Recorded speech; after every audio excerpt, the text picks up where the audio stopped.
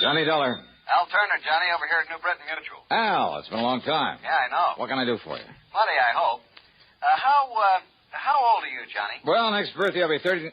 Huh? 30 what? Now, why? Well, it really doesn't make too much difference. You see, Johnny, I think it's time you entered a home for the aged. I what? And if you think I'm kidding, I'm not. Okay, Al, what's the gag? I told you, I want you over at the Mackley Rest Home. Where's that? Frog Mountain, New York. Where's that? Down along the Hudson River above Poughkeepsie near Kingston. But, just to pay him a little visit, not to stay. That's right. What goes down there? Sudden death, Johnny. Deaths. Oh? 4 of them in a row, 3 of them insured by us.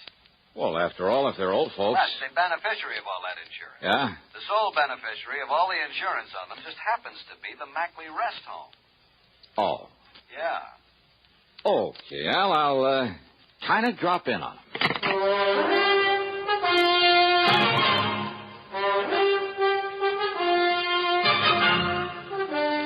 CBS Radio brings you Bob Bailey in the exciting adventures of the man with the action-packed expense account, America's fabulous freelance insurance investigator. Yours truly, Johnny Dollar.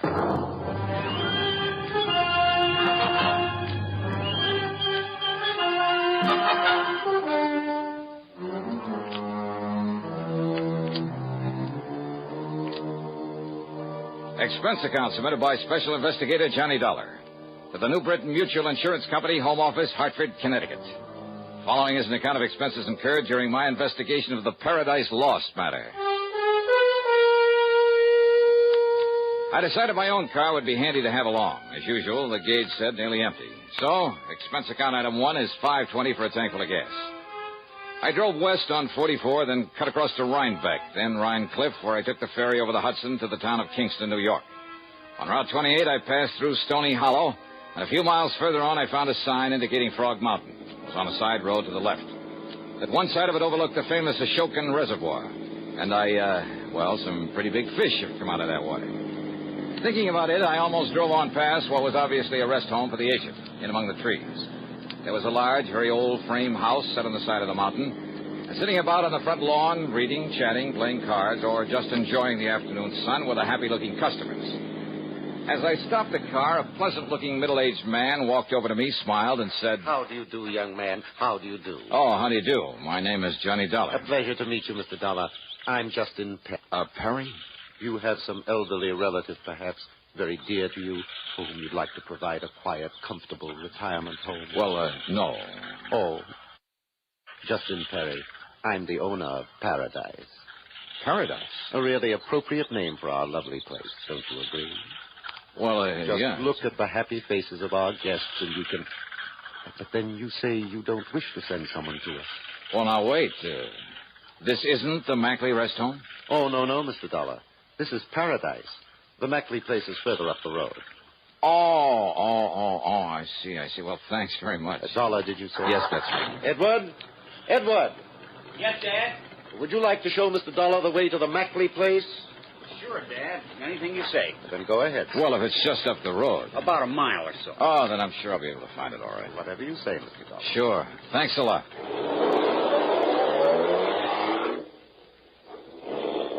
A very nice spot. And some of the folks on the lawn waved cheerily as I drove on back up the road toward the mountain. I wondered if the Mackley place would be the same. It wasn't. At least, well, it was brand new, a modern ranch type of thing, built on a single level. A lot of native stone and glass, all very pretty and smart and practical, but lacking in warmth. The guests, the residents, though well-dressed and apparently wealthy, were sitting by themselves for the most part, reading or just sitting. No one seemed to notice me as I parked my car, then walked in through the door at one side marked office. Yes. Something I can do for you? Mr. Mackley? Yes, that's right. Peter Mackley. And, who are you? My name is Johnny Dollar. Oh, yes, the insurance investigator. How are you? Hiya. Al Turner at the insurance company said you'd be coming along. Won't you sit down? Oh, he did? Yes. Just to be honest about it, I don't see why, though. You don't, huh? Well, now, what do you mean by that, Mr. Dollar? Well, it's quite a layout you have here, Mr. Mackley. Must have set you back a lot of money. Well, that's no secret. But I suppose it's all bought and paid for. Oh, far from it, Mr. Dollar. It'll be some years before we get our heads above water. Even with the help of 2 or 3 nice, fat insurance legacies? Now, look here, Dollar. Well? If you're referring to the fact that some people happen to die and just happen to leave some insurance to us... Just happen to, huh? Now, what's that mean? Just exactly what you think it does, Mackley. Are you trying to imply that I or anybody else... If the shoe fits where it... Now, if you're saying that you suspect we might have murdered those old Did people... I say that? Well, that's what you meant, isn't it?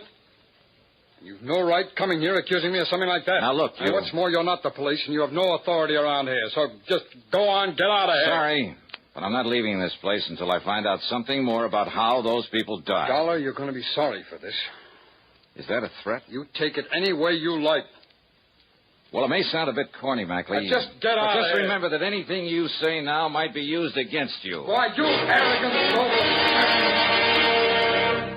And now, Act 2 of yours truly, Johnny Dollar, and the Paradise Lost matter.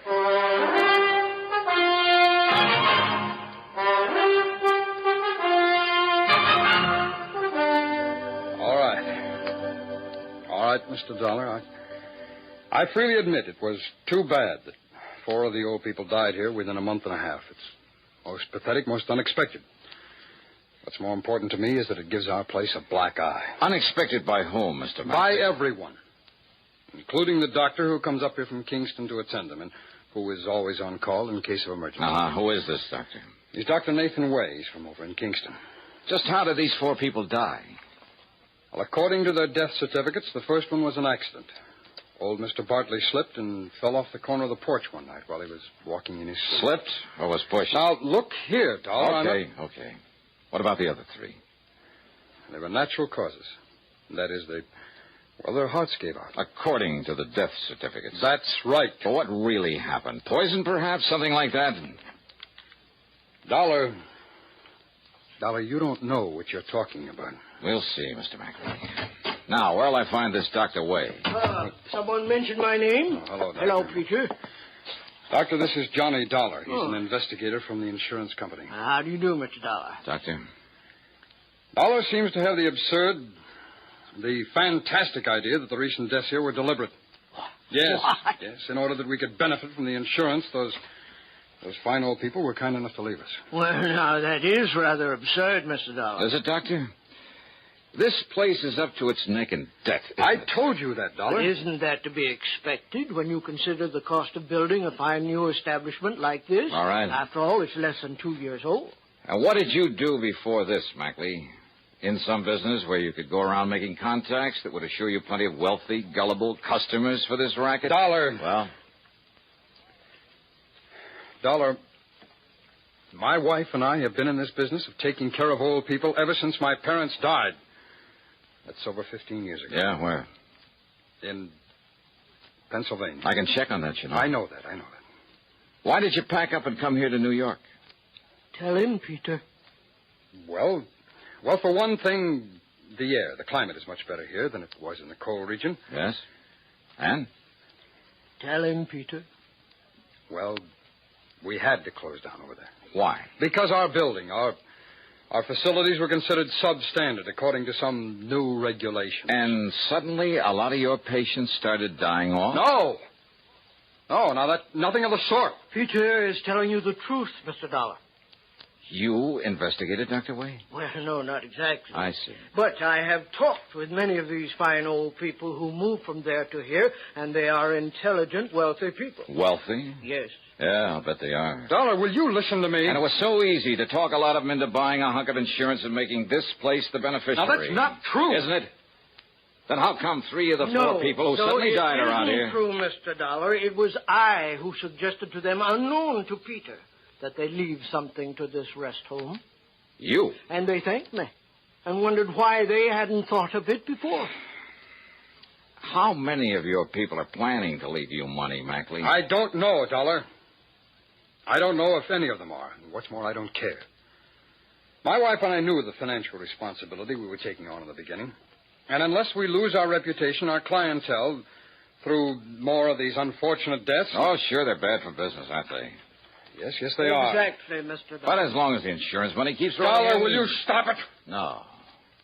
Now, Dr. Way. Mr. Dollar, I'm afraid these accusations of Tell me this, yours- Doctor. You issued the death certificates, huh? I did. For all of them. You made autopsies on them all, huh? Why, good heavens, no. Why not? The accident in case of Mr. Bartley was all too obviously an accident. Was it? As for the others, well, after all, they were well along in years. Oh, so you gave them a quick once-over, scribbled down natural causes and let it go at that. And that's why I want those bodies exhumed and autopsies performed. Mr. Dollar. First, though, I'm checking up on you. Well, by all means, do. I want you to. Oh, I will. Meantime, if you like, I'll drive back to Kingston and arrange for the bodies to be made available. Yeah, you do that.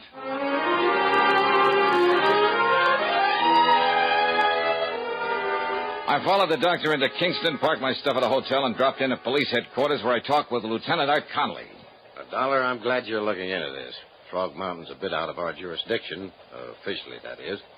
But I've wondered about those deaths myself. Well, how much do you know about Peter Mackley, Lieutenant? Well, I've thought a lot of that man ever since he came to these parts. Oh? Yeah, he's not the kind you might expect to be running an old folks' home, but, well, he's okay. I see. How well do you know Dr. Way? Well, one of the finest people we have here in Kingston. And without a doubt, the best man to make those autopsies you want. He's connected with the department? Yeah. And if you ask me, he'll get you results so fast it'll... Oh, now, wait a minute, Dollar. You're not thinking that Dr. Wade... Mackley, huh? And I'll tell you this about Pete Mackley, Dollar. It took a lot of guts for him to go to that place of his. What do you mean by that? I mean, against some of the folks around town who were partial to Justin Perry, who runs the Paradise Home, who were afraid it might put him out of business. Mackley's place being so much nicer and modern and all. That still doesn't mean anything, Lieutenant. And you know, those old folks like things new and modern. And if Perry doesn't improve that place of his... Oh, yeah? Oh, hello, Doc. Lieutenant, Mr. Dollar, I'll be able to make those autopsies tonight. When I'm finished, I'll call you at your hotel. Sure, Doctor. You do that. I talked further with the lieutenant, but I'm afraid I didn't get much help from him. He was convinced, a little too convinced, that Peter Mackley was all right, and he spent all his time defending him. A late dinner at the hotel was item 2, $4.25. Item 3 was 35 cents for a magazine. I went up to my room, sprawled out in a big overstuffed chair, put my feet on the windowsill, and promptly went to sleep. Yeah, the combination of a big dinner and the quiet night had really got to me. Too much for my own good.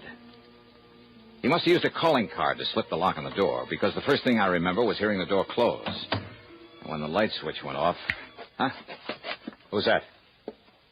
What's the idea of turning off the... Oh, no, you...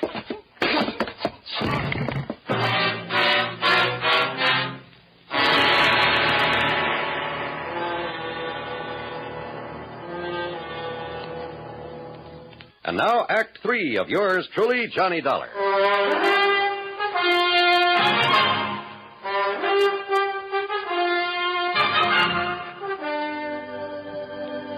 Oh. Easy now, easy. Another piece of tape to hold this bandage on your head. You'll be... Doctor. Yeah, there you are. That's Dr. right. Way. Now, don't tell me you fell asleep and fell out of your chair and did this. Oh, no. Listen, Oh, listen. and here.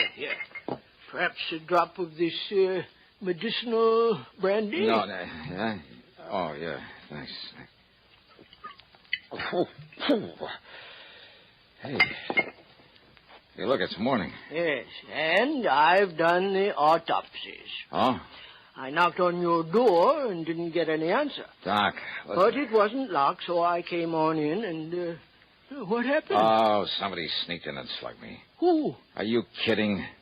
But come on, what about the autopsies? Yes. Well, no question about it. Mr. Bartley's death was an accident. But the others? Poison. A poison that made it look like heart failure. Okay, then. Hello. Your order, please? Lieutenant Art Conley at police headquarters. I'll call you right back, sir. Emergency, operator. This isn't... Okay. And now, Mr. Dollar. So, Doctor, somebody at Mackley's rest home gave them poison. So that's it. But the only medicines those people get are the ones that I myself prescribe. And I have never prescribed even the most minute dose of sodium Lieutenant Johnny Dollar. I'm glad you called, Dollar. Doc told me the result of his autopsy is on his way over to see you. Then you know. But I still refuse to believe that Peter Mackley... No? Then why did he come here and try to put me out of the picture? He... What? I don't know what scared him off before he could finish the job, but I'm thankful something did. When? Last night I was asleep. Oh, well, then you're wrong. It wasn't Peter Mackley. No? Knowing that sometimes you have to suspect even your best friend on a case like this, I had Mackley here at headquarters all night. So, Dollar... Doctor. My prescriptions? Yes. I've been thinking about that.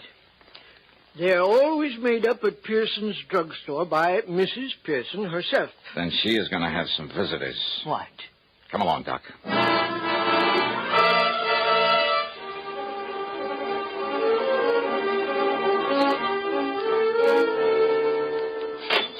Thank you, Mrs. Williams, and I hope that makes you feel better. Well, Doctor, it's so early in the morning. Mrs. Pearson, this is Johnny Dollar, special investigator. Oh, how exciting. Mrs. Pearson, I want to know if you stock a drug called sodium what'd you call it, Doctor? I didn't, but it's sodium theramolysilate. Oh.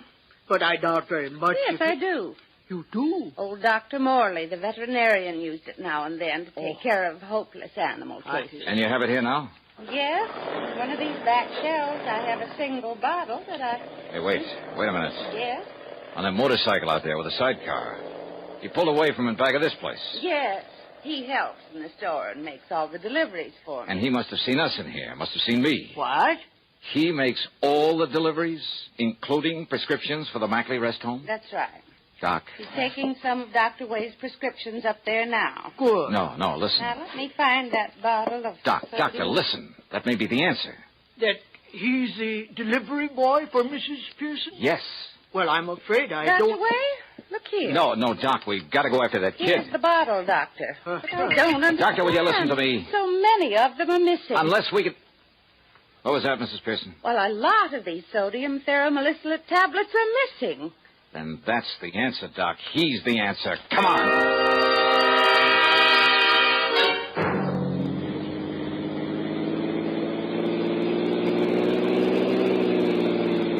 Have you ever tried to chase a motorcycle up a tortuous, treacherous mountain road? Well, I did. We did. And the sidecar was the only thing that kept him from running away from us. And the fact that he kept looking back, knowing we were chasing him. No, he'll kill himself. Looking back at us. That was his big mistake. He'll never make that turn. That was young Edward Perry's fatal mistake.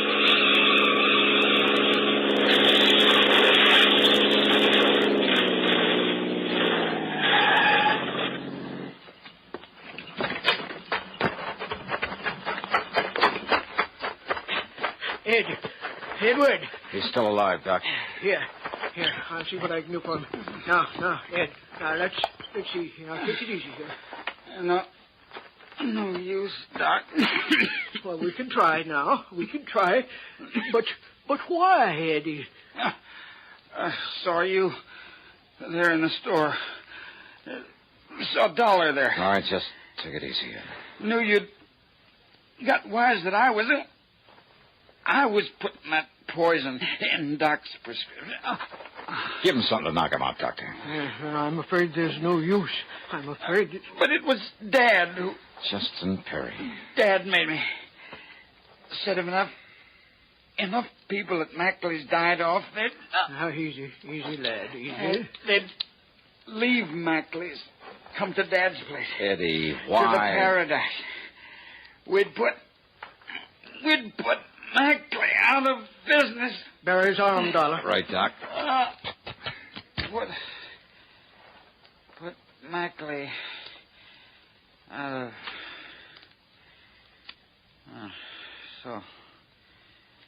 So long, Doc. Doctor. It's all over.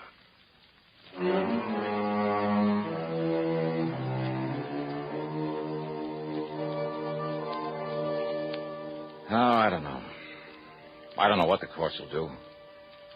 Ask me, Justin Perry murdered his son as much as though he'd done it with his own two... I don't know. Expense account total, call it $50. Yours truly, Johnny Dollar.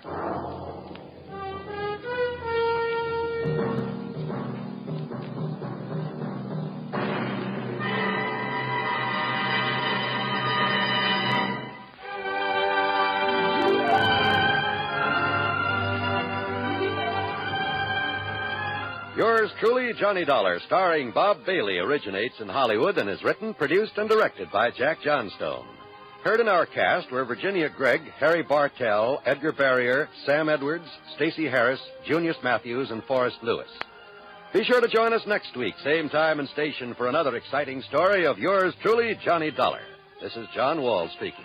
Johnny Dollar has come to you through the worldwide facilities of the United States Armed Forces Radio and Television Service.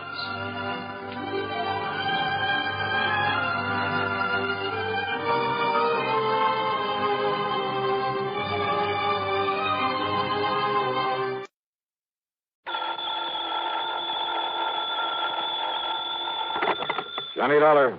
Pat McCracken, Johnny, Universal Adjustment Bureau. Pat, haven't had an assignment from you in, several days. Yes, I know. Now, listen, this expense account of yours. Huh? On that case you just finished. Oh, now listen, Pat, after all these years, and I not only gave you a full report, but an itemized statement. I know. That expense account was completely legitimate from start to finish.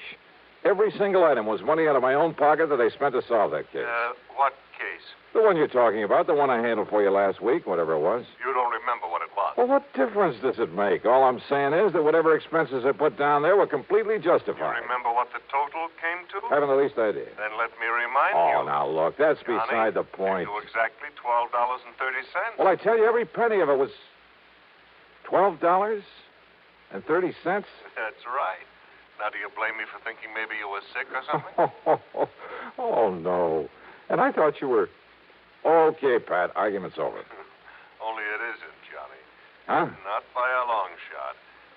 You mean you are going to question that expense account? No, I mean we never discussed a fee on that case. Oh, well... And in view of the fact that you had a pretty rough time of it and almost got yourself killed, well, I persuaded the company to slap on an extra fee of $500. Oh, Pat, you are a doll. And I ought to slug you. Instead, how about taking on another one? Fee on this one, too? We'll see. I'll risk it. Then grab a flight to Buffalo. Buffalo. Contact Edward J. McNair at McNair's Emporium. McNair's what? The Emporium. That's one of the big department stores. Somebody lifted a few dollars out of their safe last Saturday. How much? Something over $400,000. Wowee. Yeah. Well? Okay, Pat, I'm on my way.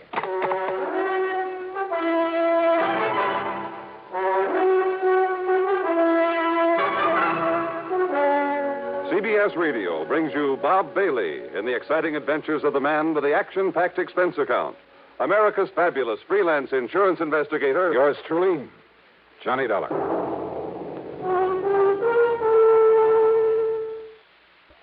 And now, Act One of yours truly, Johnny Dollar.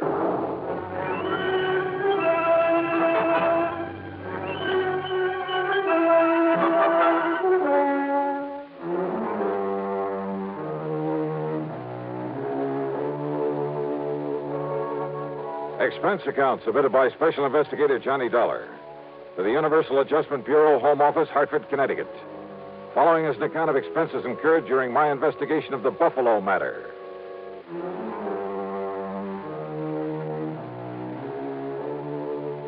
Expense account item 1, $49.50 plane fare and incidentals to Buffalo, New York. Item 2, $8 even for taxi fares. After dropping my luggage at a hotel, I went over to the Emporium. In the big office on the top floor, I talked to Mr. McNair himself. $421,216, according to the books. Well, that's quite a loss, Mr. McNair. And I suppose, Mr. Dollar, that to some extent it's my own fault. My fault. Oh, why do you say that, sir? Heaven knows John Harker suggested changing the procedure more than once. John Harker? Yes, my young personal assistant. Also company treasurer. Oh, I see. But I've run things single-handed the same old way for so long, and nothing like this ever happened before. Mm-hmm. What do you want to tell me about it? We've followed the same procedure every Saturday night for over 28 years, which is to say that as soon as the store was closed, each department head, in turn, brought his cash receipts up here to the treasurer. This, John Harker. Then Harker gave the department head a receipt, put the money in the vault, and that was that. Well, sir, it seems to me it would have been a lot safer to have an armored car deliver that money to the depository of some bank during the day. maybe several times a day. Exactly what John suggested some time ago. I suppose I should have listened to him.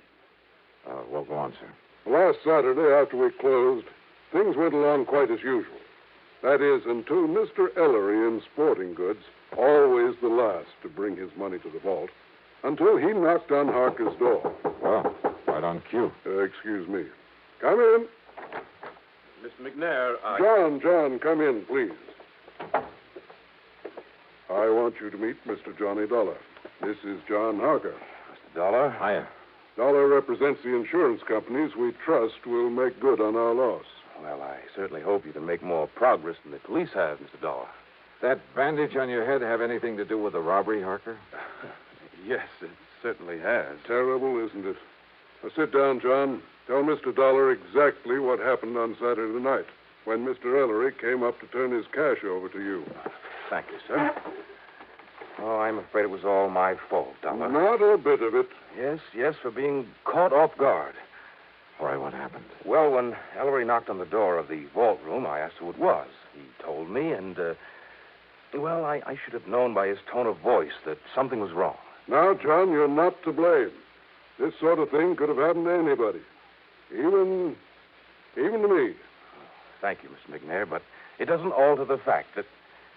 Well, Dollar, I went over and unlocked the door for Ellery. But instead of walking in, he was forcibly thrust into the room. The door was thrown back so hard, it knocked me down, knocked me unconscious. Terrible. And when I came to, the cash drawers of the vault were empty. The keys had been literally torn out of my pocket. You shall have a new suit for that, John. Thank you, sir. Ellery, poor Mr. Ellery, lay there bound with adhesive tape after being badly beaten. Did you see whoever it was came barging in that way? If I hadn't been standing behind that door, I might have. I see. What about this man Ellery? Tell him, John. Yes, sir. Well, poor Ellery did catch a glimpse of him, but the man was wearing a sort of mask over his face. He gave what description he could to the police, of course. And, that's about it. Thank you, John. Now go along. Yes, sir. Well, now, wait a minute. Don't misunderstand me, Mr. Dollar, but I don't want to keep John around here any longer than necessary. Well, but I'd like wants to be around. I'll cancel the trip gladly. Trip? Of course. After what's happened, that knock on the head was pretty serious. John is taking my cruiser on a little trip. Oh, well, I can't say I blame him. So run along, now... John. You can leave tonight as you planned. Whatever you say, Mr. McNair. Harker, wait a minute. Your please. friend all ready to go with you? Oh, I hope you don't mind my taking him along, sir. Not a bit. Now run along. Run along. Have a good time. And a good rest. Look, yes, it's customary. Thank you very much, sir. Mr. Dollar, I suppose you'd like to talk to Mr. Ellery now. Well? Yeah. I'd like to talk to somebody who was involved in this thing.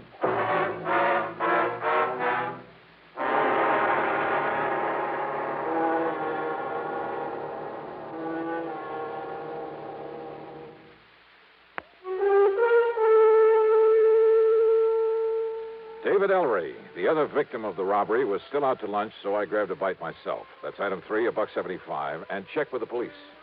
Nothing helpful at all. No leads on the man who'd got away with over $400,000 from a store there in Buffalo, New York. Then I went over to the Emporium to the sporting goods department. Ellery was back, and I talked with him in a little office in a corner of the stockroom. He was still suffering from the beating he'd taken. Yes, sir, Mr. Dollar. It was awful, terrible. And, yes, sir, it was just like young Mr. Harker told you it was. I understand that you gave the police a description of the man who attacked you. Well, yes, sir, best I could. Had you ever seen him before that you know of? Well, of course, I can't be absolutely sure because of that mask he was wearing, but I don't think so. Was he waiting at the door of the vault room when you got there to put the money in the safe? Well, Mr. Harker always does that, sir. Yeah, I suppose so. I just go up and knock on the door and tell him who I am. Well, you see, he always keeps the door locked when he's taking the company cash that way. Yeah, sure. So I knock on the door and shout my name, and then he opens up and I give him the money. Then he gives me a receipt, and he puts the money in the vault. But you didn't answer my question. When did you first see this man in the mask? Well, only when Mr. Harker was opening the door for me. Yes? He must have sneaked up on me, and then just when Mr. Harker opened the door, he grabbed me by the shoulders and, sir, he just throwed me into that vault-room. And John Harker was struck by the door as it was banged open. Poor young fellow. It must have hurt him something terrible, knocking him out that way. Looks to me like you got the worst of it, though. Oh, I'm so sorry for John Harker. What? Nice young fellow like him, trying so hard to make his way in the company, and then to have a thing like this happen. Now, Mr. Ellery... Doing real good for himself, too. Doing real good for the Emporium. Yeah, well, now tell me... Lots of good ideas for building up the business. And Mr. McNair liked that, and kept pushing him ahead. Oh, yeah, sure. So that someday John could be earning himself a lot of money. Not that us old-timers ever complain. Mr. Ellery... I mean about the wage scale here at the airport. Wait a minute, please. Yes, sir. How long has John Harker been with the Emporium? Oh, about a year now, and he's lived up to the recommendations he come with so well. It's just no wonder, Mr. McNair. Recommendations? From where? Macy's and Gimbel's in New York, and John Wanamaker in Philadelphia. Oh, from lots of big stores. A couple in Chicago, too. Oh. Yes, sir. Mr. McNair told us about it himself when he hired Mr. Harker and explained that's why he'd give him a better job than some of us old-timers have. Macy's. Gimbel's, Wanamaker. You don't believe me, you ask Mr. McNair. You know something, Mr. Ellery? What, sir? That's the one thing I believe I'd better not do. What? Well, thanks a lot. You've been a lot of help. Well, now, Mr. Dollar. I had suddenly begun to wonder about the way Mr. McNair had gotten Harker out of his office before I could thoroughly question him. About the possibility that McNair might have engineered this robbery himself. Because it had to be somebody completely familiar with the procedures, the routines of that store, because of the timing. Somebody who knew the place would be virtually empty at that time of day. Who knew that Ellery was always the last to take his money up to the vault. I'd noticed a checkbook on Mr. McNair's desk. It made a mental note of the name of the bank. But it was now after 5 p.m., so rather than push things until I was sure, I went back to my hotel room to clean up, eat some dinner, and get a good night's sleep. But as I started to open my handbag, wondering, by the way, if I'd forgotten to lock it for the first time in my life... Yeah, I'd heard that sound before. I grabbed the bag, made a dash for the open window, and threw it as hard and as far out from the building as I could, out over the empty lot beside the hotel.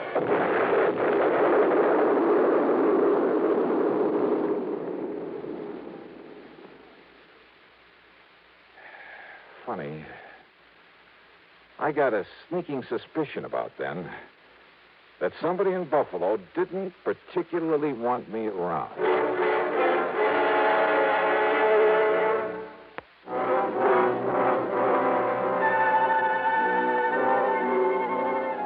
Needless to say, I had to do a bit of explaining to the police about the infernal machine in my handbag that I'd tossed out of my hotel. And the company will have to pay for some broken windows in that neighborhood.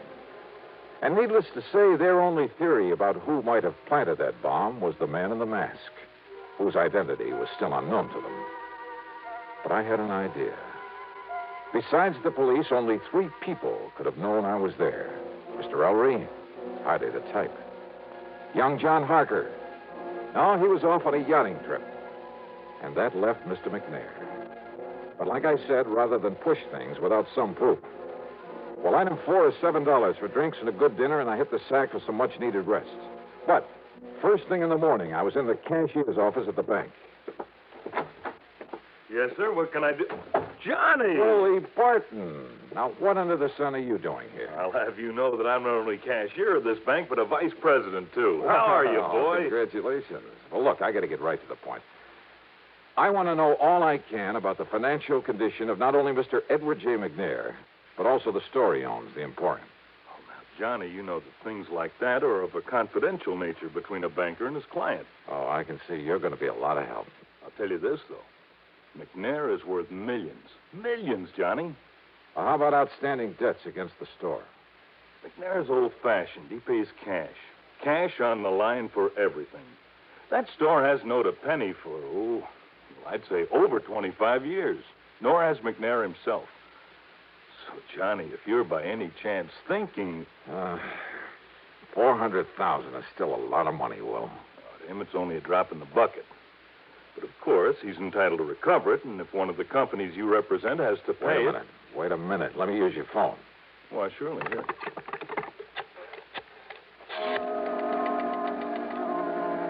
Item 5, 840, long-distance calls to New York and Philadelphia to Macy's, Gimbel's, and John Wanamaker's, to the personnel directors.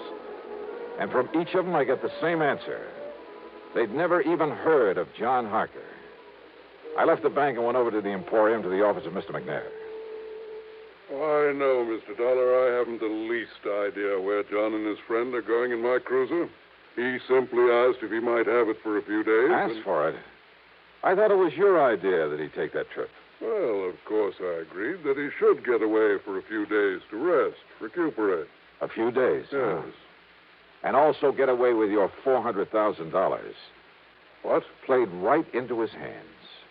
You know anything about this friend he's taking along?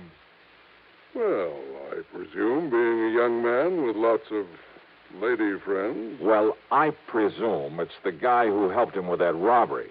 What are you saying, Mr. Dollar? Oh, brother, how nicely things are beginning to add up around here. To begin with, it had to be somebody here in the store. And listen. I'm listening, sir. Harker told me, right here in your office, he told me that when old man Ellery knocked on the door of the vault room, that Harker should have known something was wrong when Ellery called to him and identified himself. Mr. Dollar. I should have known by the tone of his voice that something was wrong. Now, those were the words that Harker used. You heard him say it, too.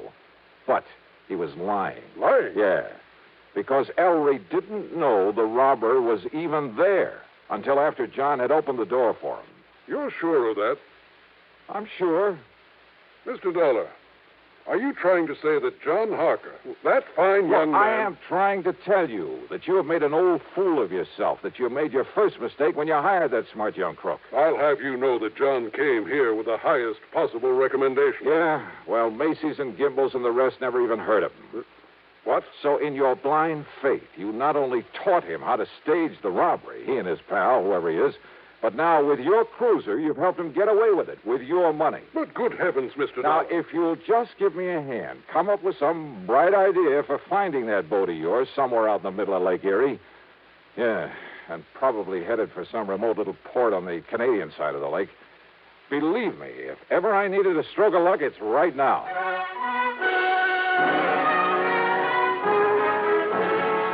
You know something? Well, Lady Luck must have been tagging along right at my heels. And don't ever underestimate the United States Coast Guard. A big sou'wester had built up over Lake Erie, so they'd contacted every small boat within 100 miles. The boys aboard McNair's yacht hadn't dared not answering the call. They would only have sent the Coast Guard out looking for them. And where were they? Dollar, they're riding out the blow in the lee of Long Point off the Canadian shore. Here it is in the chart. Or is that just where they say they are? No, radio compass checks have verified their position. Right there. But now, Mr. Dollar... Yeah, no. That puts them in Canadian waters, doesn't it? Yeah, I'm afraid so. Which means we have no jurisdiction, no authority. Of course, our friends across the border will be glad to cooperate any way they can.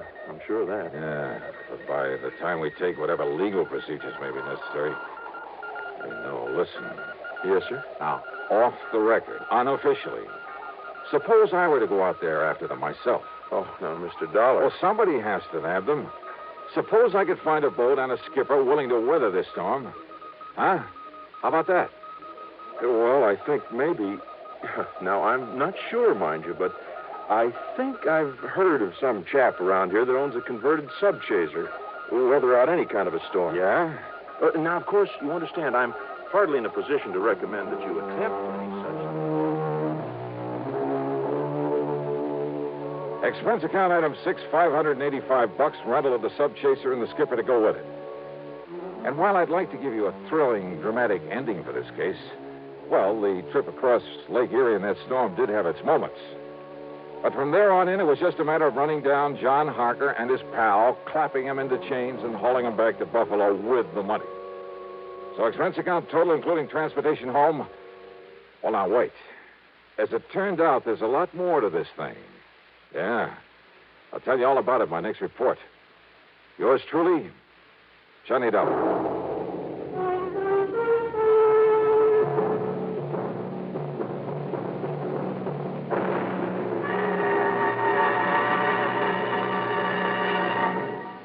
Now, here is our star to tell you about next week's story. Next week, well, as I told you, there's a lot more to this case.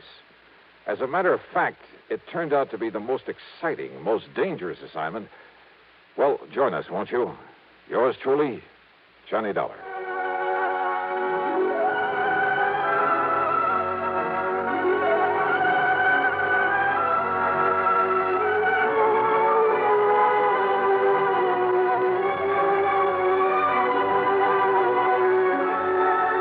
Yours truly, Johnny Dollar, starring Bob Bailey, originates in Hollywood and is written, produced, and directed by Jack Johnstone. Heard in our cast were Lawrence Dobkin, Bartlett Robinson, James McCallion, Dick Crenna, Junius Matthews, and Gil Stratton.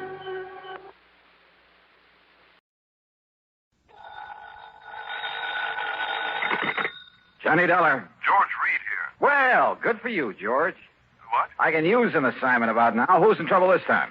John Patrick O'Shea. Never heard of him. He's retired and lives here in Hartford. He's been confined to a wheelchair for the past couple of years. Now, what's happened to him? At 11 o'clock last night, someone broke into his home and gave him a terrible beating. Oh? Probably would have killed him if his next-door neighbor hadn't barged in, scared the assailant away. Want to give me his address? I'll run over and see him. Better still, why don't you pick me up here at the office and we'll both go over there. Sure, whatever you say. You see, Johnny, I myself am somewhat involved in this thing. You? Yes.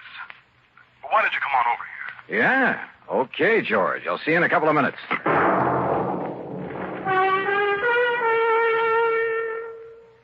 And now, Act One of yours truly, Johnny Dollar.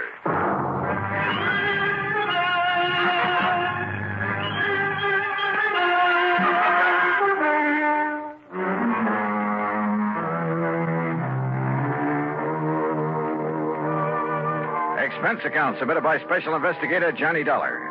To Floyd's of England, North American Office, Hartford, Connecticut. Following is an account of expenses incurred during my investigation of the wrong man matter. George Reed, somehow involved in the beating up of a helpless old man? Hard to believe. But I grabbed a taxi, that's item one, $1.20, and met him at his office. Then, using his car, we drove east on Maple Drive.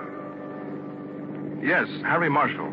He's the young male nurse who's been taking care of Mr. O'Shea these past couple of years, Johnny, ever since the old man lost the use of his legs and started living in a wheelchair. I see. Last night, Mr. O'Shea sent Marshall over to see me regarding a change in his life insurance policy. What kind of a change, George? Well, O'Shea's nearest relative is a ne'er-do-well nephew, a boy of 25 or so who lives up in Boston.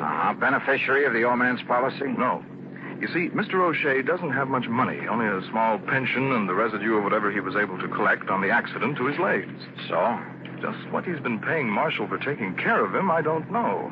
But I doubt if it's very much. Nevertheless, Marshall has devoted himself entirely and unselfishly to the old man. So to make up for the lack of fancy wages, Mr. O'Shea bought some insurance and named Harry Marshall as the beneficiary. Exactly. But Marshall felt that O'Shea ought to make some provision for his nephew, whether he liked him or not. After all, his only living relative. Well, this Marshall sounds like a pretty unusual fellow. He is. He's a very fine chap, Johnny. Anyhow, he came over to my house last night to tell me he'd finally persuaded Mr. O'Shea to change his policy. To cut in this worthless nephew? Yes. What time did he get there and tell you this? He didn't. That is, the poor fellow must have waited for a couple of hours. What do you mean? Well, my wife and I were out. We'd gone to the movies. She insisted on seeing the second feature. A horrible picture, by the way. So we didn't get home until nearly 11:30. Now, here. I found this note in the door. Mr. Reed, sorry to have missed you, but it's after 11 now, so I think I'd better get back to Mr. O'Shea. Please call me in the morning. I believe I have convinced him that he should name Walter in his insurance. That refers to Walter Berry, the nephew. Hope you and Mrs. Reed enjoyed the movie. Respectfully, Harry Marshall. So, by the time Marshall got back home, the old man had been attacked and his neighbor had called in the police. First thing this morning, Marshall phoned me. Now, here we are, Johnny.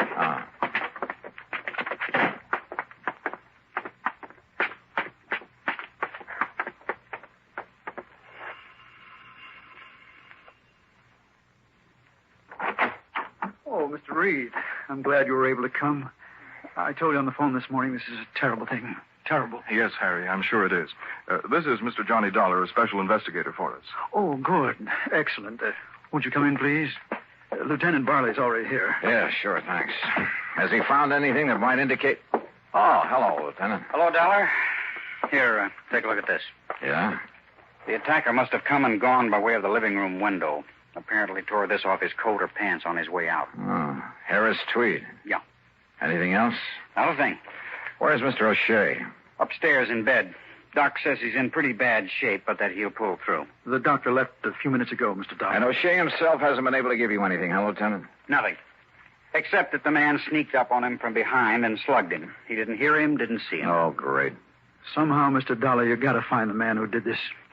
And when you do, I only wish you'd turn him over to me. Easy, boy. Just leave him up to us. Don't bank on that, Lieutenant. Now, I've got to go back to headquarters. Huh? What do you mean by that, Marshal? I simply mean that I could kill the man who did this. Don't try it. Find anything, Dollar, give me a call. Yeah, sure, Lieutenant. Oh, would you like to see Mr. O'Shea now? No, Marshal. There are a couple of other things I'd like to do first. Oh? What, Johnny? Let's just sit down here in the living room and talk for a few minutes. You have some idea? Yes, Mr. Dollar. No, I didn't say that. But come on. Let's sit down and talk.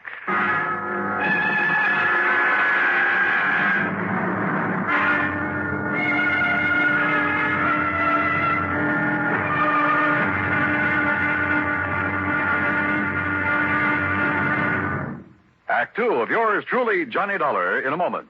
In the history of America, the inventor has had a place of importance equal to that of statesmen and other national leaders.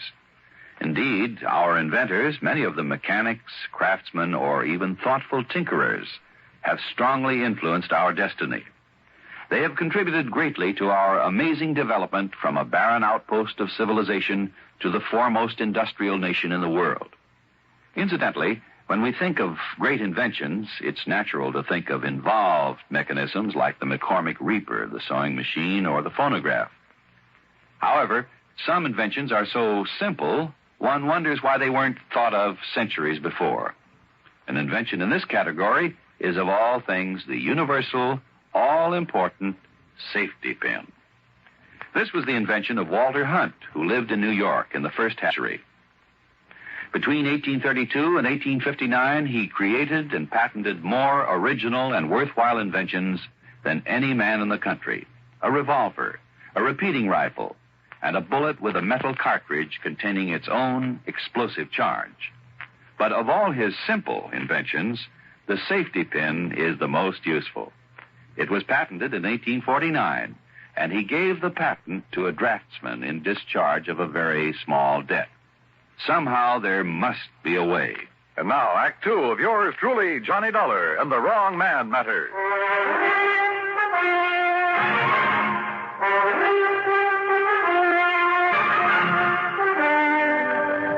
Now, what time did you leave this house last night, Marshal?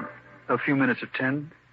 I went over to see Mr. Reed here to tell him about a change that Mr. O'Shea had finally agreed to make in his insurance. It was something Mr. Reed and I had discussed before. Yes, but as I told you, Johnny, my wife and I were at the movies. Yeah, George. Had Mr. O'Shea gone to bed by then, Marshal? No, sir. He was sitting here in the living room, in his wheelchair, of course, watching television. He always stayed up late watching television. And, well, to be honest about it, he usually slept through most of it. That I can understand. So I quietly left, and I went over to Mr. Reed's home. When I found they were out, well, when 11 o'clock came around and they still hadn't returned, I decided I'd better come back here. Go on. When I got here, I found the front door wide open. Inside were Mr. Wakely from next door and a couple of policemen. And there's poor old Mr. O'Shea. That neighbor, Mr. Wakely, did you say? That's right, Stuart M. Wakely. In other words, me. I didn't hear you ring, Mr. Wakely. Time like this, you expect me to be formal, young man? And who are you, sir? Another policeman? Plainclothesman? Mr. Dollar is an investigator for my insurance company, Mr. Wakely. I'm George Reed. Why didn't you send for me, Marshal? What was that? This man Dollar would probably want to know just what I found here last night while you were out gallivanting around someplace instead of being here where you should have been taking care of that old O'Shea. I beg your pardon. Well, weren't you? I hardly see it's any business of yours. But I just happened to have been out on an errand for Mr. O'Shea. Well, all right. Which reminds me, Mr. Reed, you will make the changes in the policy, won't you? Oh, well, of course. Well, all I got to say... Yeah, go ahead and say it, Mr. Wakely. ...is that if it wasn't for me coming over here the way I did, old man O'Shea'd be as dead as a doornail right now. Not that I'd cared particular. Just how was it you happened to come over here last night, Mr. Wakely? Are you in the habit of dropping in here at all hours? On that old crackpot O'Shea? Well, I am not. Good heavens, no. It's the first time Mr. Wakely ever so much as entered this house. After all. Just what time did you get here, by the way? Well, it's not more than 2-3 minutes after 11 o'clock. You're sure of that? Well, of course I'm sure. I've been trying, you hear me? I've been trying to hear the 11 o'clock news on the radio. Trying. That's the reason I come. Marshal, that's the same time ready to leave George Reed's home and come back here. Yes. Like I started to say, the reason I come over here was to tell that crazy old man to turn down his television. What? Inconsiderate old fool. Night after night, that dang thing squawking away so loud you can hear it all over the block, driving me and everybody else out of their mind. Mr. O'Shea is slightly hard of hearing, Mr. Wakely. Slightly. Now, Mr. Didn't I Wakely. call you on the telephone, Marshal, almost every single night and beg you to turn that thing down and I'd come over and do something about it? Yes, you certainly did. But a lot of good it done me. So that's why I come over here last night, Mr. Dollar, to tell the old man and this smart young whippersnapper that if they didn't turn down that TV and leave us have some peace around here... Yes, I'm sure. Now, would But you when I got up on the porch, I heard the old coot hollering for help. Even over that squawk box, I could hear him.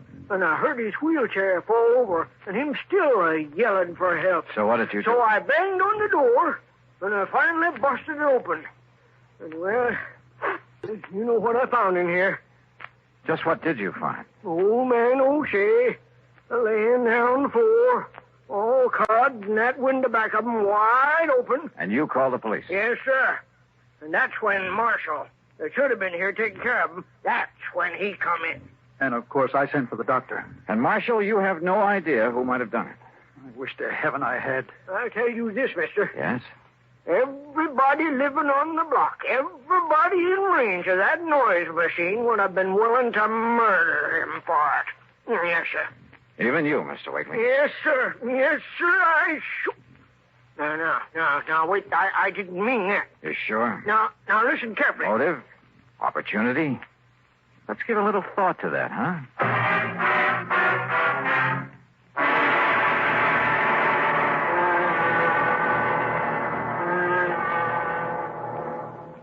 We'll return to Johnny Dollar in a moment. The two men approach each other. Cautiously. Intently. A fearful murmur sweeps through the crowd. Women and children scurry for cover.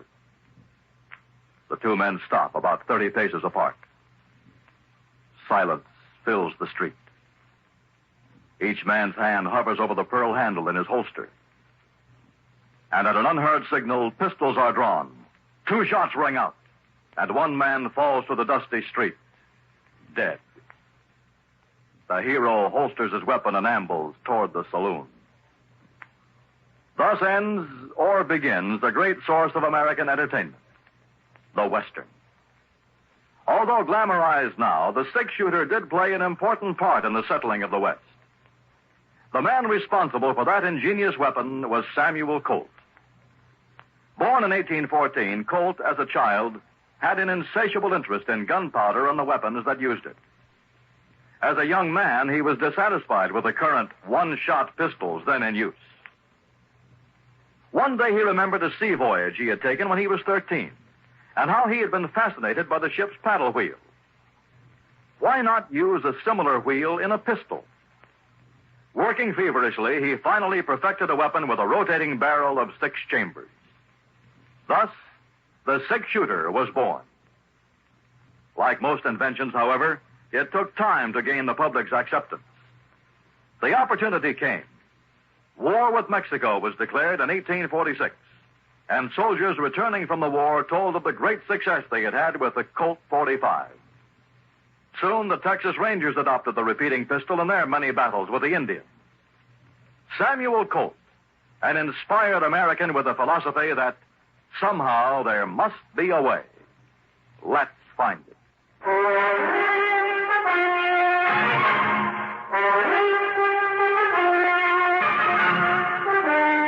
Now, listen, you. I don't know what you're trying to prove. I mean about me, but I warn you, Dollar. Warn me, Mr. Wakely? That's right. You accuse me of anything, I'll make you mighty sorry you did. You see what I mean? Johnny. Good heavens. Oh, no, wait a minute. Have you got a license for that thing, Mr. Wakely? You bet I have, ever since I was a bank messenger. And if you think I wouldn't use it to protect myself... Or to quiet an old man who was disturbing you? Stop talking like that. But then when you realized you'd gone too far... Shut up! Okay. Just take it easy and let me have that. Sorry. Good Lord. Mr. Dollar. Mr. Dollar, if he is the one... All right, take it easy. I'll kill him. Oh, no, you won't, George. Yes, John. Call Lieutenant Barley to come back here and take over. Yes. And, Marshal, you keep an eye on Wakely while I go up and talk with Mr. O'Shea. Don't worry, Mr. Dollar. And that means don't lay a hand on him. Even after what he's done? That's right. But listen... We haven't proved anything But yet. good heavens, Look, man. I'm in charge here now, and you'll take orders from me, understand? Well? Yes, sir. All right. I started up the stairway, hoping Mr. O'Shea would be in condition to talk. But then, suddenly, something I'd overlooked from the very beginning. Hey, George, come here a minute, will you? Yes, Johnny. Come here. Hey, look, tell me one thing before you make that phone call. Yes? Just when did you and your wife decide to go to that movie last night? What? Well, come on. Well, it was after dinner. We had no other plans. We weren't expecting any... Now, what does that mean? Plenty, George, plenty.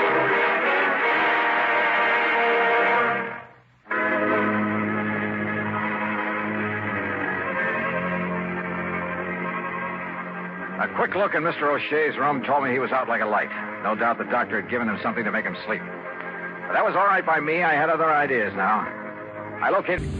Meantime, you're to keep an eye on Mr. Wakely. You are, George. What? I gotta leave you two for a few minutes, and keep an eye on Marshall, too.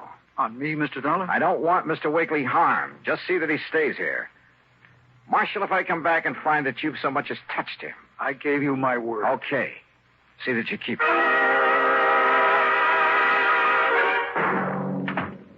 Why, yes, Mr. Marshall keeps the room for himself right upstairs. Good. Then if you don't... Clean-cut young man, ain't he? Is he? Don't use the room very much, though. Yeah, well, if Just you'll... a place for him to relax and be alone by himself now and then. Yeah. You know, after having to spend all the rest of his time nursing that old man he works for. Take me up to his room, please, will you? Well, now, I don't know. All right, here, my credentials. Hey? Johnny Dollar? Yes. Special investigator? Yes, that's right. Let's go, please. You mean he's in trouble, Mr. Dollar? I didn't say that. Oh, well, I'm glad you didn't. Harry Marshall's a mighty nice young man, devoting all his time to that Mr. O'Shea. Yeah. Not every young fellow these days. Now, here we are. Where does he keep his clothes? Hey? Oh, we're right. Oh, yes, over- here it is. We don't keep very many. Say, now, that's a nice-looking one. Harris tweed, ain't it? Yeah. But now, look. See? Yeah, I see. Ask me. He should have had that mended.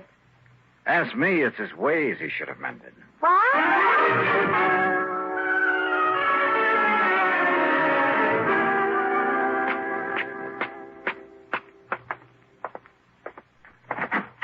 Dollar, where you been?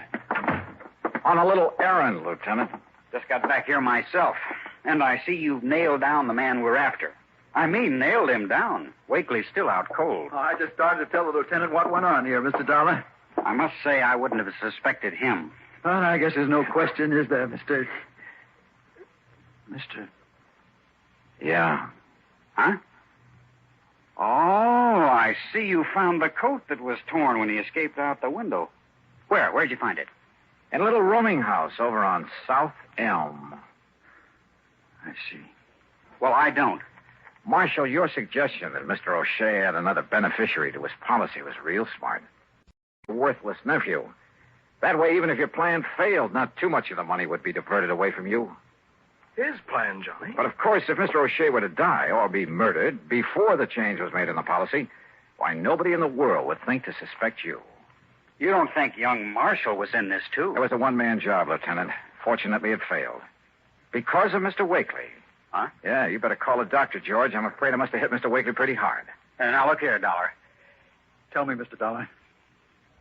What, well, I guess the expression is tipped you off. Marshall? You must have been waiting for your opportunity very patiently, Marshal. You must have checked on George Reed very carefully to make sure he wouldn't be home when you called on him to establish your alibi. Will somebody please tell me? Now, look, Johnny, how is he to know that my wife and I were out to a movie last night? I didn't tell him where we'd been until he phoned this morning. But the note he left on your front door said... Pretty stupid of me, wasn't it? Yeah. Got a pair of handcuffs, Lieutenant? I sure have.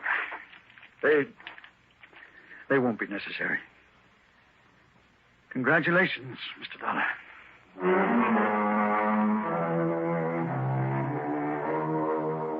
So, George, having saved your company from having to pay off the old man's insurance, well, how much is my fee going to be? If it's big enough, of course, I'll forget all about the... Wait a minute. What expense account? A lousy buck for the trip over to your office this morning? I'll be. Yours truly, Johnny Dollar.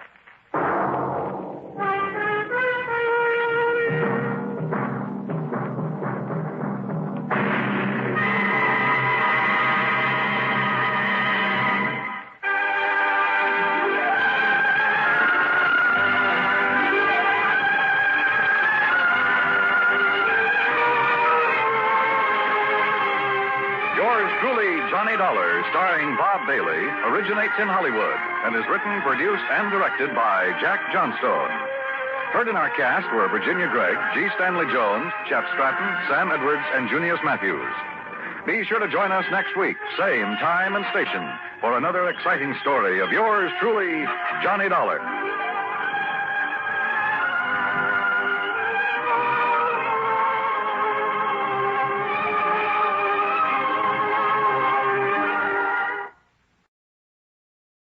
From Hollywood, it's time now for... Johnny Dollar. Mr. Dollar, I want you to come over here right away. What's that again? I want you to come over here right away. That's what I thought you said, but who is this and where's here? This is Ellis P. Watkins, Mr. Dollar. You've heard of me, perhaps? Yeah, I think so. Manufacturer, aren't you? Well, at the moment, that seems to be a matter of opinion. Over here is Broad Acres at Fairfield, Connecticut. Would you mind telling me what this is all about, Mr. Watkins? It's very simple. I have $100,000 to give away. All? To whom? That is what you are going to tell me, Mr. Dollar. I'll get there as soon as I can.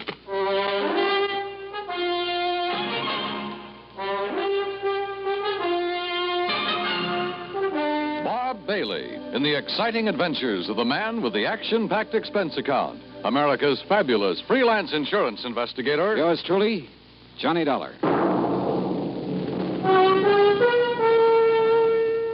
And now, Act One of yours truly, Johnny Dollar.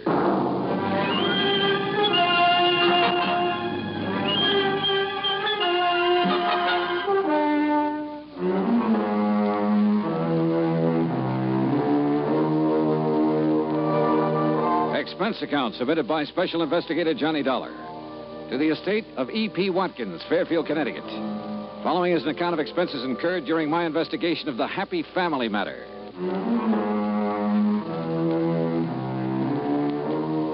Expense account item 1, $1.20 taxi from my apartment to the home office of the Universal Adjustment Bureau and Pat McCracken. Well, it didn't take Mr. Watkins long to get in touch with you, Johnny. Yeah, I figured he must have got my name from you, Pat. E.P. Watkins holds a life policy for $100,000. Beneficiary was to have been his wife, but she died several months ago. Now he wants to designate a new beneficiary. You mean he wants me to tell him who the beneficiary should be? That's right. No, thanks. Now, look, You Johnny... look, Pat. I got tangled up in a family matter once before. I still have the scars to prove Johnny... it. Why doesn't Mr. Watkins pick his own beneficiary? Ordinarily he would, but in a case like this, it might take time. So what? From what I can gather, Johnny, Mr. Watkins doesn't have much time left to live. Oh? Okay, Pat. Item 2, $4.30 transportation by car to Broad Acres, the Watkins home in Fairfield. It was a big place, and it was old. I was shown into the library. E.P. Watkins was sitting in front of the fire. I could see that he wasn't well, but there was still a lot of strength in his face. Mr. Dollar, according to the medical authorities, I have somewhere between 1 week and 1 year to live. I'm sorry. I'm not. Oh? My wife is dead. My business is on the verge of collapse, and my children are strangers. Should I be sorry? Well, I don't know. I have 3 possible beneficiaries. A daughter, Sheila, 28 years old. A son, Michael, 26, and another daughter, Elizabeth, 24. Well, why not have all 3 share equally? Mr. Dollar, had I wished to do that, I would not be calling on you. The others will be taken care of elsewhere in the estate, I suppose. There is no estate other than this insurance policy. Oh.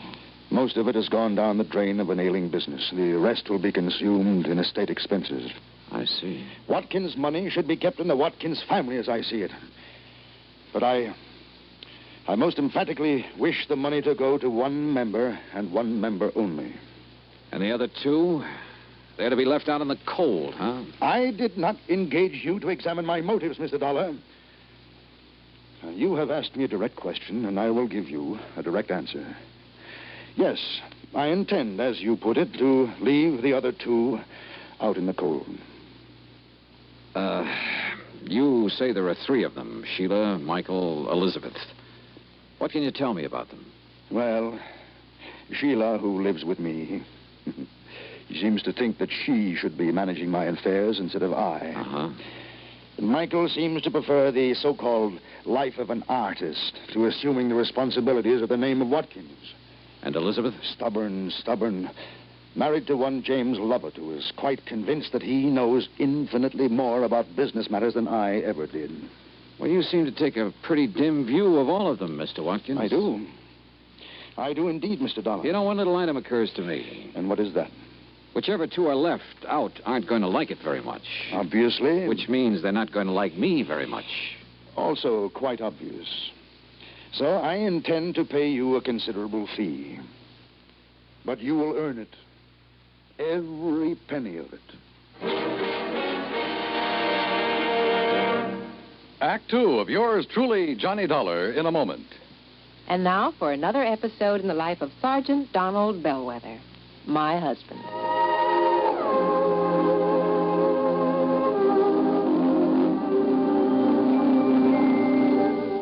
Reba, is everything packed in this duffel bag? Yeah, everything but these, Sarge. Oh, let me see that bottle.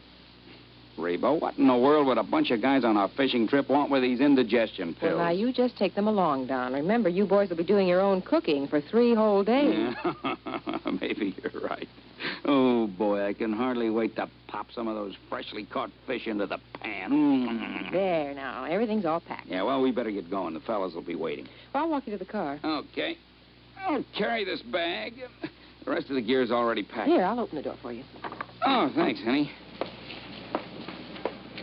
Now, I'll just put this bag in the back seat. Okay.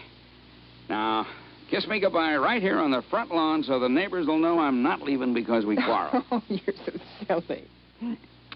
Good luck, dear. Have a wonderful time. You really deserve this fishing trip. Well, is that all you got to say?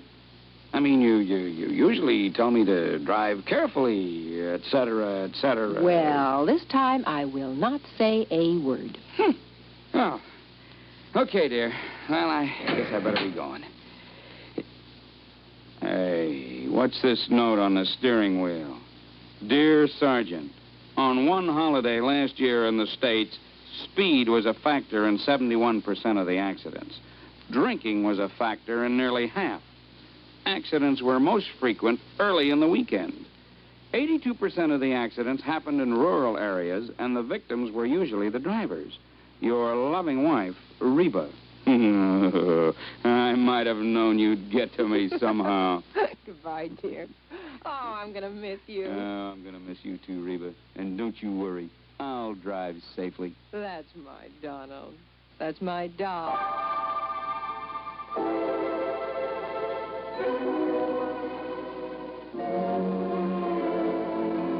And now, Act Two of yours truly, Johnny Dollar and the Happy Family Matter.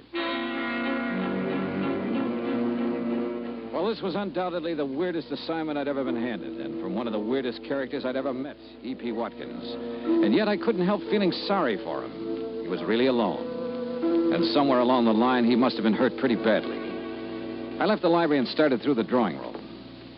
Mr. Dollar? Hmm? I'm Sheila. Oh, yeah. I'd like to talk to you for a moment. Sure, why not? Mr. Dollar, I know what you must think of my father. Oh, do you? But if you're inclined to judge him harshly, just remember, he wasn't always like this. Oh? So very many things have gone wrong for him. Like what? Well, I'm afraid the main thing is his feeling that the three of us, Elizabeth and Michael and I, have let him down somehow. He seems to resent us so terribly. Why should he, Sheila? I'm not sure. I think he resents me because I'm not a man. Oh? You see, I'm the oldest. And in many ways, I'm more like Father than the others are. If I'd been a man, I could have, taken over for him. Yeah, I see. I've tried to do what I could, help make decisions, that sort of thing. But I think he somehow resents that, too. Well, I gather it hasn't exactly been easy for you living here with him. Somebody has to. And the others have lives of their own. Mm-hmm. Speaking of the others, I'd like to talk to them. Where can I find them? Elizabeth and her husband live in Cranford, New Jersey. And Michael's in New York, in Greenwich Village. Okay. Thanks, Sheila. Outwardly, she was poised, but I could tell she was nervous, tense. Her fingers wouldn't stay still. She kept shredding bits of cellophane from her cigarette package. Yeah, she was under strain, all right, and I could understand why. Item 3, $8.40. Transportation to New York City to the Greenwich Village apartment of Michael Watkins. Mr. Dollar, you can tell Dad that I do not want that insurance money. Why not, Mike? Because it doesn't... Well, he doesn't owe me anything, and I don't owe him anything. It was a clean break, and that's just the way I want it. You're sure about that? I am. I'm doing what I want to do. I'm painting. Everything is just the way I want it. You know, Mike, you sound sort of like you were trying to convince yourself. I resent that, Mr. Dollar.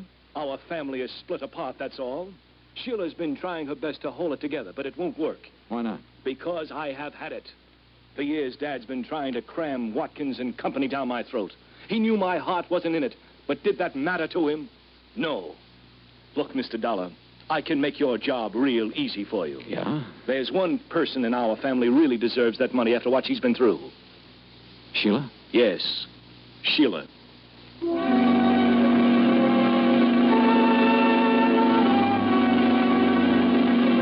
Item 4, $6 even. Transportation to the Lovitz home in Cranford, New Jersey. Look, Mr. Dollar, if sending you here is some scheme of Dad's to force us into line, you're wasting your time, and so is he. Now, wait a minute, Elizabeth. After the way he's treated Jim. Relax, honey. That's all over and done with. Look, Dollar, I can simplify your job for you. Can you? Give the insurance to Elizabeth here. Why? Because then I can get my hands on it. Oh? Well, what would you do with it, Jim? Buy a controlling interest in Watkins and Company and put the business back on its feet. You once worked for Watkins and Company. Why did you leave? Because he's still running it the way he did 30 years ago.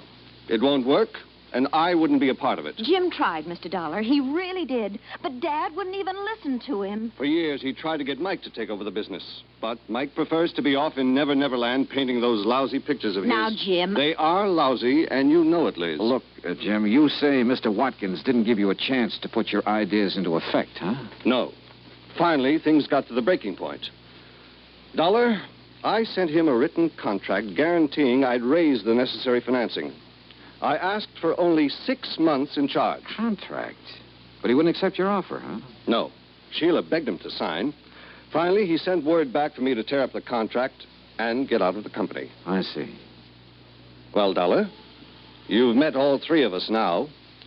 Who's going to be the beneficiary? Sheila, or Mike, or Elizabeth?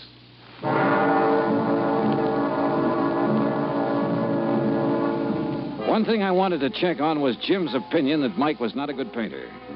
I nosed around until I found an art dealer who'd handled his work. He showed me a couple of paintings and then leveled with me. So far as he could see, Mike was a lousy artist. I went back to my hotel to think it over, but I found a message that Mr. Watkins' attorney wanted to talk to me. He'd taken a room on the floor above, so I went upstairs. Come in. Halfway into the room, I noticed it was dark. Then as I heard the door slam, I felt a gun barrel in my back. Hold real still, Dollar. Who are you? That don't matter. What's this all about? Dollar, this case you're working on, you drop it right now. And if I don't? If you don't, you get dropped for keeps.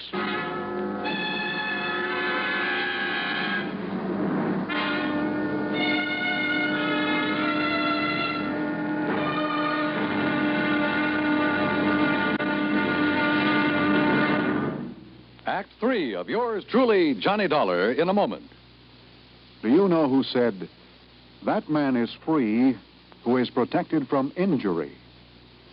Those words came from Daniel Webster, one of the most eloquent orators in American history. Webster knew that a man could not be free unless he lived in a country which recognized his right to freedom and created laws to protect that freedom. A slave state may say that its citizens are free, but as long as a single citizen can be harmed by the whim of a country's rulers, true freedom does not exist. A man is free only if his rights to freedom are protected. Remember the words of Daniel Webster. They are part of your American heritage. The free man must be protected from injury. And now, Act 3 of yours truly, Johnny Dollar, and the Happy Family Matter.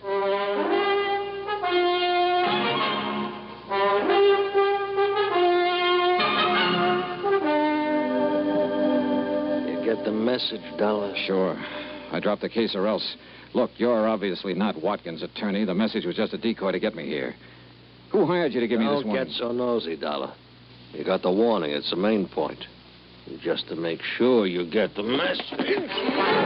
I'd seen what was coming and ducked, then swung and knocked the gun out of his hand. He gave me a knee in the stomach that flattened me.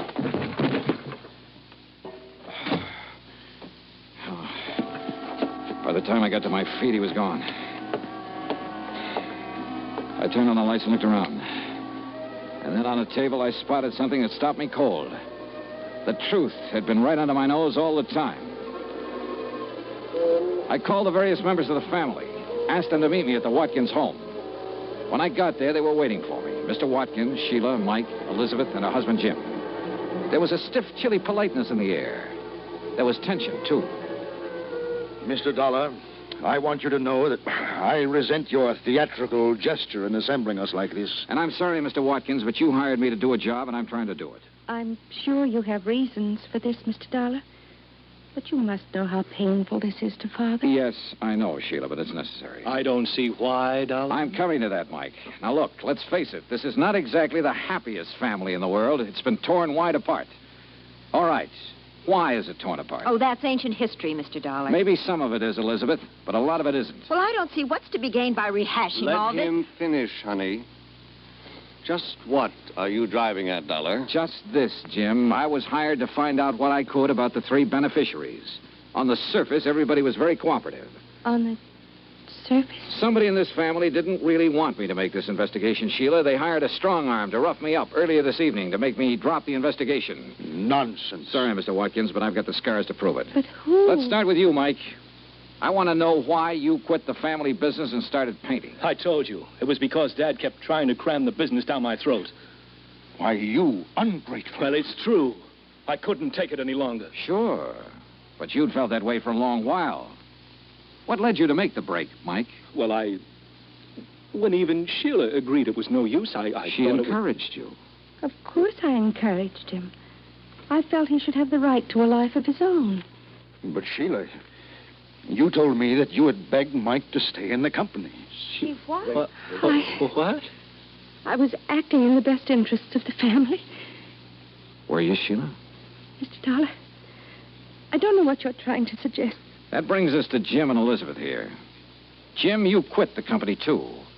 Why? I've already told you, Dollar. Mr. Watkins refused my last offer of help.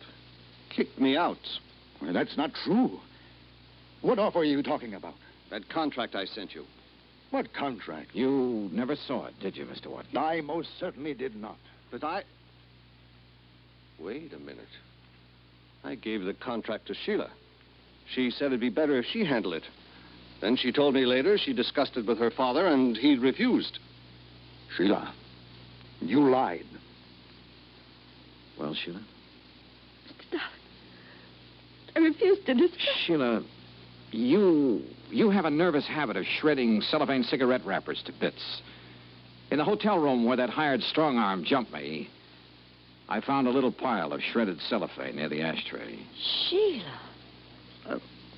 I don't understand. Mr. Dollar, do I understand that you're suggesting it's been I who've torn the family apart? Well, Sheila. Yes, Father. Why? I'm not sure. I don't know. Hey, look, I'm an insurance investigator, not a psychologist, but I don't think this is too hard to understand. Sheila, weren't you trying somehow to punish? I'm not sure.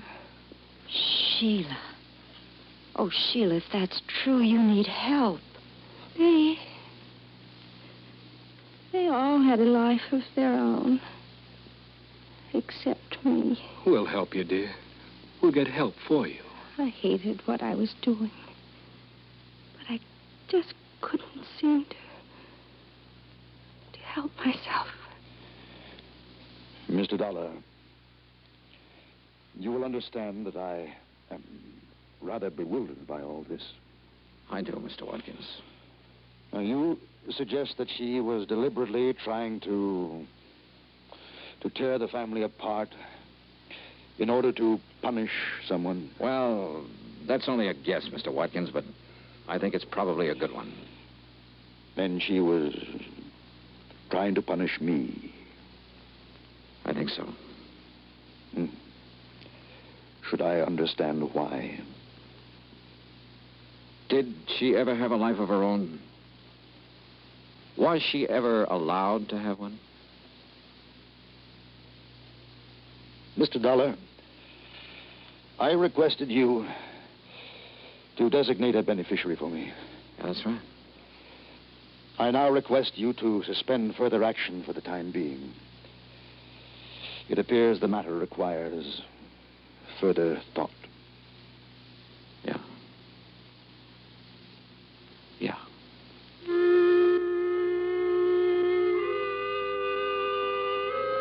Item 6, $8.50. Transportation and incidentals back home. Expense account total, $73 even. Remarks? Sheila is now undergoing treatment, and the outlook is favorable. Elizabeth's husband, Jim, is managing the affairs of Watkins and Company. Mike is helping him. And I guess he's doing a good job. Mr. Watkins, well, he's still alive. And his doctor tells me that now the old gentleman has found some reasons to be alive, he'll probably be with us quite a while. And make all 3 of his children his beneficiaries. Yours truly, Johnny Dollar.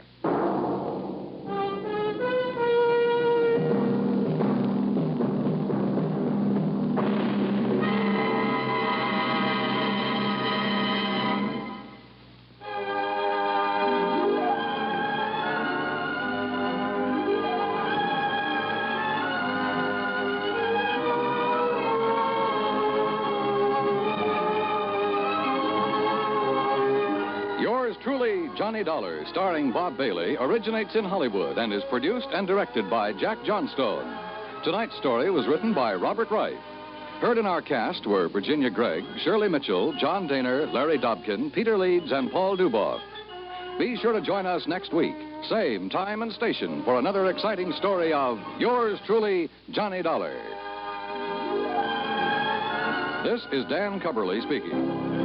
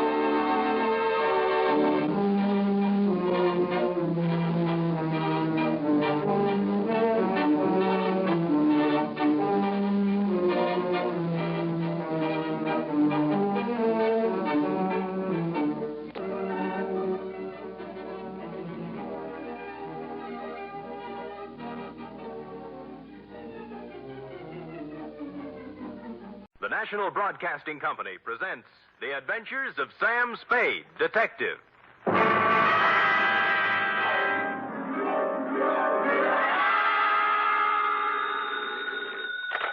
Spade Detective Agency. Hi.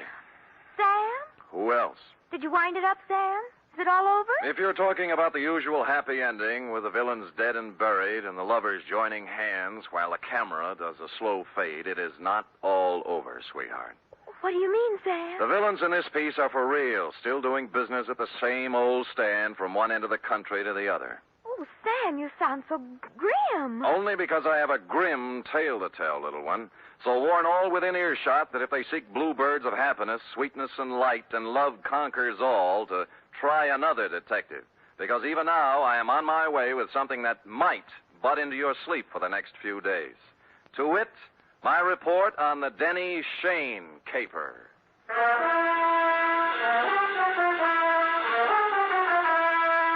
For NBC, William Spear, radio's outstanding producer-director of mystery and crime drama, brings you the greatest private detective of them all, starring Stephen Dunn in The Adventures of Sam Spade.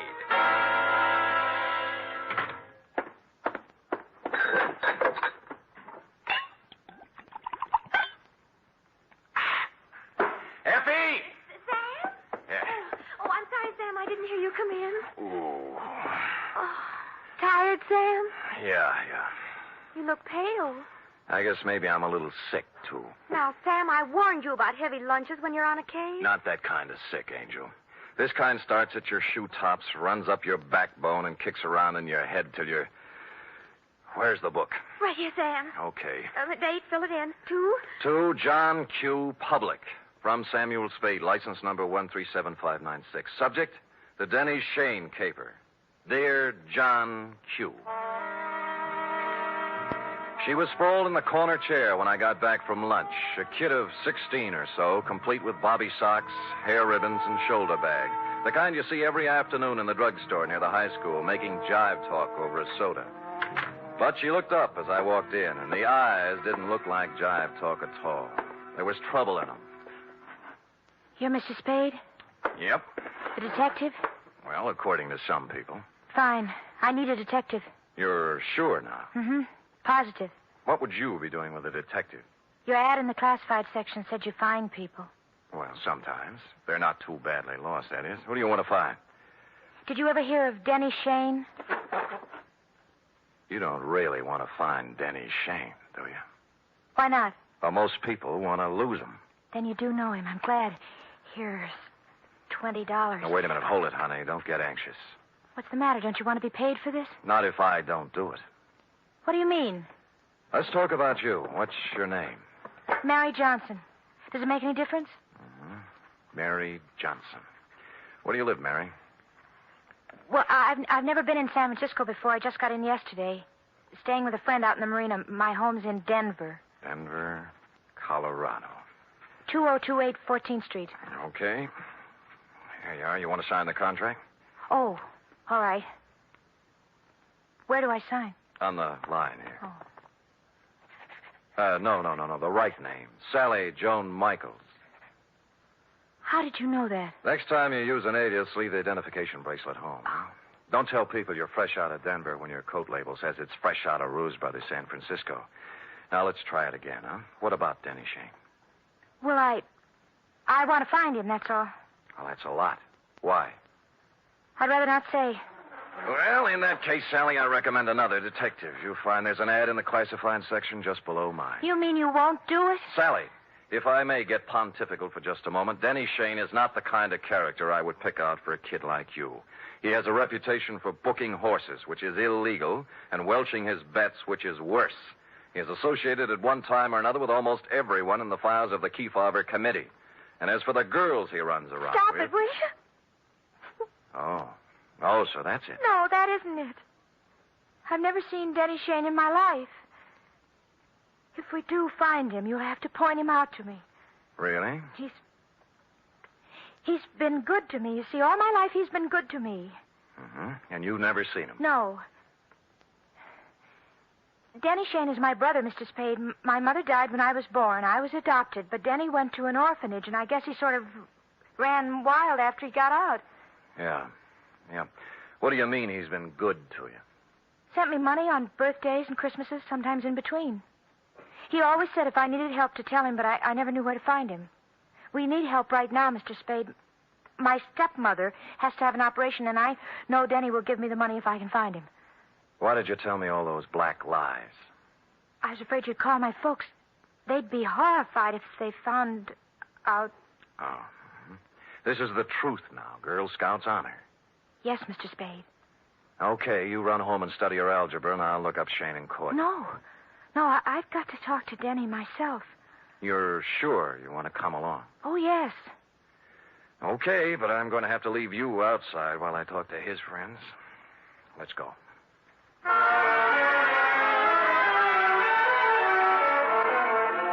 I hadn't seen Shane since 3 years ago when he conned a client of mine out of $3,000 on a phony mining stock deal.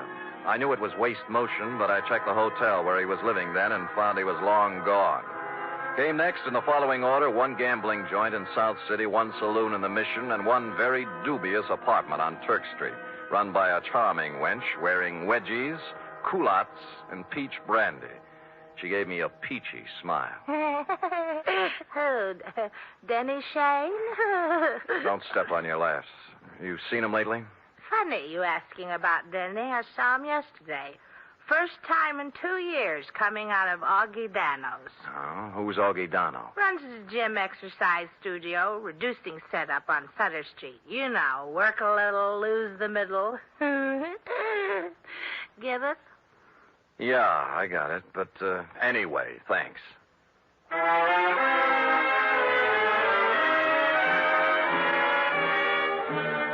So we took off for Augie Dano's. We'd been together 2.5 hours so far and exchanged maybe 2.5 sentences. She'd just sit quietly in her corner of the cab with her hands folded on her lap, looking straight ahead. Sally. Hey. Oh, What's the matter, honey? nothing. Oh, now, come on. You can tell your Uncle Sammy something's eating you. Now, what is it? I told you. You're sure it has nothing to do with Denny and you? We settled that. I don't know, did we? You know, I got an ache in my bad knee. Is that good? Nope. I only get it when things are going sour on me. Well, here's Augie Dano's.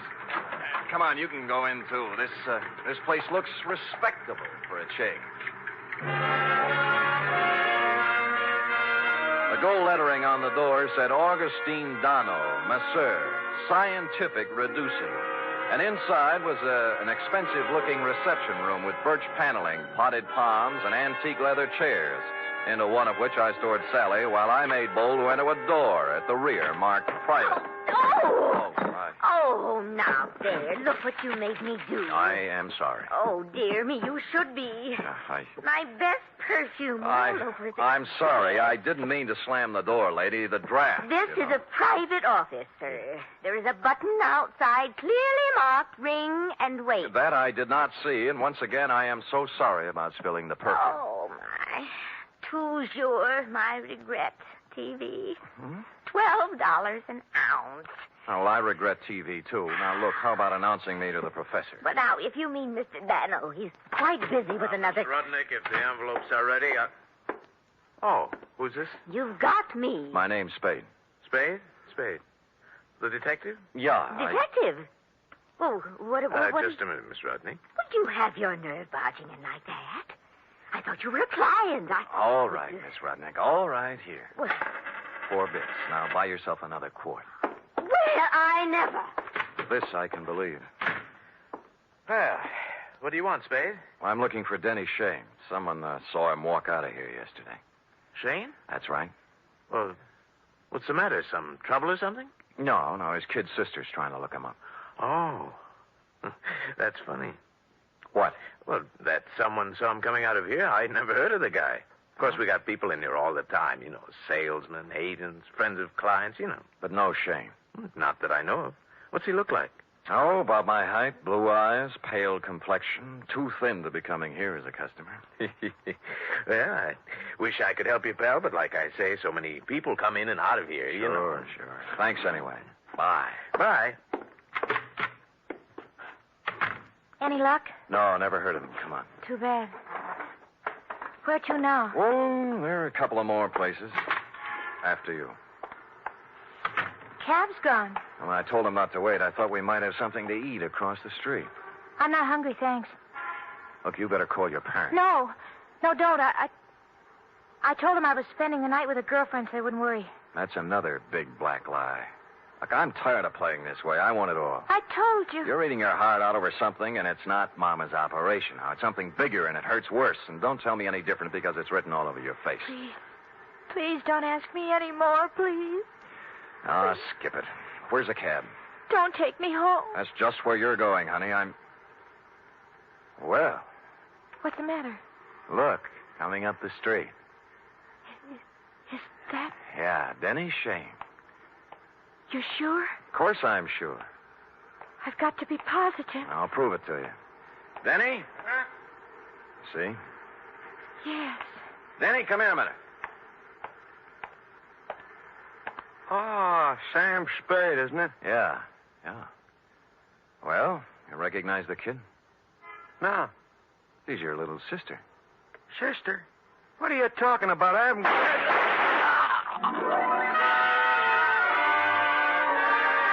It all happened in less than a second. So hard, so fast, so horrible, it froze me in my tracks. The shoulder bag flew open, there was an automatic in her hand, and then Denny Shane was dead on the pavement, and she was turning toward me, her face a sick gray color, handing me the gun, handle first. There. It's done now. You can take me to the police.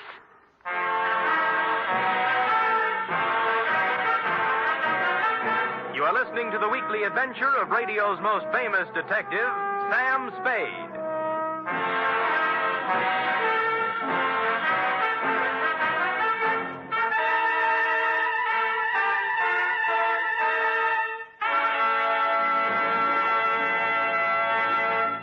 Three chimes mean good times on NBC. Whether it's comedy, music, or drama you're after, you'll find it on The Big Show this Sunday. The dynamic Tallulah is your hostess, and her guests include Fred Allen, Jimmy Durante, Vivian Blaine, Jane Morgan, and Rudy Valley. You're invited every Sunday to The Big Show. And this Sunday also brings you a one-hour adaptation of F. Scott Fitzgerald's exciting novel, This Side of Paradise, presented by Theater Guild on the Air and starring Richard Widmark and Nina Foch.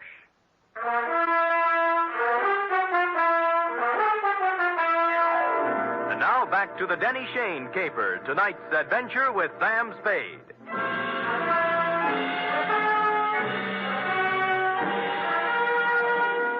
I won't try to give you the play-by-play for the hour following the shots on Sutter Street because I was in no shape to remember things in sequence. In less than a minute, we were in the center of a milling crowd. Cars jammed up. Horns began to blow. Then the morgue wagon and a squad of homicide dicks and flashbulbs going off like firecrackers. And Sally standing them all off with a frozen gray expression on her face that never changed. While I stood at her elbow, me, Sam Spade, who'd seen Lord knows how many murders, with rubber in my knees and a feeling in my stomach like I was going to be sick. Finally, the squad car picked us up and headed for Dundee's office. Mr. Spade, Yeah? I've been waiting for you to ask me why I did it. I thought I'd leave that for the professionals. It won't do any good to ask me, Mr. Spade. Please tell him that, will you? It'll save all of us a lot of trouble. Everything I told you was a lie. I had to make you take me to him some way because I didn't know what he looked like. I hope you know what kind of a stew you jumped into, Sally, because from here on it's going to be pretty tough. I don't care what they do to me. I've had nothing to live for a long time now. What do you mean? Sounds stupid, doesn't it? 16 years old and nothing to live for. Ah, Sally. Tell them not to ask me any questions. Tell them I'm guilty. Sentence me or do whatever they do. I'll never tell them why. I'll never tell them why.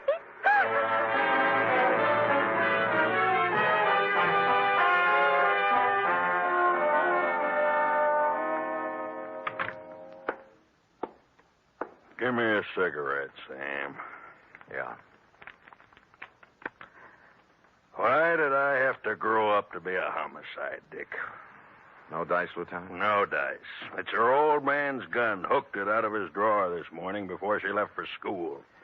I still think she's mixed up with Shane somewhere. Dundee, believe me, that's one thing I can guarantee. She didn't know Shane from Hopalong Cassidy. Well, I'm only falling back on the standard answer to this kind of a clam bake, Sam. This is not a standard clam bake. You're telling me. You know, Sam, it kind of scares you. What the Sam hell's happening to our kids? A 16-year-old girl still in high school walking up to someone on the street? Shut up, Dundee. Oh, I'm sorry. It's got me, too. She's resting on the couch in there. Stick around till I get back. I gotta go down and wait for her folks.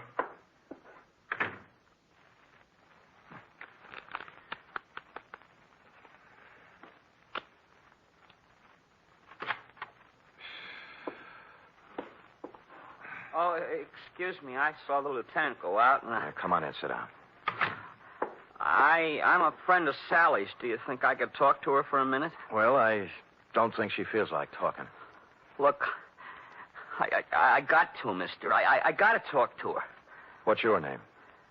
Eddie Tucker. I go to school with Sally. I've been waiting for 3 hours outside for a chance to talk to her. Can't I, please? What's it about? It's kind of personal.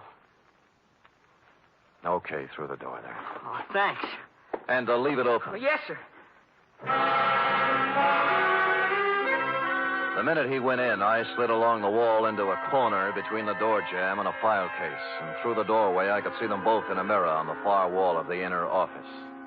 Sally, What are you doing here? I had to see you, Sally. I heard about it, and I had to see you, that's all. You're wasting your time, Eddie. It's all over and you know it. You shouldn't have done it, Sally. You know what I promised you. I know what you promised me all the other times, too. This was for keeps, honest. So were the other times. All right, look. Look at this, see? Out the window. Watch. Now do you believe me? Eddie, it's not your fault anymore. I don't blame you, honest. All those promises... I'll keep this one, Sally. Honest, I will. No. You're a zombie, Eddie. You know what a zombie is? Someone who moves and walks around, but who's dead inside. Go away. Now. Go away. He got up slowly and walked past me out the door, rosy-cheeked, 17, with a tired, old man look in his eyes. A few minutes later, the matron came by, and I left her with Sally. The window in Dundee's office opened onto a second-floor roof below, and directly beneath it, I picked up what Eddie had tossed out. A set of car keys in a leather case, plus a third one that looked like it belonged to a school locker with the number 339 on it. And written in ink on the leather inside, like a memo, was Denny Shane, 778 Turk Street, apartment 4.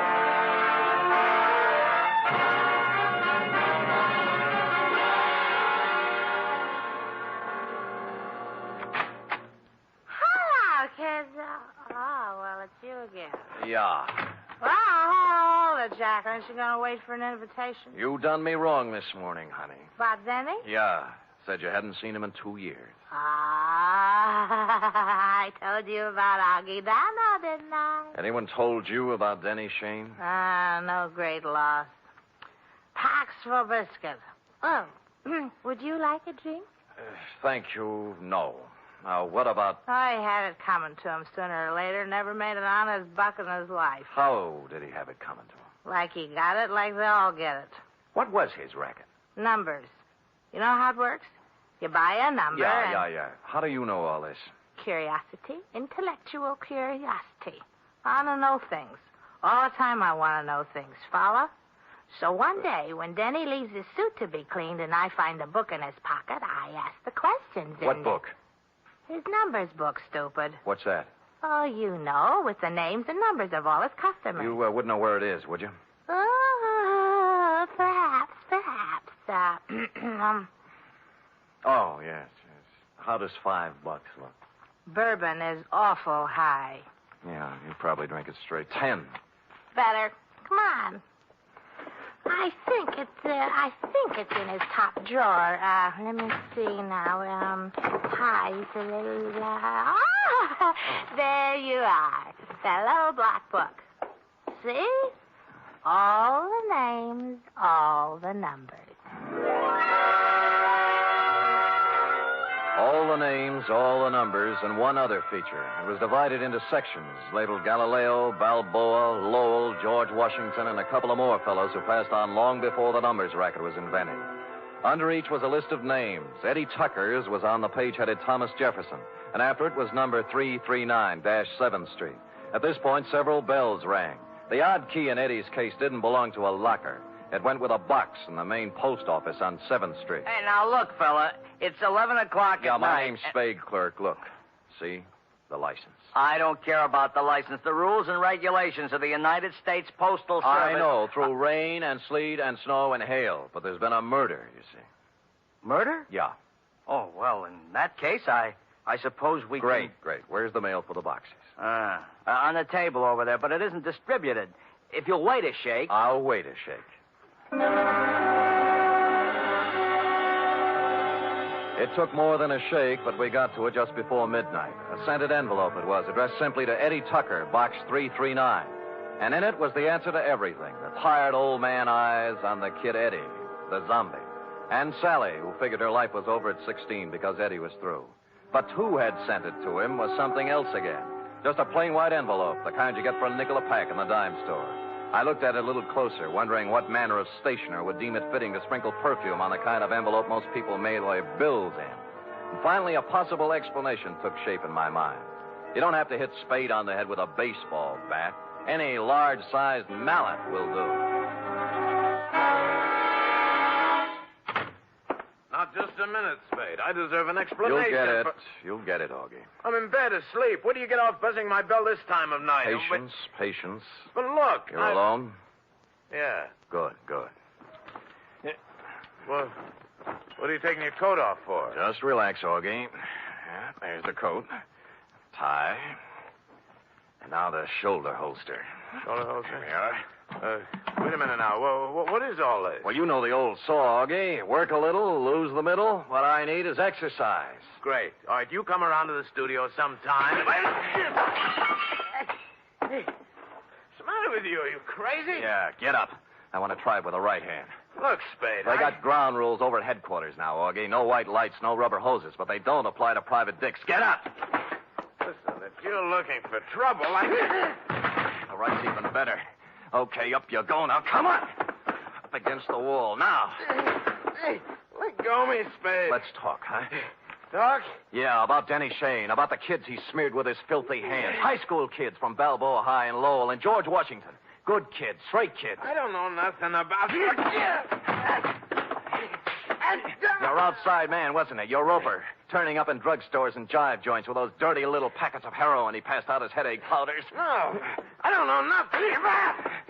So they got him hooked hard, huh? Hey, There was no more, and then they got a mailbox number and a key. Then they raised money any way they could. I got nothing to do with it. My studio. Yeah, your studio's a front. Does the dame down there know what's in those envelopes she mails every day, or does she think they're statements? Come on, talk, Donald. Talk! Talk!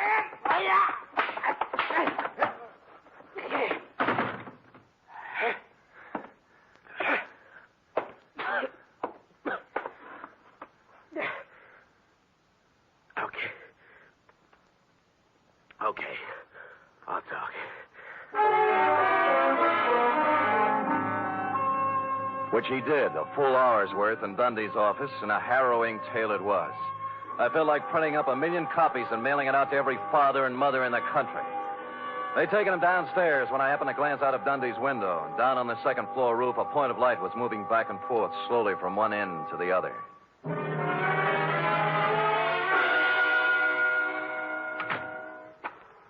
Eddie. Where are they? Where are those keys? I've got to have them. Here.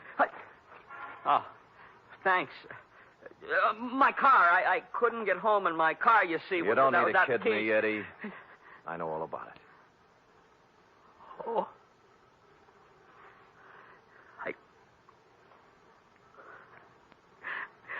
can't do anything about myself, Mr. Spade. I'm helpless. What she said. Zombie. You're not helpless. You can't handle it alone, maybe, but you're not helpless. Other guys have licked it, and you can, too, if you want it bad enough. I want to.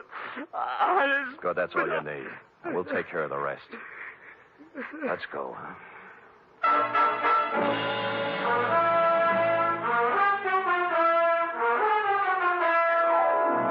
Like I said, this one doesn't have bluebirds at the end. Not yet, anyway. The bold fact is that Sally Joan Michaels is facing the juvenile version of a murder rap. However, the best criminal lawyer in town has volunteered to defend her, and the state will be represented by the most half-hearted prosecution that ever set foot in the courtroom. Eddie Tucker's entering a sanitarium tomorrow, making him luckier than some of the other kids in that little black book. What about yours, John Q? Period. End of report. Well? Oh, I don't know what to say, Sam. I feel so awful. I guess I'd better not make any comments at all. Me too, sweetheart. Let us lose ourselves in our work. Me in this cheap novel you were reading, and you in the merry chatter of that 1906 model Oliver. Scoot.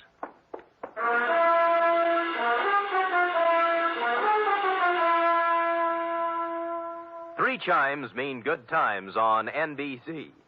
This Sunday, there's fun for you with 2 delightful families, the Blandings and the Harrises. Mr. and Mrs. Blanding stars Cary Grant and Betsy Drake as the troubled but proud owners of the famous Dream House.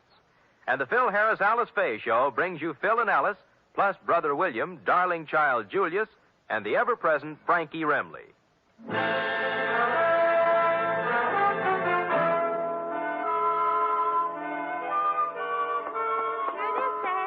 Amazing. Oh, not really, Sam. There's nothing amazing. Don't sell yourself short now. Well, I'm just a plain garden variety secretary, Sam. Look at that. Immaculate. Not a mistake. Oh, Sam. And in 26 seconds flat, in just the time it took that man to read a short announcement, you type out 5 copies of a 28-page report. In my book, that is amazing. All right, I admit it, Sam. I'm amazing. Good. And another thing. What's that? I'm hungry. Oh. And tonight is sauerbraten night at Schroeder's, and Max Nishi's letting girls in now. Cherub, as you may have gathered, I didn't collect a fee off this one. Oh, but Sam, I still have $10 you gave me last week to cover my back salary from 6 weeks before that, so we really... Schroeder's it is, yes. Let me go home and put on my other shirt. And I'll get my sauerbraten hat. Good night, Sam. Good night, sweetheart. She is amazing.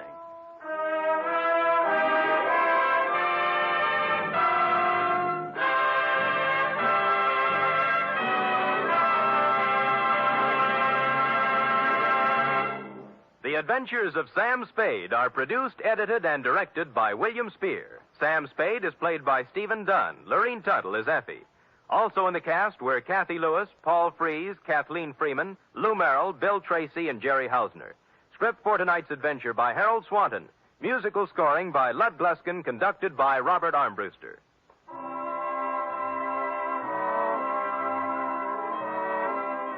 Join us again next week, same time, for another adventure with Sam Spade. You can help in the fight to conquer cancer. Strike back at cancer by joining the 1951 Cancer Crusade of the American Cancer Society. Help science help you. Give generously to your local unit by mailing your contribution to Cancer, care of your local post office. Cancer is a major problem, and the fight against it deserves major support. Laugh with the magnificent Montague and Duffy's Tavern each Friday. Johnny Dollar.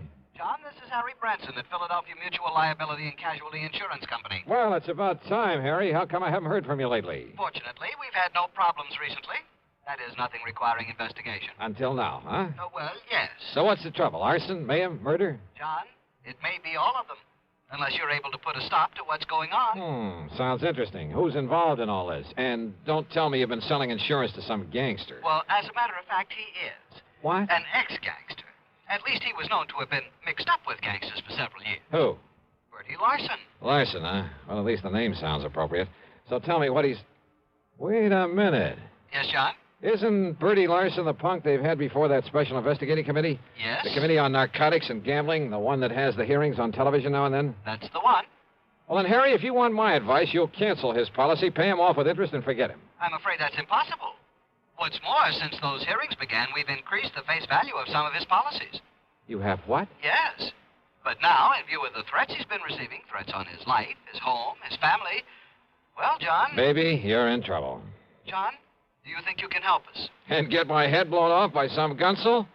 Harry, this kind of stuff I shouldn't touch with a 10-foot pole. But don't you see... In spite of the big fee your company will have to pay me, in addition to my expense John, account. just a minute. At least it'll guarantee me a decent funeral. A funeral? But if that's the way you want it, as long as you're willing to pay through the nose for my services. But, John, I didn't say... John, that is... listen to me, John. Okay, keep your shirt on, Harry. I'll run on down there and see you.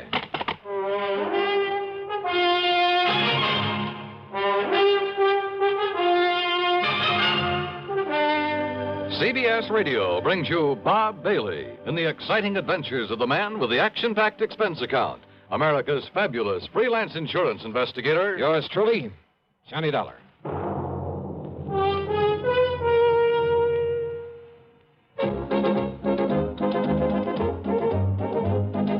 Winston tastes good like a cigarette should.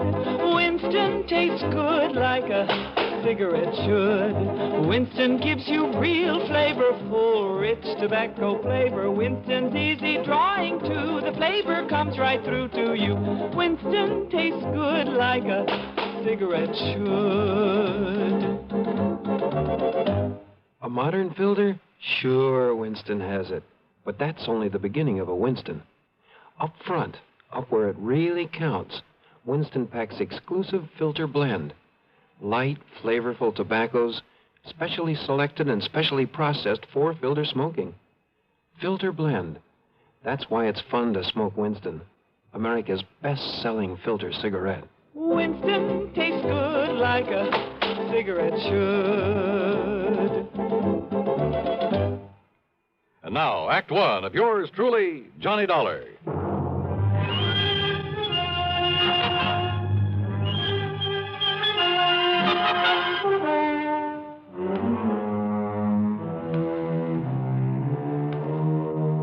Expense account submitted by Special Investigator Johnny Dollar to the Philadelphia Mutual Liability and Casualty Insurance Company. Following is an account of expenses incurred during my investigation of the Larson arson matter. Expense account item 1, $11.20 for a train to Philadelphia and a taxi to Philly Mutual's office over on Walnut Street. It was late in the afternoon, but Harry Branson, the perennial worrywart, was still there waiting for me, and he wasted no time in getting down to business. Now, Bertie Larson, or more properly, Herbert James Larson, lives out in Penfield, John. Oh, yeah, that's kind of part of West Philadelphia, isn't it, Harry? Just beyond. He and his wife live in a very nice one-story brick home that we've insured for some $30,000. And he must have done fairly well in the rackets and had sense enough to put some aside. Also, John, we've insured his personal property, furniture, clothes, all the things in the house and so on, for some $20,000. No kidding. And didn't you say you've increased some of his insurance lately? To the figures I just mentioned.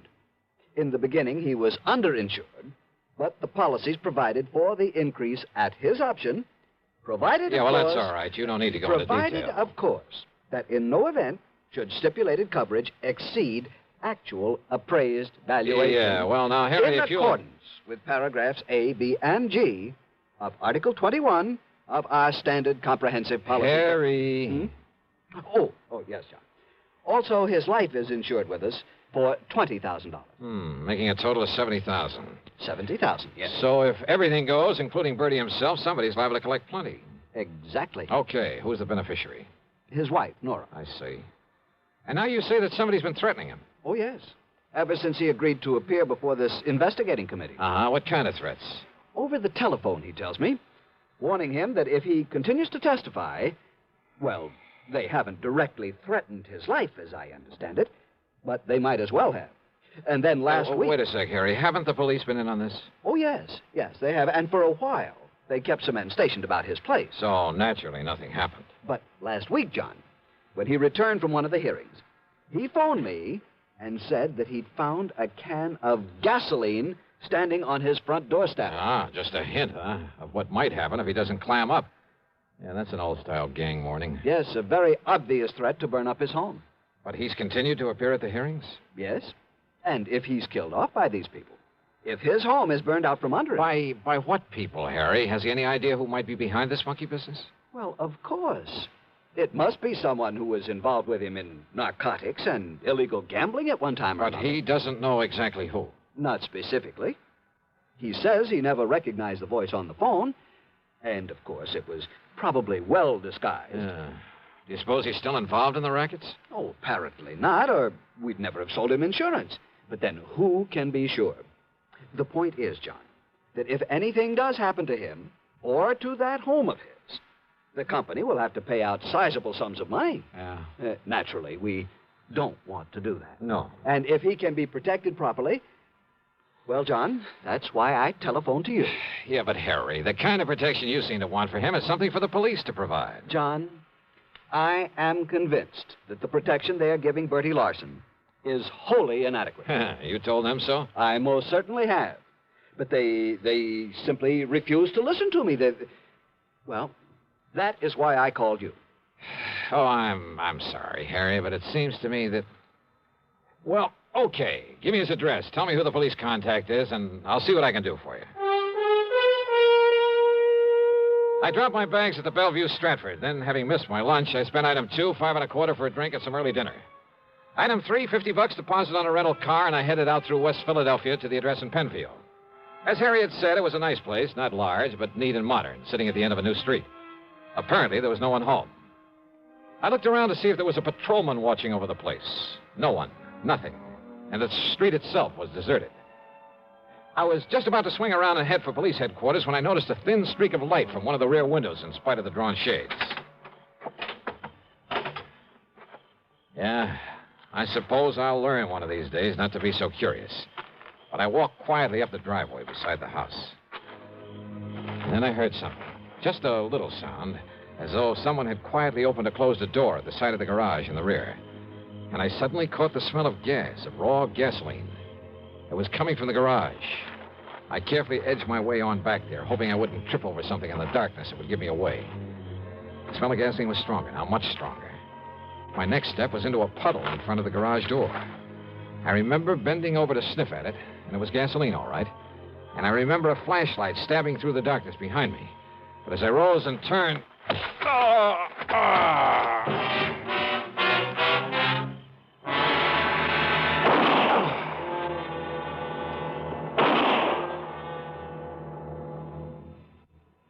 Act 2 of yours truly, Johnny Dollar, in a moment. Question: where will you find the leading stars of the entertainment world? Answer, right here on CBS Radio. Gary Moore, Arthur Godfrey, Andy Griffith, Bob and Ray, Art Linkletter, Amos and Andy, and more. The gang's all here. You'll also find the New York Philharmonic and the Metropolitan Opera back on the air. Remember, the star's address, CBS Radio. And now, Act 2 of yours truly, Johnny Dollar, and the Larson Arson matter.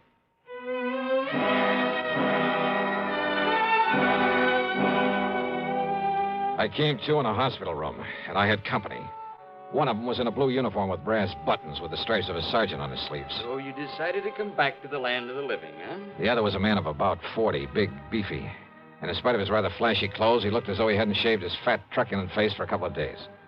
Oh, well, I'm sure glad he's okay, Sergeant. Only, how was I to know he wasn't somebody come to carry out them threats against me? Oh. You know, you're lucky you didn't aim those shots at him, Bertie.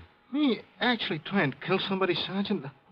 Like I told you, I know the noise would bring on the nearest flatfoot. Bertie, huh? Yeah. Gee, Mr. Dollar. Now, you just take it easy, Dollar. Bertie nearly broke your head when he found you prowling around his home a while ago. Oh, brother, you're telling me. But I didn't know, Dollar. I didn't know who you was till me and a cop went through your pockets and seen your identification. Okay, now look.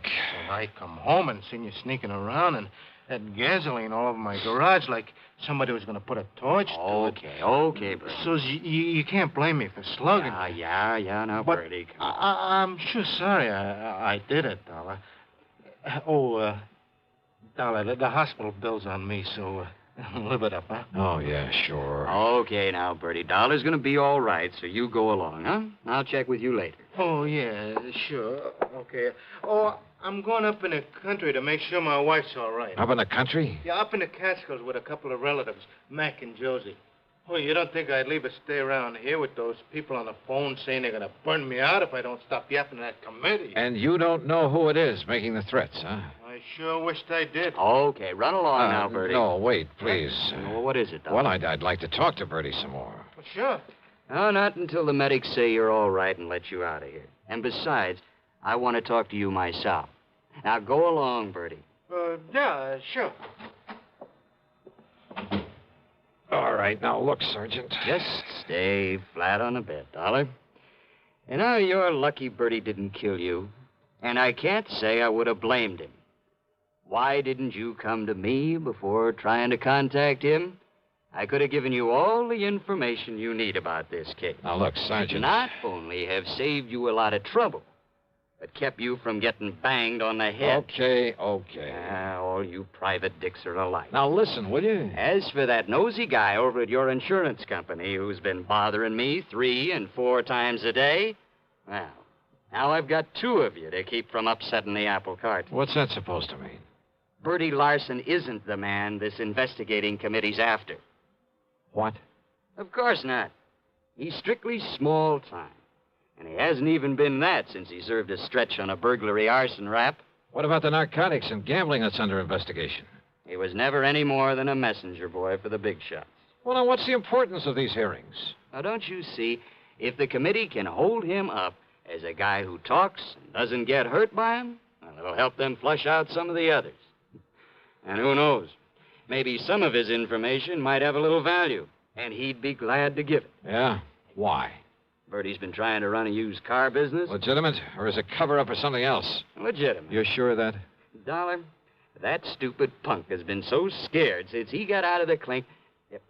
And listen. I'm listening. The publicity that he's been getting from the hearings, you know, because of cooperating with the committee, why, it's practically made a public hero out of him. Who knows? Maybe it'll help his business enough to get him out of the red for once. That's why he's singing like a canary, probably making half of it up just to keep his name in the paper. Well, what about the threats he's been getting? You know something? We've only got his word about those threats. For all we know. He's making them up himself. Maybe. Oh, all right. So what if some of his old pals are calling him up, telling him to lay off, huh? If they try anything foolish, we'll nab them. Matter of fact, there are a few of those guys around here we'd just love to have something on. So maybe all this will flush them out for us. Or get Bertie killed? Ask me. I don't think anybody'd even bother to rub him out. I hope you're right, Sergeant. Sure. So, Ollie, that's that. No, when you're wait. up and around, come on over to the station and see me. But meantime, leave this to me, will you? Oh, wait a minute, will you? What about that gasoline he mentioned that was spilled all over his garage? Oh, one of those shots he fired. And now One of look. them drilled a hole in a can of gas he had lying around. Yeah? Sure, saw it there myself. Look, Sergeant. See you later, Dollar. Wait a minute, will you? Sergeant!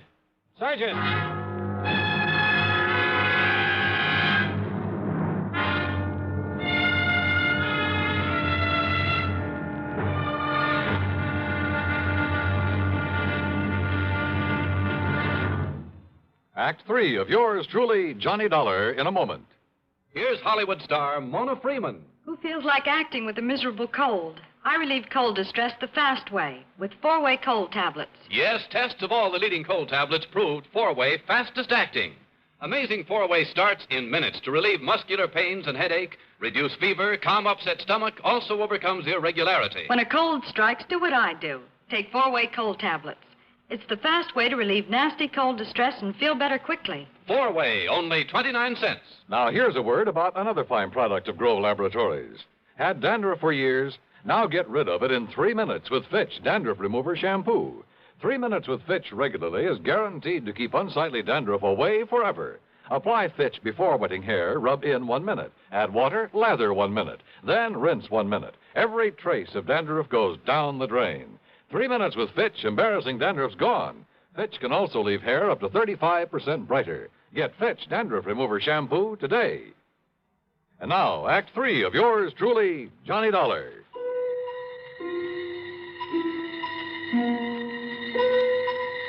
There was something all wrong about the whole setup. I'd smelled the gasoline around that garage before Bertie Larson had slugged me. And what about the can of gasoline he said was left on his doorstep as a warning?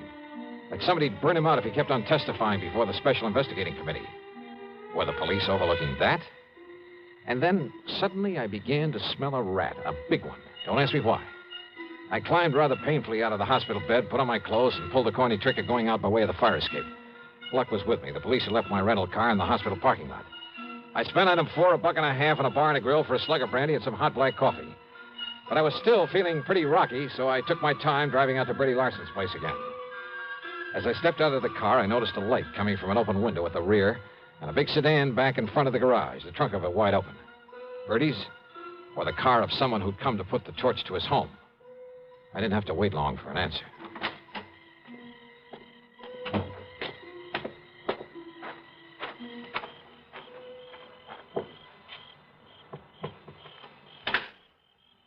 Bertie. Huh? Going up in the country, huh, to see your wife? Oh, Dollar. Yeah, that's right. Oh, say, listen, Dollar. It's lucky you come by here. Is it? Lucky for you or for me? Oh, no, listen, I come by to pick up some things, you know, to haul up to my wife. You know what happens? Yeah? When I pulls up in the driveway, there's some guy running away out back. So I yells him to stop, but he keeps on going, and it's so dark I can't see where to throw a shot. And listen. I'm listening. Then I smell gasoline. It's coming from inside the house. So I unlock the door and go in, and you know what I find in there? Go on, Bertie. Come on. Come on inside, Dollar. I'll show you. Oh, it's lucky I come by here. That's all I got to say. Hey, wait a minute. Were you figuring on moving out of here? Huh? What do you mean? Well, now, don't tell me this is all the furniture you keep in this place. Of course not. I sent a lot up to Josie and Mac from while my wife is staying with them. But if the place burned down, you wouldn't hesitate to collect insurance on all the furnishings, would you? You're trying to be funny, Dollar. Now, look. Yeah. Look here in my den. You see? You see where somebody dumped gas all over the rug? Lay them celluloid strips and out over the windowsill so he could put a match to it from the outside? Yeah, I see, Bertie. Well, it's a guy I seen running away from you who was going to burn me out. You see how he broke in by forcing the screen on that window? I see where this screen was bashed out from the inside. What'd you say? And I fail to see any footprints in the flower bed below it. No wonder you served a term for arson, among other things. Huh? Oh, listen. I mean the sloppy setup you made here. What are you talking about? You've been losing your shirt in the used car business. So it looked like you might have to take a chance in the rackets again. Are you out of your mind? But then this investigating committee came along. Talking freely before them gave you an excuse to claim you were getting threats. Oh, now, listen. You filled up the insurance on this place to the limit. Then gave out the tale about gasoline left on your doorstep as a warning. Oh, listen. All of it. So that when your house went up in flames, everybody would think it was set by the mythical person who was supposed to be making the threats. You're crazy. Meantime, of course, you've carefully emptied the place of anything valuable. In storage with these pals of yours, Josie and Mac, up in the Catskills, if any such people really exist. Now, listen. This home and the garage would probably be nothing but ashes right now if I hadn't come along earlier. Could have killed you then, Dollar, so Killed maybe me? I better... I think you were just a lousy shot. Yeah? But when all that noise brought the police and you found out who I am, why, sure, you could use me to help build up your case for whenever you decided to fire this place. You thought. But it didn't work, Bertie, because... Oh, no, you don't. Come on, put your hand up. Come on, over your head. Reach, Bertie. Now, listen. Can't even pull a gun quickly, can you? You don't need to, Dollar. Oh, what? Don't move. I'm right in back of you. Drop the gun. Kill him. Yeah, Nora. Kill him. We'll fire the joint and get up in the country where Josie and Mac will swear we've been with him all the time. Yeah, Bertie. Yeah, that's what we'll do. And listen, we'll strip this guy after you knock him off. They'll find his bones after the fire, and they'll think it's me. That's another $20,000 of insurance to collect. No, Bertie. What? I'm leaving both of you here. You gone crazy? After this nice setup, I'd be crazy if I didn't take all I could get out of it. You ready, Bertie? Oh, Laura, listen! All right, Dollar, now it's you. Drop it, Nora. Where'd you come from, you dirty... Oh! Thanks, Sergeant. Well, that's okay, Dollar. But you can be mighty glad that hospital called me up when they found you'd sneaked out on them. You know something, Sergeant? Yeah? I'm mighty glad.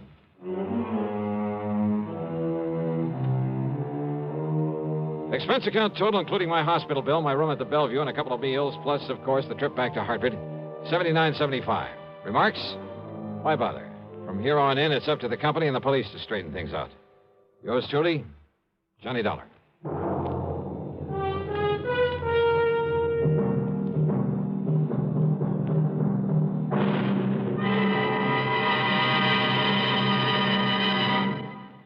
Our star will return in just a moment. Constipation can be a problem for anyone, even doctors. And when constipation occurs, it's interesting to see just what doctors consider important about a laxative they might use or recommend. Well, a majority of the doctors we heard from had this to say. A laxative should be effective, gentle, as close to natural acting as possible, and a medicine that can be used with complete confidence. Now, X-Lax has been popular with many doctors and millions of people over the years because chocolated X-Lax is effective. Overnight, it helps you toward your normal regularity. X-Lax is gentle. Next morning, it gives you the closest thing to natural action. And that's why many doctors and millions of people use X-Lax with complete confidence. X-Lax, the laxative that helps you toward your normal regularity gently, overnight. Is X-Lax in your medicine cabinet? Now, here is our star to tell you about next week's story. Next week, Sarasota, Florida. A body floating in a bayou, and one too many suspects. Join us, won't you? Yours truly, Johnny Dollar.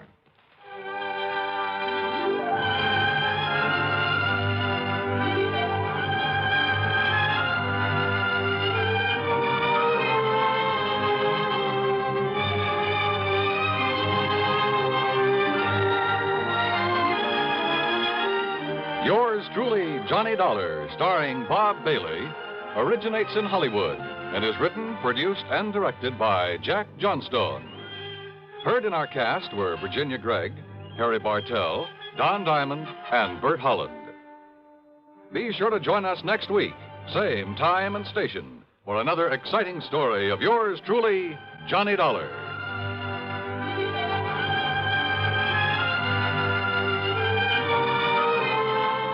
This is Dan Cubberly speaking.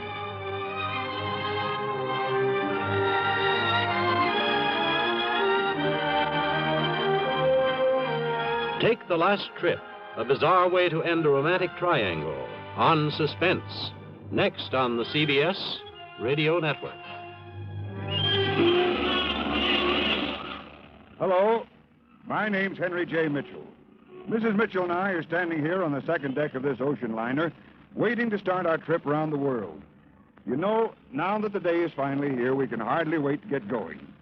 Naturally, we started saving toward this day some time ago by investing regularly in United States savings bonds. We felt that by saving with Series E bonds, we were making the wisest, safest investment possible. What's more, our dollars were also helping our country. You see, the money that goes into U.S. savings bonds helps to keep America strong. We all know that peace costs money.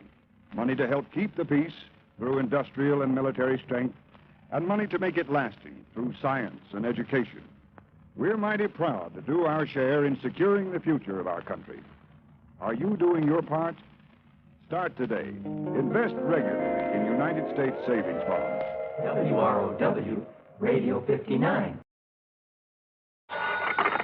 Johnny Dollar. Pat McCracken, Johnny. How's the weather in Palm Springs? A blonde in a bikini just melted past my poolside window. Goodbye now. Oh, don't hang up. Johnny, this job's just a few miles north of where you are. It'll take maybe a day to clear it up. Yeah, you said that last Christmas, Pat, and I got trapped in a blizzard. This season, I soak in the sun. Happy New Year. John, boy, we have a bonus list in this office. Your name could be on it. Near where I am, huh?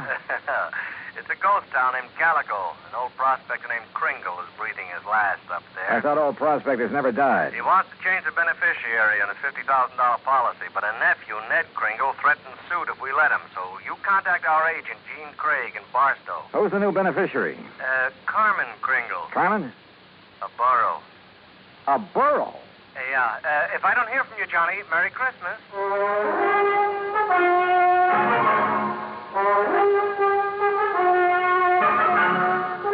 Bob Bailey in the exciting adventures of the man with the action-packed expense account, America's fabulous freelance insurance investigator. Yours truly, Johnny Dollar. And now, Act One of yours truly, Johnny Dollar.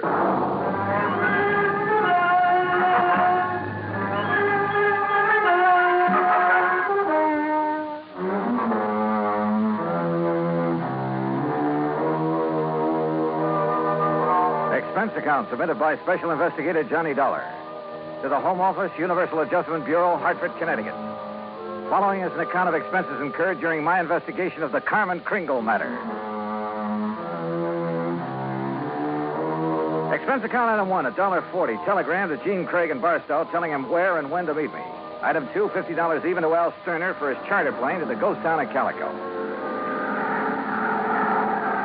The guidebook says there's something about desert country that's good for the soul. And in spite of the air bumps, I got a panoramic view of the great Mojave that took my breath away.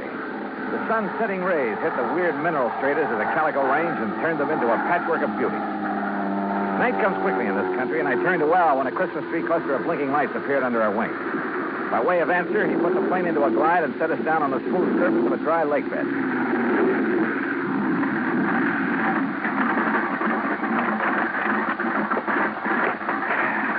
You want me to wait around till your friend shows up? No, thanks.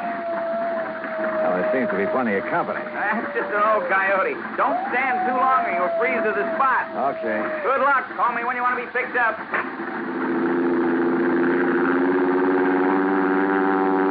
I watched Al's plane until it was swallowed by the darkness. Then suddenly I got that feeling in the hair on the back of my neck that I wasn't alone. The moon was up enough to make out shadows, and silhouetted in a circle around me was a strange collection of figures. One of the pack moved toward me, and for a crazy second, I thought I bumped into Santa Claus's reindeer. Then a car without lights came rushing at me. The headlights slammed on, and I got a glimpse of a donkey herd scattering into the night. All right, mister. Walk toward me. Slow, with your hands high. I've learned never to argue with a Winchester 94, so I followed orders.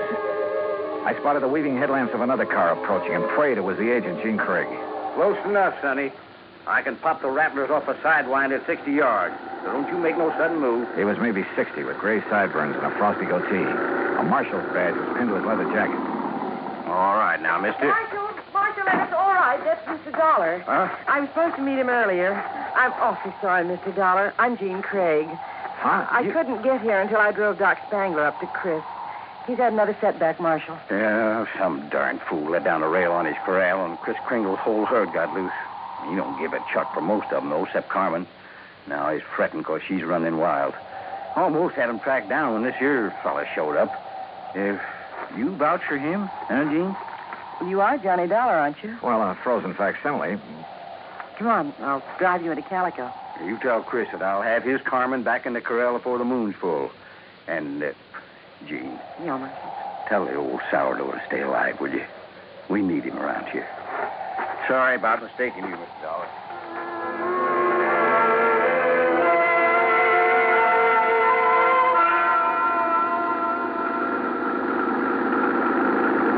Gene Craig, with a J, knew her way around. She was strictly business and filled me in fast on the old prospector with the odd name and his desire to change the beneficiary of his policy.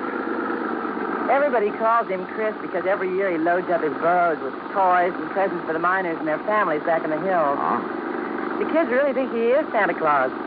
I'm afraid it won't be a very merry one for them this year. Well, what makes everyone so sure Chris Kringle is giving up the ghost? Doc Spangler says there's nothing apparently wrong with him. It's more like he's given up. Oh, what's with this Scrooge character, the nephew? Ned Kringle seems all right. It's the man with him, Willie D'Agostino. He does the talking for Ned. You'd think he was going to inherit the money. Well, maybe he's expecting to. You know, you're making a good case for Carmen. Can a burro be a beneficiary, Johnny? Chris can leave it to a three-masted schooner if he wants, providing a trust is set up. Could the people of Calico be that trust if they promise to take care of Carmen? Yeah, I guess so. Why? That's the way Chris wants it. That way there'll always be a Christmas in Calico. What happens when Carmen goes to donkey heaven? Or is it burros that never die? There'll always be burros in Calico, Johnny. And one of them could always be named Carmen.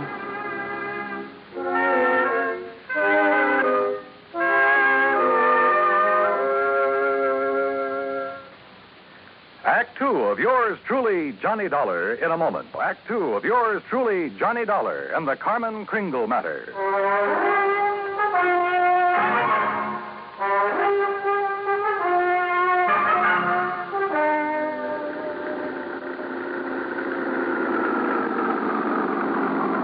Well, here we are, Johnny.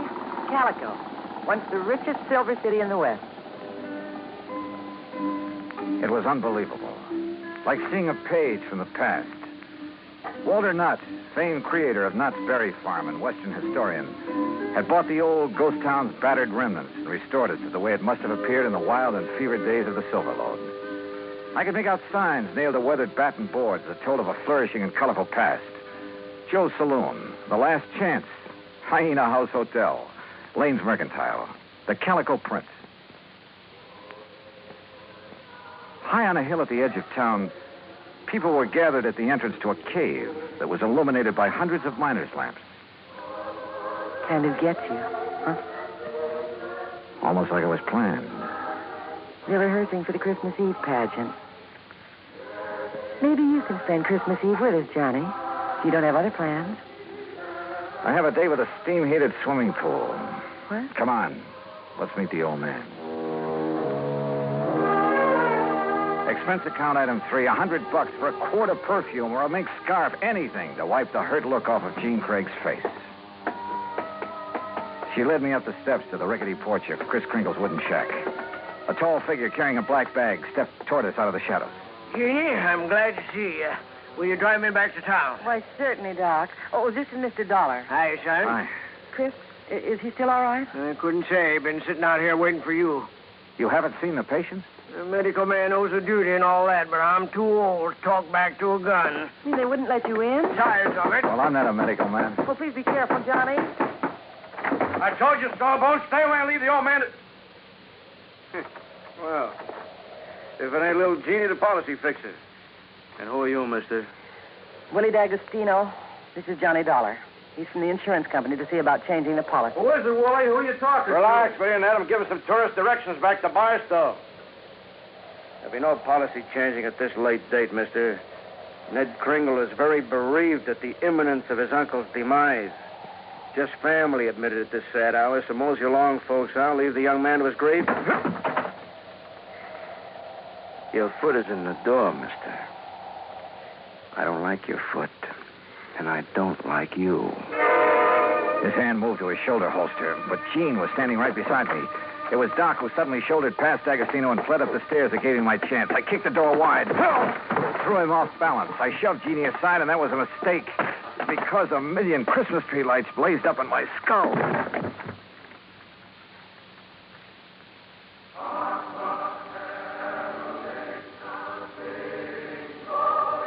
Then slowly the tree lights faded away, and I saw Jeannie fussing over me and looking worried.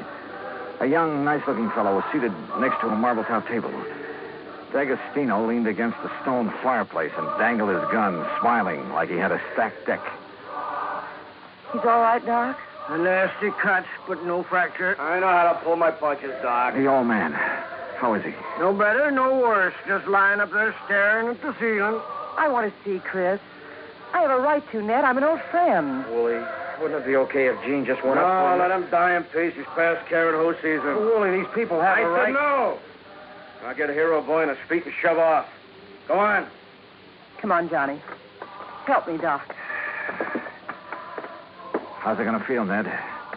Sharing blood money with a hoodlum. Your uncle paid for that policy with a pick and a shovel. It took a lot of years, a lot of sweat. And he's had your name on that policy ever since you were born. Old man Kringle never saw pay dirt in his life. Ned had given him money to live on, paid the premiums on his policy. Chris was always tapping the kid, claiming he had a new find. He was going to mine $1 million. Boy, shut up. The old man's dying. Tell him, Ned. Tell him how the old phony was always taking the bows, making like Santa Claus with the money you give him. Willie, haven't you got a... Tell him to hold on to the money! I know he's been waiting a long time for this. Me, Willie D'Agostino, that's who. Is that true, Ned? Yeah.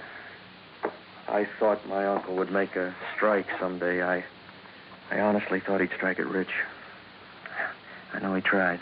He did strike it rich, Ned. When he dies, every man, woman, and child in this town will mourn him. He'll live in their hearts. What will people remember about you, Mr. D'Agostino? All right, get out and stay out before I... Willie, this rifle will make a hole in your belly big enough to pass a borax team through. So you just drop that gun. Well, I don't know what the shouting's about, but you're guilty of carrying sidearms. You're threatening violence, Mr. D'Agostino. And ain't nobody does that in Calico, long as I'm the marshal. Now, you better get. Ed Noller, I love you. Oh, so let Gladys hear that. Well, I'll see how Chris is. Doc, you tell the old buzzard that I got his Carmen back in the corral. Jingle bells and all. Yeah, nice work, Ed. Now, what's holding you, mister? Okay. All right, let's go, Ned. Let the squares have a round, huh? I'm going to stay here, Willie. I want to be here when Chris... Hey, that's a good idea. That way, no fooling around with the will, huh? Smart kid, that Ned. See you at the funeral, huh? I'll go up now. You were wonderful, Marshal. And you too, Johnny. Oh, yeah, sure. I take a nice sock on the head. Say, you folks better come up, too. Chris wants to say something. Oh, wait a second. I figured on this. The corral. Come on.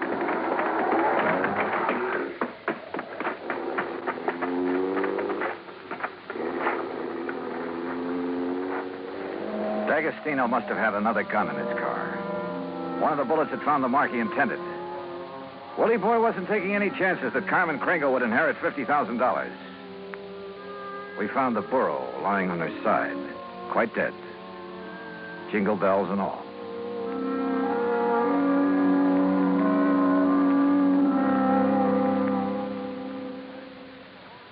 Act 3 of yours truly, Johnny Dollar, in a moment. Oh, Act 3 of yours truly, Johnny Dollar, and the Carmen Kringle matter.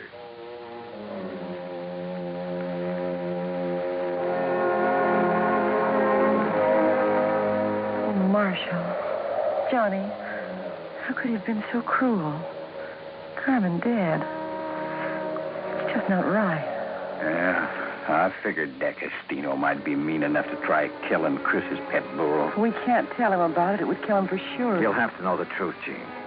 You'll have to decide about the will. Yeah, truth is always the best. And easy this time. Easy? Huh? Yeah.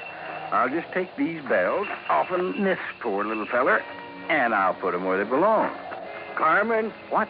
Carmen? Oh. Mosey over here now. Well, you pulled a switch. You put these bells on another book. Yeah. I didn't trust that greasy character, and I was right. A nice girl, Carmen. I'll be. Now, you folks going up and see old Chris. I'll keep an eye on this here $50,000 jackass. That's the way it's going to be, ain't it, Johnny? Yes, sir. That's the way it's going to be. But I was wrong. The roly-poly little old man in the four-poster bed with his white whiskers resting on the quilt changed his mind again. Even after hearing about how the marshal saved Carmen.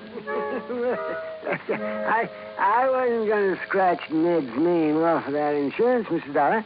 I tried to shake that D'Agostino, figuring he'd take his hooks off of Ned if he thought my Carmen was going to get the money. Oh, I was scared for a while that I just might have to up and die to square my nephew's gambling debts. I'm sorry, Chris. I'll work my fingers raw paying every cent I owe, but I'll pay him back with interest. I want you around. Okay, Mr. Dollar. Yeah, Chris. Lift the lid on that footlocker and fetch me one of them bags in there. They're pretty heavy, but you look strong. Well, they're sure heavy enough. You got them stuffed with silver?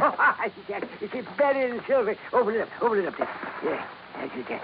You recognize the dot? Yeah. Maybe you'd better have a good sleep, Chris. This here's plain old gravel. Oh, plain gravel. It's uranium, Doc. Huh? The last batch assayed at $900 a ton. And I got a mountain of it staked out. In both our names, Ned. You don't say. Why, Chris? Mr. Dollar, if you and Jeannie check with the Barstow Bank, you'll find that they'll extend credit on the strength of that assay. You reckon you can spend 2 days buying enough presents so as we won't disappoint the folks hereabouts?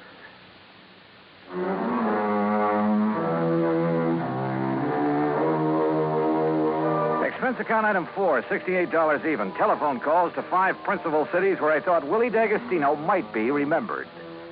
The police departments had a long list of reasons why they remembered Willie. That was my Christmas present to them. Expense account item 5, another $50. Truck rental to haul the presents we bought for Ned to give away come Christmas morning.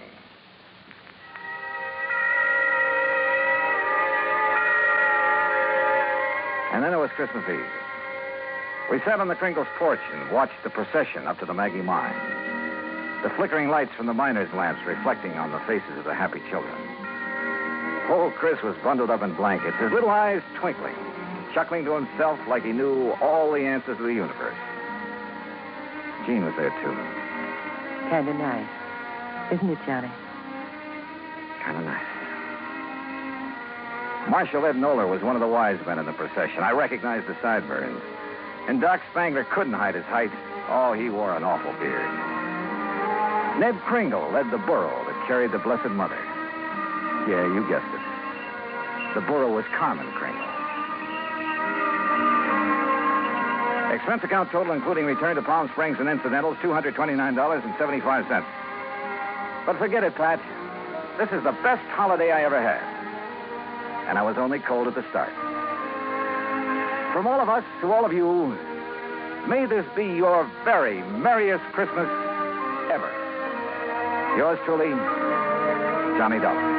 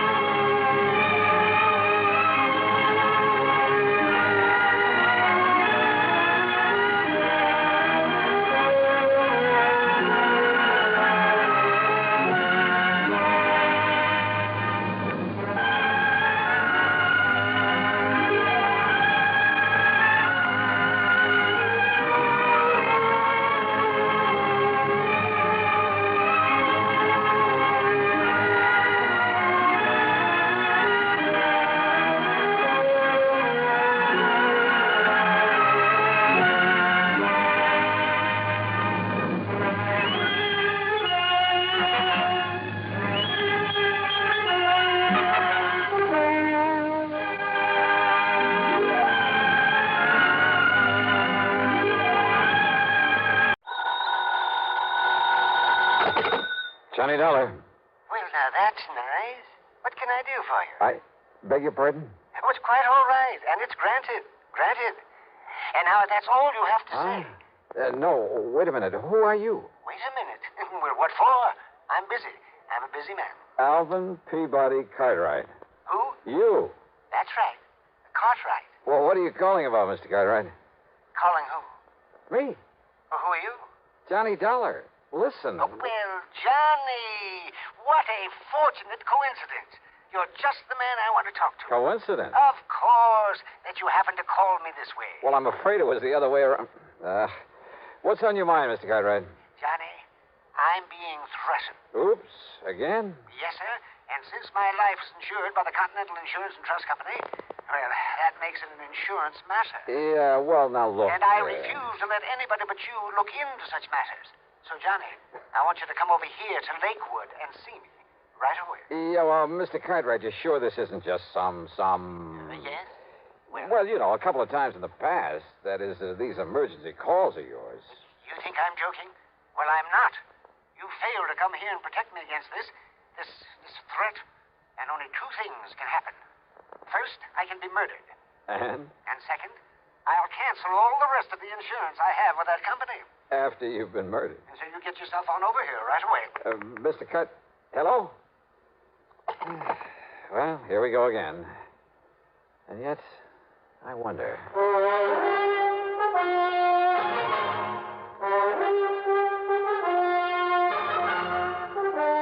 CBS Radio brings you Bob Bailey in the exciting adventures of the man with the action-packed expense account. America's fabulous freelance insurance investigator. Yours truly, Johnny Dollar.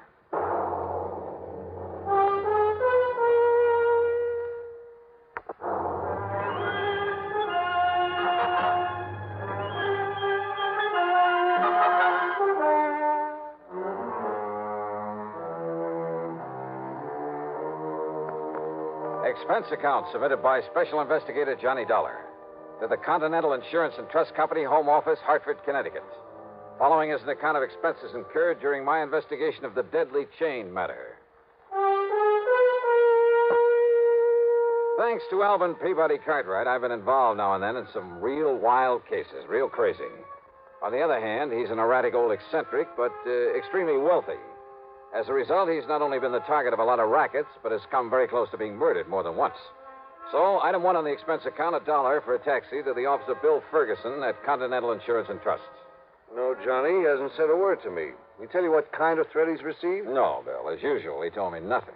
Well, it doesn't matter, but with the millions worth of insurance we've written for Cartwright, and I mean millions, and to be sure we don't lose his account to some other company, well, we can afford to pamper him a bit, which is to say we can well afford to pay your expense account, even if all he wants to do is say hello to you. Okay, then, Bill. I'll run over to his home in Lakewood and see him. Of course, if he really is being threatened... Don't worry. I'll let you know about it.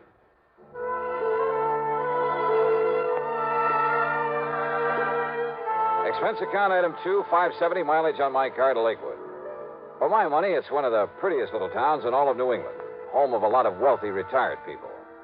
The Cartwright place, where the old man lives alone, sits on top of a low hill at one side of the lake, with 2 or 3 acres surrounding the fine old house. Hi, Mr. Cartwright. Johnny Dollar. Oh, well, this is an unexpected pleasure. Unexpected? Come in, boy. Come in. Oh, thanks. Well, sir, how are you this fine July afternoon? Afternoon? It's almost evening. Can't you see that? Well, how are you anyway? Oh, I'm terrible, John. Oh, I'm just terrible. That rainy weather the past couple of days, I've hardly been able to talk. Well, there's been nothing wrong with today. A lot of nice warm sunshine. Today I've been feeling fine. Whatever made you think otherwise?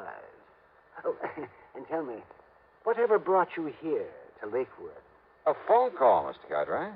Oh? Yeah, from you. You said you wanted to see me right away. I said I wanted to see...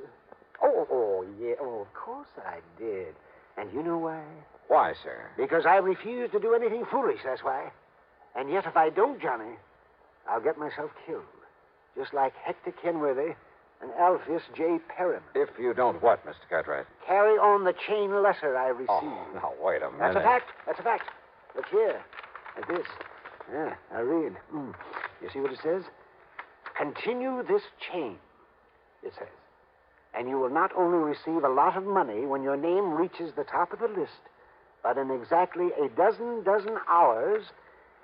A dozen hours is exactly 6 days, John. I figured that one out. Yeah. Well, go on reading. Yes, now here. In exactly a dozen hours, you will have unexpected great good luck. Oh. But if you break the chain in a dozen hours, dire disaster will overtake you. Oh, now, look. Surely you don't believe that kind of junk. This very same letter was received by the 2 friends of mine I mentioned, Perriman out in Chicago and Kenworthy out in Los Angeles. They broke the chain. In exactly 6 days, they were both dead. Coincidence? Oh, no, sir. This is a vicious, murderous racket. Well, I'm sure of it. Why do you say that, Mr. Carter? Because of the way they died, Johnny. Oh? Yes. Then maybe you'd better tell me about it.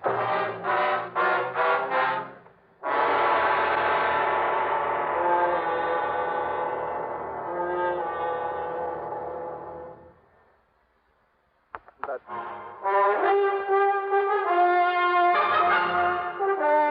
Johnny, my good friend Kenworthy, out in Los Angeles, died exactly 6 days after he broke the chain of these letters, just the way the letter said he would. Coincidence, I tell you, Mr. Cartwright, or at most a result of some superstitious fear that the letter instilled in him. No, sir. Well, that's what these chain letters do. They hold out that phony, hollow promise of giving you something for nothing. And they scare you into doing it, work on your superstition. Johnny... And if you think superstition is dead in this enlightened age, you're wrong. Why, some of these chain letters even include a religious-sounding prayer for good luck. Let me explain. And you know the only people who profit by the letters that ask to send money? The people who start them, or maybe one or two others out of the millions who send them along. Millions of suckers, that is. But, Johnny, that isn't... Look, ask anybody you know, anybody who's ever carried on the chain, how much did they get out of it? Nothing. Well, now, this one is only for an exclusive group of wealthy, retired people. So listen... Oh, sure, but take my word for it, it's worthless. But don't you see... Even if it's one of those that doesn't require sending any money, you can be sure the crook who got it going either has some ulterior purpose or he's just a plain crackpot. Anybody who gets scared into going on with it ought to have his head examined. Johnny, will you listen to me? And if they want you to send money... Oh, I'm sorry, Mr. Cartwright. Go ahead. Just how did your friend in Los Angeles die after the dozen times a dozen hours had passed? Yes, well, now, the same as my other friend, Alpheus Perryman in Chicago. Yeah, well? They were both of them run over by a hit-and-run driver at exactly the time the chain letter said disaster would overtake them. You know they're against the law, don't you? Chain letters for any purpose. Of course they are, and they should be. But you just listen to this, and this is why I'm worried. Yeah? A dozen hours after he received this letter and carried on the chain, Admiral Parley Barron came into a great fortune. Oh, sure. Yeah, you see. Now, and this one, Adjutant General Frederick Melchior was suddenly and miraculously cured of cancer. Same old junk. No, listen now, listen. But a dozen hours after Hector Kenworthy of Los Angeles broke the chain, that's my friend, Johnny, that Henry. Yes, I know. And after A.J. Perryman of Chicago broke the chain, they were both dead. Yeah, you see that? Right here. Let me see. And if you break the chain, beware. The same thing can happen to you. It will happen to you. Yeah, I know. You see, Johnny? Well, I think maybe you're right. This is the same kind of scare stuff, but it goes a little bit too far. Yeah, and it isn't the $100 I'm supposed to send. $100? Yes, $100 in cash to the name at the top of the list. Exclusive list of honest, wealthy, retired people. Exactly. And do you know who else has received one? Here in Lakewood? Who? Mrs. Templeman, the rich widow who lives over at Piney Woods, and Wilfred W. Winterbottom, the retired oil millionaire. This name at the top, the one who gets the $100, Mr. Daniel Stringer. Yes, here's the address, care of Post Office Box 101, New York, Zone 84, New York. I don't know what part of New York that postal zone is, but believe me, I'm going to find out. You are? What do you mean? You're not going to leave me? I'm not just going to sit here. But don't you see? The dozen times a dozen hours are over for me. And you're superstitious, too? Enough to be scared by the threat in this chain letter? Enough to maybe hurt yourself by doing some fool thing or other because you are scared? Oh, well, no, John, no, why, of course not. All right, then. I'm going to get you a bodyguard from the local police. Where's your phone? They're on the stand in the corner. But now, Johnny... Yeah? If the police come around, wouldn't that warn anybody who might be coming here to harm me? Mr. Cartwright. Yes, Johnny? There are times when I think you're... Well, I think a lot of things about you. Oh, sure, I know, yes. Wild and crazy, eccentric old man. To be very blunt about it, yes. Well, maybe I am. A little bit. But when the chips are down, you're no fool. Oh, no, I wouldn't be too sure about that. I've never really given much thought to this chain letter thing before. Sure, I've tossed some of them into the wastebasket. But maybe I should have investigated them, even the little ones, because they all work on the same principle. They all contain a threat, and they all capitalize on fear. Look at that. It says...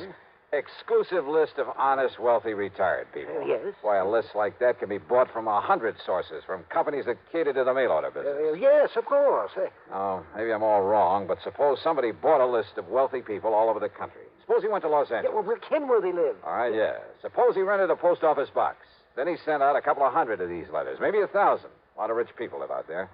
The letters were all the same, with his name at the top of the list. Then half a dozen fictitious ones. Fictitious? Yeah. Any names on that list that you recognize? Let me see here. No. All right. So maybe only 100 people were scared into sending the money, carrying on the chain. After all, like you said, it isn't $100. You're right, Johnny. And 100 people at $100 apiece. $10,000. Even half of that would make it worth sending out those letters. And by the time the 6 days are up, he's collected enough so he skips town. And people like Kenworthy and Perriman, you think he killed them to carry out the warning? Well, frankly, I doubt it.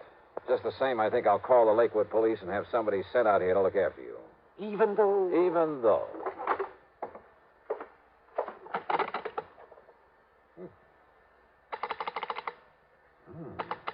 What is it, Johnny? Maybe I was wrong, Mr. Cartwright. Your phone wire's been cut.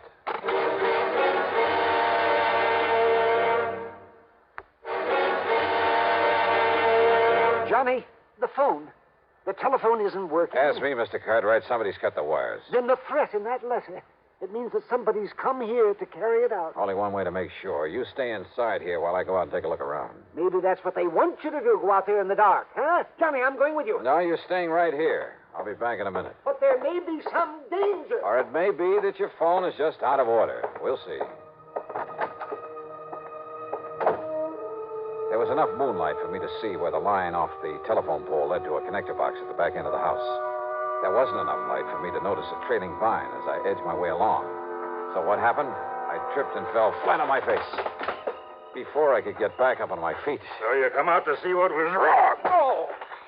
You were Mr. Cartwright. Oh! For not reading your mail real good.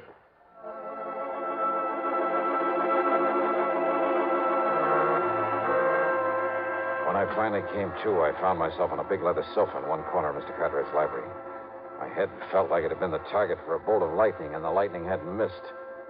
A familiar face slowly came into focus. That's right, Johnny. Another little sip of this brandy, and you feel much better. Mr. Cartwright. Here you are. Thanks. Thanks. I was afraid there might be somebody out there, so I sneaked on out after you. Yeah? Yes. And I took along an old cricket bat. Oh, no. Yes. And when I saw what he was doing to you, I let him have it. Oh, yes, with all I had. Oh, I slayed him. Well, who is he? Where is he? I had an awful time dragging him into the house, but I did it, Johnny. Yes, indeed, I did it. And I locked him up in the broom closet, too. I locked him up tight. Good. I told you you're okay when the chips are down. Oh, it's just that I caught him off guard. Oh, sure. But now if I can get up on my feet. Yes, the boy. Yeah, I think I'd like to talk to him.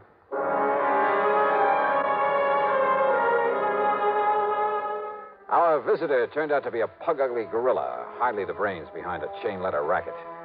Except for admitting he'd been hired by somebody in New York to come up here and give Mr. Cartwright a beating, then make it look like a burglary job, he refused to talk. So we locked him up again, and I laid my splitting head on a pillow for some much-needed rest.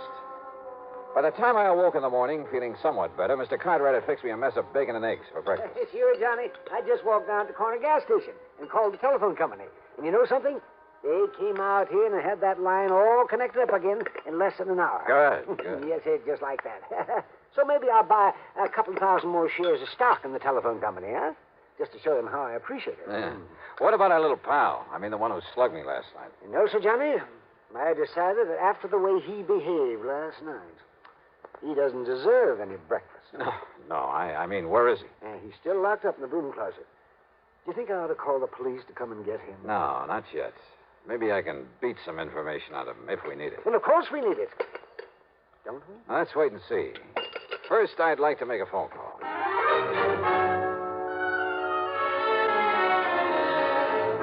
The call was to my old friend, Lieutenant Randy Singer, New York Police Department, 18th Precinct.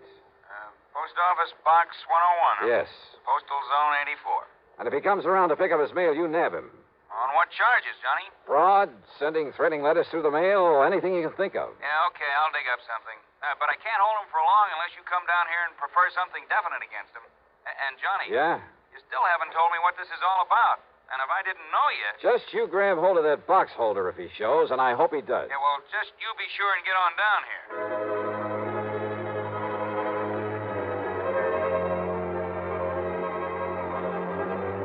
Mr. Cartwright and I piled into my car. We drove over to call on first the wealthy widow Templeman, then the retired millionaire, Mr. Winterbottom.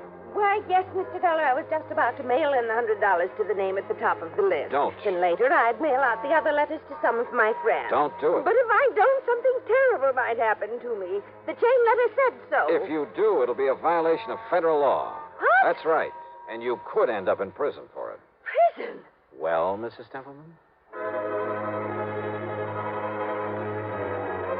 Is Mr. Dollar? Yes, sir. Yes? Better do as he says, Mr. Winterbottom. But I didn't realize. I didn't know You that. do now, sir. Then back to Mr. Cartwright's home on the hill, just in time to answer the telephone. Johnny Dollar. Johnny, I've got him. And what a find. Yeah, Randy? Daniel Stringer, alias Danny McKay, alias Willie Daniels, and half a dozen other things. I watched him unload the post office box myself, Johnny. Then I tailed him to a cheap rooming house. Go on. When I nabbed him, he was opening, must have been 50, 60 letters he'd got. Chain letters. And Johnny? Yeah? You know what he was taking out of them? I can guess, Randy. Thousands. Enough money to hold him on suspicion of almost anything. And Johnny... Still here. He also had a bunch of new letters he'd written, all addressed to folks in a wealthy section down near Germantown, PA. Then hang on to him, Randy. I'll be down to make formal charges against him. Okay. Maybe I'll pick up a chief inspector from the post office department to do it. Okay, Johnny.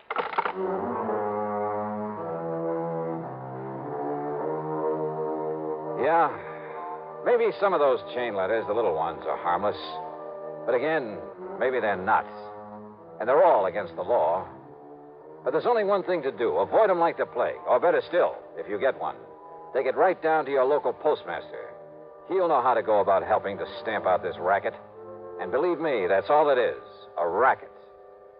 Expense account total, including mileage on my car and the trip to New York and back, $27.35. Yours truly, Johnny Dollar.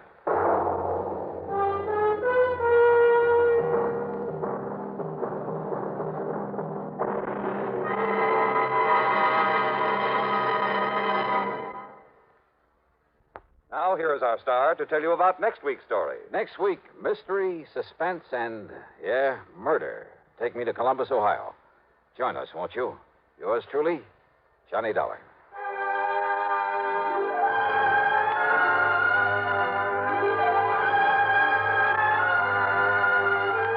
Yours truly, Johnny Dollar, starring Bob Bailey, originates in Hollywood and is written, produced, and directed by Jack Johnstone.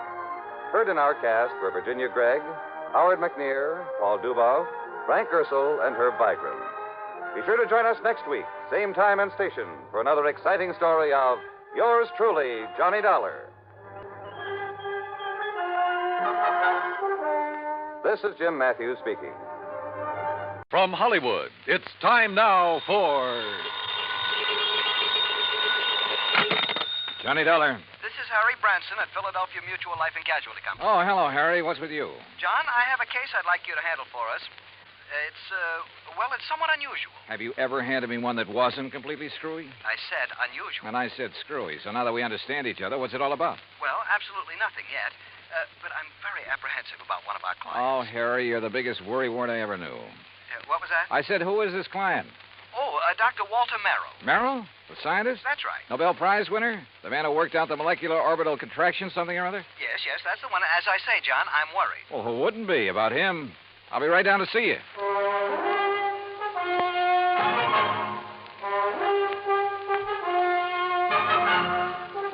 Bob Bailey in the exciting adventures of the man with the action-packed expense account. America's fabulous freelance insurance investigator. Yours truly, Johnny Dollar.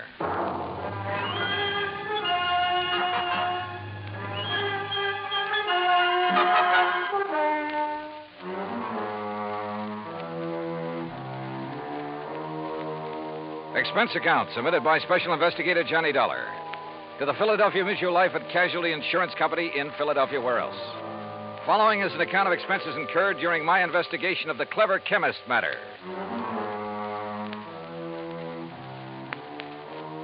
Expense of transportation and incidentals, Hartford to New York to Philadelphia. I didn't even stop to check my bag, but headed directly for the Philly Mutual building on Walnut Street. Harry Branson is a good insurance man, but a great worrier. Nonetheless, he'd given me some pretty important, too. And after all, what do we live for? There you are. Keep the change. Thanks, Doc. John, what took you so long? Oh, now, what's the matter, Harry? Forget to pay the rent on your office or just forgot the key? No, John, as a matter of fact, I have the key right... This is hardly the place for levity. Well, surely you haven't been waiting here on the sidewalk ever since you called me. No, I haven't, but by checking plane schedules, I was able to determine when you'd arrive almost to the minute, and not wanting to waste time taking you upstairs to the office. Pretty urgent matter, huh? Well, you should be here shortly. What? Well, now, usually I arrange these things myself, Harry. Yes, and how we pay of you. Oh, Harry, you touched me to the quick. Oh, now, please don't misunderstand me. I don't mean that there's ever anything really dishonest about You your don't? expense account. Well, It's only... you ought to. Believe me, I'll pad it to the hilt if I think I can get away with it. Anyway, the most important reason for engaging the car was so that you can leave immediate... Malaga? Yes, New Jersey. It's a... Oh, is that where Dr. Merrill is? Yes. As is his custom, he chooses to work in some isolated spot where he can't possibly be disturbed. He and his colleague, that is. Colleague? I always heard that he worked alone, freelance. And you heard right. However, he now has a Professor Theodore Nash with him. Nash?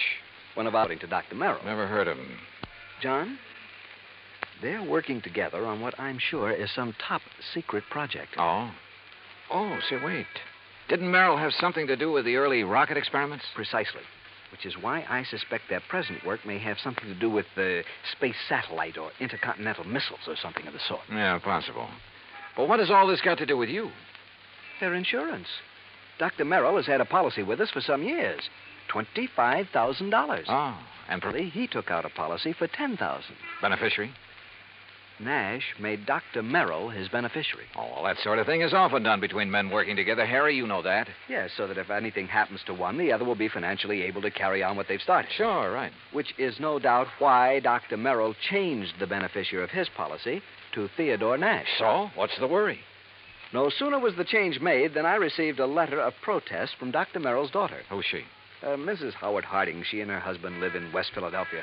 He's a welder for an aviation company, I think. Well, what did she base her protest on, Harry? She claims her father must have been coerced into changing the policy. Oh, now, wait a minute.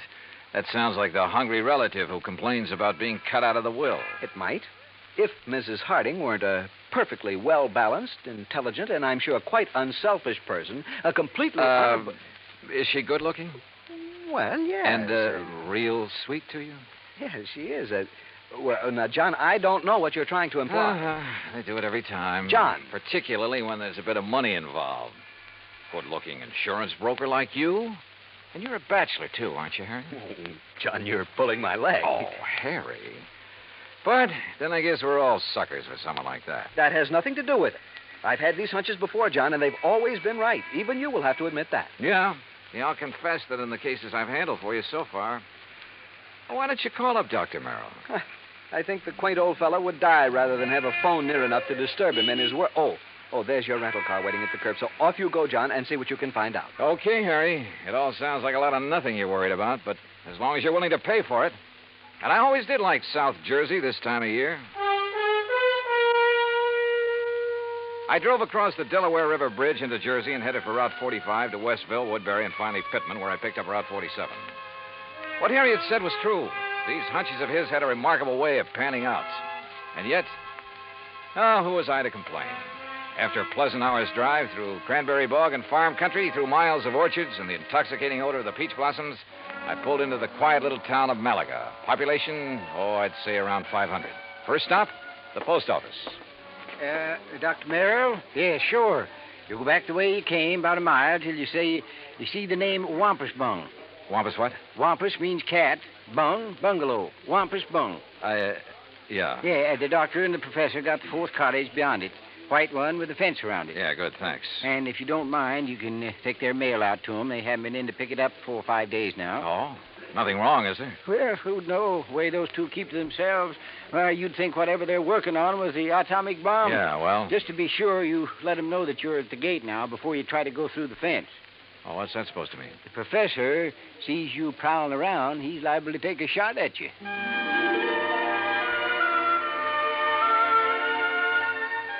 As I drove back and toward the edge of Little Malaga Lake, the idea of getting shot at by anyone living in this peaceful, quiet place seemed ridiculous. The lake itself, by the way, looked pretty inviting. I made a mental note to come back here on my own sometime after the fishing season opened. As the postmaster had indicated, the fourth cottage beyond Wampus Bung was heavily fenced in, so I gave notice of my arrival.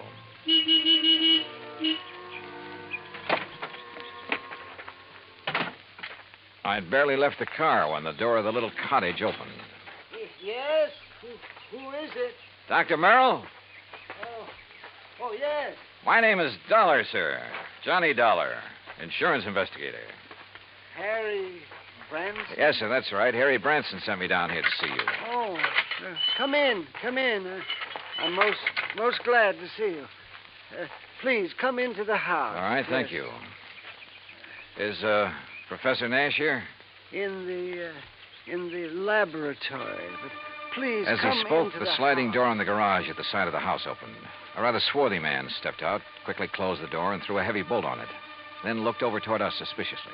Yes, because it's better that you and I talk in private, alone. Doctor, who is that? Oh, yes, Professor. If we have a visitor, why do you not bring him here where we can both speak to him? Oh, yes, of course.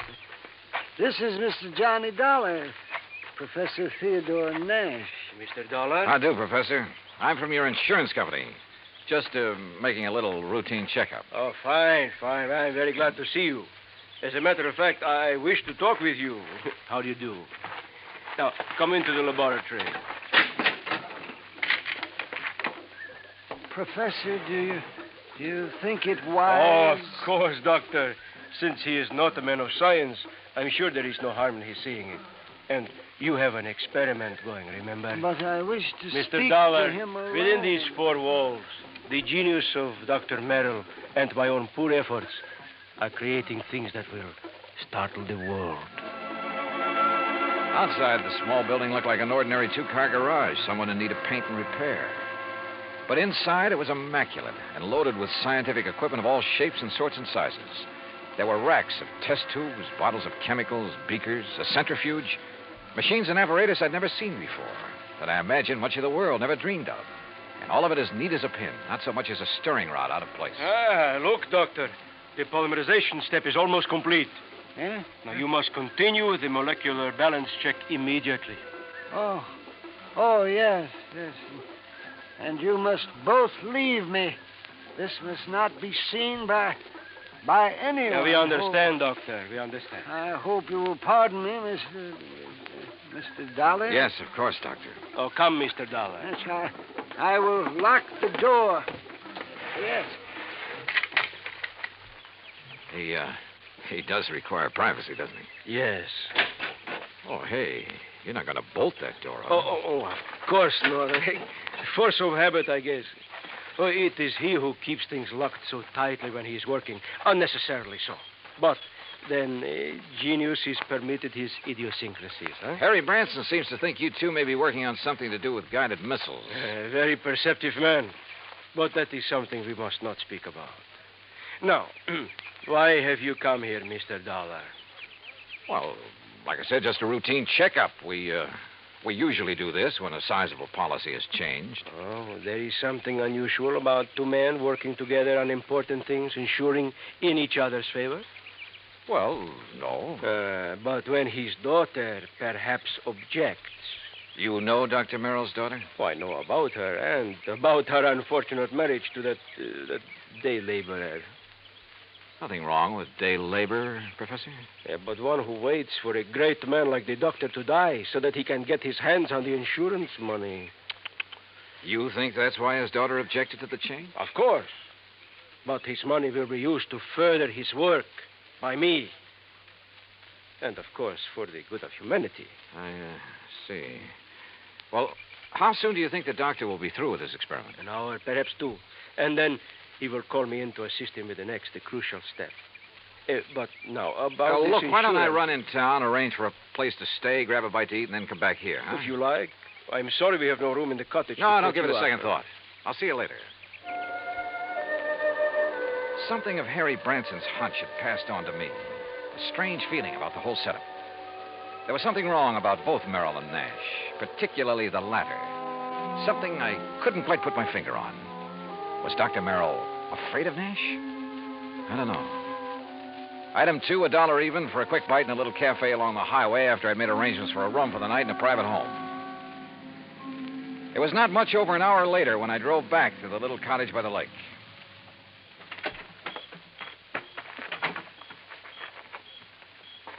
And then I heard it. Someone pounding on the door of the laboratory from the inside. Someone calling for help.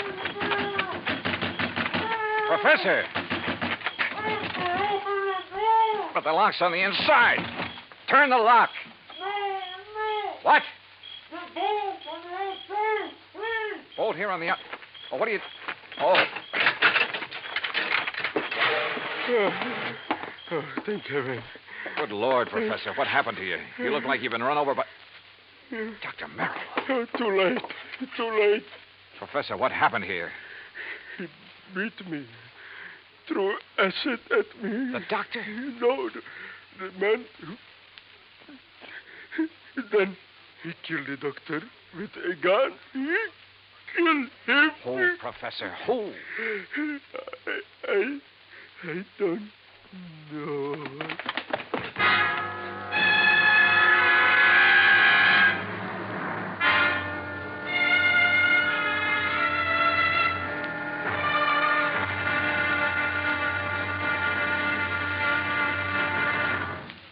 Act 2 of yours truly, Johnny Dollar, in just a moment. Democracy. To the many who have lived under tyranny, democracy comes as a guiding light, shining on a brighter future. That is because democracy stands for the establishment of government conceived from deep thought and free choice, rather than being based on accident and force. It is also normal that the free choice of a democratic government happens because people who choose their own government are directed by true interests in the welfare of mankind. Democracy has been proven to be mankind's greatest legacy of freedom. Now, Act 2 of yours truly, Johnny Dollar, and the clever chemist matter.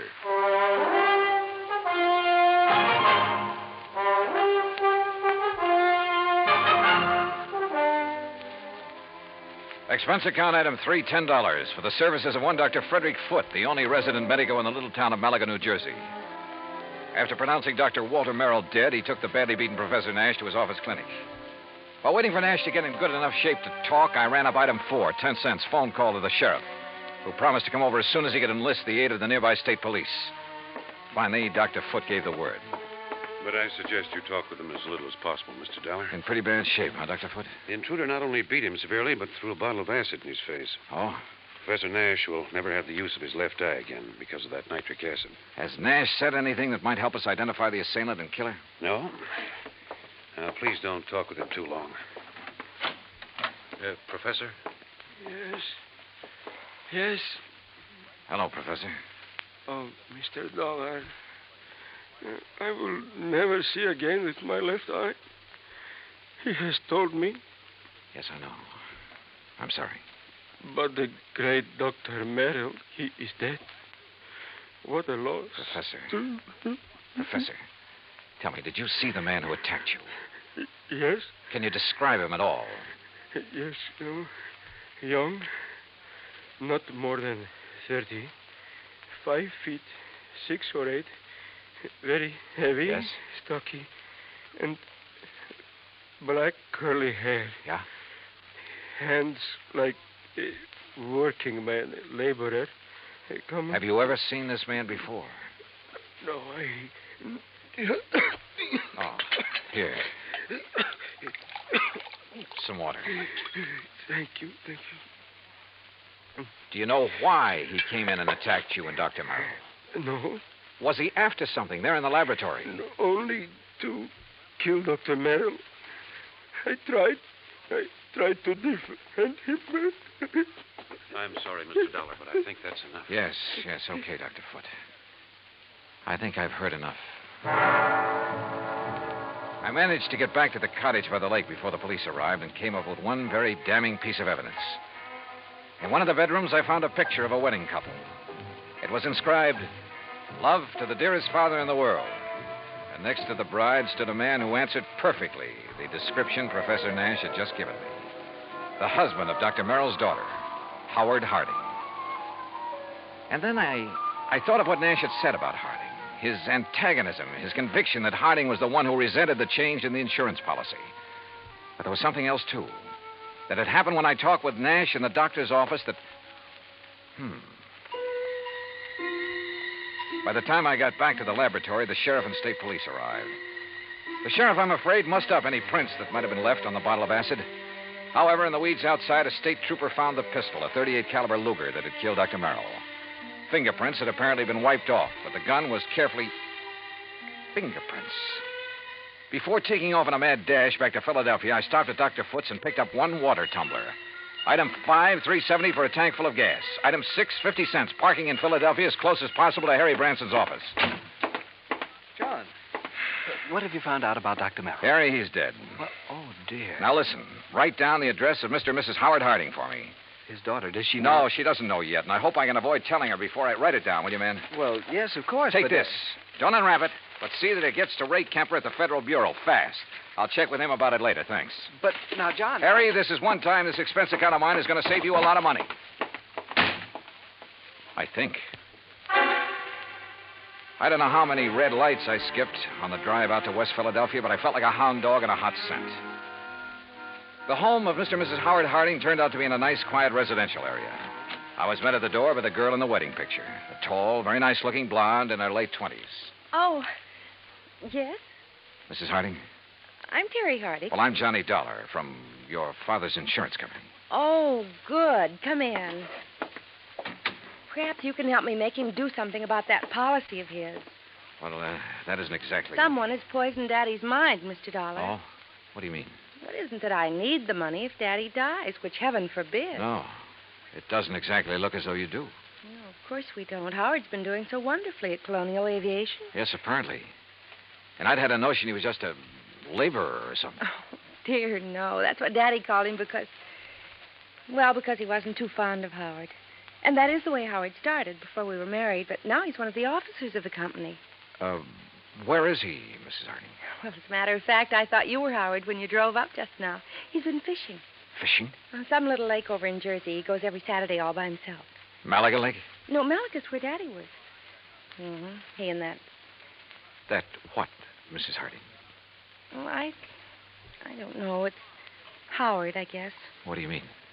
Howard has never liked or trusted him, even though they've never actually met. When Daddy changed his insurance to name that professor, there is something wrong about that man, Mr. Dollar. What, Mrs. Harding?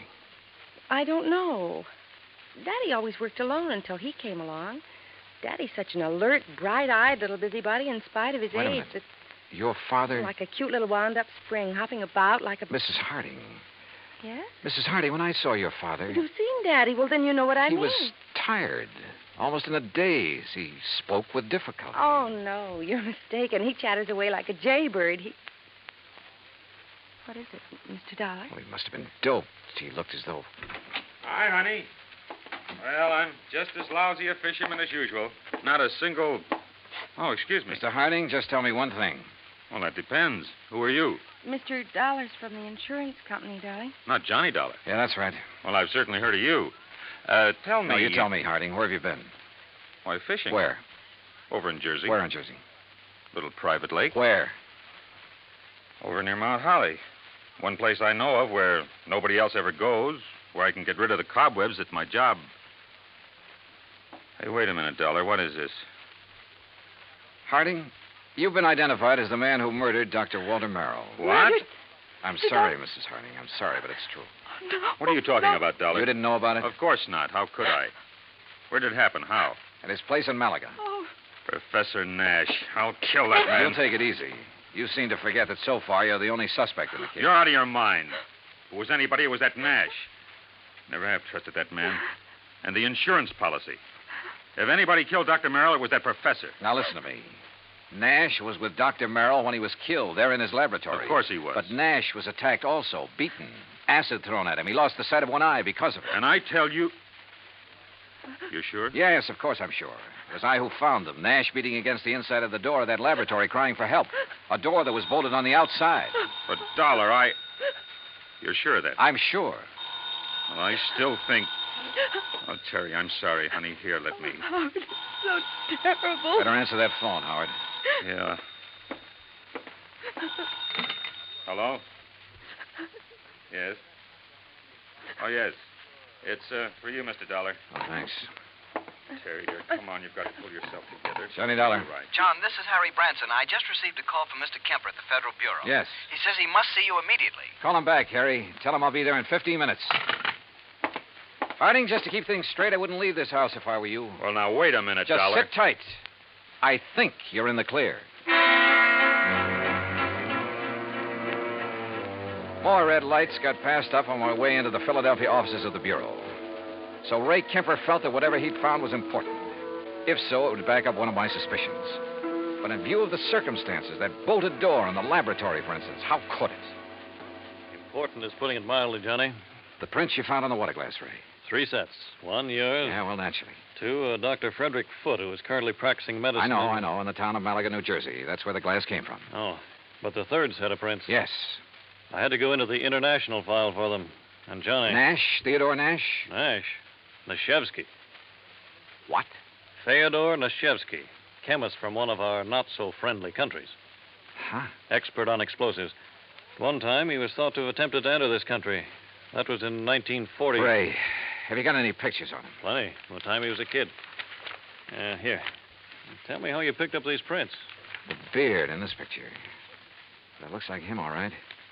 Yeah, this too, with a shaved head. Almost as though he tried to keep changing his appearance. Johnny... Now, wait a sec. This picture of him as a youngster, this eye patch on his left eye. Our dossier is pretty complete. He was quite an athlete until he injured that eye. But it doesn't show in these other pictures, and he hasn't a glass eye. No, his eye always looked perfectly natural. Now, Johnny, if you have information... Ray, this has done it for me, thanks. Hey, now, just a I'll minute. see you. Hey, Johnny! This is Kemper. Give me a man to tail Johnny Dollar. All the way back to Malaga, New Jersey, I hoped my rental car would hold together. It did, in spite of the fact I pushed it all the way. International intrigue is a bit out of my line, but this time, so help me, I was beginning to feel like an FBI man. I stopped at state police headquarters along the way, and according to them, Nash was off the hook.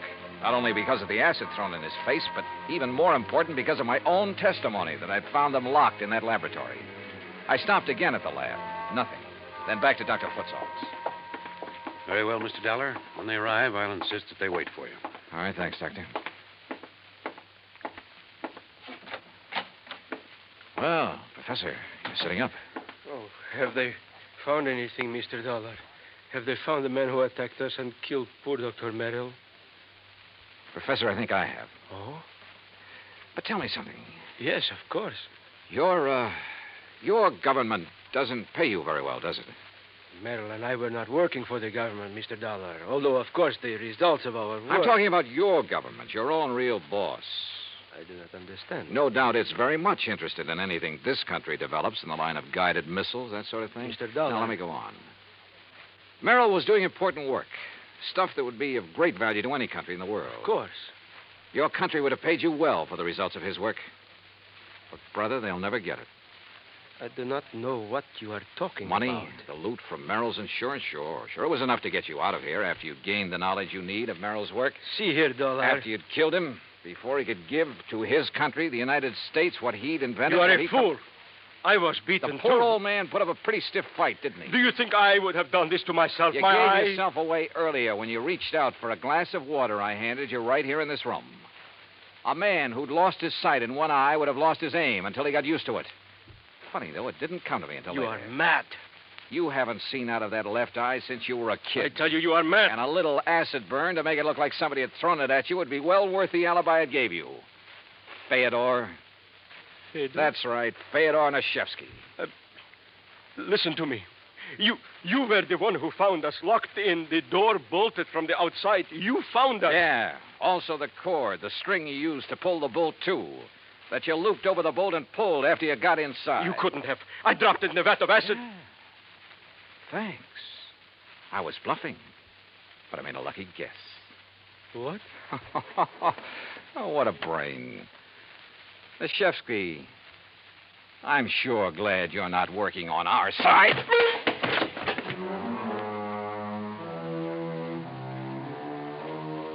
The capsule he fished out of his pocket never got to his mouth. And I'm afraid he won't see very well out of his other eye for a while. My knuckles still hurt. And it was lucky for him that the police arrived. I'm afraid I don't like guys like him. Expense account total, including all the incidentals I could think of, and transportation back to Hartford, $84.35. Remarks? Well, don't beef on this one, Harry. The criminal, in spite of being the named beneficiary, doesn't get paid. Yours truly, Johnny Dollar.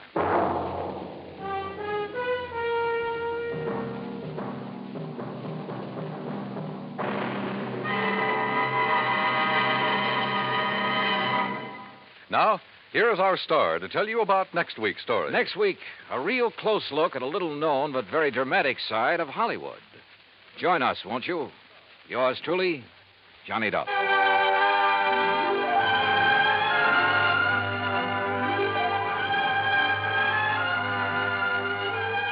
Yours truly, Johnny Dollar, starring Bob Bailey, originates in Hollywood. It is produced and directed by Jack Johnstone, who also wrote tonight's story. Heard in our cast were Virginia Gregg, Harry Bartell, Howard McNear, Forrest Lewis, Jack Crucian, Russell Thorson, Frank Gersel, and Bob Bruce. Musical supervision is by Amerigo Marino. Be sure to join us next week, same time and station, for another exciting story of yours truly, Johnny Dollar.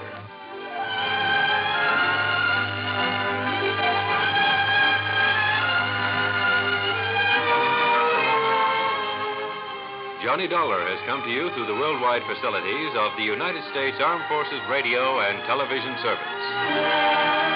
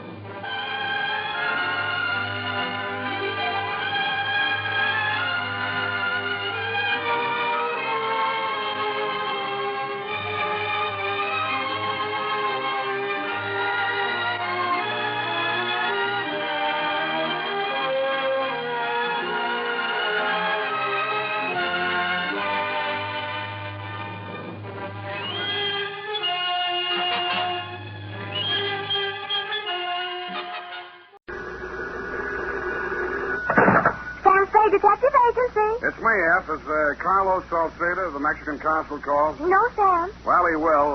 Tell him it's not what we thought it was. Behold everything. I'll get to him as soon as I can. Yes, Sam, you sound so tired. Are you all right? I am, and I'm not. There were too many windmills to chase, too much language I didn't understand, and much too much venganza, which is Spanish for vendetta, which is English for vengeance. In any language, it's dynamite with a short fuse. Then you knew what it was all about all along, Sam. It was revenge. It was and it wasn't. Oh, I'm afraid I don't understand. What about the girl? Is she all right? She is and she isn't. I am confused. Exactly par for the course. But don't worry, F. It'll straighten out like starch spaghetti when I come down to say it with flowers, dictating, as I will, my report of fury and ferment on the Red Anapola Caper. Amapola, my pretty little poppy. Oh, Sam. Mrs. Ortiz, I'll be today. Mr. Salcido called. I told him what you told me to tell him. For more I couldn't ask, yes? He understood what you meant perfectly. I don't understand a thing. You will. You know, I may have to trade this stuff in for tequila. No messing around there, straight to the point. A virtue some people might do well to cultivate. Just tell me one thing, Sam. Was it a sour caper? Let's not tarry F to the point, remember? Pad ready? Pencil poised, knees crossed. Yes, Sam. Skirt a little bit higher. But all I want to know is... All right. Date, fill it in. To Detective Lieutenant Kelsey, Homicide Detail, San Francisco Police, from Samuel Spade, license number 17596. Subject, the Red Anapola Caper. The following is, as you requested, a detailed account of the 31 hours, 16 minutes I spent on the case of Armando Rios and daughter. I trust it will answer all your questions, solve your commissioner problems, and enable you to speedily dispatch your duty as one of the city's finest. May heaven help our city. So come back with me to 3 p.m. yesterday, the approximate time I stepped into my office and saw, standing nervously by the window, a Mexican girl in her early 20s. Her clothes, though neat and clean, were rummage sale specials which had seen better days.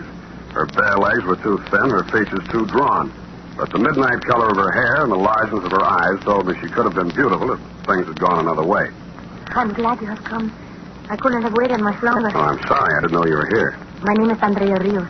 I would like to hire you. Mm-hmm. But I do not have much money. Well, much money may not be needed, Miss Rios. What is it you want? Your time, Mr. Spade. You see, if you accept this job, I must have all of your time from now until tomorrow morning. If you cannot accept, you must tell me now so I can get someone else. I see. I can only pay $30. I know it is much to ask for $30, but... Then ask for more for less. The job may be difficult for you. You will not be able to sleep. Well, I can make that up on somebody else's time. Then you will help. Yes, I think so. I would like to hear more about it. We will go to my father. You will learn more there.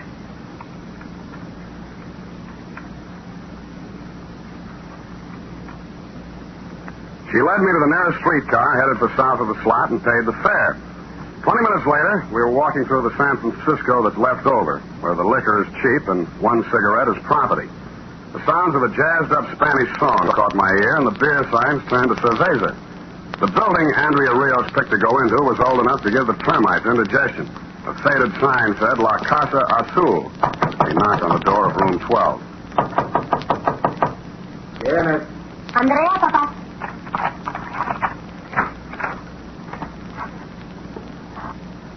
The weather-beaten face that stood in the doorway figured to be 60, but the age should have come from concern.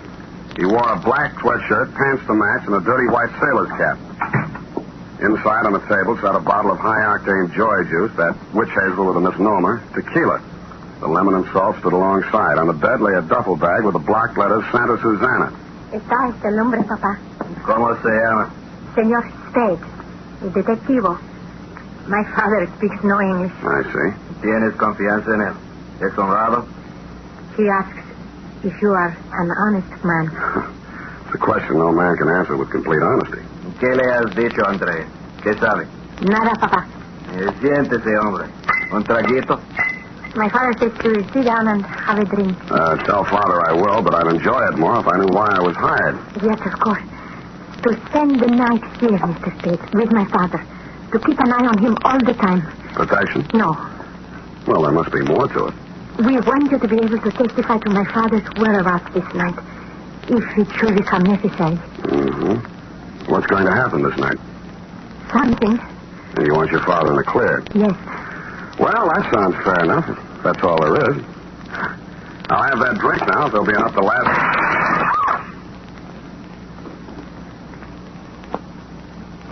The window pane came flying in, and the ugly muzzle of a .45 silencer attached stuck through. I yelled, so did Andrea. But the gun yelled louder and with more effect. The bullet hit Andrea in the side. She lurched crazily, then folded in her father's arms. She began to mumble her name and cry. I jumped to the window. Pulling away was a black Buick sedan with driver unidentifiable. So were the license plates. They were covered tightly with a cloth. It was a pro job from beginning to end, and a clean getaway.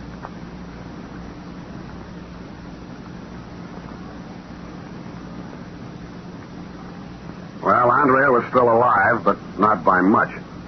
I turned up a phone in the lobby. One nickel got me to the emergency hospital. The other brought me homicide. When I got back to the room, Andrea was still lying there, but she was alone. Armando Rios, her father, had gone. And I thought I knew why. Revenge, huh? Exactly, Lieutenant. I think Rios knows who shot his daughter because I think the bullets were meant for him and she got them by mistake. Huh? I think, therefore, that Rios has got revenge on his mind. Now, let you have Rios picked up before he does something he can't get out of. I'll make a note of that. Also make a note as follows. I, Lieutenant Kelsey, will check the Mexican consul for background on Rios because I, Lieutenant Kelsey, believe Rios is a Mexican national. Not so fast, sir. Furthermore, I, Lieutenant Kelsey, will make a close check of all incoming police calls for the rest of the night because something is going to happen for which Rios wanted an alibi. When I find out what Sam is, I will graciously inform Sam Spade. Sam, how do you spell graciously?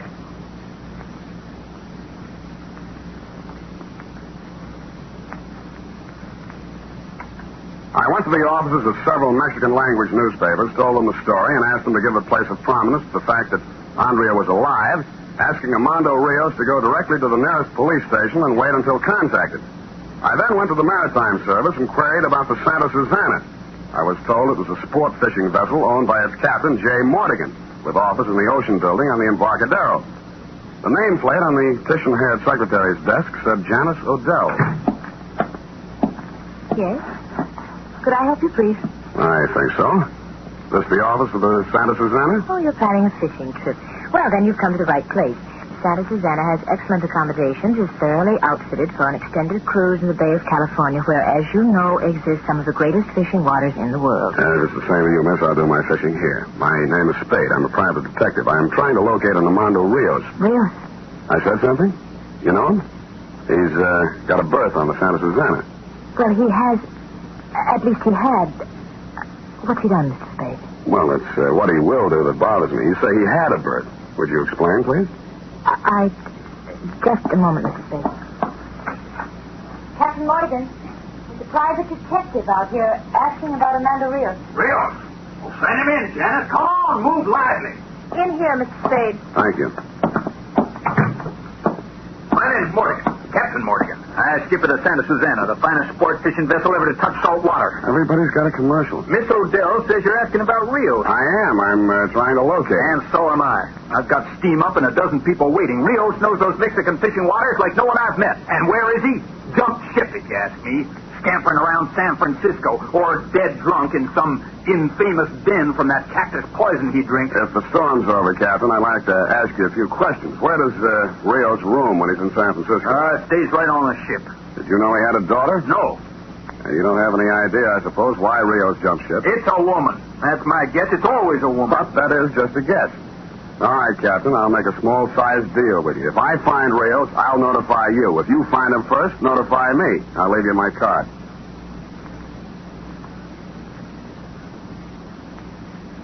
Mortigan agreed, and I left, pausing only long enough in the front office to give Janice Odell my phone number in case she saw Rios. She gave me her phone number, and it was a fair exchange.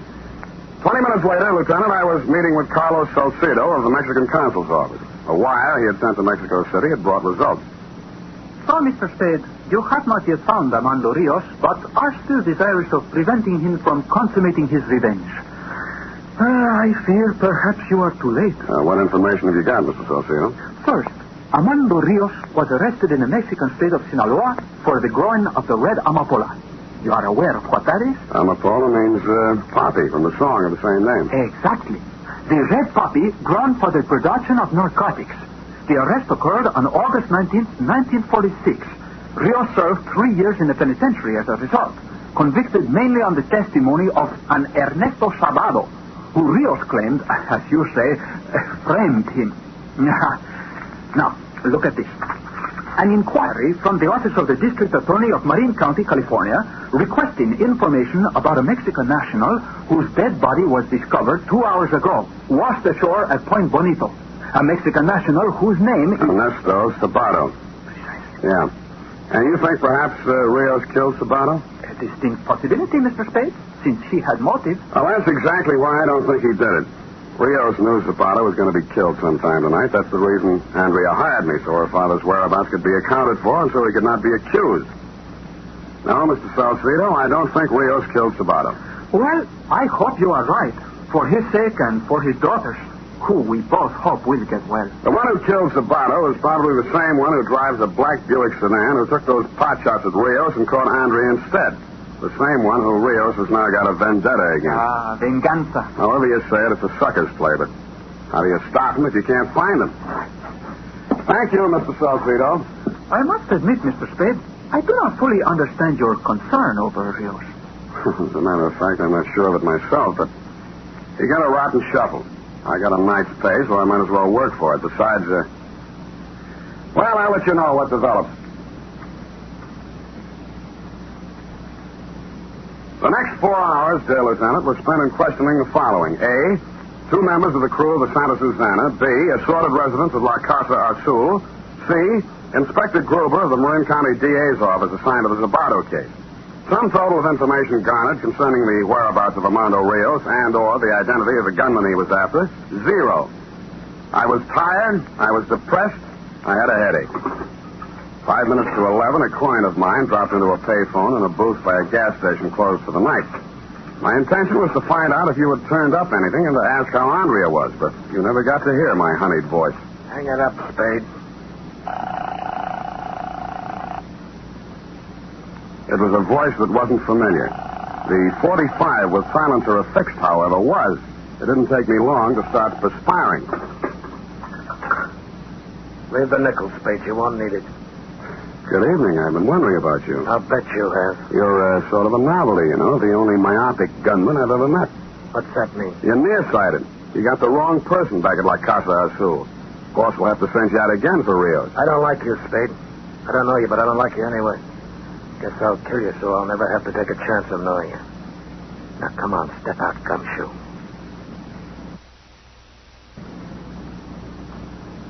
He urged me out of the phone booth up the street a few paces to the head of an alley with a blind end. There he parked himself in a fire plug. I wished him all sorts of bad luck, and he told me to start walking into the alley. Mine was small choice. But as I moved away from the gunfield toward the alley's end, my eyes searched for means of escape. All right, Spade. That's far enough. Now I'm going to pick your eyes out. Turn around. I stood frozen for a moment, then spun and looked. The gunzel had pitched onto the sidewalk, but the 45 was still in his hand. I moved up to him slowly with a maximum of caution and took a closer look. He was as dead as he could get. A knife in his back had done the job. That's when I looked up the street and saw a figure in fast retreat. It wore a black sweatshirt, pants to match, and a dirty white sailor cap. It looked very much like the venganza of Armando Rios was accomplished.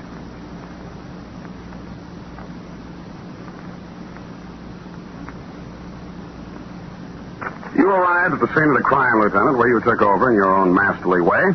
By the adroit maneuver of looking into the dead man's wallet, you uncovered the fact that he was a Los Angeles import named Max Rapper. You then examined the knife in his bag and discovered, as I had previously, the initials AR for Armando Rios cut into the handle.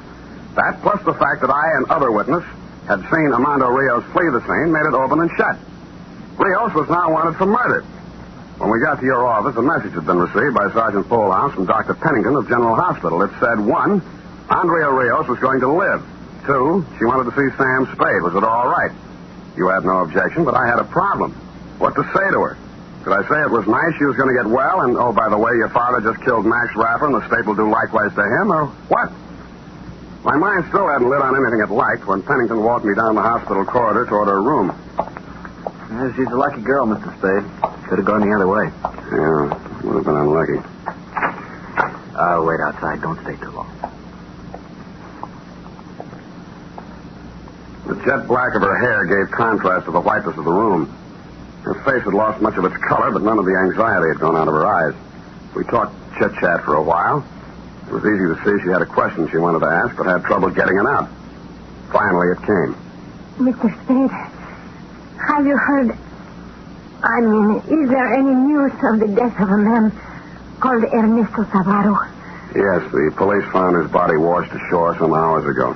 My father did not kill him. No, he's clear on that. I can testify. Oh, that is what I was worrying about. Now, Mr. Spade, I can tell you what you do not know about my father and Ernesto Savaro. I already know. Carlos Salcedo, the Mexican consul, told me. The Red Anapola? Yeah. Oh, it was an unfortunate affair for a great many people, Mr. Spade. Buyers from the United States came to Sinaloa. With money, the peasants were lured into growing the poppy. Mm-hmm. Many knew no better. Many did not know what it was for. They knew simply to grow the red flower brought more money than to grow food. When the police came, they suffered. The buyers were nowhere to be found. Anyway, it's all right now. My father did not kill Ernesto Savaro.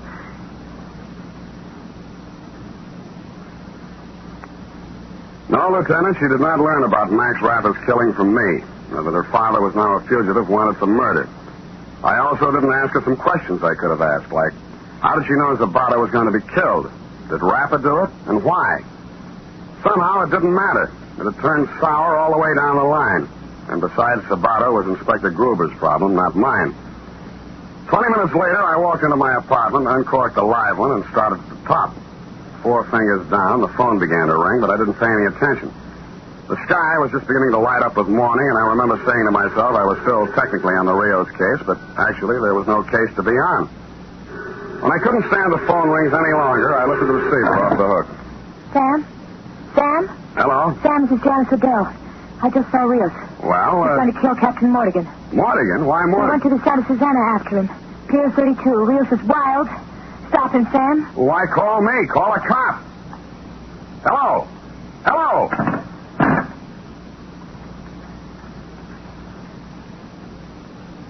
"12 minutes later, I was moving through the early fog of the waterfront looking for the Santa Susana. Black letters on a bobbing white bow led me to it, but no signs of life came from aboard ship. A quick tour had me believing it was deserted and that either Rios had caught up with Mortigan someplace else, for what reason I didn't know but could guess, or that Janice had given me wrong information. Moments later, however, in the boiler room, it was clear she hadn't. The furnace was open, coals were spread on the floor, and so was a dead Captain Mortigan. Slouched in a chair with his eyes closed and a daze was a worn-out Armando Rios. He should have been. He'd had a busy night. Rios? Se murió. Ah, wake up, Rios. Se murió. El capitán se murió, señor Spade. In any language, he's dead, if that's what you mean. You couldn't be any clearer. Es él. Es el hombre. Es su culpa que Andrea fue enterrado. Ahora está muerto. Y no he obtenido la venganza. Venganza. Too much venganza. You fixed it fine. Andrea's going to feel swell about it. Oh, what's the use? Come on, Rios. Hello. Hello. Who's down there? Kelsey? It's you, Sam. What are you doing here?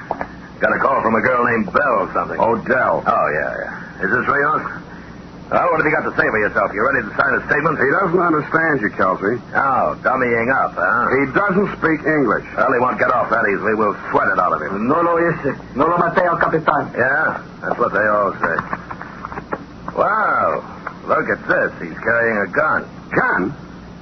Why would he use a knife if he had a gun? Don't ask me. I don't speak Spanish. Say, what's all this coal doing on the floor? It's messy.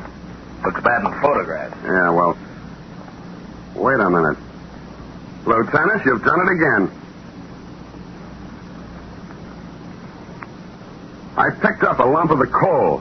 There was a small hole bored into the center. Examination of others revealed the same thing. Curious, you'd say? Not so when you start thinking about 1, the Red Anapola, 2, the fact that Zabato's killing still remained unexplained, and 3, and bingo, narcotic smuggling. A phone book gave me an address on Jackson, and a rap on a door got me a quick reply.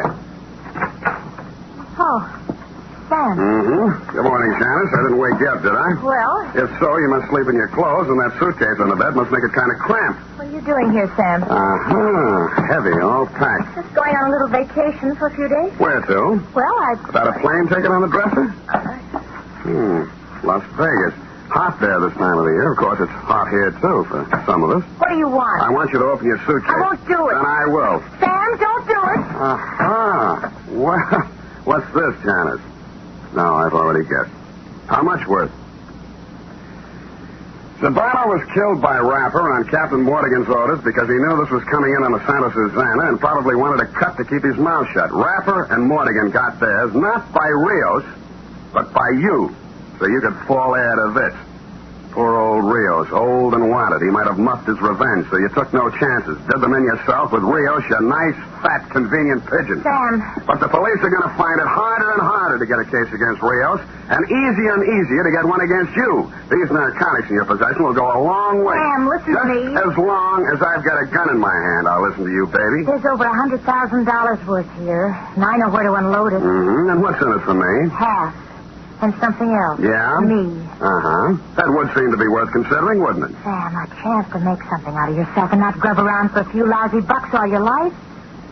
You're going to turn me over to the cops? Not just any old cop, Janice. I want something befitting your character. I'm going to turn you over to Lieutenant Kelsey. And that, Lieutenant, brings you up to date. Period. End of report. That awful girl. We'll talk about it later, F. But... Later. Go type it up.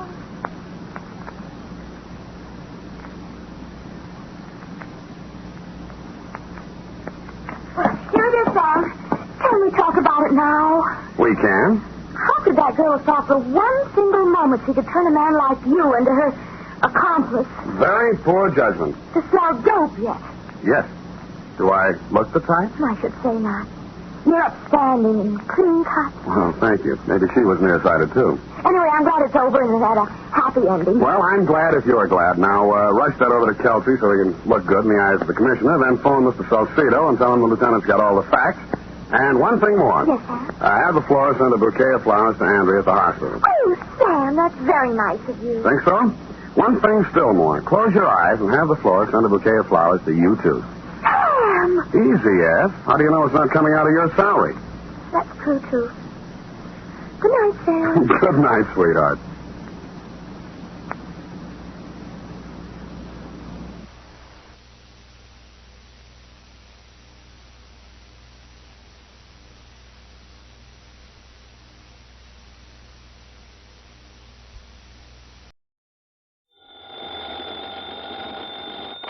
$20. Clark Tracy at Providential Assurance Company. Yeah, hiya, Clark. I'm glad I caught you in.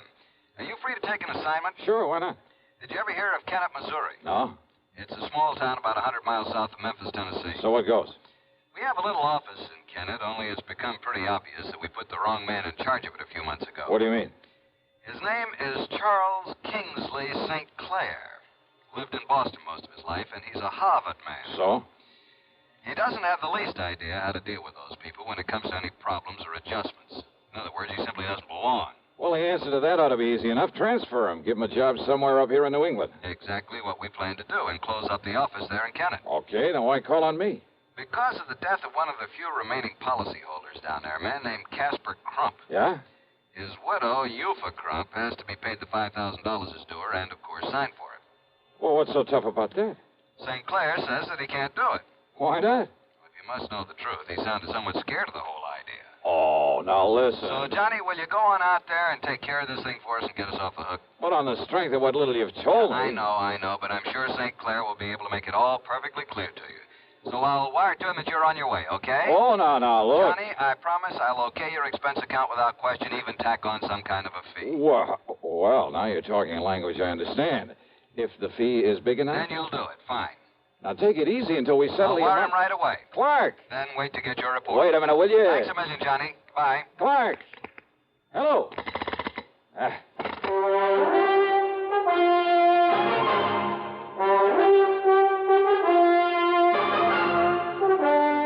CBS Radio brings you Bob Bailey in the exciting adventures of the man with the action-packed expense account, America's fabulous freelance insurance investigator. Yours truly, Johnny Dollar.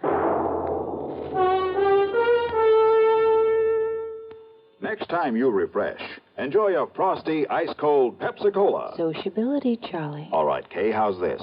Pepsi is light, refreshes without filling. You like to refresh? Have a Pepsi right now. Well, offer it to everybody, Charlie. I will. Enjoy Pepsi at the fountain. It's delicious at home, too. Have one at lunch or with a snack. Charlie. At the beach or at dinner. Wherever you go, wherever you're thirsty, Pepsi is there. It's here, too, in our Be Sociable song. Be sociable, look smart, keep up to date with Pepsi. Drink light, refreshing Pepsi. Stay young and fair and debonair. Be sociable, have a Pepsi. For the weekend, have plenty of Pepsi around. Pick up an extra carton today. CK, I'm sociable. With Pepsi, everyone is. And now, Act One of yours truly, Johnny Dollar.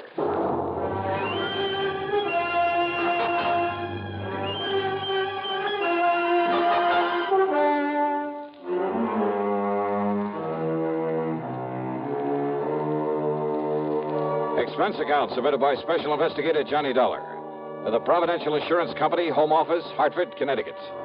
Following is an account of expenses incurred during my investigation of the Moonshine matter.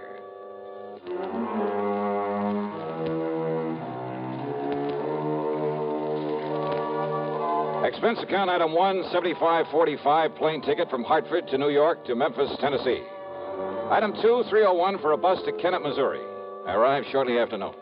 Yes, Mr. Dollar, I shall be glad to get away from here and get back to civilized country again, where I won't be looked at askance because I choose to dress for dinner. I see.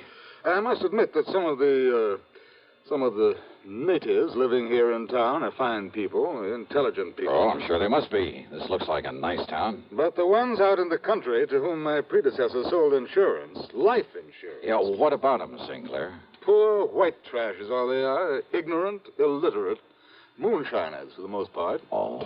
Only half a dozen of the policies he issued even have signatures on them. The rest are signed with an X.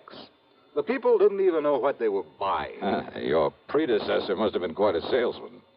Hardly a fit representative for a large insurance company, which, of course, is why the company got rid of him. Yes, Mr. Dollar, I shall be glad to get away from this, but until the insurance payment can be made to Mrs. Eufa Crump. Well, any reason why you just can't call her in here and hand her a check? Call her?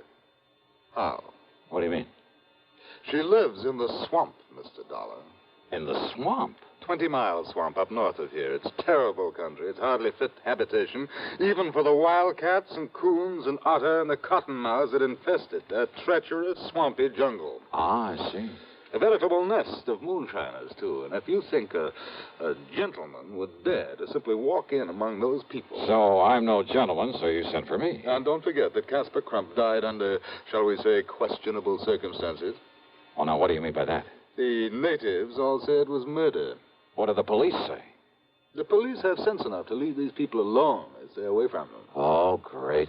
But, Mr. Dollar, if you can somehow clear up this one remaining account, get this money in to Mrs. Eufa Crump, and I have it here in cash all ready for you. Stick my neck out to save yours, huh? To be honest about it, yes. Okay. Let's say I'll try. How do I get to this 20-mile swamp?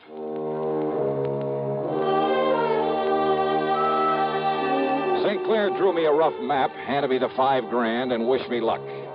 Item 3 is $20 deposit on a rental car from one of the local garages. And what a car. It should have hit the junk heap 15 years ago and was actually held together in spots with baling wire. The left-hand door was closed with the help of a piece of rope. But it was transportation of a sort. I headed west a few miles and then north into some of the wildest country I've ever seen. It reminded me of the Everglades in Florida. The so-called road I followed was a deeply rutted set of wagon tracks full of mud and potholes. On both sides, the brush-covered, soggy swamp. There were huge, rotting logs crawling with water moccasins out sunning themselves. Yeah, I was glad I had some kind of a path to follow. And then up ahead, I saw a shack sitting on stilts to keep it above floodwater. But as I slowed down to make a turn over toward it, the gunshot from over by the cabin smashed into the windshield. I stepped on it and spun the wheel to get away. But the second shot caught a front tire. The car went into a skid.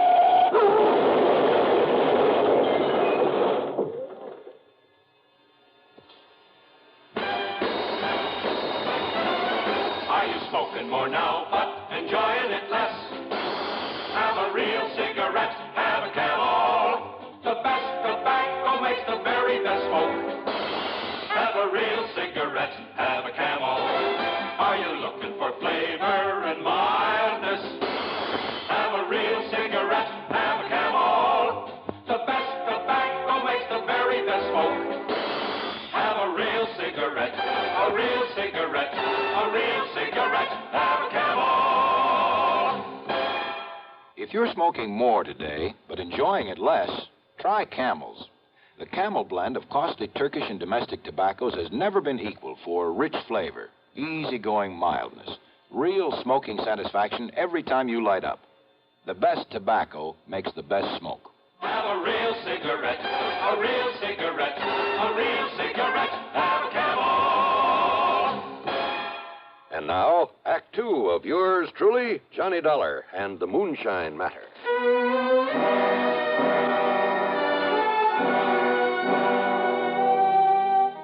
When I came to, I was lying beside the car at the edge of the muddy wagon tracks. As for my gun, well, it must have been thrown out of the holster into the swamp. I started to rise to see how much damage had been done to the car. But then I saw them. Two lanky, hard-faced men dressed in tattered jeans. One of them, the taller of the two, carried a long rifle, a vintage I'd seen only in museums. The other had picked up a piece of a tree limb for a club. And so, as they came warily over to where I lay, I decided wisdom is the better part of valor. I played possum. I tell you, you made a mistake, Morphy. He ain't no revenue. Can't you see that? Maybe Cass and maybe not. Of course he ain't. I know every revenue in these parts, Morphy, and he ain't one of them. You think I killed him, Cass? He didn't hit that there tree hard enough to hurt his car none serious. And who is he, Cass? First we finds out if he's still alive or if he's dead. Well, I'm keeping this here gun onto him. You still alive, mister? See that, Morphy? Ian's still alive. What happened? Now, you watch him, Cass. Who are you? Me. My name's Cass Dingle, and this here is Morphy Teed. Now, you put down that gun, Morphy. You ask him who he is, Cass. Who are you, mister? Name is Dollar. Johnny Dollar. What you doing out here, Mr. Dollar? Well, I've come with some money. Some insurance money for Mrs. Eufa Crump. What's that mean, Cass? It mean that Miss Eufa gets some money on account of Casper was killed. She's a mighty fine woman, Mr. Dollar. She's a mighty fine woman, Mr. Johnny. You shut up, Morphy. Just 'cause I got a fancy for taking care of Miss Eufa now that Casper's gone, it's none of your business. Now, how much you got for Miss Eufa, Mr. Johnny? $5,000. What's the matter, you, Cass? Can't you see we got to get Miss Johnny and all that money over to Miss Eufa? Now, come on now. If he be all right. You all right, Mr. Johnny? Well, give me a hand and we'll find out. Yes, sir. There you are, Mr. Johnny. Why, Mr. Johnny. What's the matter? That now holster. Ain't you got a gun for hit? I'm afraid my gun is somewhere out in that swamp. Now, that's too bad, ain't it, Cap? Morphy's right, Mr. Johnny. There's some folks around here liable they'd shoot first and find out about you after. Some folks, huh? Now, I made a mistake, Mr. Johnny, and I'm real sorry. But Cass, he meant somebody like Dade Whopper. Yeah, who's Dade Whopper?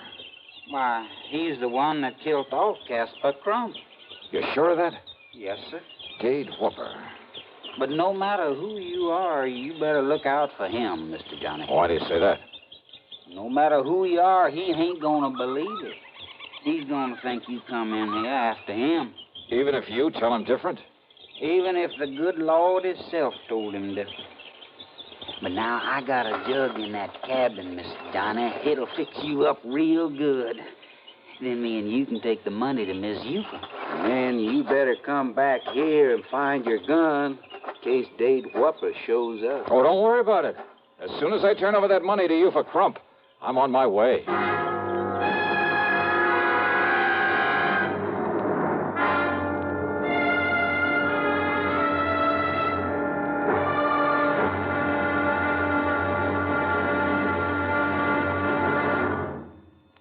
Hollywood star Mona Freeman. Who feels like acting with a miserable cold? I relieve cold distress the fast way with 4-way cold tablets. Yes, tests of all the leading cold tablets proved 4-way fastest acting.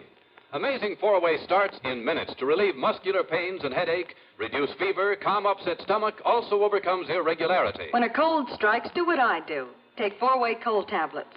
It's the fast way to relieve nasty cold distress and feel better quickly. 4-way, only 29 cents. And now, here's a word about another fine product of Grove Laboratories. To get rid of embarrassing dandruff in 3 minutes, change to Fitch Dandruff Remover Shampoo. 3 minutes with Fitch regularly is guaranteed to keep unsightly dandruff away forever.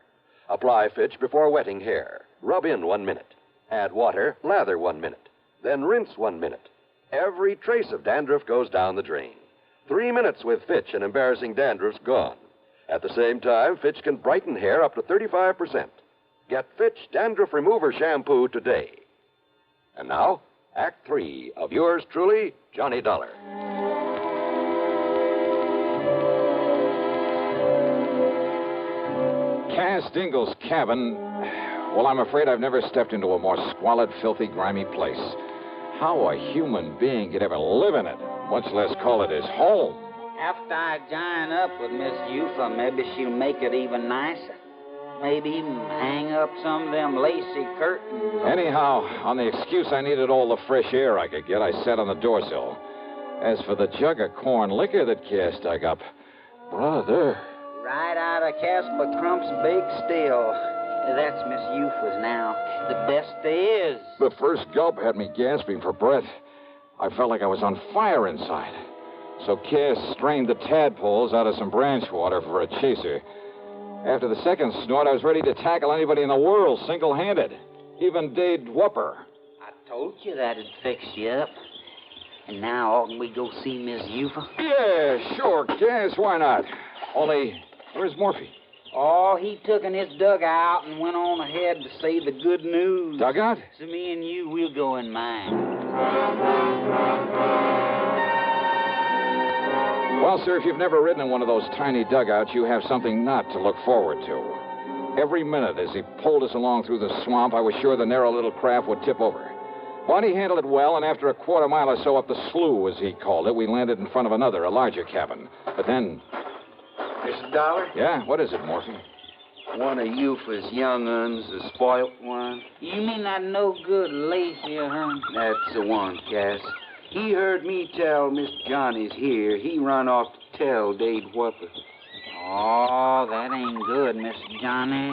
He'll be coming here after you. So what? Stop worrying about it, Cass. We'll just take things as they come. But Dade Whopper's poison. Dade Whopper's poison? Yeah, well, stop worrying. Let's go in and see Mrs. Crump. Now, Mr. Johnny, I hate to say this. Well? But when somebody says stop worrying about Dade Whopper... Yeah? I sure hope none of that white mule ain't gone to your head, Mr. Johnny.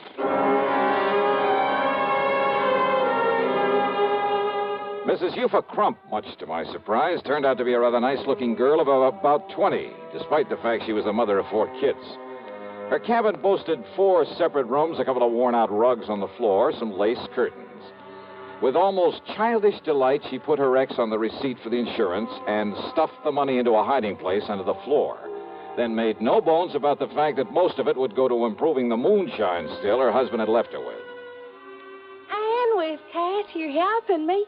It's going to be the best still in all these here now parts. Well, good for you, Mrs. Crump. And, Cass, I'm going to see that you get yourself a nice suit of clothes, a whole suit. Oh, now, Yufa. And, Mr. Johnny, I thank you very much, sir. My pleasure, Yufa. Only now, you two better get on your way. If that brat of mine, that Lacey, has found Dade Whopper and told him... Dade Whopper. What, Morphy? Dade Whopper. He's a-coming down the slough in his dugout. He's gotten that shotgun with him, too, that he loads up with slugs, and he's coming after you, Mr. Johnny. Mr. Johnny, me and you, we better get out of here. Oh, now listen to me, Cass. He's all liquored up, and he ain't going to stop to argue with nobody. Then, Cass, you and Mr. Johnny get on out of here real fast. With 3 of us here? Now listen, all of you. No, sir, Mr. Johnny. Now you come on with me.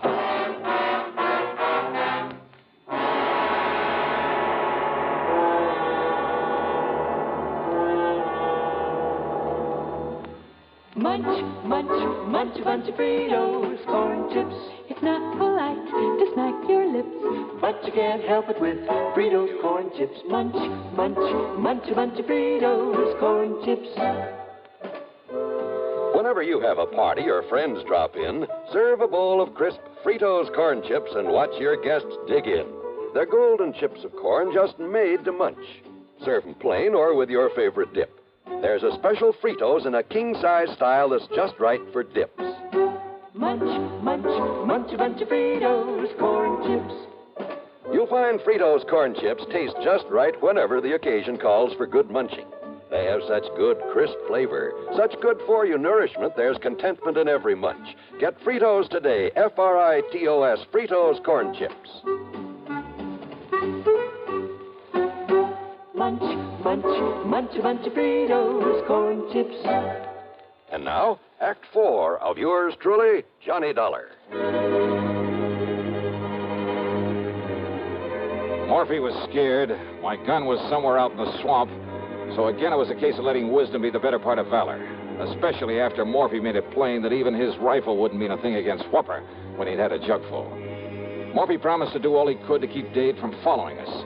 But by the time Cass and I got halfway down the slough, we could see Dade coming after us. And he was a big man, too. And though Cass was mighty skillful with the pushing pole, he kept gaining on us. We can't make it, Mr. Johnny. Then push us in anywhere, Cass. But we can try, sir. We can try. Morphy say that he keeps that thing loaded with slugs? Yes, sir. Drunk or sober. He can hit anything with hit. Then pull us over and we'll take our chances in the woods. He's not more than 35 or 40. Cass was dead before he hit the water. I jumped over after him into the shallow swamp. I started swimming over to a sort of island, a big grassy hummock. And over my shoulder, I could see that Dade was raising his gun again, aiming at me. I grabbed a lungful of air and went under. Changed my course, swimming toward a patch of tules, hoping I'd have enough breath to get to it. Several times as I swam along under the surface, I brushed aside something living. Maybe they were moccasins, I don't know. But they were nothing to the danger from the drink-crazed man with a shotgun. Finally, my lungs bursting, I reached the tules and came to the surface, emerging slowly and breathing as quietly as I could. Dollar! Dollar! I know you're out here. I know you come to get me, too, for killing Castle Crump. I held my breath. But you ain't gonna. But I'm gonna get you first. There ain't nobody get you away from me, you hear me? I can see the mud you stirred He when you could come track up me out by here. the mud I'd stirred up when I'd swum along on the water. He was ready with a shotgun to do the same thing to me he'd done to Cass, to kill me. And all I had were my two bare hands and my wits. I could hear him coming closer, closer. He was at the other side of the patch of tules now, his gun ready for me. I could see his hulking shadow now. I got you now, Dollar. I'm going to kill you now. Quietly, I slipped under the water again, and I swam hard for where I'd seen him. And then I found his legs, and with all the strength I had, I lifted him. No, you Dave! But he missed, and I struck him, and I struck him, and I struck him.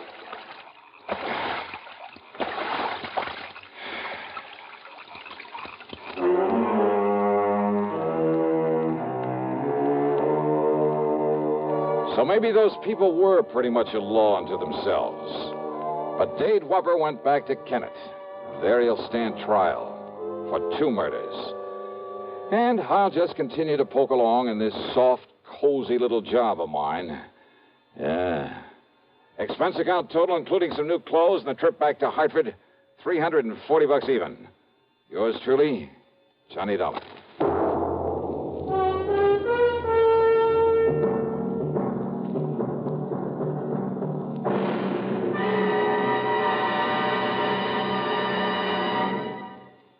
Our star will return in just a moment. Constipation is something people don't talk much about, but it can be a problem for anyone, even doctors. And when constipation occurs, it's interesting to see just what doctors consider important about a laxative they might use or recommend. Now, a majority of the doctors we heard from had this to say. A laxative should be effective, gentle, as close to natural acting as possible, and a medicine that can be used with complete confidence. Well, pleasant-tasting chocolated X-Lax is effective. Overnight, it helps you toward your normal regularity. X-Lax is gentle. Next morning, it gives you the closest thing to natural action. And that's why many doctors and millions of people use X-Lax with complete confidence. X-Lax, the laxative that helps you toward your normal regularity gently, overnight. Is X-Lax in your medicine cabinet? Now, here is our star to tell you about next week's program. Well, next week I go deep underground, into a copper mine, to meet a killer in the dark. Join us, won't you? Yours truly, Johnny Dollar.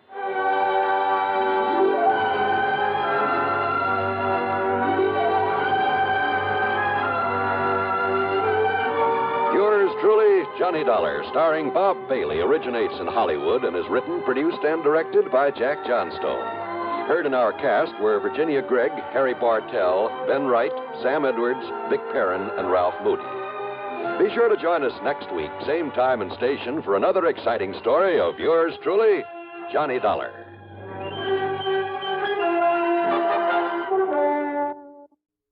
Here are the facts. 2 out of every 3 persons in New York State under 40 years of age have now received at least 1 dose of the Salk vaccine.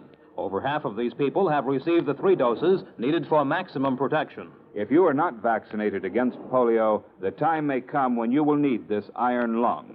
What will your children do then? Your New York State Health Department urges you to be vaccinated against polio now. This is important for people of all ages and especially important for those under 40, the age group where the incidence of polio is the greatest. Remember, Salk vaccine is safe and effective in preventing paralytic polio.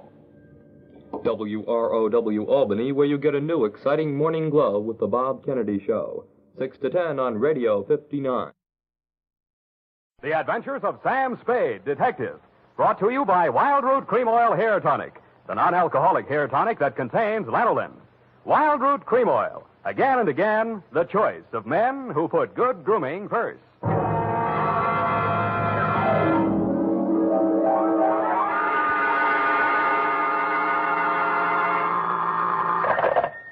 Sam Spade, Detective Agency. Good evening. That sounds funny in dialect. Good evening to you, and happy 4th of July, Bernadine Hemp. Oh, Mr. Spade. What was the caper? Don't you mean caper? No, the caper. The high point of the caper. The climax, the crescendo, the pinafore. Now, that's better. For a minute, I was afraid you were learning English. Oh, no. I'm studying Spanish. Soy infeliz que inicia... Yeah. Mucho interesting. Gracias. Shall I go home now? No, mal suerte. There's a little matter of murder in 2 languages, neither of which is Spanish, so stay where you are. I'll be right down to dictate my report on the Rushlight diamond caper.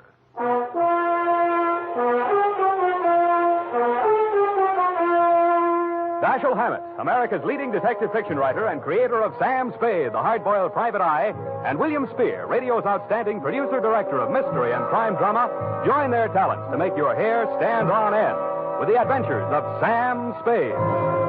Presented by the makers of Wild Root Cream Oil for the hair.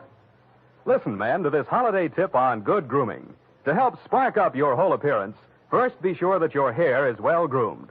Be sure it's groomed with popular Wild Root Cream Oil Hair Tonic. Wild Root Cream Oil grooms your hair neatly and naturally, the way you like it, the way she likes it. Wild Root Cream Oil also relieves annoying dryness, removes loose, ugly dandruff. So look your best all the time by sprucing up right with Wild Root Cream Oil Hair Tonic.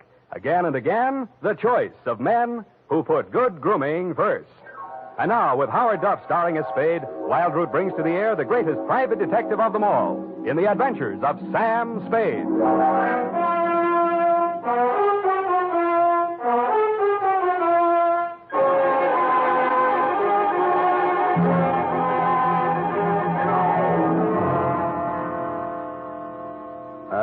Date, July 4, 1948, to Mrs. May Rushlight, 21A, Granite Court, from Samuel Spade, license number 137596.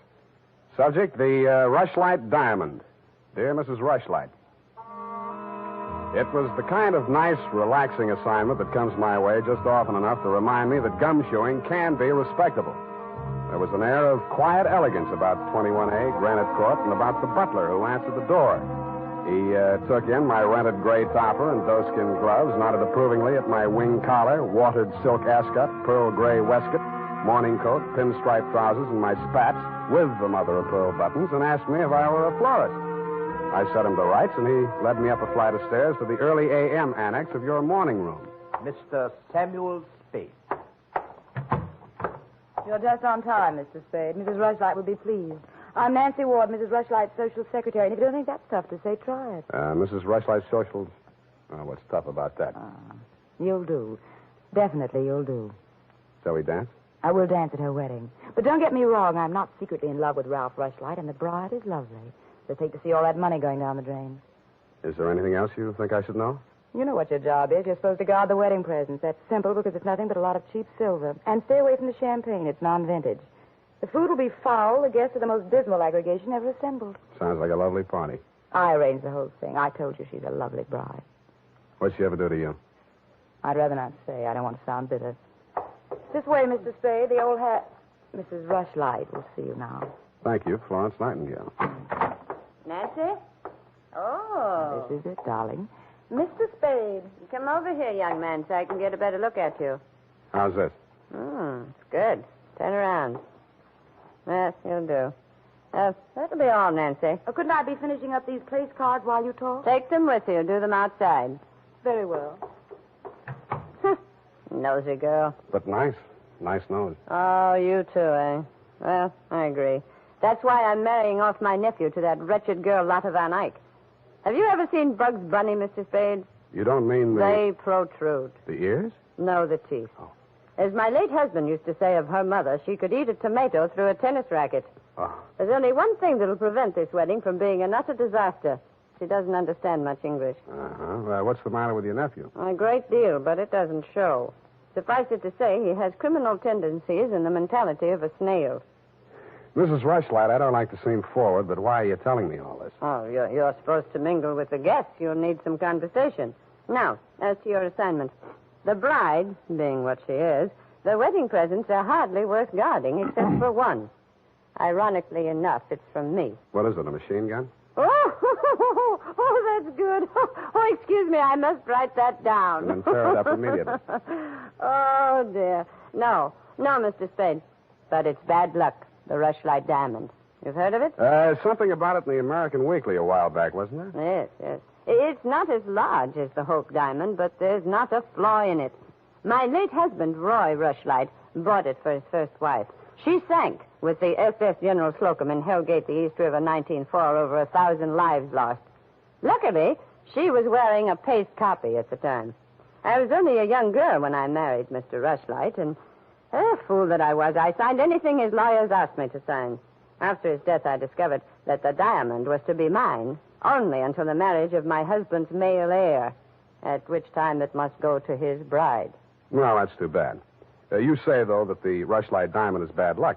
Oh, there's that, of course. I wonder if it's too much to hope. Well, I must go and help dress the bride. Go along downstairs, Miss Spade. Take this jewel case with you. Put it on the table with the other presents, and guard it well. So I took the old velvet-covered case you held out to me and checked the contents. It was an old-fashioned lavalier with a clear stone pendant only slightly smaller than an 8-ball. Didn't look like a diamond, but smooth-cut diamonds hardly ever do. It didn't look like bad luck either, but a mirror broke in the hall as I passed it, then I fell all the way down the stairs, and as I entered the ballroom, I knocked over a punch bowl. Nothing really terrible happened until just before dark when the guests began to arrive. In theory, a detective guarding wedding presents is supposed to make himself indistinguishable from the other guests. In practice, it never works out that way. He has to spend most of his time within sight of the booty, so he is very easily spotted. I don't believe it. He's too good looking. Oh, but he must be. He's not anybody we know. Well, ask him. It's leap year. Oh, here comes Colonel Bixby. He'll know. Well. Beauty gathered round the booty, eh? And much more beauty than booty, though. Say, when are they going to hang the diamond on that drip? No, there's no way to talk about the blushing bride. Is that it in the crummy old case there? That case is heirloom, young lady. The stone that reposes in it is worth a king's ransom. Now take your grubby hands elsewhere. Get on with you. Go on. Well, just because he's going to give the bride away, thinks he can order everyone around. Mr. Spade, allow me to congratulate you, sir. These affairs, one all too often sees the detective on guard duty at the punch bowl. I was forewarned. Oh, yes, very bad champagne. Flat. I'll be glad when these ill-starred nuptials are consummated. And by the way, Bixby's my name, Colonel Lysander Bixby. Colonel? It is my melancholy and thankless duty to give the bride away to the hapless groom, Ralph Rushlight. However, it's much better to give than to receive. You tell that to May Rushlight, eh? Quite a trinket. Mustn't touch. Grubby hands, remember? Oh, sense of humor as well as sense of duty, eh? Candidly, if I knew a place to fence it, I'd be the... Colonel Bixby. Oh, Miss Ward. How lovely you look. Poor Ralph. Mrs. Rushlight asked me to warn you to get ready. The bride will be down any moment. Good grief. Well, I suppose I must steel myself. Where did I leave my glass? Keep your eye on that old goat, Mr. Spade. I don't trust him. Who is he? He's the only one here who knows why this wedding's happening. It's the bride's foster father. You mean he's got something on the family? You'll never know how much until you kiss the bride. Look, Nancy, it's none of my business, but I... Oh, it's starting. I'll have to go in now. Now, wait. What? How does it go? Speak now or forever hold your peace? No, I can't do that. Thank you for understanding.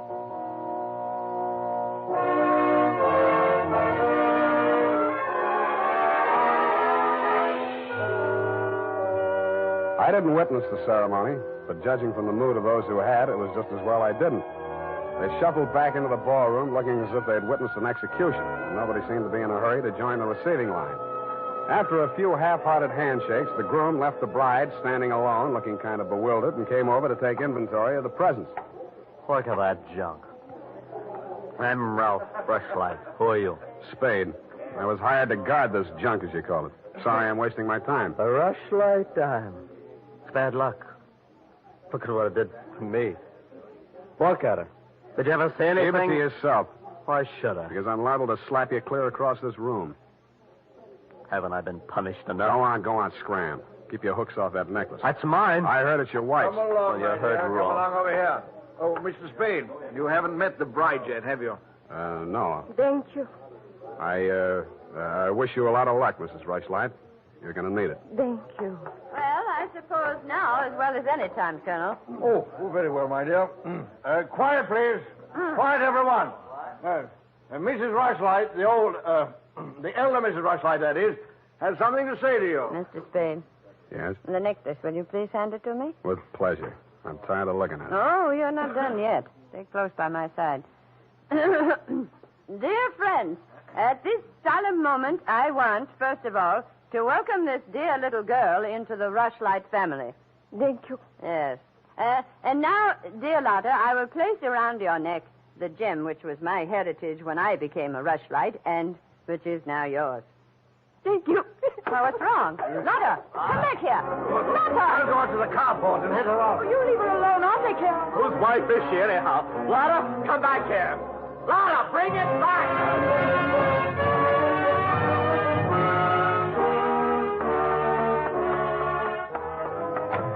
I was almost ashamed of joining the chase, but I had to because I'd been hired to guard the Rushlight diamond, and for my money, the best way to do that was to help her get away. Somebody got to her before I did. A strip of wedding gown satin marked the spot. The body lay crumpled under a hedge, but it wasn't the bride's body. It was the groom. He'd been stabbed to death with a pair of garden shears, which made sense. But what didn't make sense was that the necklace she'd been wearing was still clutched in his hand.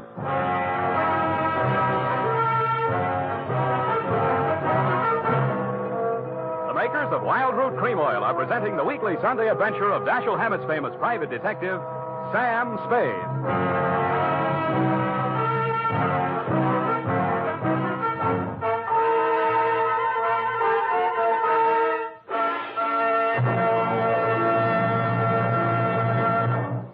If you want the well-groomed look that helps you get ahead, socially and on the job, listen.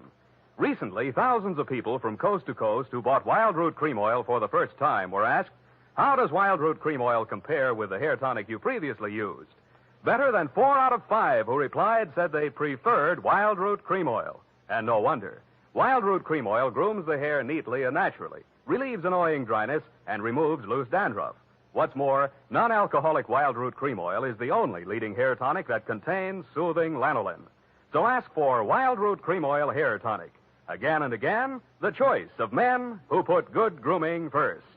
By the way, smart girls use Wild Root Cream Oil, too, and mothers say it's grand for training children's hair.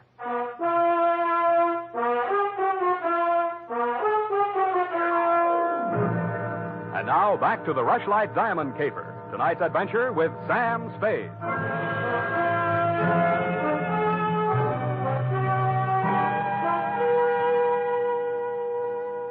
Number 21A Granite Court was teeming with motives and suspects.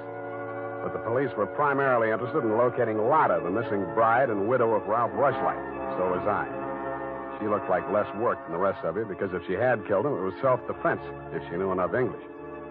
By 10 in the a.m., when I checked in at my office, she was still successfully eluding the police dragnet. That was because nobody, including me, had thought of looking in my office. Wow. Good morning. Thank you. Is that all the English you know? Thank you. No. I want my necklace. The police have it. You go with me. Tell them who I am. Okay, but first I have to know who you are. Where you came from, what your connection with Colonel Bixby is. I am in Macassar being born. In Macassar? Dutch colony. Uh-huh. My father there 7 years ago dying is. When I 13 years old have arrived. I see. Colonel Bixby in San Francisco, the financial representative for my father was. I am adopted to him, not for a father, but so he takes care of my monies, which coming of age am I a rich Dutch woman. Uh-huh. But legally, he's your foster father. Yeah. Also legally, I'm the wife of Rushlight. I want my necklace. You married him for the necklace? Yeah. Why did he marry you? For one half of necklace and resale. But all everything to take he wishes. You and Ralph were going to divvy the take from the Rushlight diamond, you thought. Yeah. And what was the colonel going to get? Money from Mrs. Rushlight.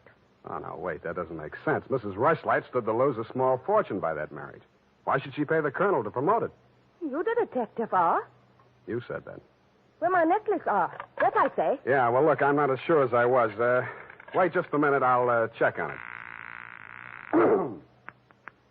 Homicide, Lieutenant Dundee. Spade, Dundee. Oh, yes, Sam. What's new on the Rushlight caper? Oh, you know I can't talk about the case, Sam. Oh? I got a line on that girl. Oh? Where is she? You know I can't talk about that, Dundee. Oh, you can't you? Well, let's see if this doesn't change your mind. The necklace we found on Rushlight's body was a phony, a paste copy. Uh-huh. Does that make her guiltier than she was before? Well, now she's got a motive. Throws all our previous theories into a cocked hat. Now, where's the girl? She's in my office, Lieutenant dear. Come and get her. Thank you.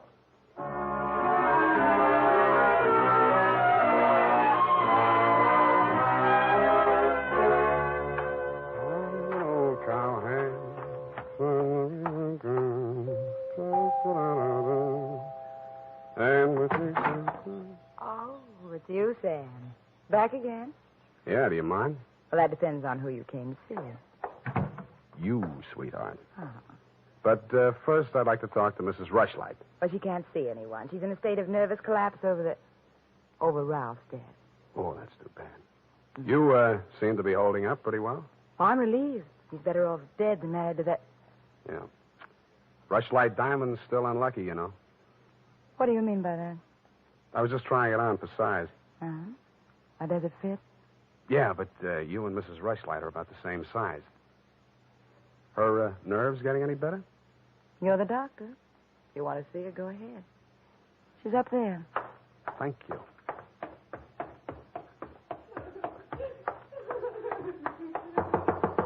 Mrs. Rushlight. Go away, I live. I'm sorry to break in on you like this, but I haven't got much time. How dare you? Nancy! Try that girl. Mr. Spade, please leave me alone with my grief. Funny thing. Yesterday, Nancy was carrying a torch for Ralph, and you were holding the torch to him. Today, it's different. Oh, good heavens. You don't think I'm grief-stricken over Ralph. Good. That's one less mystery. Mr. Spade, what do you want? Your nephew's killer. Oh, does it matter? It does to me. Somebody getting knocked off right under my nose is bad for private detectives everywhere. Oh. For a moment, I thought that... Say, wouldn't you rather make some more money? I refuse to marry Lotta. Oh, no, nothing like that. It's the necklace, Mr. Spade, the genuine. What is? I don't know. All I know is the other one isn't. Who told you that? Well, the police know. It's in the papers, isn't it? Not yet. Well, how else would I learn? The murderer's the only one who could have told you, unless you're the murderer. I see. Very well, Mr. Spade. I'll tell you what I know. I'm not as wealthy as you might think. In fact, I have for 4 years lived from pillar to post, from hand to mouth, ragtag and bobtail, struggling to make ends meet. Yeah, what you mean is you're eking out a meager existence, keeping your head above water, one jump ahead of the sheriff, stalked by the grim specter of poverty. Is that right? Oh, how well you put it. In fact, Mr. Spade, I'm something of a crook. I've borrowed large sums of money from Colonel Bixby, putting up as collateral something that was not mine to forfeit. Don't tell me. Let me guess. It was the Rushlight diamond? Well, you seem to know everything. All but one thing. Why did you think you could palm off a paste copy on an operator like Bixby? He sent you here. I won't tell you another single thing. Well, then I'll tell you a few things. The only way the Rushlight diamond could be transferred legally into the hands of Colonel Bixby was by tricking Ralph into marriage with Lotta, since Ralph's wife automatically became the legal owner. With Ralph dead, Bixby would be in line to inherit the diamond from her. Inherit? California state law. Foster parent may inherit from a foster child in absence of any direct heir. Well, then he planned. He'd kill her, too. Mr. Spade, we must stop him. She's safe for the time being. I had her thrown into the pokey. They can hold her 48 hours for questioning, but they can hold you longer. They can even hold you as an accessory before the fact. Why, I didn't know he was going to kill anyone. Lotta was just going to hand over $1 million diamond to Bixby out of the kindness of her heart? Oh, no. Lotta wanted to become an American citizen. Marriage is the quickest way. For her, Ralph was the only way. Okay, I'll buy that. Now, tell me honestly, Mrs. Rushlight, what happened to the genuine stone? I honestly didn't know. I wasn't sure. But now there can be only one answer. Nancy with the laughing face? She went with me when I went to the bank vault to get the Rushlight diamond to present to Lotta after the ceremony. Uh-huh. She looked after all my jewels, including the paste copy that I habitually wore. Homicide, Lieutenant Dundee. Spade again, Dundee. I think I got the Rushlight caper all wrapped up. I'm heading for your office now, so wait for me. And whatever you do, don't let that Lotta dame out of your sight. Thank you. Goodbye. Wait a minute, Sam. Wait a minute. Yeah? The Lotta dame. She's already gone. Escape? Bailed out. Custody of her foster father. Wait a minute. I got the name here, sir. Bixby. He's a colonel, and no wonder you're only a lieutenant. Mr. Spade, can't you stay for tea? Not thirsty. Nancy? Nancy, where are you? Oh, here I am, Sam. I was waiting for you. You got the keys to that car out in front? Why, yes. Do you want to borrow it? Yes, with you in it. Why, Sam, wait till I put my face on. Let it go. It's as good as lost anyway.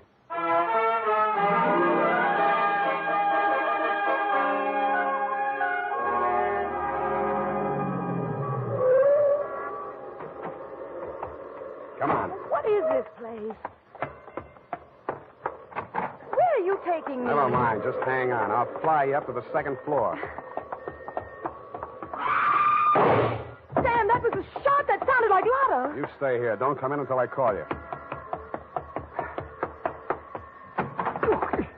Spade, what are you doing? Get back in there. Drop it. No. Drop it or I'll crack your elbow. That's better. Now sit down. I want to look this over. Looks real cute. Powder burns, gun beside the chair, and what's this? Well, a note in Dutch. It's a suicide note. She killed herself. I can almost believe that. You've handled this very well, considering the bad breaks you've had. Only one thing wrong. Do I scent a bargain? I don't have to bargain. I've got the diamond. All you've got is 2 murders rapping on your thick noggin. Don't be absurd. I know who has the real necklace. Then you better talk to her directly. You can come in now. Sam, was that... Oh, that poor, homely little dame. What did she ever Stop, do? you're breaking my heart. She committed suicide. You know better than that. She committed suicide, if the colonel's price is right. Oh, I see. I'll put it to you directly. It's not easy to fence. It'll have to be cut. That'll decrease the value considerably. Say, $10,000, no questions asked. Pardon me, that suicide shot, it's ringing in my ears. I can't hear you. 20,000. 50. All right, 100,000. Sam, don't be a fool. Take it. I'll give you a real break, Colonel. That's the cops coming after you. No, anything, Spade. What do you want me to do? I want you to try and get out of here. What are you going to do? There's the door. Go ahead. All right. Thank you, Colonel. All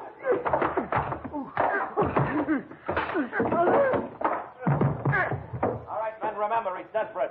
Bixby, we're giving you a chance. Come down or we're coming up after you. Come on. Get up, Colonel. Here he comes. Careful, it may be a trick. Watch it, Dundee. Here he comes.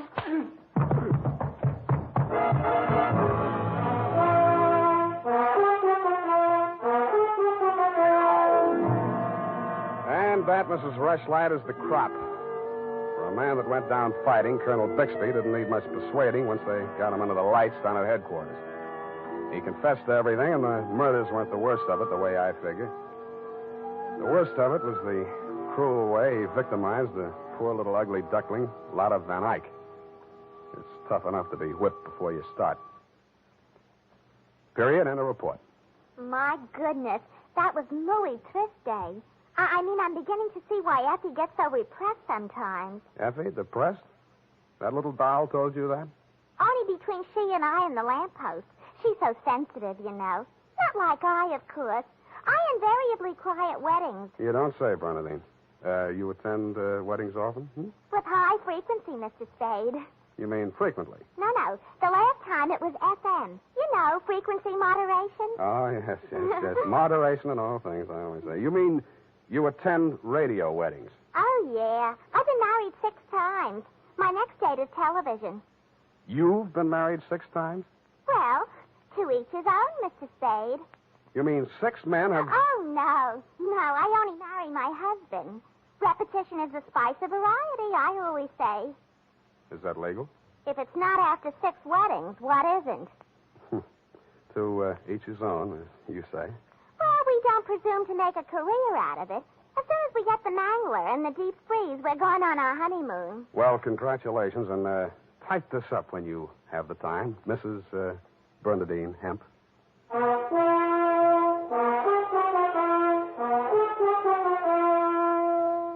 Every day, more and more men are turning to Wild Root Cream Oil for truly handsome hair. And that's not surprising, for what other leading hair tonic gives you these big advantages? It grooms the hair neatly and naturally, relieves dryness, removes loose dandruff. What's more, Wild Root Cream Oil is non-alcoholic and contains soothing lanolin. No wonder Wild Root Cream Oil is the favorite with so many millions of smart, particular men. Get Wild Root Cream Oil. Again and again, the choice of men who put good grooming first.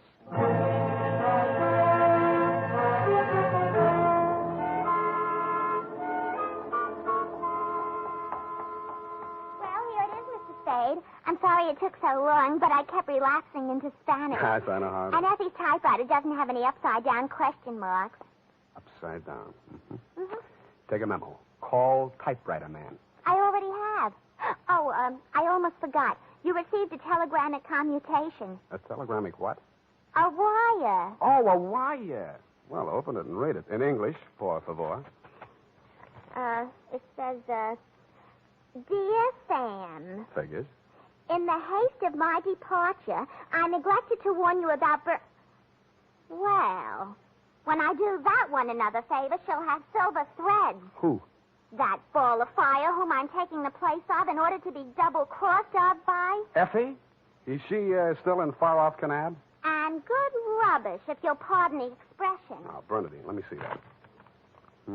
I neglected to warn you about Bernadine. I'm sending details, airmail special, but in the meantime, whatever you do, don't go to any radio broadcasts with her, and if she comes to work in a wedding gown, take the day off.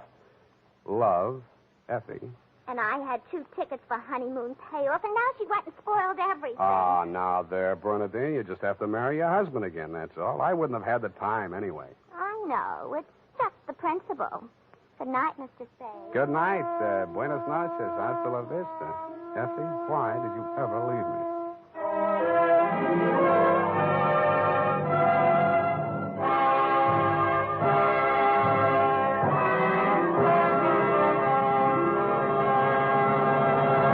The Adventures of Sam Spade, Dashiell Hammett's famous private detective, are produced and directed by William Spear.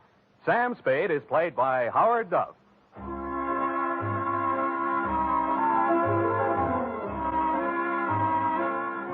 The Adventures of Sam Spade are written for radio by Bob Tallman and Gil Dowd, with musical direction by Lud Gluskin. Gil Dowd directed tonight's broadcast in William Spear's absence. Join us again next Sunday for another adventure with Sam Spade, brought to you by Wild Root Cream Oil. Again and again, the choice of men who put good grooming first. This is Dick Joy reminding you to get Wild Root Cream Oil, Charlie. It keeps your hair in trim. You see, it's non-alcoholic, Charlie. It's made with soothing lanolin. You better get Wild Root Cream Oil, Charlie. Start using it today. You'll find that you will have a tough time, Charlie. Keep on all the gals away. Hiya, Baldy. Get Wild Root right away.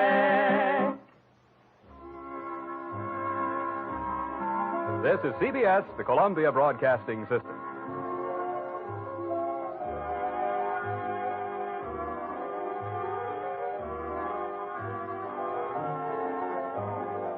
the National Broadcasting Company presents The Adventures of Sam Spade, Detective. Sam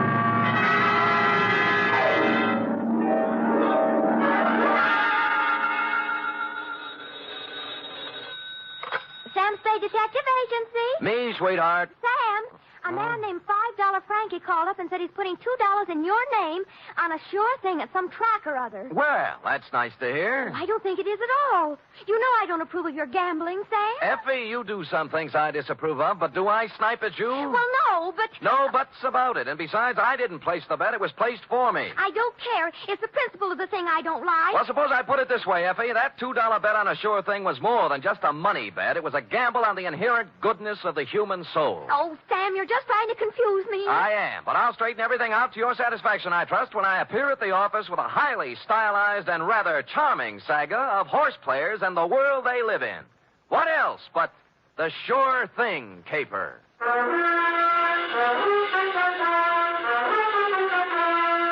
NBC, William Spear, radio's outstanding producer, director of mystery and crime drama, brings you the greatest private detective of them all in The Adventures of Sam Spade.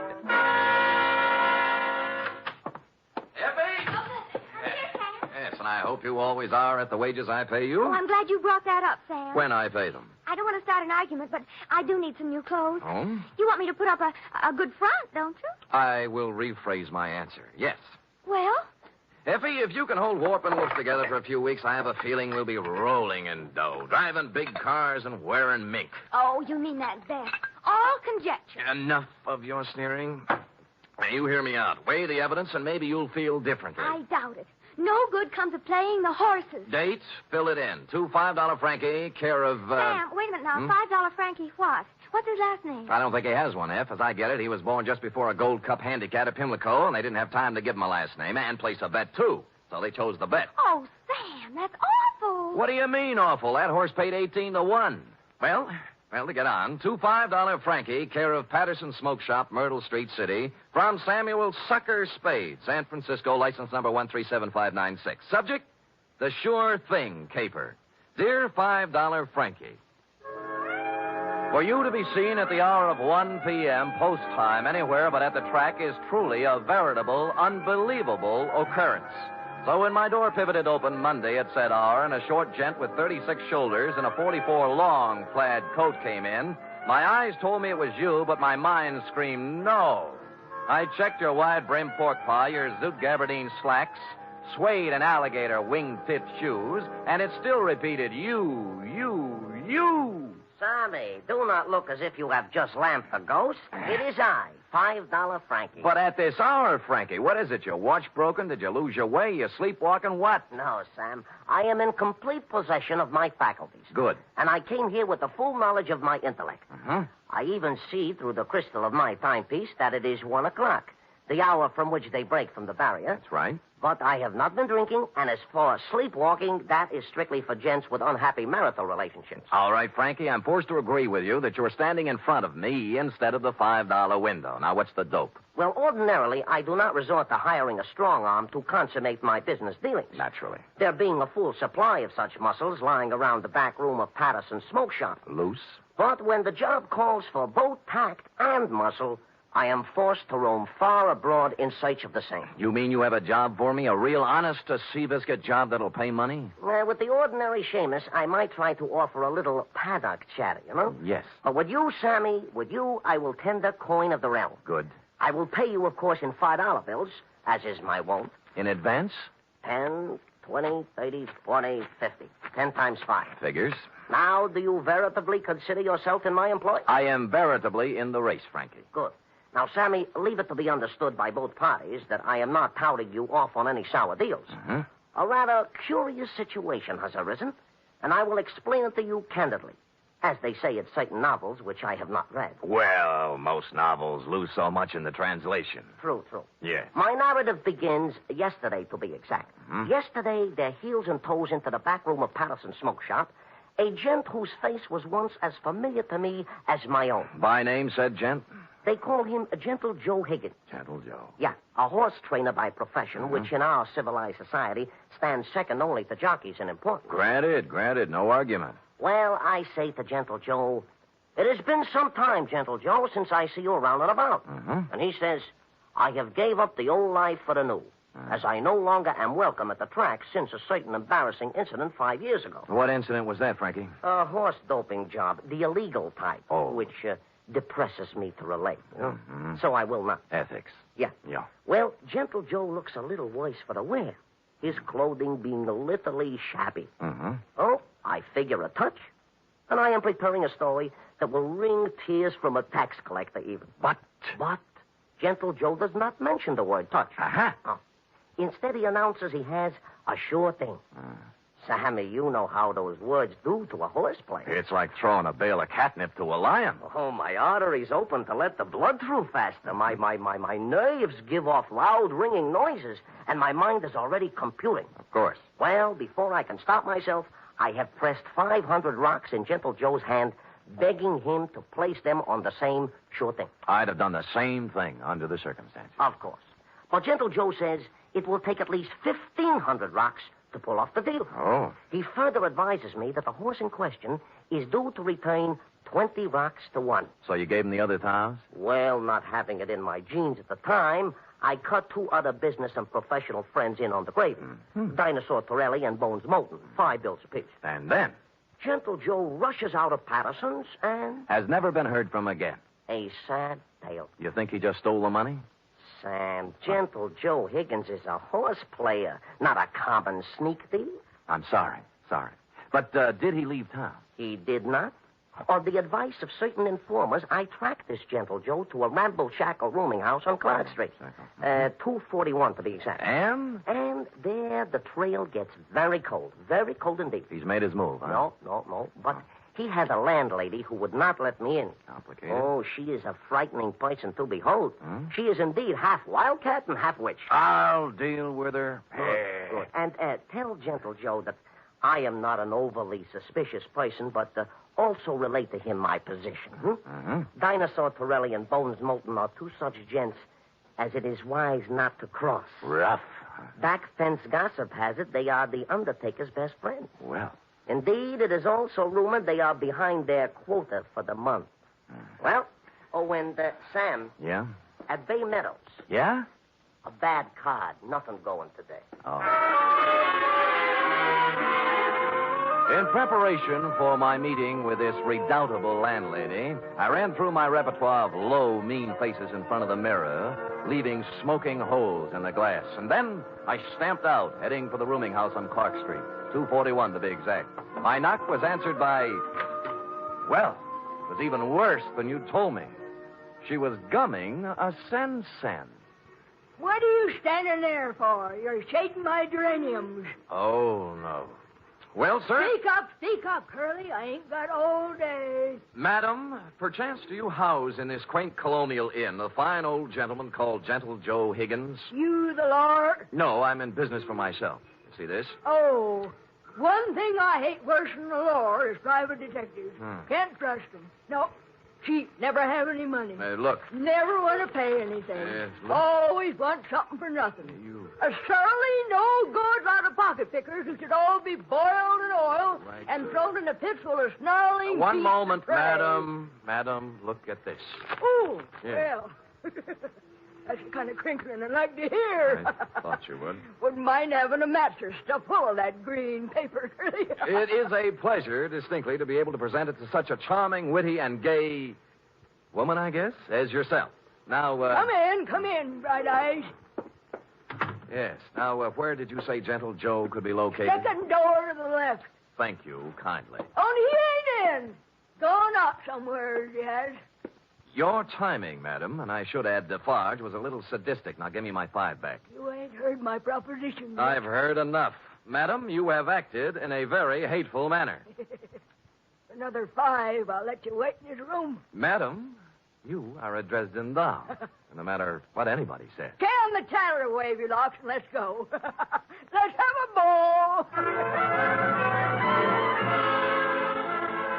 Once in Gentle Joe's room, I closed the door, thus separating myself from that skid row bankhead. While I was waiting, I cased the room. Spartan. A bed, a chair, a dresser, a racing form, some worn clothes, various mementos, and pictures of his better days at the track. I was studying an old print of Equipoise when Gentle Joe turned up. Yes, she was a great stretch runner, wasn't she?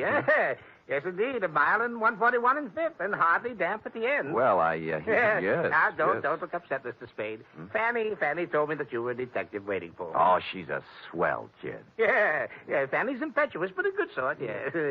Keeps the right people out and lets the wrong ones in. Fine judge of character. No, you're generous, sir. I'm about to have a cup of tea. Will you join me? Be delighted. I'll just take the water out of the tap. It's hot enough. Well, Gentle Joe, I'm here on a rather painful mission. How in goes the tea? $5 Frankie thinks you caged him out of $1,500. And now for the water. And two tough friends of his are looking for your scalp. Yeah, there we are. Now we'll just let that steep a while, and we'll have us a pickup. Did you hear anything I said? Of course, Mr. Spade, of course. Every word. I know why you're here. Those men are worried about their money. But next time you see them, you tell them not to worry. Well, they said this sure thing of yours was going to return 20 to 1 odds. That's a lot of money. Oh, it will. All of that. Maybe even many times more. Yes, it's a sure thing. You mean the race hasn't been run off yet? Yeah, there we are now. I think the tea should be ready. Well. Mm-hmm. Now, this is yours. Thank you. And this is mine. A Darjeeling flowering pekoe. There's no finer tea. Has an almond flavor. Yes, it's peculiar to the region, especially pronounced in last year's crop. Yes. Well, shall we get back to business? Yes. Now, you tell those gentlemen that they have no need to fret about their money. It'll be returned to them many times over. Many, many times over. Well, are you feeling all right, Mr. Spade? Groggy, They'll look back on this investment with considerable pleasure and pride. I don't know what And someday they'll be able to say that they, too... Stupid Sam. Nobody had to give me a saliva test to guess what happened. That nice, sweet, gentle old man had doped me right up to the ears. I tried to stand up, and my legs were like 2 wet pieces of spaghetti, and I went down. Gentle Joe went right on talking and smiling until everything was nothing. When I came to, Joe was gone, and so was my faith in horse people. Fanny had made herself scarce, too, and I stumbled alone out into the daylight for resuscitation. It took walking, coffee, whiskey, and a bowl of raspberries to bring me around. I eventually found a safe haven in my own office. Sam Spade, Detective Agency. Mr. Hangover speaking. Mr. Spade, this is Gentle Joe. What? Listen, you... Yeah, I know how upset you must be over my little deception. Deception? It was all to a good purpose, Mr. Spade. You see, I had to get out of there in a hurry with the minimum of discussion. I seem to remember you were hustled out of the racing game for doping a few 3-year-olds. Well, that's what some people in official circles felt. But, Mr. Spade, I want to apologize to you and tell you that I will be able to explain everything to your satisfaction. No. What's the matter? Help! Get away! Hello! Hello! Hello! Hello! Somebody put the phone back on the hook, so I hung up and dialed a friend at the telephone exchange. She quickly traced the number. The call came from the Sunset Stables out near Bay Meadows. I dialed back, but nobody answered, so I beat it out there. It was dark, and the only person I could rouse was a young stable boy. Yeah, what do you want? My name's Spade. A guy named Gentle Joe was calling me from here, and something happened to him. Gentle Joe Higgins? That's what I said. Oh, I haven't seen him in 2 or 3 years. Now, look, don't give me that. He called from here. Now, where is he? Oh, look, beat it, will you, before I scream for the cops? All right, I'll look myself. Oh, I say you can't. Now, no.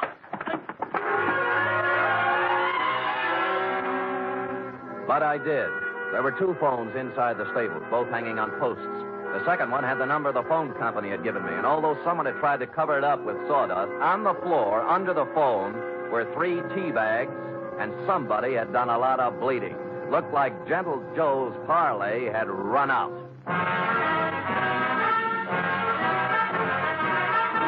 You are listening to the weekly adventure of radio's most famous detective, Sam Spade.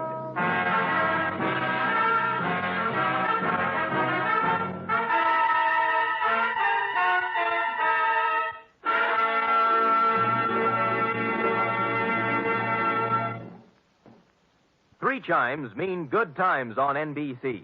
There's music and mystery on NBC every Saturday night. For music tomorrow, your hit parade brings you the top tunes in the land as selected by you and presented by Raymond Scott's Orchestra, Snooky Lanston, and Eileen Wilson. For mystery tomorrow, Herbert Marshall stars as the man called X. In all the strange and far-off places of the world, wherever there is intrigue, danger, and romance, there you will find the man called X. Hear him tomorrow night.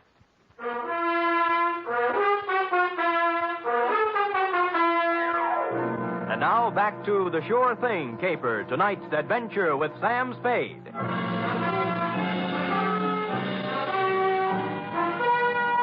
I collared the stable boy and questioned him about the blood under the phone and about what could have happened to Gentle Joe Higgins. Nothing. Just wouldn't talk, and he was too small to beat up. So I went looking for the stable manager. He lived in a small white house behind the exercise ring. He wasn't too happy at being awakened, but when I explained things, he came down to the stable with me. I can't understand it, Mr. Spade. Gentle Joe Higgins hasn't been around here for at least 2 years. That's what the boy told me. You see, for doping a horse once, he can't come near a track or a stable.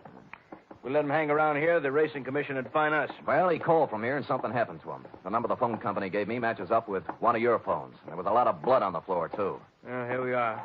Now, which phone was it? That one. All right, let's look at it. This is the phone, and here's a... Wait a minute.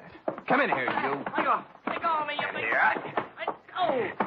Now, tell Mr. Kemp here what was on the floor when I came in. Nothing. Nothing but sawdust. I tell you, there was blood there. No, honest, nothing. Mr. Spade, this boy's been with me for 5 years. He's perfectly reliable. Well, so am I. Well, what do you think happened? I think somebody used this old man for a punching bag. Maybe you'd better go home and sleep on it, Mr. Spade. We'll talk about it tomorrow. Look, don't humor me. Make this kid talk. Mr. Kemp, this guy's tappy. Danny, are you certain there was no blood or no Gentle Joe? Mr. Kemp, I'd swear on my father's grave if necessary. You see, Mr. Spade? I calmed down in a little while and searched the place myself. I came up with exactly nothing but an attack of hay fever and a horsey smell. And I suddenly wondered why I cared about Gentle Joe at all after what he'd done to me. So I went home and called $5 Frankie. You say you have conversed with Gentle Joe? Twice, and both under rather trying circumstances, Frankie. Once I was doped, and once something happened to him. Uh-huh. I take it he did not heed the message I employed you to convey. So far, he hasn't heeded anything. Then he is, without a doubt, in considerable trouble. I would say so. It seems that my business associates, Dinosaur Torelli and Bones Moulton, have blown their tops and gone looking for Gentle Joe with something special in mind. Mm-hmm. Something like assassination. I was afraid of that. Mayhaps they have already contacted Gentle Joe for an accounting. Certainly, mayhaps. I think they've already mowed him down. And there is nothing further for us to converse about, Sam. It is history, and it will be recorded thusly. Well, if you say so. And if I might tender a bit of advice, I would say hop into the Simmons, Sammy, and knock yourself off a few hours of that ever-loving forgetfulness. And when you arise, you will have erased from your mind the names of Gentle Joe Higgins and yours truly, $5 Frankie, for some time to come. I was tired, and it seemed smart to take his advice. So I did. I went to bed. It must have been 3 a.m. when something woke me up. It was a ghost with a big white head tiptoeing into my room. The thought was so absurd that I turned over and started back to sleep. That's when the ghost touched me, and I grabbed for him. Wait, hey, let me go, Mr. Spade. Let me go. It's me, Gentle Joe. Will I turn on a light? Of course, I look a little different. The bandages around my head look like a turban. What happened to you? I was in Mr. Kemp's house when you were searching the stable. Stupid me. I should have come out then, but I didn't. And then I got to thinking I certainly owed you some kind of an explanation. So I found your address and came here. All right, I'll collect the explanation. Now, first, what was the dope for? Well, I was afraid you might take me back to $5 Frankie and his friends before I did what I had to do. Would you care to tell me what that was? I wanted to buy a horse. With their money? Yes, with their money. They thought you were betting it on a horse, a sure thing. I know, but let me explain. I was thrown off the tracks for doping a horse. I needed money, but that's another story. After 5 years, I could get my trainer's license back. Tell me more. Do you know what it is to love horse flesh and not be able to go near it for 5 years? No, the bangtail bug never got me. You can't con guys like Frankie and his thugs out of some money to buy a horse whenever you want one. There's more to the story. The horse I doped didn't get into the race. And the jockey had to ride another mount. He was thrown and killed. Well, it was too bad. I felt that I'd murdered the man. His name was Sandy Bean. Sandy Bean? Is that stable boy at Sunset Stables any relative? His son. Oh. His wife and son ran out of money, and they've had a hard time of it. I've worked as a janitor for the past 5 years trying to raise enough money to buy them a horse to help make up for what I did. How much did you save? Only $1,500. The horse I wanted, a 2-year-old named Sure Thing, cost $3,000. Well, things are beginning to clear up now. How did you figure you could take money from Frankie to buy it? Well, Frankie and his friends made a lot of money off Sandy Bean when he rode. I figured it wouldn't hurt them to pay a little of it back. Well, I don't think they'd see it that way. I wasn't stealing the money. I was going to give each of them a 10% of the horse. I didn't dare tell it until after I bought it. Mm-hmm. Well, Gentle Joe, maybe they'll see the light, but I doubt it. I was going to take 10% for training her, give the other 60 to Mrs. Bean and her son, Danny. He'll make a good jockey. And Sure Thing is a great horse. I know. They'll make a lot of money off of it. It's a noble plan. Tomorrow my 5 years is up, and I wanted to give them the horse then. I see. Who roughed you up when I was talking to you on the phone? Danny was backing a horse into the stable, and it got excited. Started kicking, and I was in the way. I thought maybe you'd been done in. I know. That's why I came to see you and explain things. Can you do anything to help me? Well, All right, everybody, just stand where you are. There's no need to wave a gun around here. Get up, you. Gentle Joe, we've been looking for you around and about. Now, Dinosaur, now look. Here all we wish to hear from you, Joe. Come along. Look, you're not going to take him out of here without a fight. We wouldn't mind this at all, inasmuch as we come equipped with a little artillery. Bones, I didn't steal that money. Shut up. All right, knock it off. You want some of the sand? Yeah, if you think you can do it.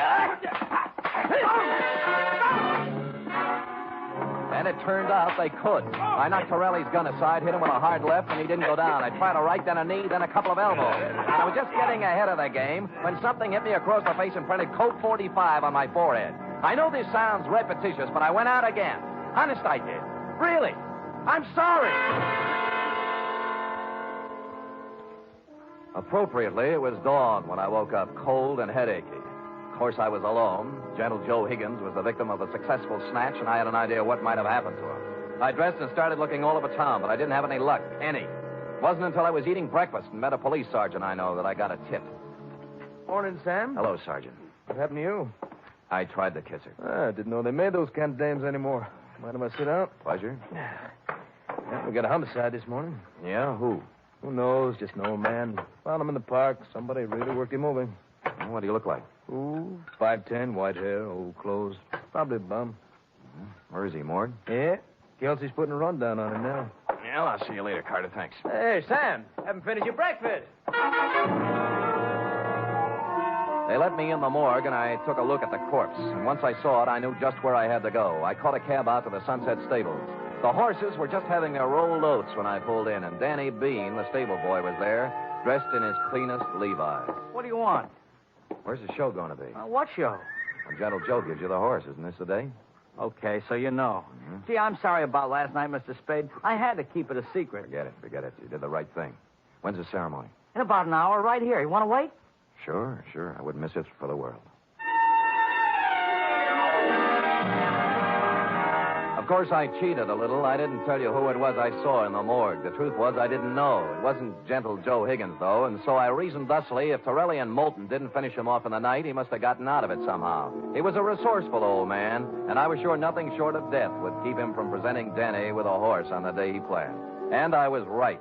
An hour later, he came walking in leading the prettiest chestnut mare I'd ever seen. There was a smile 2 feet wide on his face, and behind him, carrying blankets, a saddle, and riding colors, were who else?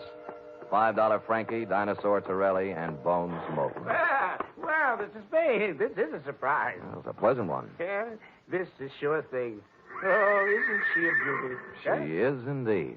How'd you do it, Gentle Joe? Well, Mr. Spade, I just invited them over to my place to have a cup of tea.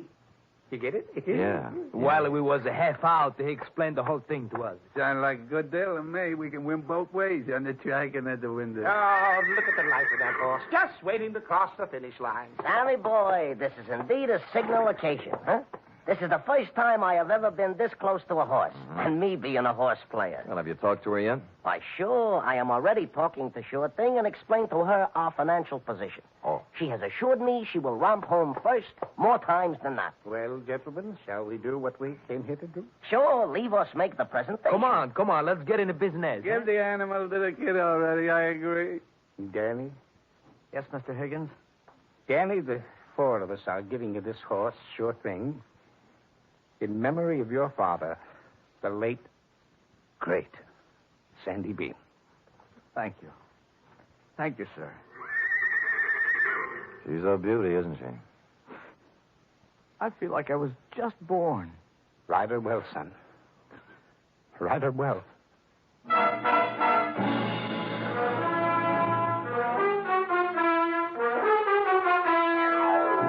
And I think he will. Period. End of report. Oh, Sam, it was so beautiful. A simple, old-fashioned type story, F. We feel we can use one now and then. And I'm glad nothing happened to anybody. Because I just love them all. Everything considered, F, they weren't half bad. Now, how about typing it up? Oh, I'd love to.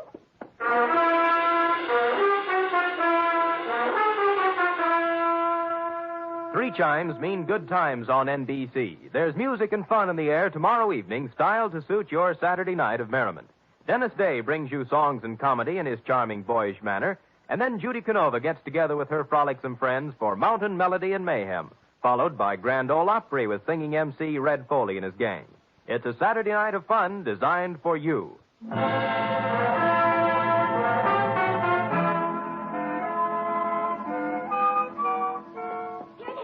All typed up. Now, let me see now. Mm-hmm. You captured $5 Frankie's peculiar style. Perfect. And that wasn't easy. Oh, Sam, I was just thinking. Oh? We ought to contribute something along with everybody else. To that horse, that sure thing. I probably will, Effie. A few dollars here, a few there, whenever it's running. Oh, I didn't mean betting. Oh. What I meant is, for example, it's going to need a lot of hay, isn't it? Bales and bales. Well, my cousin Frisbee cuts our lawn. I'll have him save the grass and send it to the stable. Effie, you are a noble creature, but I think sure thing can get along without your little lawn. Well, I've seen horses wearing stockings. Couldn't I knit a pair? Two pair. But, F, let's not lose our heads. $5 Frankie and his pals will take good care of sure thing. How about worrying about taking care of me? All right, then. Yes. Could you use some grass or some socks? Effie, knock off this horse talk, will you? We're almost at the wire now. People are just champing at the bit for the payoff. All right, Sam. Let's finish neck and neck, huh? Why not? Come here, sure thing. Night, Sam. Good night, sweetheart.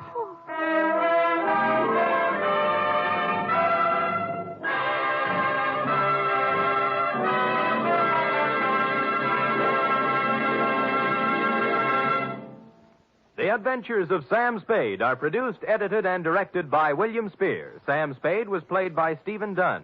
Lorene Tuttle is Effie. Wally Mayer was Gentle Joe. Script for tonight's adventure by John Michael Hayes. Musical scoring by Lud Gluskin, conducted by Robert Armbruster.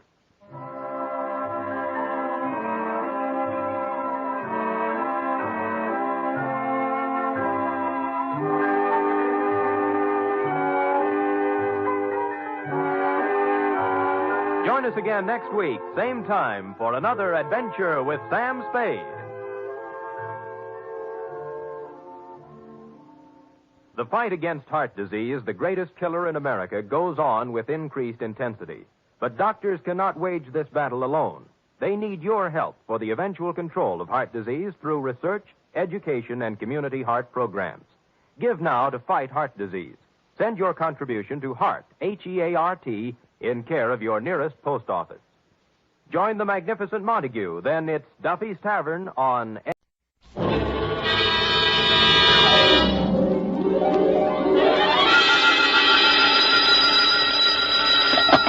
Sam Spade Detective Agency. Ahoy! It's me. Just came ashore. From what? A boat? A ship, Effie, a ship. Anything over 400 gross tons is a ship. Anybody knows that. May I inquire what was your port of call? Calcutta. My, that was a quick trip. Well, Effie, I'll tell you, I got so homesick for you I couldn't stand it, so I assembled my gear and jumped ship. Why, Sam, how sweet. Fast there, gal. I'll be right down to dictate my report.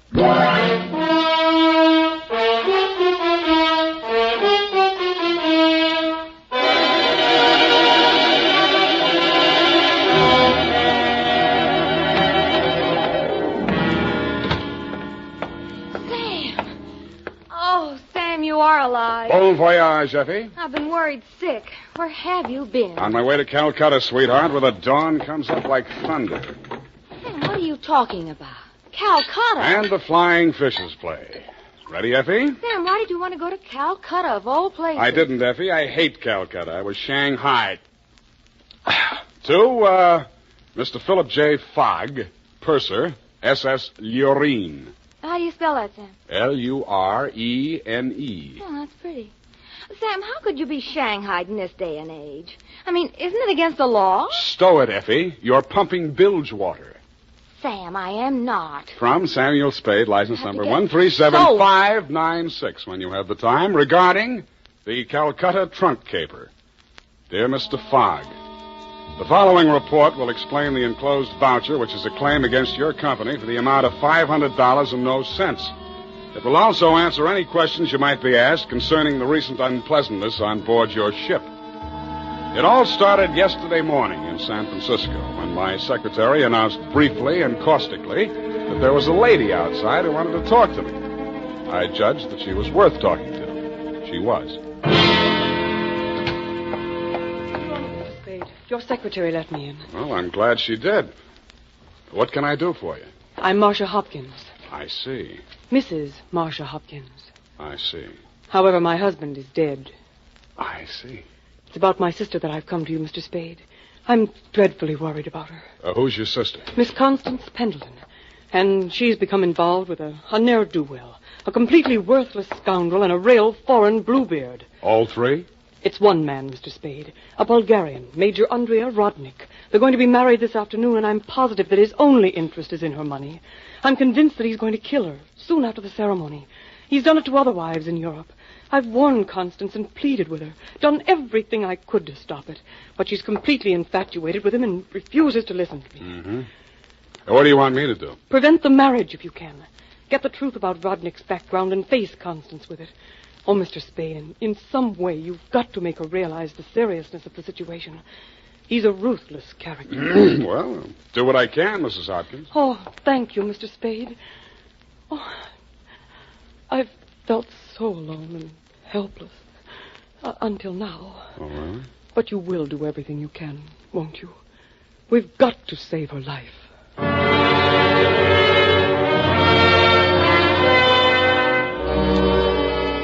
She daubed at her eyes with a stamp-sized handkerchief, patted the red gold hair at her temples nervously, smiled at me bravely, and swayed out. By telephone, I learned that the Vrodnik-Pendleton marriage license had been issued 4 days before, and that on the same day, Constance Pendleton had withdrawn a savings account to the tune of $45,000. I'd always wanted to, so I did it. I called at the Bulgarian consulate. What can I do on you? What do you know about Major Andrea Vrodnik? Ha! Andrea Vrodnik! On him we have hate, great sadness, with shame for the ground that walked under him. Oh? Ha! Andrea Vrodnik! Why is he so popular? On the devil he is driven without horns. 6 women he has killed. 6 times he has insulted the police of Europe by refusing to confess. We have proof of the murders, but never can we prove the proof on him. Yeah, sometimes it goes that way. Ha! Never do we find the bodies of the 6 women. Only their money in the name of Andrea Vrodnik. My pardon. Well, think nothing of it. You're just upset on you. You're interested on him. Why? You go to Europe? No, Vrodnik comes here. Ha! Here on San Francisco. He marries again. So I'm told. Ha! Oh, by all the means you must prevent it. Go to him, brave man. You do the world a service. Make violence on him. Even do you hang for it. Your name will live.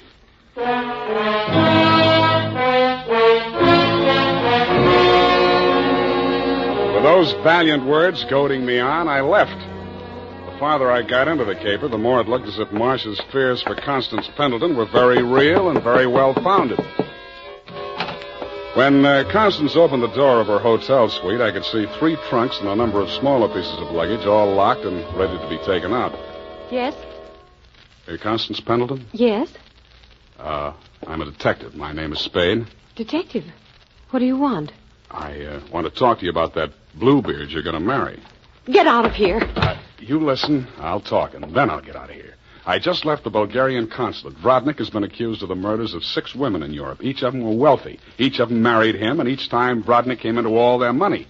Are you trying to blackmail me because of the lies about my fiancé's past? If you are, you're wasting your time. Well, no matter what I'm doing, I'm wasting my time. But to put you straight, your sister hired me, and I am now resigning. She's worried about you, not me. Then you should spend more time investigating your clients, Mr. Spade. You could have saved both of us some time. I have no sister. This is my wedding day. Goodbye, Mr. Spade.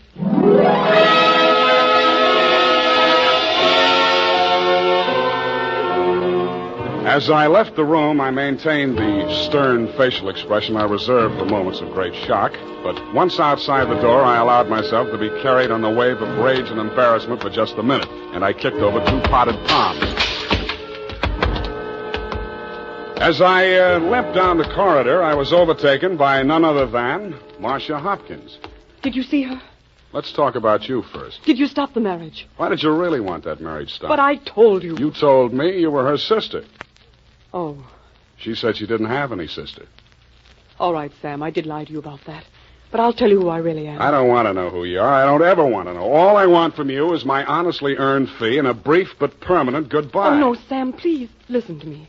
We've got to save that girl. I have $500. That's all I have. Would it be enough? What's your real name? Marshal Brodnick. Yes, he's my husband. I've been married to him for 10 years. We've traveled all over Europe, and I never knew where the money was coming from. He left me at times for 2 weeks or a month, and then when he'd come back, there'd be more money. I just realized that that's when he must have been killing those poor women. And I know that's what he's going to do this time. I just can't stand it. You've got to protect her. That should be easy. We'll let him get married and meet him at the door with a bigamy warrant. Then you will see me through this. I might. Oh. In my bag, there's $500. Take it. If we can't stop the marriage, then don't let him out of your sight. Not even for a minute. He's a beast, Sam. A beast.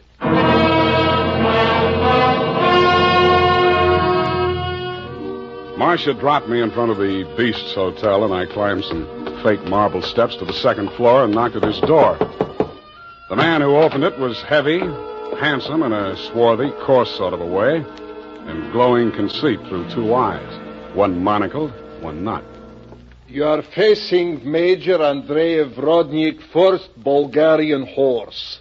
What want you? You were facing Saul Fox of the law firm of Fox, Smedley, Van Dusen, and Grip.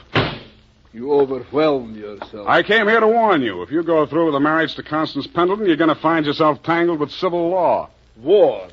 Andrei Vrodnik, who has personally led more saber charges than you have teeth in your skull. Yes. Who has personally split, slashed, and impaled on his own blade more men than you have fingers and toes. You warn me? What is this talk? You're going to have a bigamy charge slapped on you 5 minutes after you slip her the ring. The warrant signed by Mrs. Marcia Vrodnik. Bigamy? Ha! I laugh. This is not bigamy. Marcia's your wife, isn't she? That bigamy was committed when I married her. I had another wife then. You call yourself a lawyer, then you know that only the second marriage is bigamy. The ones following that are nothing but interludes. Okay, Major, go ahead and have your interlude. I'm just warning you. Oh, speaks. We are being married on Redwood City from a justice of the peace 1 hour previous. Then we are sailing through the SS Lurin at midnight with our honeymoon. Already a droshky waits for the baggage and luggage. Go now before I'm losing my temper. If you're ever in Calcutta, look me up. Da!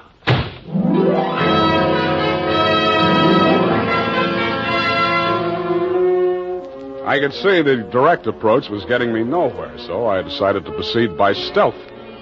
I waited outside the building, and when he left, I tailed him. He made 4 stops at a second-hand store, a hardware store, a surgical supply house, and an undertaker supply house.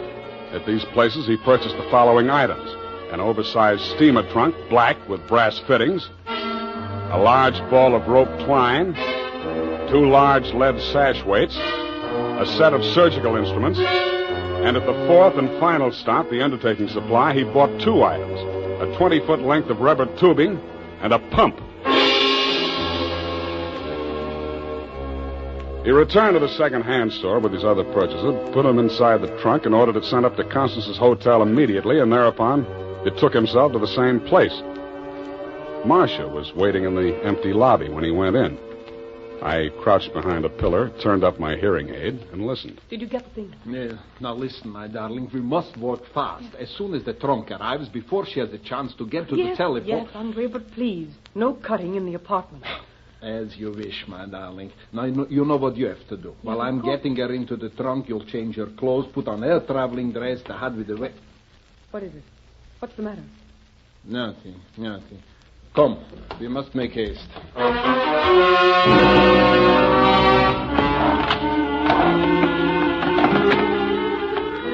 They made haste to the elevators, and I made haste to the row of house telephone booths around the corner and called Constance's room. Hello? Mrs. Rodnick? Speaking. Listen, get out of that room right away. Don't take the elevator. Go down the stairs. Who is this? What are you talking about? I haven't got time to explain, and you haven't got time to listen. All those stories about your husband are true. He's going... Hello?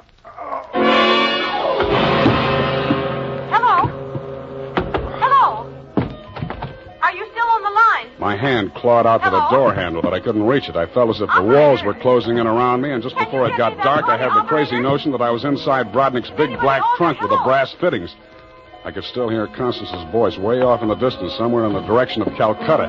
I tried to shout to her, to warn her, and then the lid closed over me.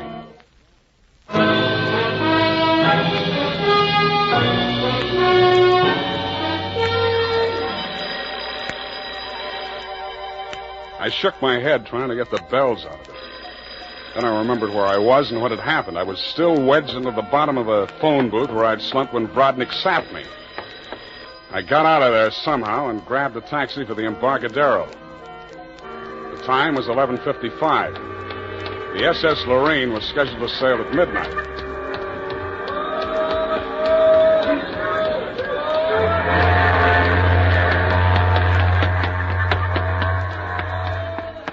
I was no sooner across it than they hauled up the gangplank and the ship started moving out of the berth.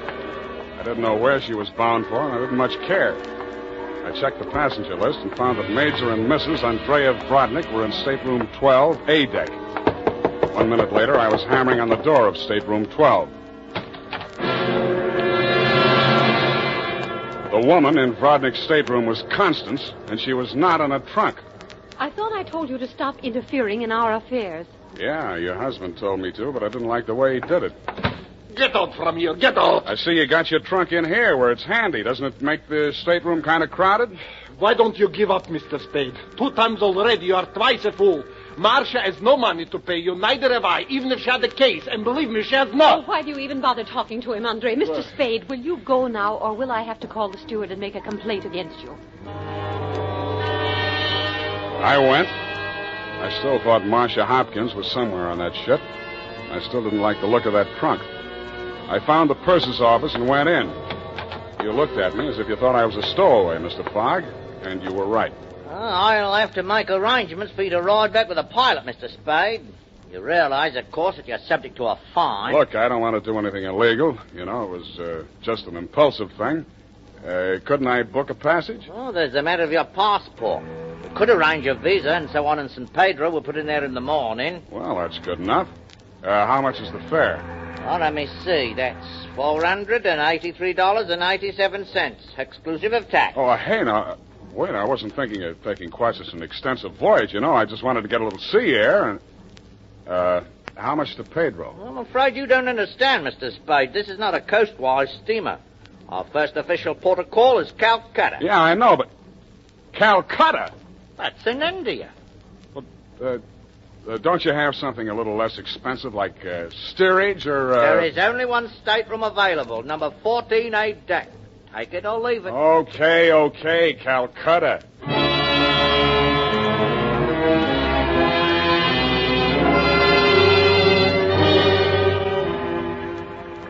After buying my passage to Calcutta, I had exactly 12 cents left. This I gave to the steward who showed me to my stateroom. He thanked me, kicked me in the shins, and left. Out on deck, a tall, red-nosed old gentleman in knickerbockers and a yachting cap was taking a turn around the deck. With him was a face I'd seen in the morning lineup down at the Hall of Justice a dozen times. He was a hotel thief by profession, name of Norman Gorman. He knew me, too, but he didn't give me a tumble. I fell into step with him. sea air. Nothing like it, am I right? Yeah, I guess it's okay, but there's so much of it. Brisk, bracing, salt spray. Nothing like it. Oh, hey, Norman, my lad. I hate it. I hate boats. Suppose there was a fire on board. Fire? Oh, ridiculous. This your first voyage to the Orient? Yeah. The inscrutable East. You've made this trip before? Oh, yes, indeed. I've worked this line. Yes, indeed. I make this voyage very often. Business interest out in India. Tea, you know. Runs in my family. Sturgis's Golden Orient in the little yellow package. Ever tried it? No, I never indulged. What? Don't drink tea. That's ridiculous. Commodore, I need a drink. I ain't happy. Suppose there was a fire on board here. Well, let's all have a drink. Yeah, suppose there was Shall a we? fire. Come on, I'll shot you to a drink, sir. Not me, Commodore. I just remember this is Fire Prevention Week.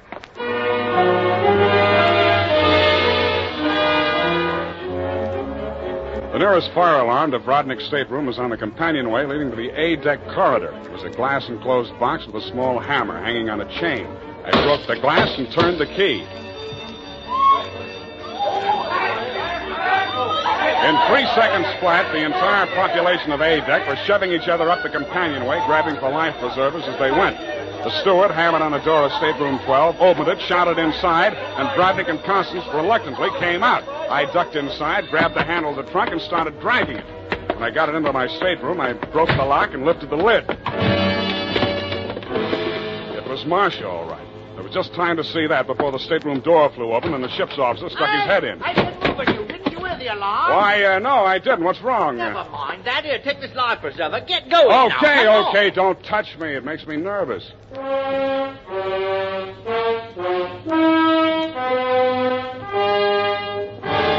20 minutes later, the captain announced to the mob up on the deck that it was a false alarm, and the passengers drifted back to their cabins.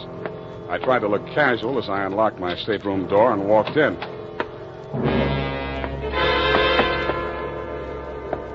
Then I stopped trying. The trunk was still there, but the lid was standing open, and it was empty. I went down to B deck and found the cabin occupied by Norm and the Commodore. That door was locked, so I kicked it in.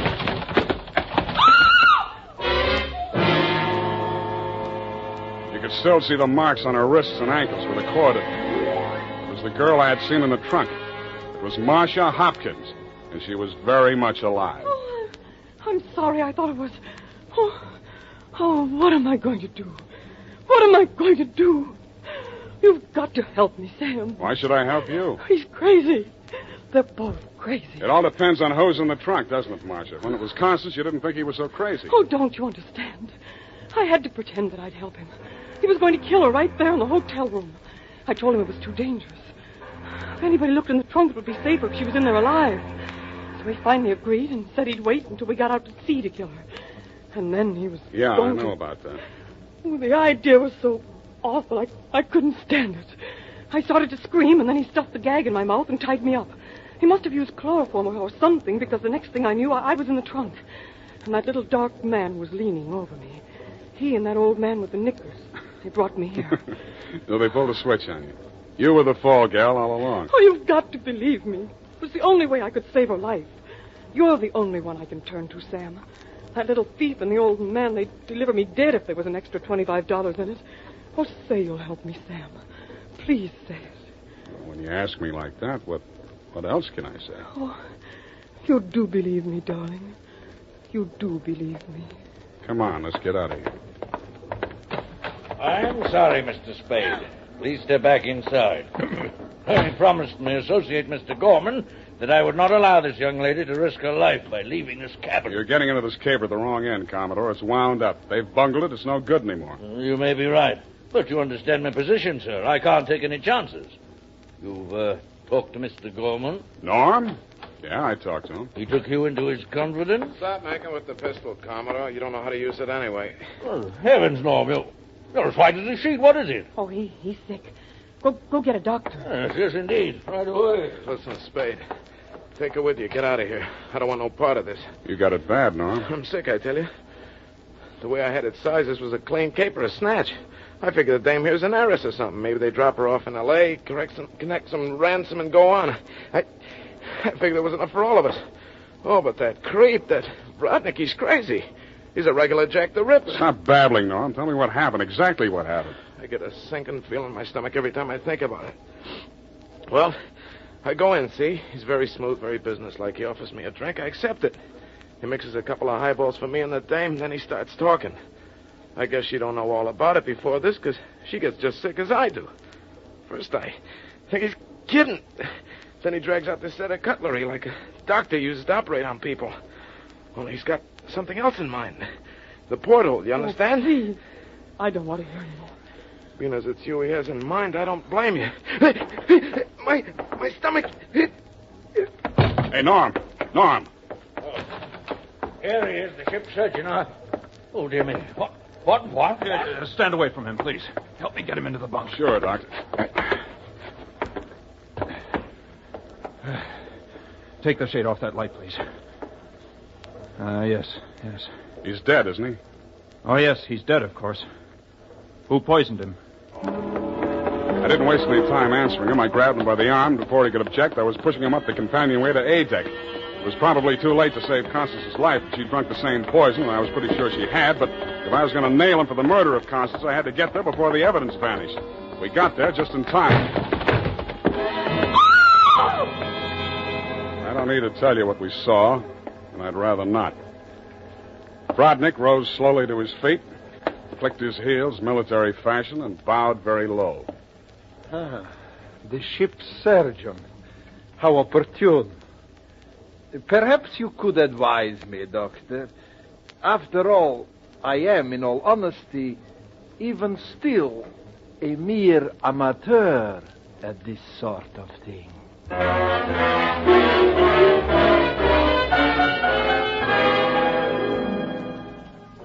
After Rodnick had been taken into custody, we took another turn around the deck. It was daylight, and the ship was lying to off San Pedro. This time, the fresh air really felt good, and so did Marcia. It's all over, Sam. Yes, sweetheart, it's all over. But not between us. Say it, Sam. Say it's not all over between us. How can it be? I knew it. I knew you felt the same way. All my life before, it's been like a terrible nightmare. It never really happened. But it did happen, sweetheart. Oh, but you can forget it, darling, can't you? Please forget it. I'd like to, Marcia. I really would. Hold me close, Sam. Never let me go. You're beautiful. Is that all, Sam? Nothing else? Yeah, lots else. That's why I think we better say goodbye right now. Because when I feel like this, I get foolish. And if I get foolish with you, I'm likely to wake up in a trunk someplace.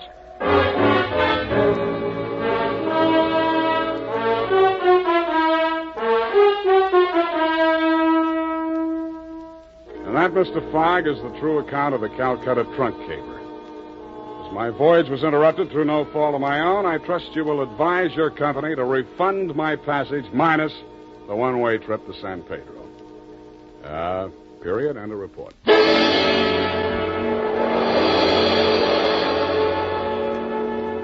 Sam Spade is played.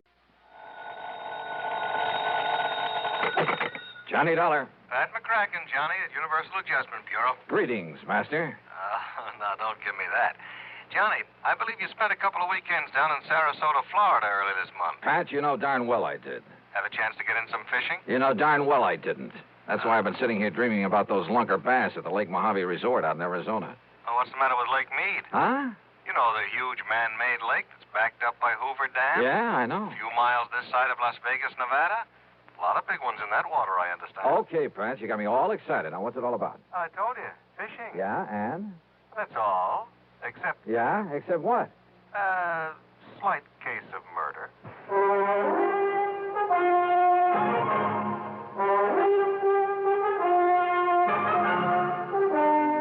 Bob Bailey in the exciting adventures of the man with the action-packed expense account.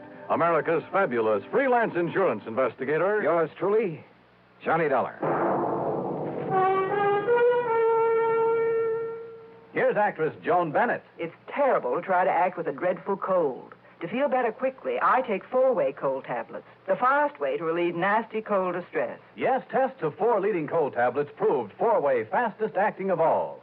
Amazing 4-way starts in minutes to relieve aches, pains, headache, reduce fever, calm upset stomach, also overcomes irregularity. When you catch cold, try my way. Take 4-way cold tablets, the fast way to relieve cold distress. 4-way, 29 and 59 cents. Now, a word about another fine product of Grove Laboratories. Had dandruff for years?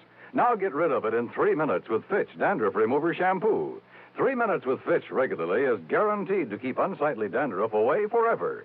Apply Fitch before wetting hair, rub in 1 minute. Add water, lather 1 minute.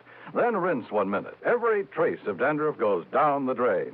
3 minutes with Fitch, embarrassing dandruff's gone. Fitch can also leave hair up to 35% brighter. Get Fitch Dandruff Remover Shampoo today. And now, Act 1 of yours truly, Johnny Dollar.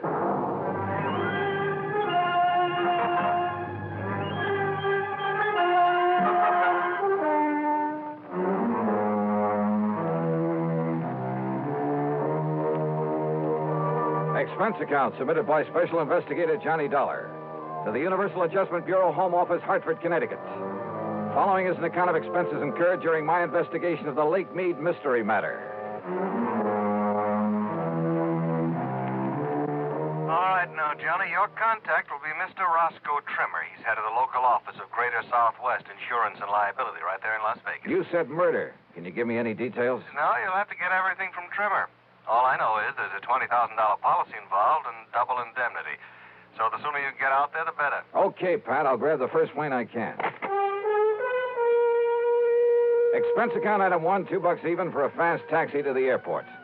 Item 2, $6.70 plane fare to New York. Item 3, $145.05, another plane ticket. And I barely made the 12 o'clock noon mainliner, which promptly took off and headed west to Las Vegas, Nevada.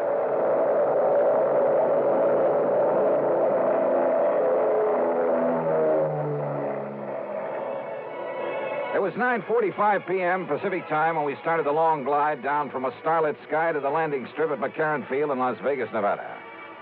I'll never cease to marvel at the nighttime view from the air of that fabulous city of chance. Sitting alone out there in the middle of the vast Mojave Desert, the sky filling glow from its millions of lights, it had put a rainbow to shame. Oasis in the desert. Yeah, and very beautiful. I knew that Roscoe Trimmer's office would be closed this time of night, so I looked for a place to rest my weary head. Item 4, $1.50 for a cab into the Flamingo. And I just happened to remember that the Flamingo has an excellent casino.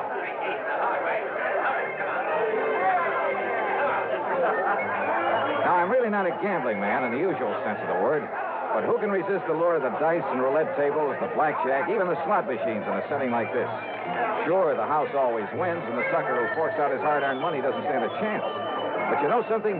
After a few hours of play, I came out so far ahead that I won't even bother to list my food and hotel room on this expense account. I really cleaned up. How much? Well, if I told you, you'd probably want me to absorb the whole thing, so I won't. Then, early the next morning, I met Roscoe Trimmer at the office of Greater Southwest Insurance and Liability. Dollar, I'm glad you could make it. I don't like this one at all. How are you? Hiya, Rosk. Sit down, will you? Yeah, But sure. not for long. Huh? I've arranged a drive-it-yourself car for you. And the sooner you can get over to Lake Mead, the better. Well, just where, Roscoe? That's a pretty big lake. Overton. A little town 50, 60 miles north and east of here. At the upper end of the lake. So what's happened up there? Johnny, a client of mine, Thomas Mayfield Thomas, came out here from Chicago last year. Retired here. I don't know much about him except that our Chicago office sent me his file when he came and asked me to look out for him. Uh-huh. Go on. About a week ago, Thomas and a friend went fishing together out of Overton Landing. They went out with Hob Fulton on his charter boat. Incidentally, if you ask me, Hob's the best guide on the whole lake. Good, I'll remember that. Only you're here on a case, remember? Oh, sure. But go on. Well, the fishing must have been pretty good, because they stayed on at the Overton Motel. Then the next morning, they went down to the landing, rented a little Arkansas Traveler and a 10-horse Johnson, and went out fishing on their own.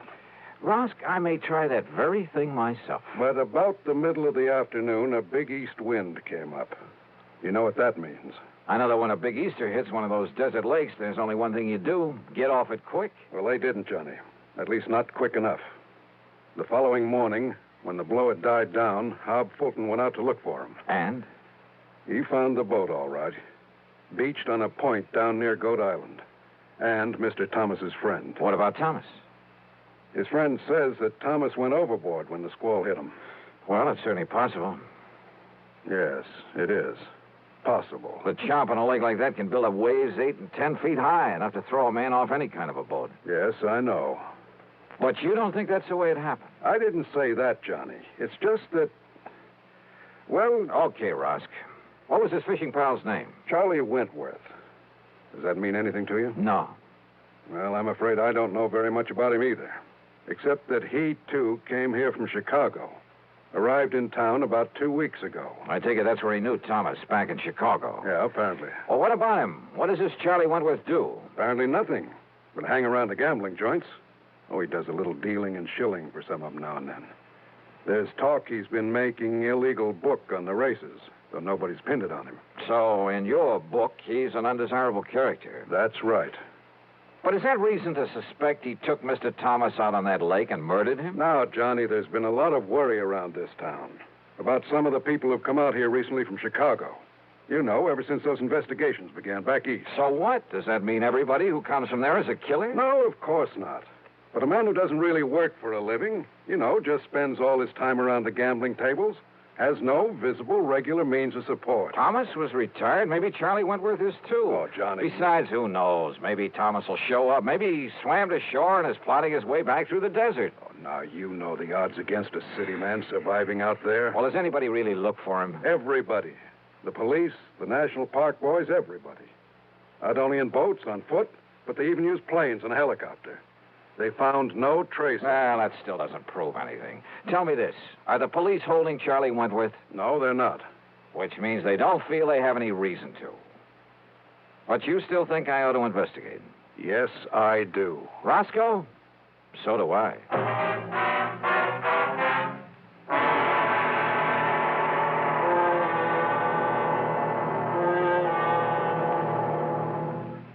Act 2 of yours truly, Johnny Dollar, in a moment. Hey, Dad, did you check your car filters today? No, son, I didn't. Why? Because it might pay you $1,000. $1,000 for a car filter? That's right, folks. You may have a filter under the hood of your car worth $1,000 and not even know it. A Fram filter worth 1,000 silver dollars. A regular filter change is important to today's cars. So important that Fram Corporation is paying $60,000 to get you to check your filters now. Last year, in preparation for Fram's silver anniversary, 10,000 secretly numbered Fram filter cartridges were distributed all over the United States and installed in cars during regular servicing. These filters are worth from $1 to $1,000. You may have one in your car right now and not even know it. Check your oil filter and air filter now. If there's a specially numbered Fram filter in your car, you will win up to 1,000 silver dollars, and your dealer will win the same amount. Get in on Fram's big silver treasure hunt. Check your car filters now. And now, Act 2 of yours truly, Johnny Dollar, and the Lake Mead Mystery Matter.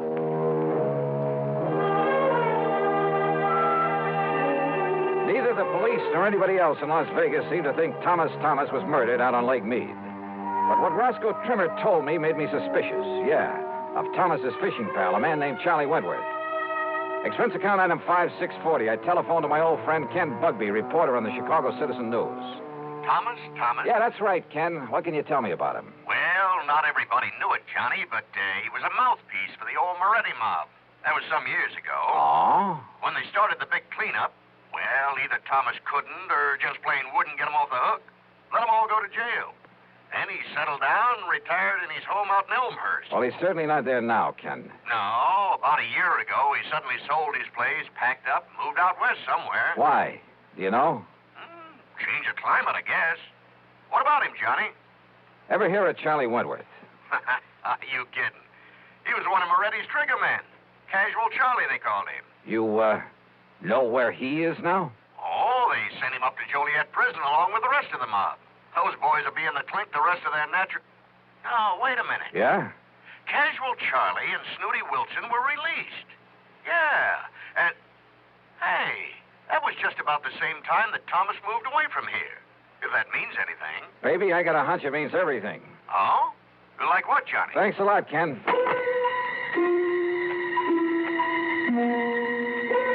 Next stop was the public library, the old newspaper files. Getting some info on the almost forgotten Moretti mob was a lead pipe cinch, especially about the time when the gang was broken up. And apparently, when Lawyer Thomas saw the jig was up for his boys, having made his pile, and to keep himself out of trouble, he left them flat. He'd let them get sent to the pen without raising a finger in their defense. So don't tell me that a mobster wouldn't want to get even with the guy who'd let him down. Sure, Charlie had killed Thomas. I was sure of it without even seeing him. But to prove it, without the corpus delicti, I spent item $6, $32 even on some equipment at a sporting goods store. Then I drove north on Highway 91 to the quiet little town of Overton. There I learned that for once, Hob Fulton, the fishing guide, had a free day on his hands, that he was down at the lake some 12 miles east of the town. I met him at the dock, and within a few minutes, we were on board as Higgins run about and heading south.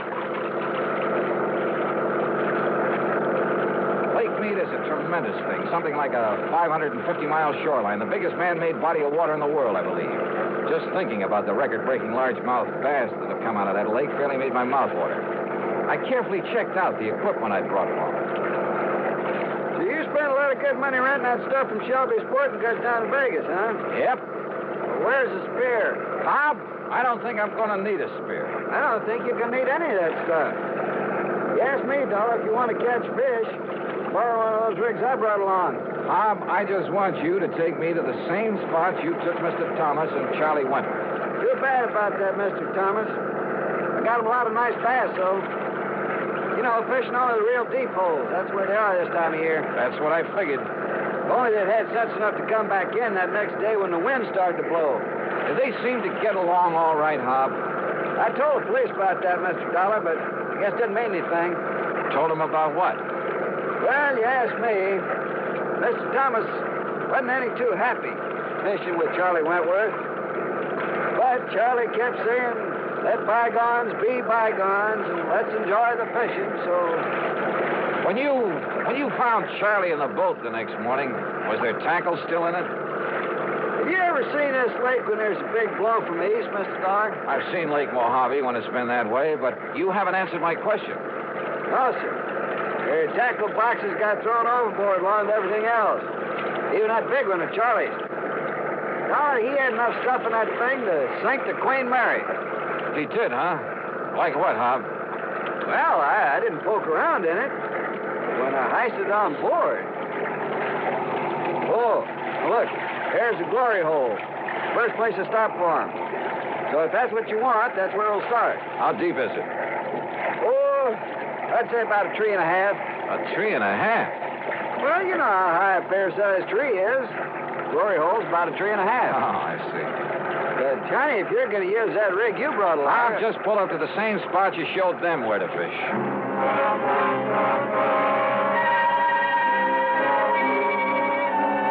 By the end of 2 hours, I'd tried at least half a dozen of the holes where Hob had taken Thomas and Charlie. No luck. Then we went 4 or 5 miles further down the lake and pulled up just below Goat Island, just below the big rock slide. Deepest hole in this part of the lake, Dollar. Must be near the 5 trees. A lot of ledges down there on the sides of it, so you better go kind of easy. I covered every inch of that hole, with the aid of a powerful waterproof headlamp I brought along. Then finally I came back up to the surface. That's right, I said came back up to the surface. Here, Johnny, let me give you a hand back in the boat.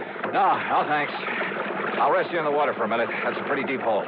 Yeah, but how you ever expect to catch bass in that skin diving rig without even a spear? Hand me a long rope, Hob. I found it down there. Huh? Yeah, on a ledge about 50 feet down, lashed onto that heavy tackle box you were talking about.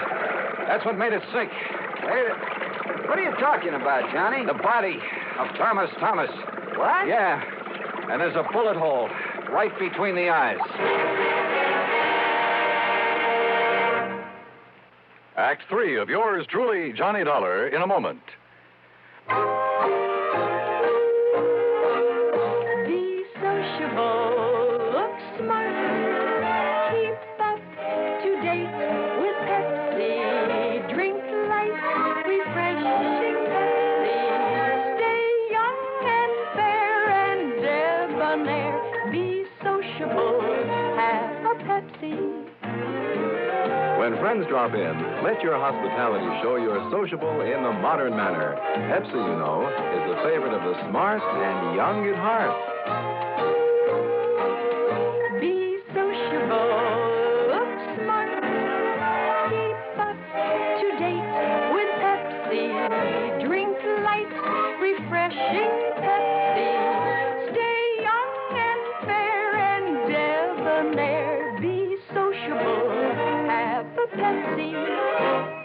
Have you tried a Pepsi lately? And now, Act 3 of yours truly, Johnny Dollar. I took the body of Thomas back to headquarters in Las Vegas and hung around long enough to hear Dr. Richard Fallon say the bullet hole was definitely made by a .38 and at close range. To hear Police Captain Willis say there'd be no action taken until the bullet could be removed for study. But I knew he'd change his mind when he had time to think about it. So I left headquarters and started making the rounds of the gambling casinos. Luck was with me. At the second place I stopped, one of the public joints on Fremont Street. Winner, everyone. That's 34, red and even. Well, have you seen him around here today? Yeah, that's Charlie Wentworth. They just come in the door, mister. Thanks. All right, ladies and gentlemen. Excuse me, please. Take your bets for the Pardon me, will you? May I get through here, please? Thank you. Excuse me. Charlie Wentworth? Yeah, Buster? Johnny Dollar, insurance investigator. Here's my credentials. Oh, yeah. I guess you want to talk about my pal, Tommy Thomas, got drowned over in Lake Mead last week. Is that it? Yeah, something like that. Buster, that was an awful thing, him going like that. He was an old buddy of mine. Was he? Sure was. An old buddy. Hey, why don't we talk over in my room, huh? Too much noise around here. Okay by you? Sure. Why not?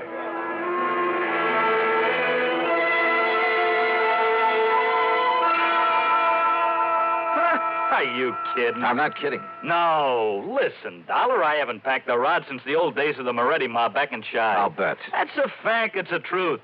You think I want to get in trouble again? Well, you're wrong, see? Maybe. Look, I did my stretch, and it learned me a lesson. I'm all through with that kind of stuff. I'm all through with it. Oh, sure. It's a fact. It's the truth. I'm strictly legit now. You understand?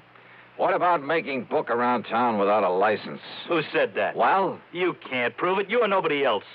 And what's that got to do with Tommy Thomas and the poor guy getting drowned? Tell me that, huh? What is this Dollar anyhow? You really hated his guts, didn't you? Well, sure, wouldn't you if... Well... Sure. Because when the chips were down, he didn't give you a hand. He let you and the rest of the mob take the rap. Kept his own skirts clean at your expense. Listen, what are you trying to do? Get me excited? Say something I shouldn't say? I don't mean... Keep talking, Charlie. Sure I hated him. I could have killed him. At first, that is. Only at first. Anybody would have felt that way. But, you know, after a few years in the clink, you learn better. What good's it do you? Those things don't matter. You've learned your lesson. I know I did. Oh, you became a paragon of virtue, I suppose. I don't know what you're talking about, but that's all over. You hear me? When I just happened to find him living here in Vegas, that was all over. Let bygones be bygones. I mean it. We was pals.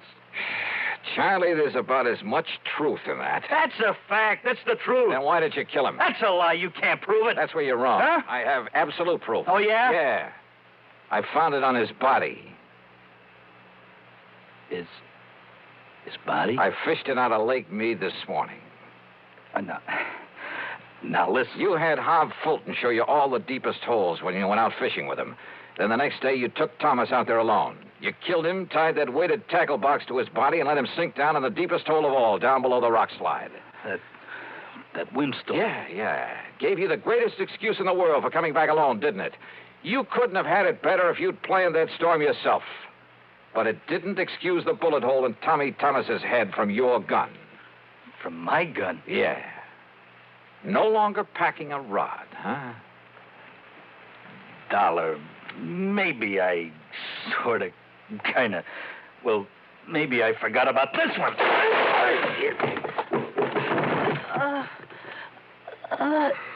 Trigger man, huh? You're a lousy shot. And pretty slow draw, thank heaven. You know something? Now I think I have got proof. Yeah, this gun of yours.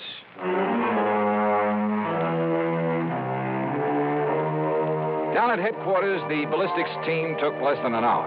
Yep. The bullet they'd found in Thomas's body came from the same gun Charlie had tried to kill me with. So it's back to prison for him for a long, long time. Oh, and the company will not have to pay double indemnity for accidental death. Expense account total, including a couple of days of excellent fishing with Hob Fulton and the trip back to Hartford, $196.45. Yours truly, Johnny Dollar.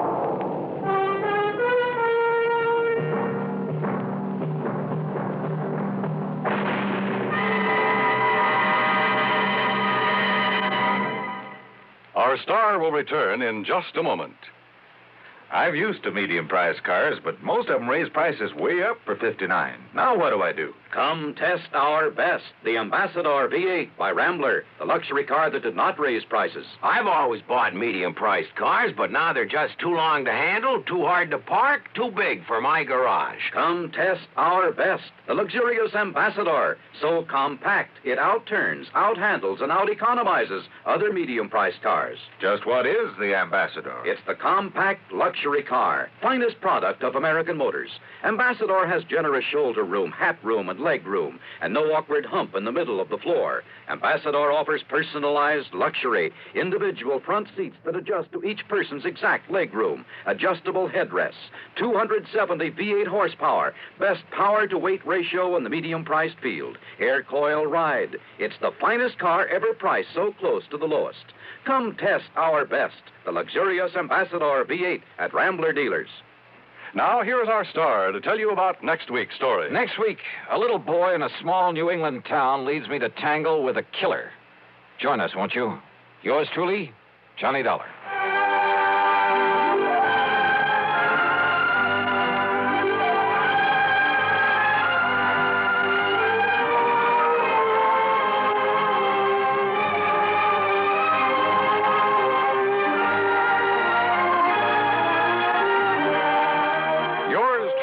Johnny Dollar, starring Bob Bailey, originates in Hollywood and is written, produced, and directed by Jack Johnstone.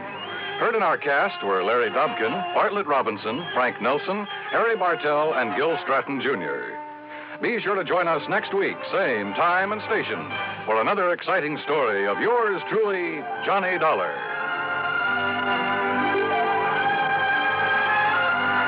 This is Dan Coverly speaking. By far, radio's outstanding theater of thrills, Suspense, next on the CBS Radio Network. 59 on your dial, WROW Albany. If it happens to you, and I think it might, that now and then your cigarette doesn't taste right, that's the tip-off, man, and you'd best begin on the new kind of filter that's known as Spin. Old Gold's new Spin filter. This new Spin filter is the best you've seen, does more than reduce tar and nicotine. It improves smoke and taste so that you can get the best taste yet in a filter cigarette. Old Gold's new Spin filter. Test for taste, try your present brand against Old Gold. Test for taste, and it's 10 to 1 that you'll be sold. Test for taste with a cigarette, a carton, or a pack. Test for taste, find the flavor all the other filters lack. Old Gold's new Spin filter. That's the story, boys. That's how you can get the best taste yet in a filter cigarette. Old Gold's new Spin filter. 5:30. Sam Spade Detective Agency? Me.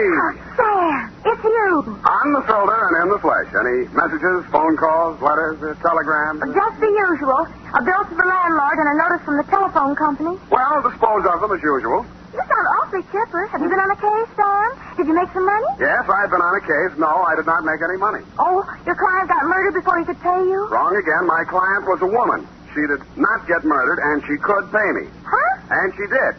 But you just said she didn't. True, Effie, true. Things are not what they seem. Well, I'm a little confused. You just said that... And I meant every word of it. Stop registering bewilderment. All is paradox. So, sharpen your pencils, straighten your seams, get out your notebook, and prepare to be confounded by the contradictions I shall contradictate to you during my report on the honest thief caper. I'm not looking over for these places. Look alert, girl. We've many things to do. Up. Yes. You say the strangest things on the phone. Don't I? I don't believe I quite understood what it was all about. A natural misunderstanding. I didn't understand it myself. Date? Sergeant Frank Nilgus, robbery detail, San Francisco police. From Samuel Spade, license on 1 You're fast today. Subject, Ben Comiskey. Who? Ben Comiskey. Comiski. Sam! I went to Albert High School with a boy named Ben Comiskey. Is he the same one? Very likely, yes. Oh, Sam, tell me, did he turn out bad? Is he good? Did he get married? Down, Effie. Sam, I need this boy. I want to know. this is one mystery you're not going to solve by reading the last chapter first. Dear Frank, it was one of those days. The sky was black and it looked like rain, but when I put on my trench coat, the sun came out. At breakfast, it looked like I'd ordered fried eggs, and I wound up with pancakes. Also, I discovered I was wearing one blue sock and one black one. After that, I gave a cab driver a 5 instead of a 1 and let him ride off with the change. And there was one other thing. Sam, bank just called. You're overdrawn. They're nuts, Ev. I made a deposit 2 days ago. I checked, Sam. You didn't. You're nuts, too. I made out the slip myself and Oh. Give me, Sam. I'll take it right down. Yeah, better do that, Angel. Excuse me. Oh. Can I help you, miss? Is this Mr. Spade? Come right in, miss. Sit down. Miss Perrine, you may go and do that. Instruct them that if such a mistake occurs again, I shall take my account elsewhere. Yes, sir. Now, please sit down, Miss... My name's Louise Mills, Mr. Spade. I want to hire you. How much will it cost? Well, now, Miss Miller, let's talk about it a little I first. haven't much time, Mr. Spade. I have to be at the office in a half an hour, and I have to cross town. You see, Well, Mama thinks I should forget all about him, but I can't, and Well, here I've got $95.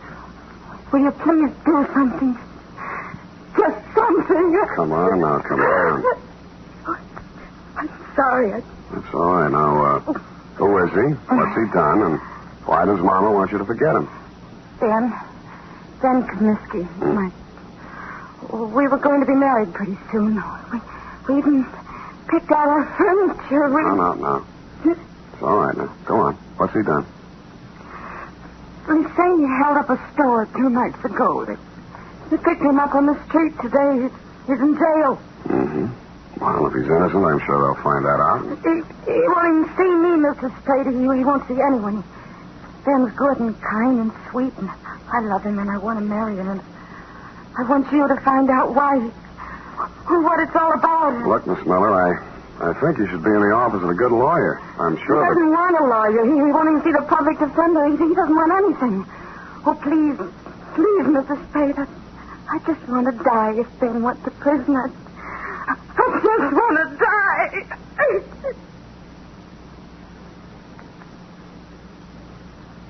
I'm no sentimentalist, but faith is the thing we're a little short on these days, so we came to terms. It was agreed she could pay me after the job was done if there was any job to do. She left for work, and I phoned you, Sergeant Milgus, and found out Ben Comiskey had already been arraigned and was being held in the city jail. When I dropped in 20 minutes later, you walked me back to his cell. What's it all about, Sam? Don't know, just looking into it. He won't tell you anything. No? Kept his trap shut all the time he's been here. As far as we've been able to find out, no previous record, no background. Well, maybe it isn't so bad for him at that, huh? First degree, Sam. Liquor store proprietor, a man named Potter over on Army Street, identified him in the morning lineup. Just like that. Picked him out of a dozen guys we hauled in. Then what? Yeah, we send a couple of the boys out to Comiskey's room and find all the dough in the dresser drawer, 900 clams. Now what? Take it easy, Comiskey. This is Sam Spade. He wants to talk to you. Ben Comiskey was tall, dark-complexioned, about 29 or 30 years old. His hair was black, straight, and closely cropped. His features were regular, not good, not bad. I've seen plenty of hold-up men and gun-toters in my day, and he wouldn't have been cast in the part in my movie. I didn't know what I expected to say to him or what I expected him to say to me, but I didn't expect what I got. What are you trying to do? Get out of here. I just got here, Ben. Well, you can just leave. Hasn't a citizen got any rights, even in jail? Well, they start to lose them when they use a gun to make a living. I don't want any lectures. I haven't got any to hand out. I'm a private detective. A friend of yours hired me. She thinks you're a pretty nice guy. Louise, huh? Why won't you see her? She's nuts. She ought to have a head felt. What's she worrying about anyway? I'd say she was worrying mostly about you. And I'd say it's the sick kind of worry that gets into a girl when she loves somebody. She shouldn't. She's nuts. You said that. Did you rob that store? The guy who runs it says I did. I suppose I did. Why? For laughs. The complaint says you make $65 a week in an architect's office. You can eat on that. Look, Spade, go back and tell her this. I didn't want furniture at $10 a month for the next 80 months. I didn't want a car the same way. I didn't want her working and me working and getting nothing but wrinkles. Tell her I got caught and to go and find a guy who can pay the way. Is that all? That's enough. You're charged with armed robbery in the first degree. That means not less than 5 years. I know it. Shut up about it. Why'd you turn down a lawyer? Hadn't you heard, Spade? They're holding up my indictment. I'm a prize pigeon. They think maybe I knocked over 10 or 12 other places in town. Did you? Sure, but don't worry about me. And tell Louise not to worry about me. Got $1 million salted away, and I'm going to buy my way out through the DA's office. Okay. Have it your way, Ben.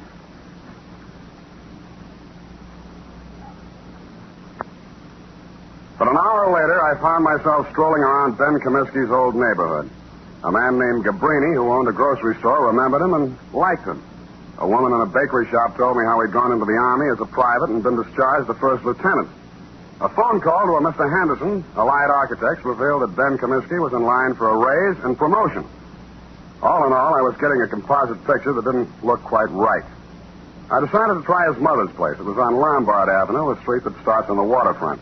According to the penciled note above the doorbell, it was out of order. The slot on the mailbox read, Mrs. Anastasia Comiskey. Yes. What is it, please? You're Mrs. Comiskey? I'm busy now. I fix lunch for my son. He come back from Cincinnati. Please. Oh, Mrs. Comiskey, I'm here to talk to you about Ben. He's your son, too, isn't he? Yes. Ben is my son. Well, I'm trying to help him, Mrs. Comiskey. Why? He has no money. I have no money. A friend of his, Louise Miller, hired me. Oh, Louise, she's a foolish girl. Very foolish. Her heart should not be with Ben. I think he's a very lucky man to be loved by somebody like that. If not for her, Ben would not be in jail, in trouble. Oh, you don't want to help my son. She don't want to help him. She'll leave him alone if she wants to help. Ben is bad. Not good like my son, James. James is always good. Times he's away, he sends me money. From what I hear, Ben's always been pretty good, too. Always one good son, one bad son. What's going on, Mom? Oh. Who's this? He's come to ask questions about Ben. Huh? I'm Jim Comiskey, Ben's brother. Oh, my... You run on in, Mom. I'll talk to this gentleman. All right. Get out of here. Look, I'm just trying... If you've got any questions to ask about Ben, go to the police. They can give you all the answers. And stop bothering my mother. She's been through enough in the last 2 days. If I catch you around her again, I'll break you in half.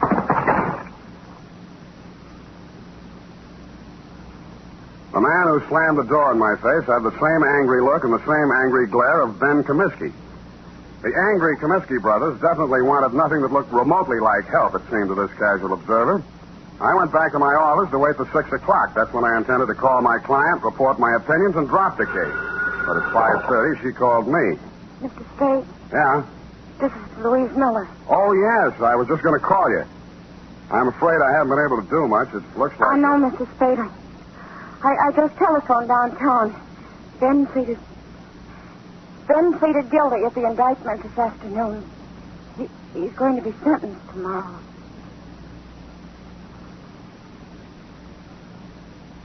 And that, to all appearances, Sergeant Milgis, was the crop. But 2 hours later, and for the second time in one day, I found myself doing what I didn't think I'd be doing. Walking around a dull, gray, 2-story apartment house on Adams Place.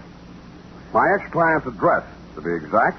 I was wondering what a lonely, distraught girl would be thinking the night before her boyfriend was shipped away to prison. I found out. I got a whiff of it as I walked down the hall. It was coming out from under her door. I had to use my shoulder. The room was acrid and stinging with gas fumes. And Louise Miller was stretched out on the floor in a 6-foot kitchen. When I picked her up and carried her out, I wasn't sure whether she was dead or not.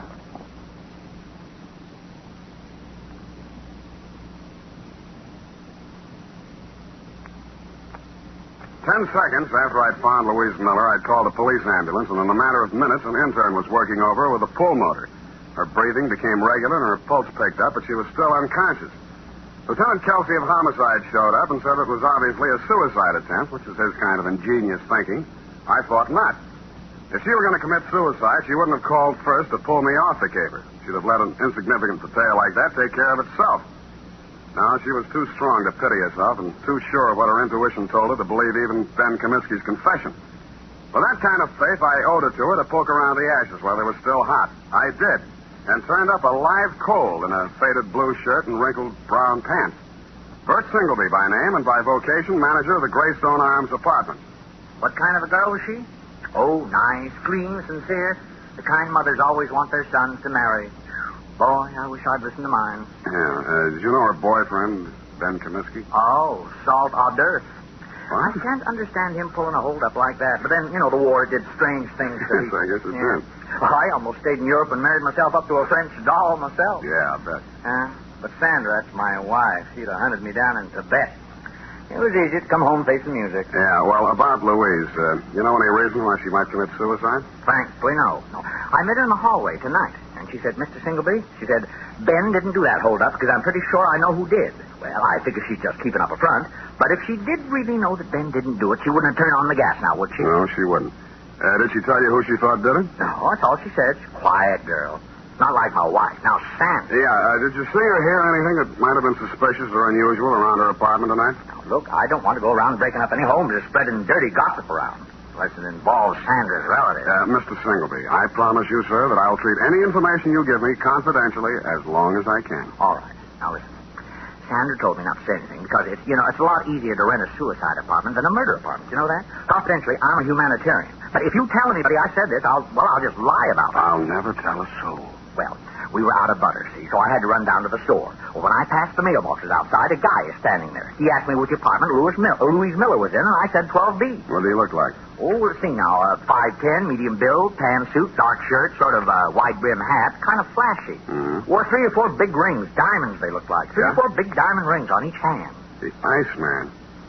Why didn't you tell all this to the police? Bert, who are you talking to? Don't you dare say a word about that poor girl. That's why. That is why. Sandra always says, keep your mouth shut and you keep out of trouble. But me, I don't know. I just love... Bert, stop talking so much and close that door. Yes, Sandra, dear. I'm closing it.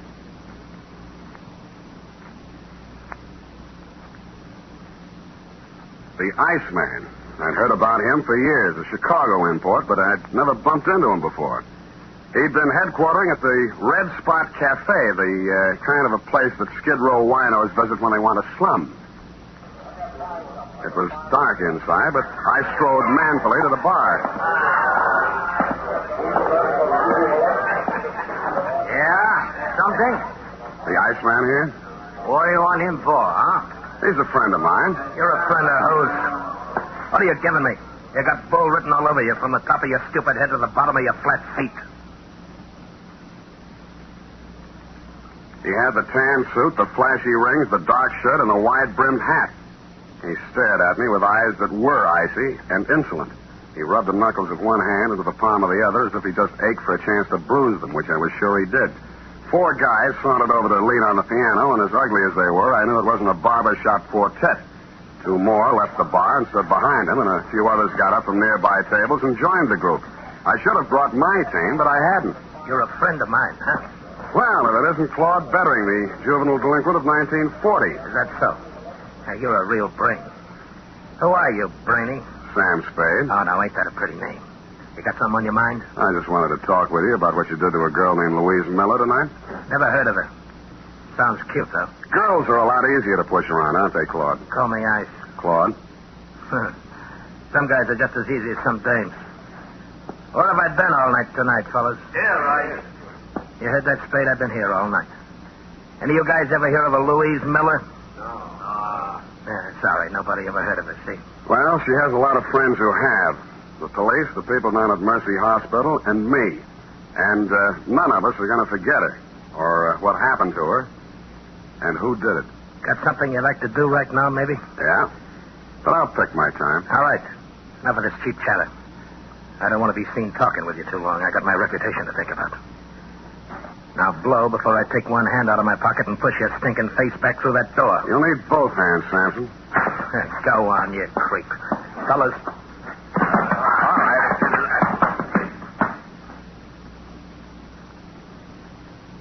As I went rapidly through the door, Claude Bettering was standing, oily smile and all, polishing a couple of his oversized rings on his lapel. It was a picture I said I wouldn't forget, and I didn't.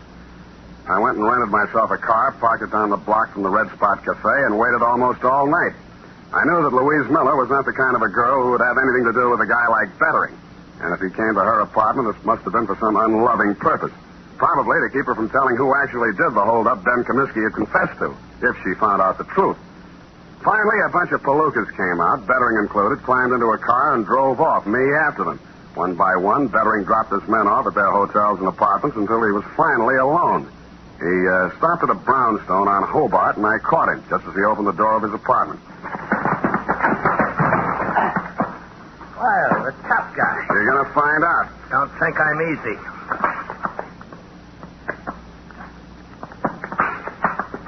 And he wasn't easy. He was 3 inches shorter and 25 pounds lighter, and wherever he had picked up his reputation for toughness, he earned it. But I never enjoyed a fight in my life any more than that one. I battered him to his knees and then to the floor, and he still wouldn't give up.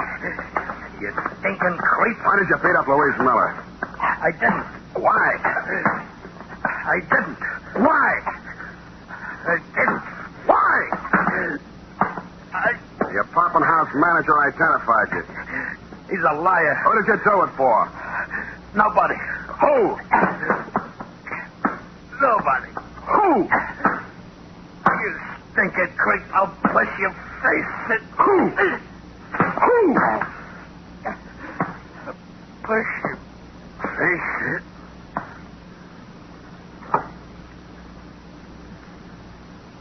He went out. Quite a guy, the Iceman. I used his phone to call the police and tell them to pick him up for attempted murder. Then, with dawn coming up and my energy going down, I went back to the city jail, got a pass, and woke up Ben Comiskey. Why don't you stop messing around in my business, Spade? Did you ever really love that girl of yours? Get out, you sadistic jerk. Well, she's in Mercy Hospital now. You can send her a card. Write something nasty on it. So long. Spade. Yeah? What's she in the hospital about? What do you care? Tell me, please. Somebody turned on the gas in her apartment and tried to kill her. It's nothing, really. Please? Who did it? Who did it, Spade? I think it was a guy named Claude Bettering. They call him the Iceman in certain circles. But why? That's what I'd like to know. Who's Bettering? I don't know. Your girl believed you were innocent, Comiskey, but you said you weren't. My guess is that somebody figured she knew something and tried to shut her up. I think Bettering was hired by somebody. Spade, look, I don't have any dough, see? But I want to get out of here for one day. Do you know anybody to raise the bail? I won't skip, and I'll pay back anything you want. Why? I got to see somebody. I don't think I can. Who do you want to see? My lousy, dirty, low-down, no-good brother. He hired Bettering? Who else? He did everything. He's always done everything wrong. He held up that liquor store, but he's on parole, a 2-time felony offender. One more rap and he'd go up for 20 years. I did this for him, yeah. Look at me. I did it for him, and he tries to kill my girl. Your mother said he was a good boy, hard-working, lived in Cincinnati. Me again. I told her all that. She believed it. I started a whole stupid lie and had to go through with it. I could explain 2 years, 3 years to her, but not 20. He promised he'd go straight. He promised. I see. I even sent him money I earned and said it was from him. Oh, you never saw anybody like me before, did you? No, I haven't. Get me out. Get me out, Sam, and I'll drag him in by his back teeth. Thanks anyway, but I'll do it myself. Spade, let me do it. Let me do it, please.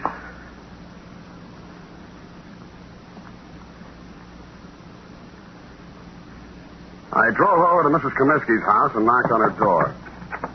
She came out in a housecoat, hair mussed, and sleep still in her eyes. Yes? I'm sorry to bother you at this hour, Mrs. Comiskey, but is your son home, Jimmy? Jim, no, he went out last night. He didn't come back yet. I see. When do you expect him? Well, he didn't say. He didn't have to because I saw a closet door move and I was in and across the room. In a second, I pulled the door back and Jim Comiskey came out, gun and all. Jim, you've gone crazy. She hurried across the room, threw herself between Jimmy and me, and started wrestling the gun away from me. He put one hand flat on her face and knocked her halfway across the room. I went at him. He shot, but it went into the ceiling. I didn't give him a chance to do it again. You held up the liquor store, didn't you? Yeah. And hired Bettery to kill Louise Miller? Yeah. And you're going to take your own rap from now on? Yeah. Yes, I will.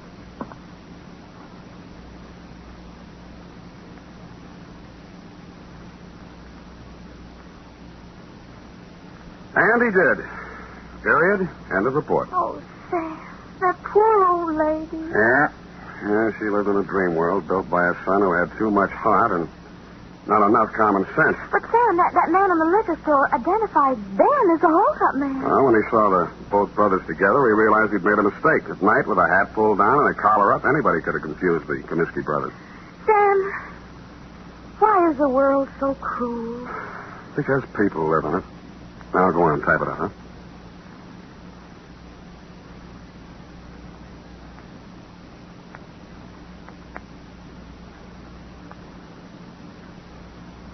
Well, here it is, Sam. And if you don't mind my saying so, it's a lesson to everybody. If you say so, Ed. Honest, Sam, I'm just infuriated. Now, don't go too far. Misplaced love, devotion, it just isn't right. Hand me the glass. Well, this kind of thing could be going on all over the world. The glass up. If it weren't for people like you who step in and take things in hand. The glass! Oh!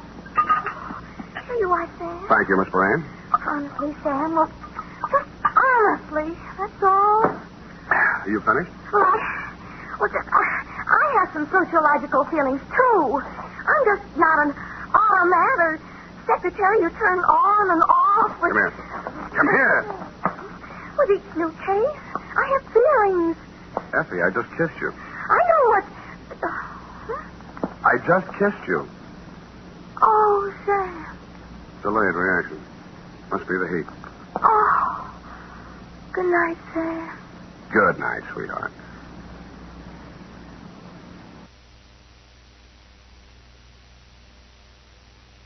The Adventures of Sam Spade, Detective.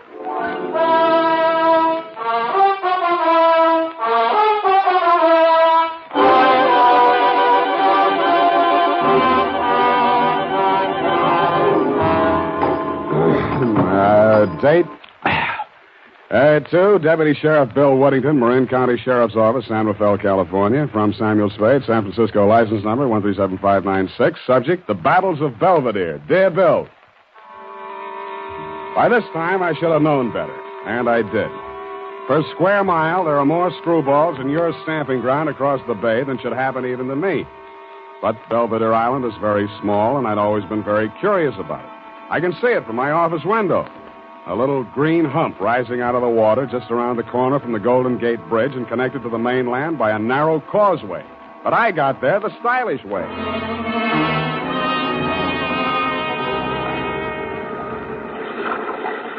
The sign on the dock we made for said Battle Landing. I thought I knew what that meant because my client's name was Jonathan Battle. But I was not quite prepared for the beautiful welcome I got.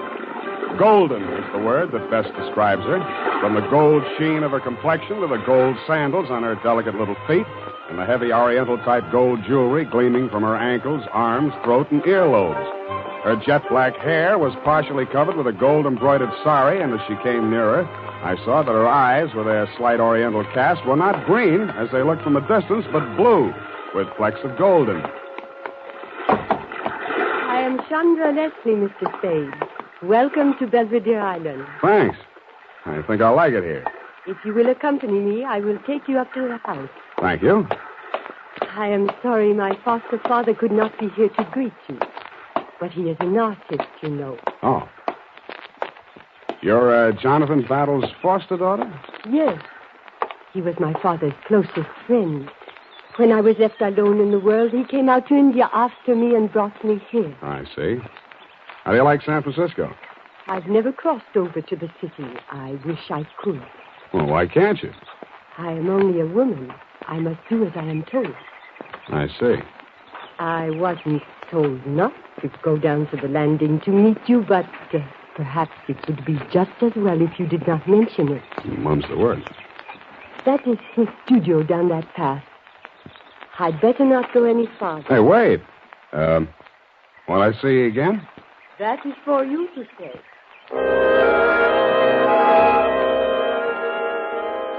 With that, she vanished. I wasn't surprised. She was much too beautiful to be true anyway. What did surprise me was what I saw through the big studio window at the end of the path. A man stood with his back to me, daubing paint on a big canvas. Across the room from him, 2 models were posing. They both looked familiar.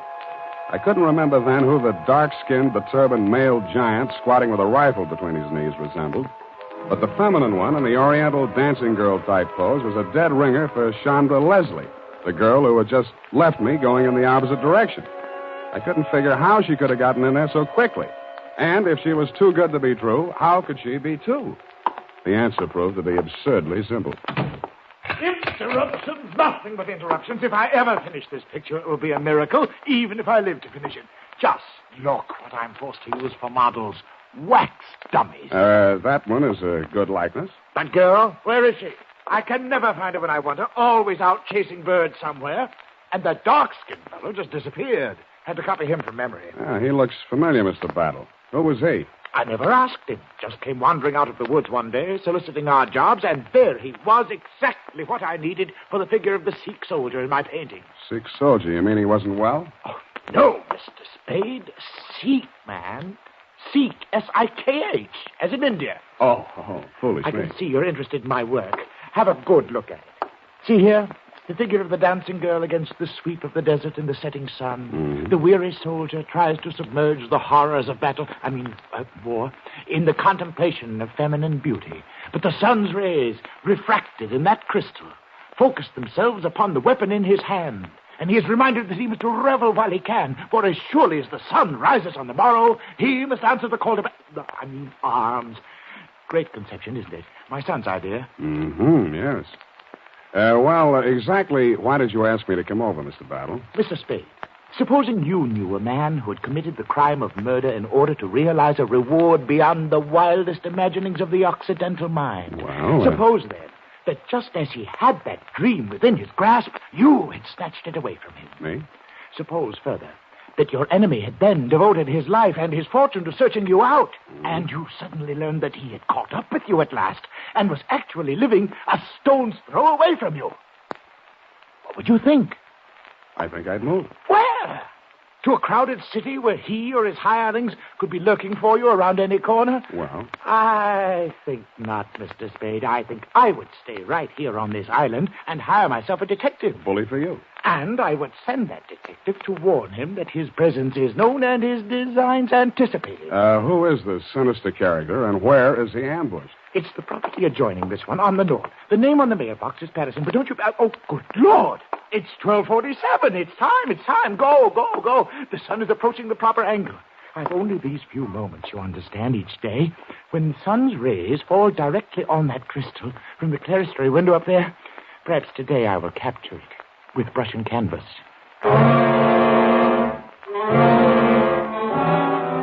He hurried back to his place before the easel and started messing with his palette, squinting intently at the wax models in front of him. There was still a lot of questions I wanted to ask him, but this was obviously not the time. I left quietly and closed the door behind me. Quietly. Hey, you. Wait a minute. Yeah? I think you're a detective. You don't like detectives? Hard-boiled type, huh? James Kane, Raymond Chandler. Dashiell Hammett, please. Who are you? I'm Bob. Oh, Bob, son of Battle, of course. Yeah, but if you think I haven't heard that gag before... Good, then it shouldn't bother you. Oh, I don't mind. What kind of crazy line did the old boy hand you? How crazy is it? He's been acting half batty ever since he started painting that picture. Nothing but an excuse for not finishing it. And why? Why? Because it's too lousy to show. Oh, I didn't think it was that bad. He does. If you ask me, he's leading up to some kind of a publicity stunt, hoping that'll sell it. He's just making a sucker out of you. That's okay with me, as long as he pays for it. Well, we'll get a few days out of it.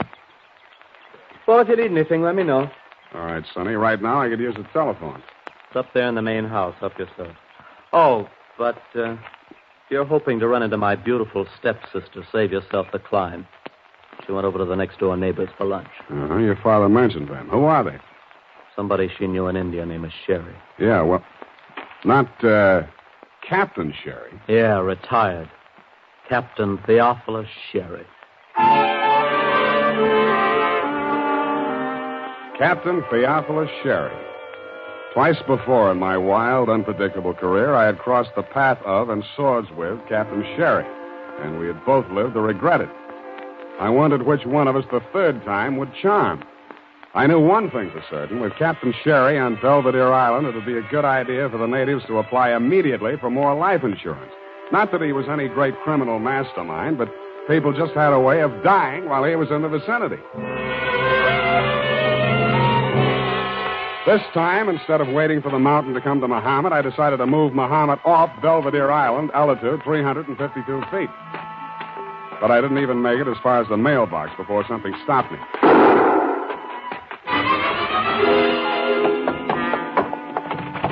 Hey, Battle! Battle! Anyone in there?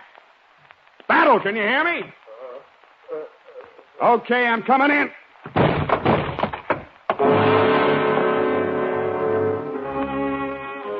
He was dead before I got to him. The front of his artist's smock was so gouged up with paint it was hard to tell which red was which. I finally located the wound. A large caliber slug had torn through him after entering just below the breastbone. It was a locked room puzzle.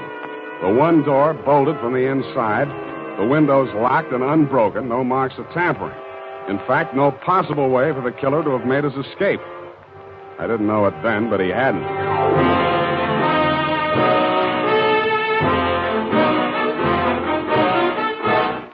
The United States Armed Forces Radio Service is presenting the weekly adventure of Dashiell Hammett's famous private detective, Sam Spade.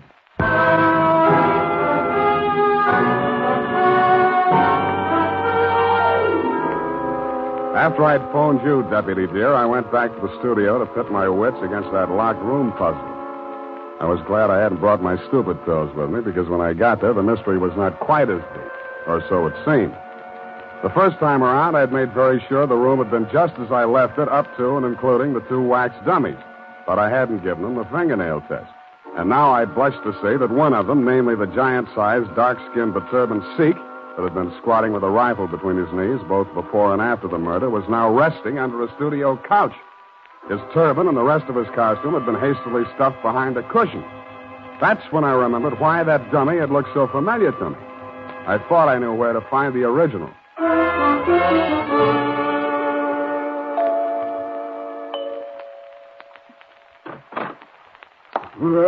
Hello, Marcus. Where's Captain Sherry? You go home. Thanks. I won't. Out of my way. Master will not allow. You will have to hurt me. Okay, Marcus, I always do. Let's get that part of it out of the way. Oh, delight. Very delight. Now I break you back, I think. Hey! Now, stop kidding. Hey, Sherry, where are you? Call him off! It's up there. Oh, Martha, stop being naughty. Put him down. Not that way. I said put him down, not drop him. I say, old fellow, I'm frightfully sorry my man here. What? Oh, it's you, Spade. Yeah, Sherry. Here, let me help you up. I wish you'd found a head. I'd have had Marcus prepare tea. Oh, tea. Very delight. Rose petal, orange blossom. Oh, how many lumps? Thanks. I've had mine. Touch, Marcus. Yes, shut up, Marcus. Oh, imagine a man nearly 8 foot tall acting like a little child. Yeah, like a child. Come on out on the terrace. The view is extraordinary. The agent informed me that this is one of the few spots in the San Francisco area which commands the view of both Alcatraz and San Quentin. Yeah, well, you'd better enjoy it while you can, Captain, because when you're in either, you can only see the other one. I once spent a fortnight in the brig out in India, and I can tell you the prison life is not for me. Then why don't you stay away from people who get killed? I say, you mean old Battle? Has it happened so soon? Okay, what's your alibi this time? I'm sure you have one. Oh, drat it, man. Why do you always commence by taking such a dim view of my activities? However, I will not allow you to goad me into letting you make a fool of yourself. As always, I shall place my cards upon the table. Face down, as always. Well, you've only to turn them up. I'll be brief. 20 years ago... Oh, here we go. Marcus and I were having a go at the east slope of Nanga Parbat in the Himalayas when our pack train encountered an avalanche which swept us bodily across the border into Tibet. I'll bet. Our carriers were decimated, but luckily most of our gear remained intact. What kind of contraband were you carrying? Contraband into the bed. Oh, I say, really. No, matter of fact, we were traveling light in the hopes of bagging a few brace of bar-headed geese. Foul play, eh? Allow me to finish. We arrived in Serra, a valley adjacent to Larson, to find the religious community in an uproar. It seemed that in their haste to create a new Tashi Lama, the native astrologers had misread their stars. In short, they had vested in the holy monastic robes an infant girl. She was not 16 years of age, and due to make a public appearance with a thunderbolt of Vajra. Oh, please, these interruptions. Sorry. To make a long story, a young adjutant in my company by name Leslie became smitten with her charms and offered to take her off their hands. But unfortunately, from their point of view, certain irrefutable temporal awards had been conferred upon her at the time of her accession. Among them, a mountain worth several billion pounds. On our journey back to the Punjab... Hey, wait a minute. Did you say this girl owned a mountain? Precisely. A most amazing... Worth several billion pounds? Yes, it's the gold, you know. The presence of gold in the Serra has long baffled geologists for the simple reason that it's an unnatural deposit. Unnatural? Synthetic, that is. For 13 centuries, the devout have made pilgrimage thither to implant in the mountain small gold nuggets in the ignorant belief that they will grow into large lumps. How many centuries did you say? 13. Oh, very well, 12. That's better. And needless to say, the small nuggets never do grow into large lumps. Needless. But until they do, the devout, with the exception of the aforementioned or her nearest relative, are forbidden to carry off any of the gold. And who is the aforementioned? That dear little girl whom Leslie carried off to the Punjab as his bride. They had one daughter, Chandra, the girl who met you at the landing this morning. How did Battle get hold of her? Well, sir, a few years back, as our company was marching along the east face of Nanga Parbat... There was an avalanche. Precisely. And poor Leslie perished miserably. But the ungrateful scamp, in spite of his many promises to me, had left instructions that Chandra should become the ward of that presumptuous paint puddler, Jonathan Battle. He forbade her to see me, and finally left India under cover of night, taking her with him. So you finally tracked them down on Belvedere Island. Exactly. And my plan, if all else failed, was to win her hand in marriage. What if she objected? You little comprehend the Oriental mind. She's a woman. She must do as she's told. All I had to do to turn the trick was to frighten Battle into giving her the necessary fatherly instructions. So you see, his death has come at a most awkward time. By the way, who do you think did old Battle in? I think he was killed by the rifle held by that warrior he was painting, the figure your boy Marcus posed for. Hello. Oh, that's nonsense. Marcus was with me at the time. I don't think Marcus had to be there. I don't think anybody had to be there. Well, that settles that. Marcus, pack the marmalade. We're leaving. Never mind the crumpets. We'll leave them for the poor. Oh, delight, baby, delight.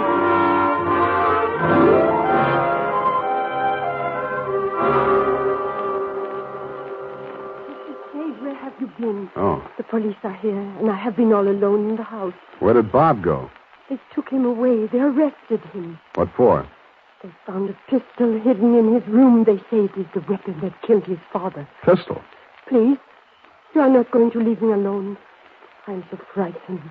Being alone with my conscience. Conscience? But how could I have known what my foster father had in mind? Just what did he have in mind? Suicide? Oh, please, do not say that.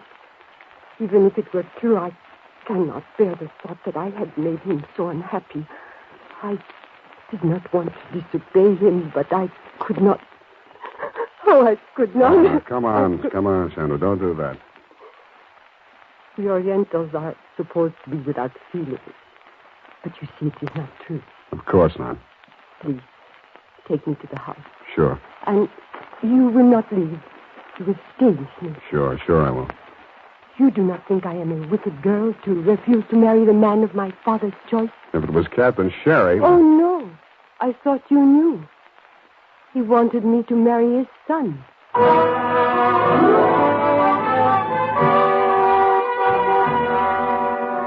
I spent the rest of the night keeping her insomnia company, and a very pretty one, too. I didn't get to you on the phone to ask you about that pistol of Bob Battles that you'd tagged as the murder weapon until just after sunrise. What I learned from you was that the rifle that had posed with a dummy warrior was an old-fashioned Belgian-made Browning with a smooth bore, which could use revolver ammunition. But the fatal slug did match the test slug from Bob's revolver. What I told you was that ballistics can lie, and that you should take another look at the metal clamp and the trigger guard of the rifle. You said you would, had the lab run tests on both guns, and by noon you had freed Bob Battle and released the exhibits into my custody. By 12:45, I had the stage set exactly as it had been set for Jonathan Battle's murder, except that the door was not locked.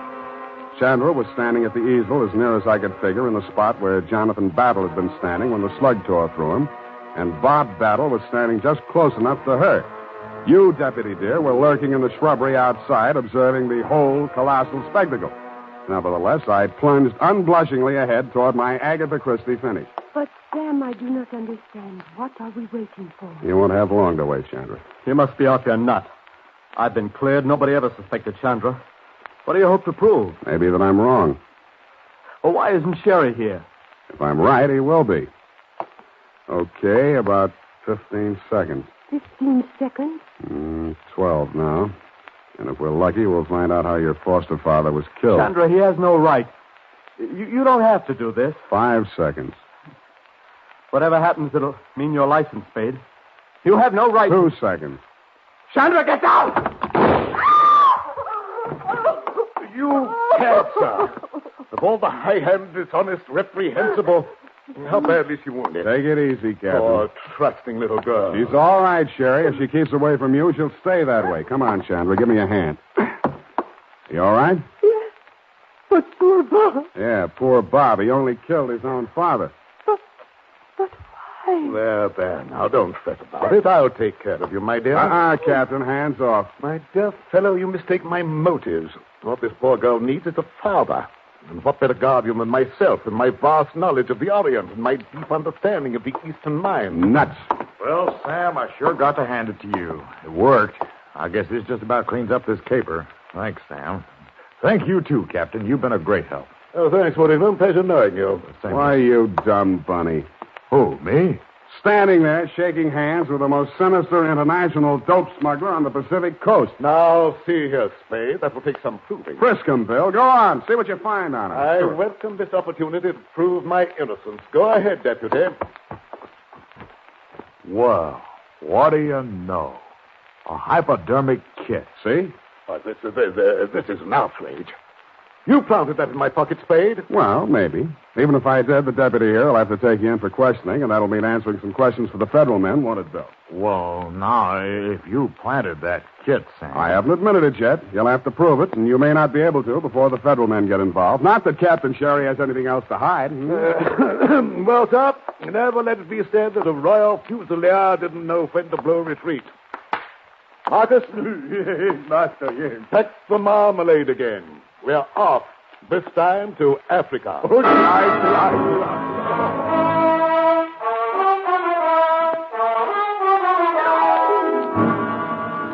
Period. End of report. But, Sam, you let him go. I know exactly what you're going to ask, Effie. It worked like this. At a certain time of day, the sun rays were refracted through the crystal directly on the spring metal clamp and the trigger guard of that rifle. This caused the metal to expand, thus pushing the trigger and discharging the rifle, which had previously been aimed at the spot where Battle customarily stood while painting. But, Sam... Don't interrupt. To further confuse the issue, as well as splitting an infinitive, not to mention a hair, Bob, son of Battle, loaded the smooth-bore rifle with a cartridge containing a slug previously fired from his revolver, thus drawing attention away from the rifle and onto the revolver, which could not be placed in the locked room at the scene of the crime. But, Sam... Please, these interruptions. His motive. He thought his father was, in fact, going to force Chandra into marriage with Captain Sherry. Oh, that poor boy. He did love... Perhaps, but don't forget the $1 billion mountain. But he left him at the crucial moment, and interceded with the bullet meant for her. He died for her sake. He undoubtedly will have, but at the expense of the state and not of my conscience. In short, I loaded that rifle with a blank cartridge. He was not dead when he hit the floor, merely in a dead faint. Oh. No, please, no applause. Business as usual. Go type that up. I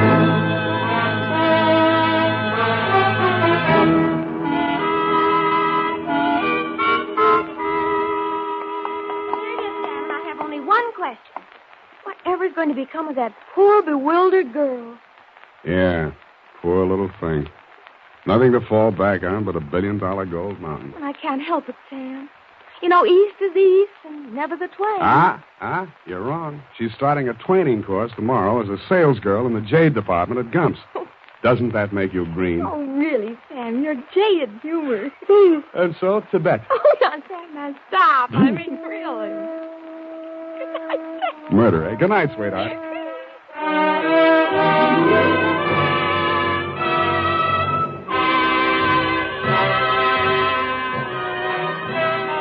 The Adventures of Sam Spade, Private Detective, is a presentation of the United States Armed Forces Radio Service, the voice of information and education.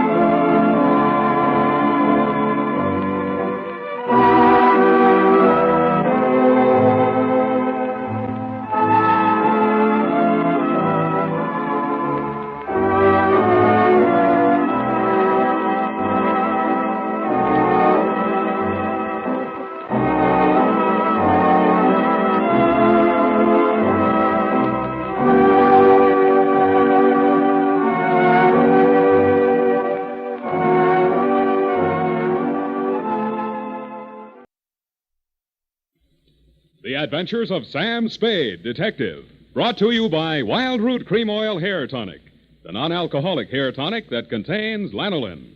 Wild Root Cream Oil. Again and again, the choice of men who put good grooming first.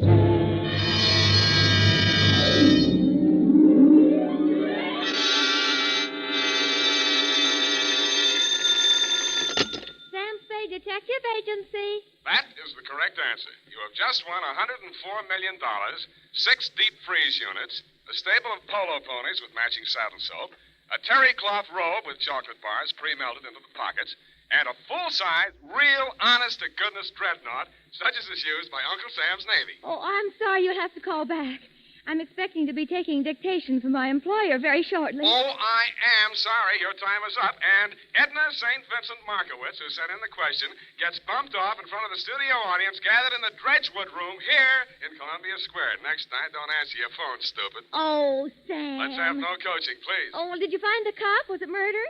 Was it really worth, well, you know, priceless and like that? And was it fun? Yes, and no. And finally, are you kidding? Well, then why was it called the Vafio Cup? It's a very old Greek expression, which is what I'll be wearing as I sit in your lap dictating my report on the Vafio Cup Caper.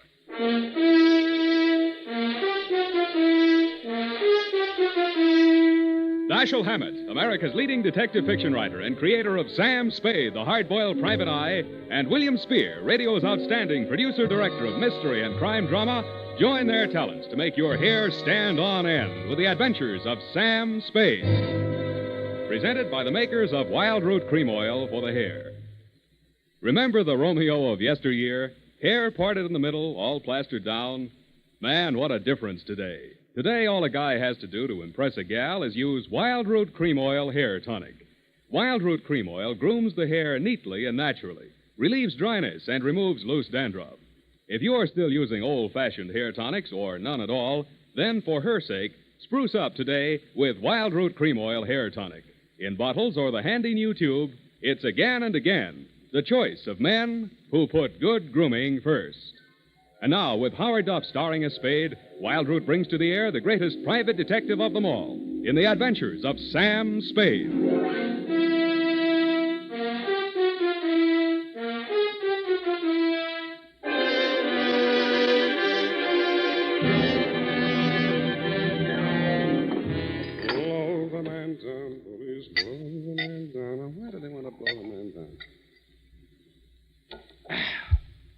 Date, August 22nd, 1948, to Jethro Chiswick, Esquire. Oh, spelling, Sam. E-S-Q-U. No, Sam, I meant the name. It's, Chisro Jethwick. I did not say Chisro Jethwick. I said Jethro Chithwick. I mean, Chithro... look, we'll check it later. Oh, Sam, it might... I have an uncle in Berkeley named Smithwick. Leave your family out of this, Eph. But he's only by marriage, Sam. It's quite a common name. Name 3 people named Chiswick. No, Smithwick, Sam. Now, let's see. There's Uncle George and Aunt Amelia by a previous marriage. Then there's my cousin Rupert on the Christie side. When you have finished ruminating amongst the foliage of your family tree, Miss Perrine. Well, I only mentioned it in All connection right, with that name we'll that you start thought you... all over again. Tear out that page. Yes, Your Highness. Oh, no, please. No need to curtsy. To Jethro Chiswick, no comment, please. From Samuel Spade, license number 1375596. What's that? Nothing, Sam, nothing. Throat. Subject, the Vafio Cup Caper. Dear Commodore, that's the way I like you. Meek. I'd always considered myself fairly well versed in the subject of cups. But if anybody had told me there was such a thing as a Vafio Cup, they could have knocked me over with one, which they did. Mr. Spade? Yeah. I'm Chester A. Brody. I talked with your secretary on the phone. Do you follow? Oh, yes, Mr. Brody. Sit down. Rest your package. Thank you. I prefer to hold it for the time being. My card, sir. Theophilus and Brody, importers and exporters. Mm-hmm. Mr. Theophilus is my partner, Dimitri Theophilus. Do you follow? I follow. It was Mr. Theophilus who brought the Vafio Cup into the firm. I furnished the cash capital. Vafio Cup, I do not follow. Yes, indeed. The only one of these treasures to fall into private hands. One of the fabulous Vafio Cups. Those exquisite and cunningly wrought examples of the art of the ancient Grecian goldsmith, excavated by the great Schliemann from a beehive tomb in Sparta. Beehive. Mycenaean age. Just west of the Lion Gate. Oh, the Lion Gate. Pardon me, Mr. Brody. Are you trying to tell me that this cup is very valuable? Priceless. And that you will finally manage to find a buyer? You follow? And that you want me to deliver that package containing your priceless cup and return with your customer's cash? Accurately put. I presume you're bonded. Uncork me and see for yourself. You are a droll fellow, to be sure. I had a light breakfast, drolls and coffee. Now, what is this Vafio Cup? I will show it to you. You are about to see a treasure but few eyes have looked upon in our time, Mr. Spade. The Vafio Cup. Handle it carefully. It's fragile. You could crush it in your hand like so much tinfoil. Yet this golden relic of a golden age has come down through the centuries miraculously unscathed. Note the delicately wrought lines of the bas-relief, the exquisite draperies on the figure of the caryatid, the anguish on the face of the fallen hunter, the sheer brute force of the wild boar charging to the kill. Holding this golden cup in your hands, you encompass 3,000 years. Do you comprehend why there's no question of insurance here? Frankly, I don't. My dear man, an item such as this is worth only as much as a collector will pay for it. This particular collector has offered $200,000. It might never be offered again. You follow? I follow. Very well. Here's your fee, $100. I follow. And here is the address of my client in Los Angeles, Commodore Jethro Chiswick. Oh, now, wait a minute. You will take the noon train. Any questions? Yeah, why can't I go on a plane? Because I've placed an item in this afternoon's papers to the effect that the treasure is to be transported by plane. If I were a gonif and I read that item, I'd take the train. That would be your first thought. Then you would think they're saying they're taking the plane to make me think they're taking the train. Therefore, you would take the plane after all. Oh, would you?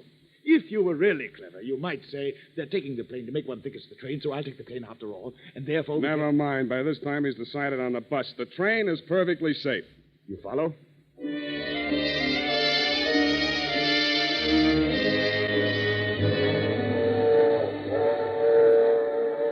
The package was light in the drawing room, and the train was comfortable. Seemed like an easy way to earn $100. I knew it wouldn't last. Never does. I was prepared for the knock on the door, and I got ready for the inevitable small, dark man who plays the Peter Lorre part, but this one fooled me. He was a tall, thin actor with sandy hair. Okay, Shamus, hand over the package. You won't be no trouble. Sure, there it is on the seat. Take it. Huh? It's okay. You got me covered. I won't make any move. Hey, what are you trying to pull? It's a stick-up, isn't it? Maybe I got the wrong compartment. No, that's it. The cup's in there. Unwrap it and see for yourself. Oh, no, you don't. I ain't picking up no booby traps. Oh, you're yellow, huh? I know that one, too. Don't cut no ice for me. Suit yourself. Game of gin? Hey, you're nuts. I'm getting out of here. Hey, wait a minute, pal. I'll buy you a drink. I don't drink. Lunch? In I go. Yes, indeed, Mr. Spade. I agree. Clarence is a very comical fellow. So are you. I took the liberty of stepping into your forecastle whilst you had your bit of raillery in the after companionway with my mate, dear Clarence. You mind? Not at all. Well, sir, I'm afraid you're going to mind a great deal. Oh! And that's how I met you, Commodore. I was so busy sizing up the 45 in your right hand that I didn't even notice when you left, whipped out of your coat pocket with one of the largest saps I have ever felt. The next time I saw light, you were gone, the Vafio Cup was gone, and the train was pulling into San Jose. I got off, rode back to San Francisco with a truckload of chickens, and headed straight for my client's apartment.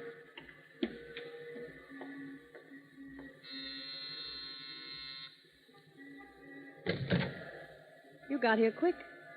Yeah, Come in. thanks.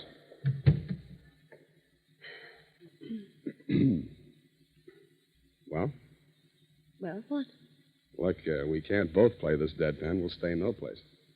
It's in the back room. What is? The body. You're from the police, aren't you? I'm a private dick. How dare you? Hey, what was that for? For spying on me. You and all the other cheap gumshoes my husband hires. You're Mrs. Brody? I'm Enid Theophilus.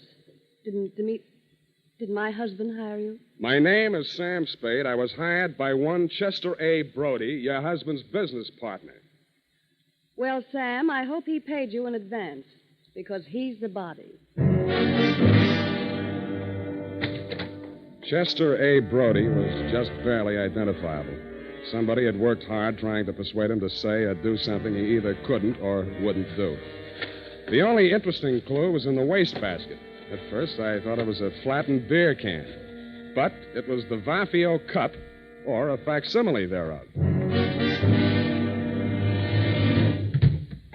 Well, how do you like it, Sam? I don't. He was my client. I wasn't hired to protect him. I didn't like him, but he was my client. How would you like me for a client? I'll give you the name of a lawyer, sister. My name is Enid. Ain't it? Now, let's see what I can squeeze out of you before the cops do. Brody was your husband's business partner, and you're, You don't have to be subtle. He was mad about me. I'm all broken up about his death. So is he. That wasn't funny. That time I deserved it. You don't like me, do you? Can't you get it through that steel-jacketed brain of yours that you're in bad trouble, that there's a dead man in the next room, beaten to death, and you're not supposed to be here? Oh, I was supposed to be here. We were going to elope as soon as you brought back the money from that, Greek thing. Yeah, what about that Greek thing? It was an antique. It was called the Vafio Cup. Yes, I know about that. Yes, well, my husband dug it up in Greece and smuggled it into the country. Yeah? It was all he had, but it was such an important piece that he was able to persuade Chet, the late Chester Brody, that is, to let him in as a full partner. Then what? Well, they quarreled. My husband made some bad investments, and Chet wanted to sell the cup to save the firm. Dmitri refused. I didn't think it was fair, so I got the keys to his safety deposit box where the cup was, and Chet arranged to sell it to the Commodore. Did you get the money from the Commodore? All I got from the Commodore was lumps. He stole the cup? Roger. You've got to get it back. I've got it. Where? Here, take a look. Oh, it's ruined. Where did you find it? In a trash basket where it belongs. Dmitri did it. He must have suspected something and substituted a fake. That's it. He knows where the real one is. Somebody thought that your boyfriend knew. The one that killed him? That's the way it looks. And maybe that's the way it was meant to look. You know, somebody might get the idea that you palmed the genuine when you got it out of that safety deposit box. If I did, it was legal, and don't you forget it. A wife can't steal from her husband. Legally, they're one person. You can't steal from yourself. That's the law. I was wrong. You don't need a lawyer. Will you help me? I may hurt you, and it'll cost you anyway. I know what's good for me. Money. Find that cup.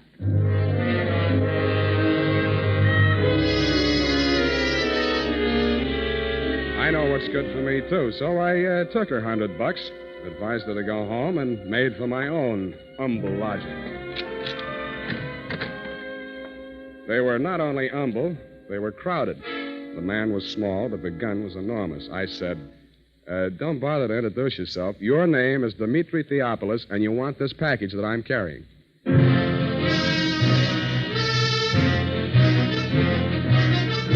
The makers of Wild Root Cream Oil are presenting the weekly Sunday adventure of Dashiell Hammett's famous private detective, Sam Spade.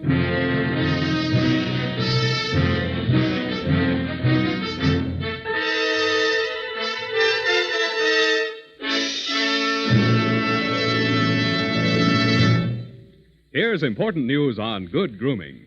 If you want the well-groomed look that helps you get ahead socially and on the job, listen.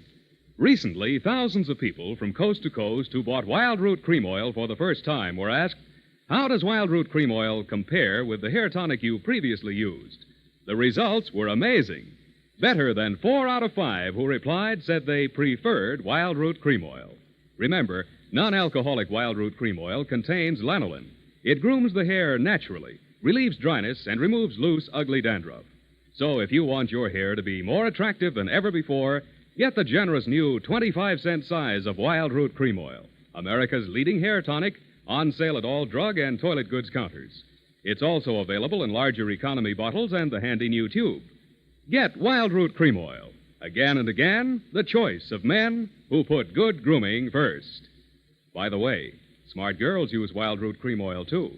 And mothers say it's grand for training children's hair.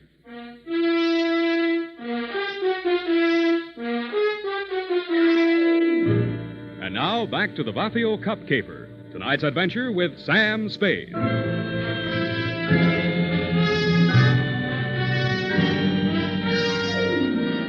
He didn't answer me, so I said it again. Don't bother to introduce yourself. Your name is Dmitri Theopolis, and you want this package that I'm carrying. Of that be assured. You obtained this from my dear wife. And how did you find my darling?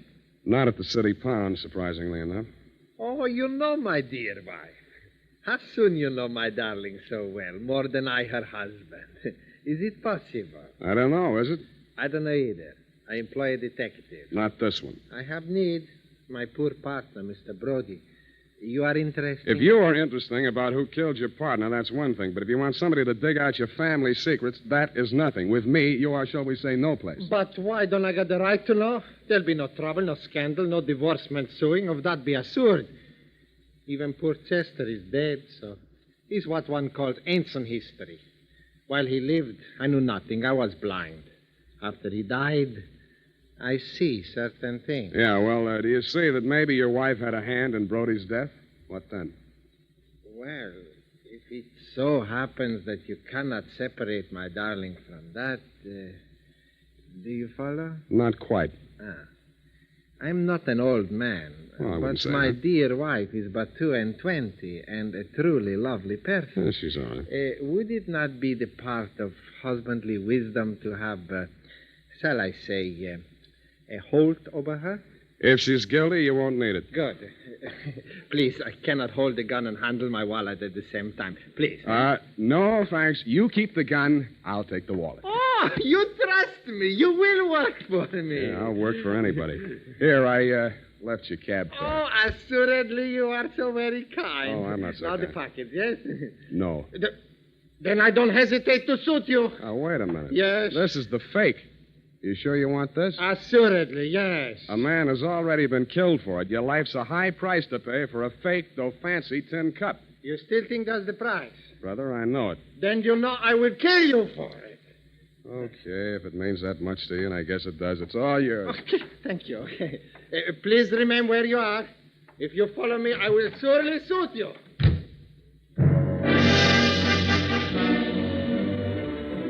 From my front window, I watched them come out downstairs and start across the street. Then it happened.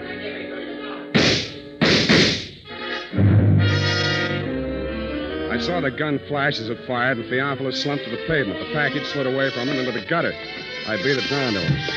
He'd taken all 3 pellets in the midsection from close range. His pulse fluttered once or twice and then stopped. When I went to look for the package, it wasn't there. I called homicide and waited until they took him away. When I told Lieutenant Dundee what I had in mind, he congratulated me on my brilliant scheme and told me to go ahead with it. That was his mistake.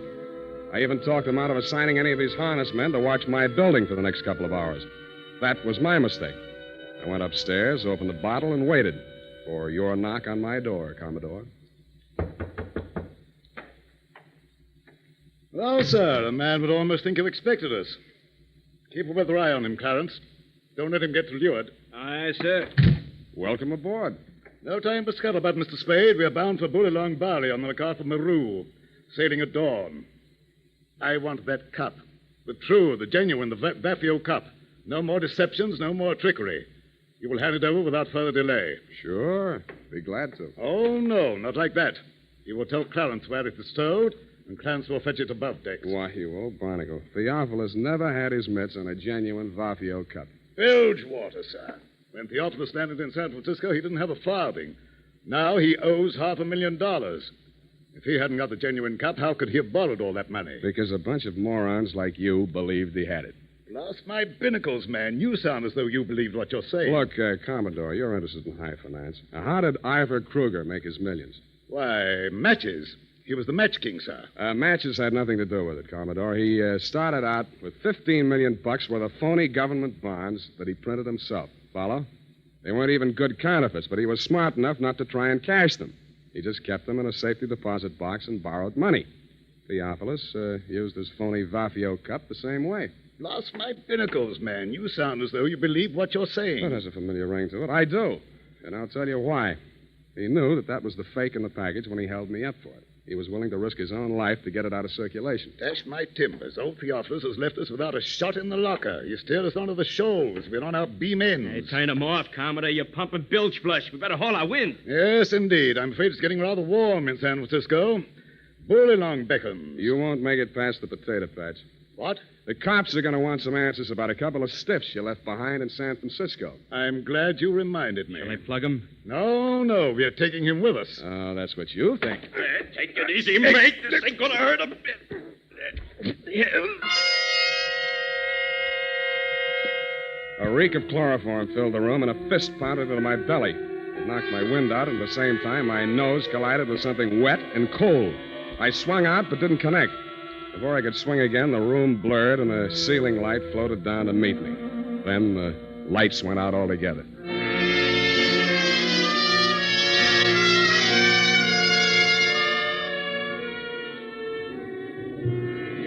At first, I couldn't figure it. It sounded like what a doctor hears through a stethoscope, or maybe an earthquake, or maybe ship engines, which it turned out to be. When the lights came on again, I was lying on a bunk in a stateroom. I staggered across to the wash basin and splashed water in my face. Hello, you. Enid, as I hardly live and breathe. It could get worse. Yeah, where are we? Oh, not very far out. Not past the Farallon. Good. I'm a stowaway, and they'll put me off with the pilot. Oh, no, you're not. Your passage is paid. Mine? It is, huh? It is. Do you know who you are? Who am I? Chester Brody. Then I'm dead. They'll bury me at sea. Roger. Who are you? I'm your widow. What's the score, widow? Chester and I booked passage on this ship a week ago. It was part of the plan. Chester and the Commodore worked it all out. Yeah, the cup was to have been stolen from me on the train. Yes, but when the Commodore discovered it was a fake, everything fell to pieces. Yeah, he thought Chester was double-crossing him. They forced Chet to talk. He told them Dmitri still had the genuine Vafio Cup and had hired you for the double cross. Maybe he really believed it.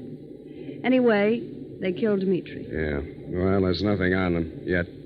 But you're a material witness, sweetheart, to at least one of the killings. That's extraditable. When that dawns on them, they'll scuttle you, too. It's already dawned on them. I'm desperate. Yes, I noticed. For you, you're practically hysterical. We have to face facts. Yeah, well, give me a couple to face right now. Where are the Commodore and Clarence? Up on the bridge. Good. All you have to do is walk straight up to the captain. He'll put them under arrest. Well, that might be a good idea, darling, only... Only what? Only the Commodore is the captain. That torrid. Your salty talk had fooled me, Commodore. I never dreamed that you were really an old sea dog, and I do mean dog. But two can play at that game. From my own intimate knowledge of sea story magazines, I realized that all hands would be turned to in the cargo gear, and the crew quarters would be, therefore, empty. In more time than it takes to tell, Enid and I had fitted ourselves out in dungarees, jumpers, and watch caps, and turned to with them. Get her out of the hell! You to hell! No! You let stop walking up off me, Hunter! You two, look alive. Stow that preventer. Oh, me? You may recall, Commodore, you may recall me as the man who ran for a fire extinguisher when the bosun yelled, stow the preventer. But experience is the best teacher, and by the time we hove to put the pilot over the side, things were in such a state of confusion that you had retreated to your cabin with a quadruple ration of grog. Seizing that moment, I threw Enid over the side, yelled, man overboard, and jumped in after it.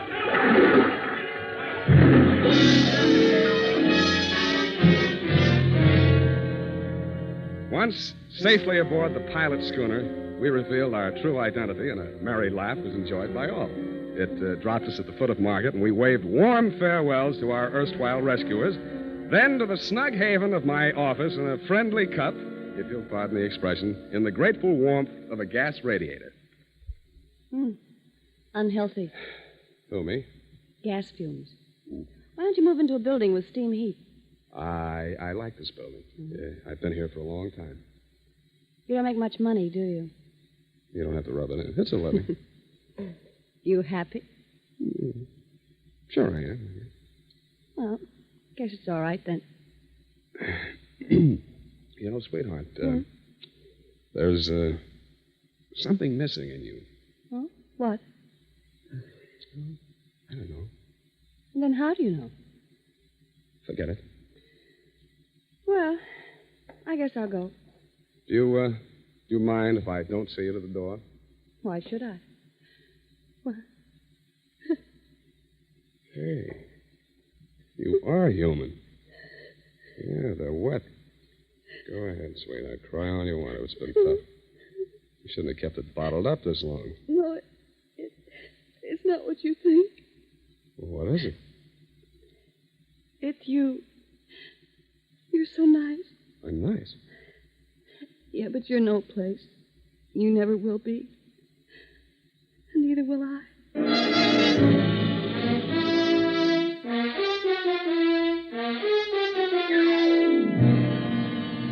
And that, Commodore, is the cargo. It was nice seeing you again down at the hall. They tell me you and Clarence are both trying to turn state's evidence. But according to the late bulletins, Clarence was leading by a neck in the stretch. Get it? The DA was afraid the jury might not understand your salty talk. Period. End of sea chanty. Oh, Sam. Yes, what? Oh, Hmm? well, I just can't. Oh, why can't you? Are you feeling okay, F? Oh, Sam. You betrayed your trust. Effie, speak to me. What is it? I betrayed my trust. What? Those criminals were on that boat. Yes? And you jumped overboard. You feel that I was recalcitrant? Is that it? That my actions were not true blue, clear cut? Is that it? Oh, I'll just go type this up, and I'm sure you can explain. I hope you can. I hope. Sour racket.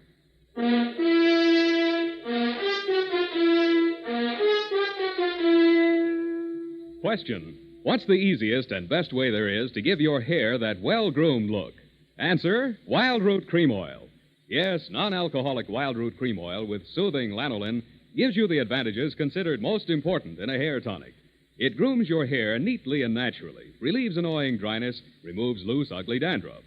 Call at your drug or toilet goods counter tonight or first thing tomorrow for Wild Root Cream Oil. If you've never tried it before, get the generous new 25-cent bottle just introduced. Also, ask your barber for a professional application of Wild Root Cream Oil Hair Tonic. Again and again, the choice of men who put good grooming first. Oh, here it is, Sam. I hope the spelling is all right. I was so upset. You hate me then? Oh, no. No. I suppose it's foolish going along thinking that your ideal doesn't have feet of clay. Oh, Sam, I just can't. I just can't imagine. Don't you think I can explain that? Oh, yes, I'm sure you can explain. But you did. You deserted your post and jumped overboard like a sinking rat. That's right. Oh, Sam, that's so unlike you. It was just by chance they were apprehended. By chance, you say? Who do you think it was that got himself shot out of a torpedo tube in that submarine? You, Sam? No, you think I'm crazy?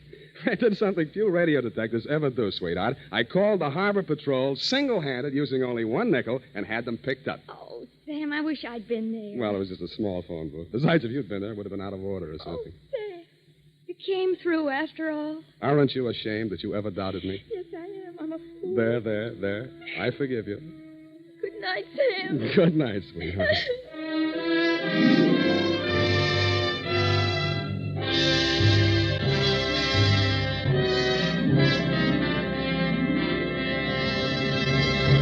The Adventures of Sam Spade, Dashiell Hammett's famous private detective, are produced and directed by William Spear. Sam Spade is played by Howard Duff. Lorene Tuttle is Effie. The Adventures of Sam Spade are written for radio by Bob Tallman and Gil Dowd. Musical direction is by Lud Gluskin, with score composed by Renee Garrigang. Join us again next Sunday when author Dashiell Hammett and producer William Spear join forces for another adventure with Sam Spade. Brought to you by Wild Root Cream Oil. Again and again, the choice of men who put good grooming first. This is Dick Joy reminding you to get Wild Root Cream Oil, Charlie. It keeps your hair in trim. You see it's non-alcoholic, Charlie. It's made with soothing lanolin. You better get Wild Root Cream Oil, Charlie. Start using it today. You'll find that you will have a tough time, Charlie. Keeping all the gals away. Hiya, Baldy. Get Wild Root right away.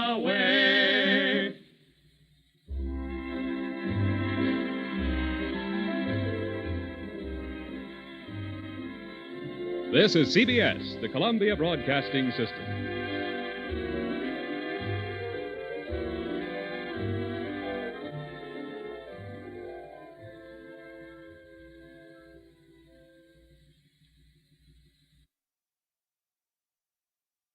The National Broadcasting Company presents The Adventures of Sam Spade, Detective.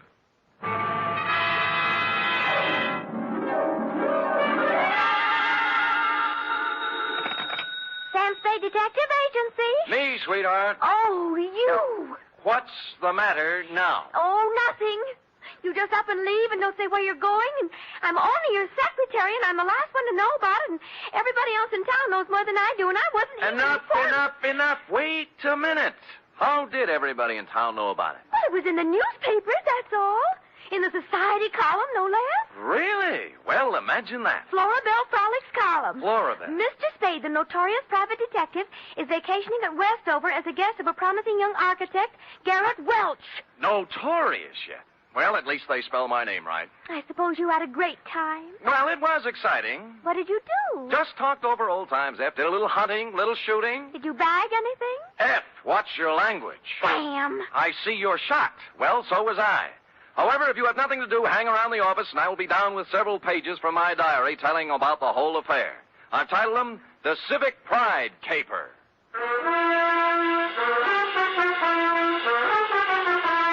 For NBC, William Spear, radio's outstanding producer-director of mystery and crime drama, brings you the greatest private detective of them all, starring Stephen Dunn in The Adventures of Sam Spade.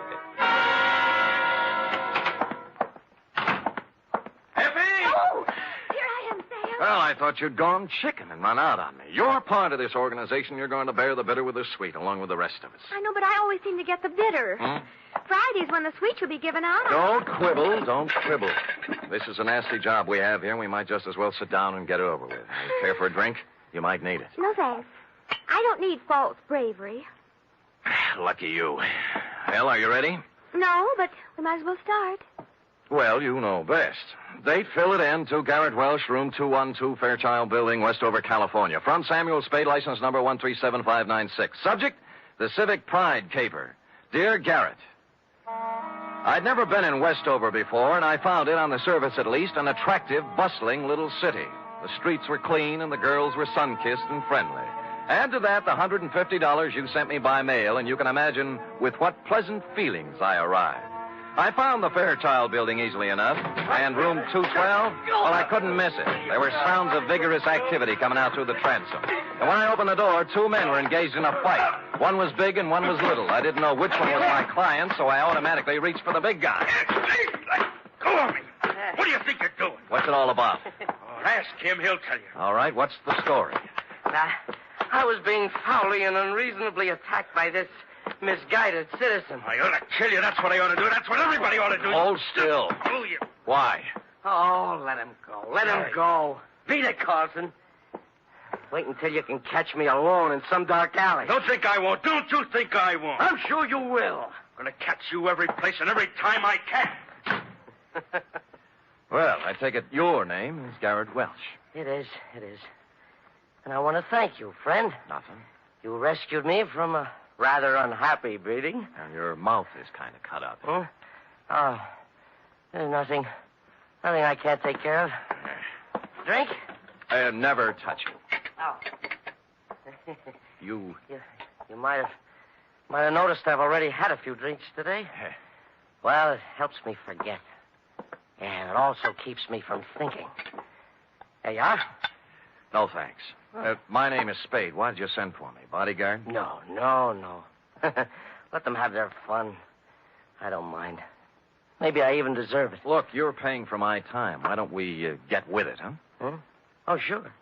Why not? Good. Come over here to the window. There. Look out there. Where? The far corner. Oh, you mean that building? Pile of rubbish is a better description. Well, what happened? Fire? No. It just collapsed one night. Last week. Oh. There were more than 3,000 people in it at the time. 5 of them were killed. I don't know how many injured. Well, that's too bad. How did it happen? It just collapsed. Another drink? No, thanks. Pardon me? It was a municipal auditorium built to honor the war dead. It cost over $1 million.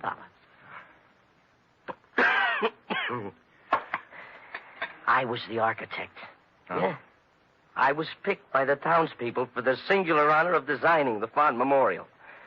Well, now they have something to remember. What'd you do wrong? Nothing. Somebody cheated in the building of it. Somebody didn't follow my plans. I don't know who it is. I don't know who it was. Or just where to place the blame. So, you're a private investigator? What can you do? Get you some black coffee and ask you some questions.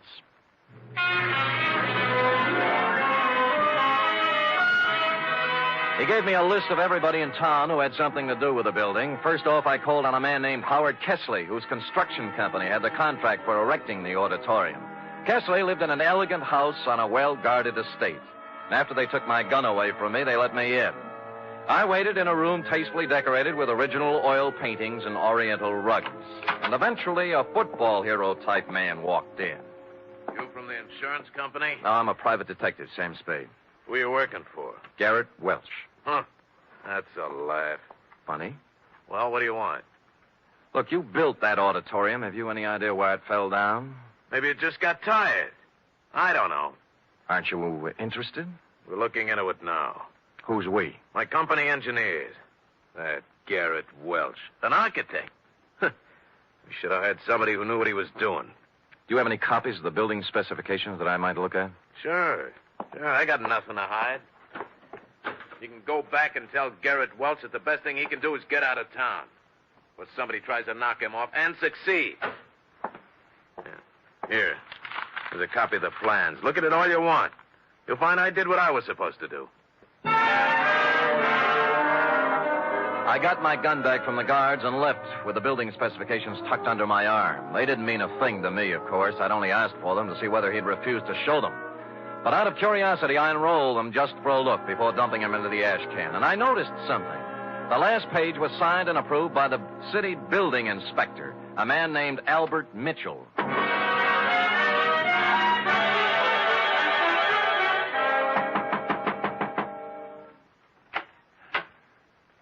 Well? I don't usually receive callers at this hour, but you're a little better looking than the ordinary callers. Come in. She was slim and auburn-haired, and wore an insolent smile that was interesting, and a clinging silk thing that was interesting. She looked me up and down, and she took so long at it. Okay, what is it? Magazines? The gas meter? Or did you just lose your way?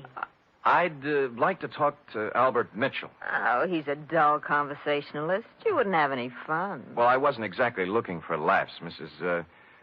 You are Mrs. Mitchell? More or less. Right now, less. Soda or water? What? And your drink. Oh, thanks, but I took the pledge last Halloween. What did you want to talk to Al about? Well, what else? The auditorium that collapsed. Well, he stepped out for a while. Why don't we just make ourselves comfortable? I have a standard answer when I'm on duty. Thanks anyway. Duty? You a cop? I've never seen you around this town before. Private-type investigator. Sam Spade. My name's Kitty. You don't have to worry about Al busting in on us. I don't think he'll be back this week. That's what I thought, you holding open house and all. What's the matter? The pressure get too heavy for him? Look, Sam, they had a hearing a couple of days ago. It was all decided. Nobody was to blame. I think Al went fishing or something. Where is he? How should I know? I'm only his wife. Well, you know what they say about a man who runs. Yeah, so why don't you stick around? You don't look like a coward to me. Well, when it comes to redheads, I really am. So long, Kitty. But... Oh, by the way, if Al does ever show up, tell him I took a room at the Embassy Hotel. I'd like him to call me. I won't tell him a thing. Come back here, you coward. Hey, Sam!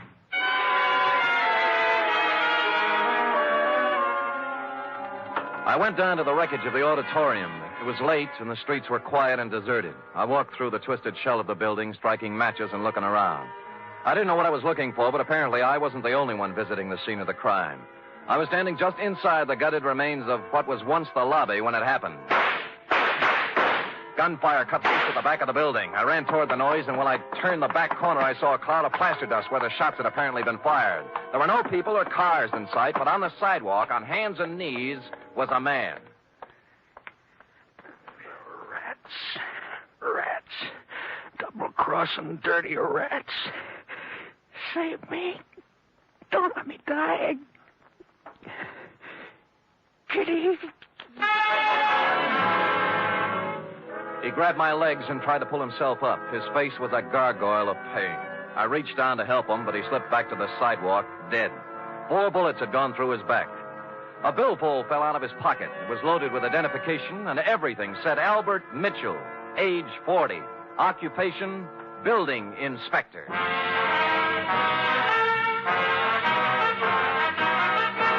You are listening to the weekly adventure of radio's most famous detective, Sam Spade.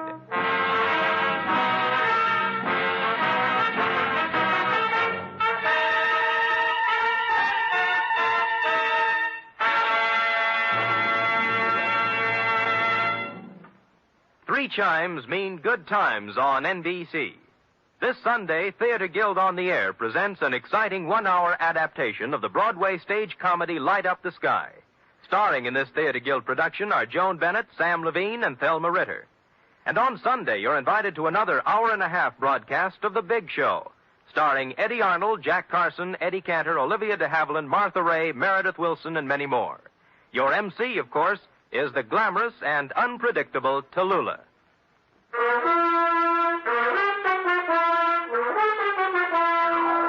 And now back to the Civic Pride Caper, tonight's adventure with Sam Spade.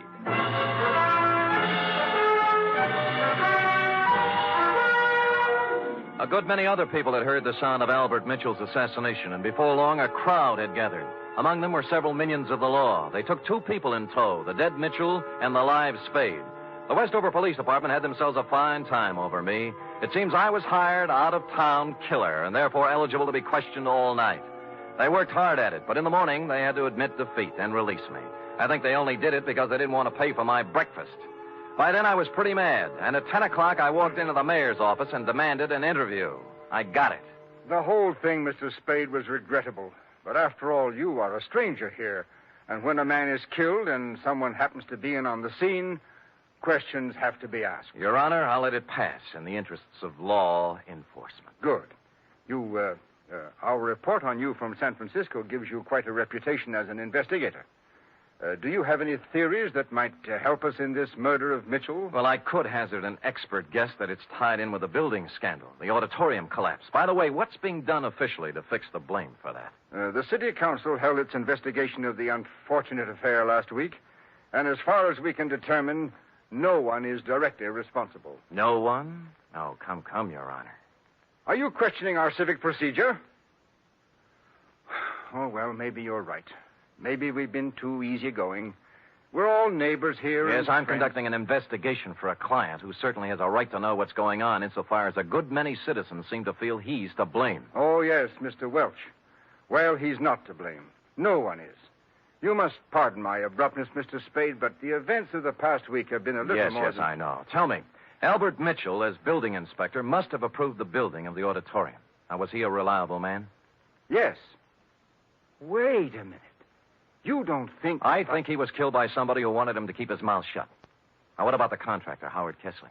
Kesley? Born here. Brought up here. He's built about 1/3 of the structures in Westover. Every one of them, except the auditorium, is standing today.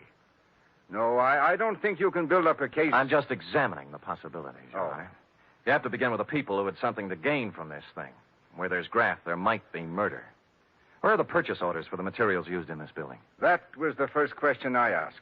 I was told they were destroyed with all the other useless paperwork that accumulated from the construction job. Oh, great, great. That certainly makes it convenient for somebody. Mr. Spade, I don't wish to, and I can't believe, as you apparently do, that this town's population is crooked and rotten. So if I come across any information that will help clear the good name of Garrett Welch, you can be sure that I'll be happy to bring it to your attention. Until then, I bid you good day, sir. I could understand Mayor Sullivan's desire to protect the fair name of his city, but I had to take a meaner view of at least one Westover citizen. I found out where Albert Mitchell did his banking, and misrepresenting myself as a collection agent, pried into his holdings. Let me see now, Mr. Humboldt. I really shouldn't give out this kind of information, but in your case, when you have a claim against the estate, I'd... Oh, yes, here it is. He has $300 in his account, that's all. What kind of deposits did he make? Oh, just paychecks mostly. He was a $7,500 a year man. Every Friday he deposited $150. Any deposits larger at any time? Oh, yes. 4 deposits of $5,000 each in the past year. Well, what do you know? As I recall Mr. Mitchell saying, there were payments from the estate he inherited. Well, thank you, Mr. Carter. You'll hear from my company soon, I'm sure. Yes. Oh, what was the name of your company again, for my records? Amalgamated Whistle. Oh, yes. Preferred. Oh, yes, of course. That inheritance gag was right out of the Kefauver investigation. An inheritance is paid in a lump sum, practically never in 4 payments of $5,000 each. I didn't know whether Mrs. Mitchell was receiving, but I decided to find out. When I knocked at her door, all was quiet inside, but a second after my knock, there was a burst of sorrow. When she came to the door, there were 2 rather impossible-sized tears flowing down her face. For widow's weed, she wore a black dress, tight, satin, and low cut. Oh, Mr. Spade, I'm in no mood for talking now. Oh, just for a moment. May I come in? I guess so. I'm really kind of alone and lost.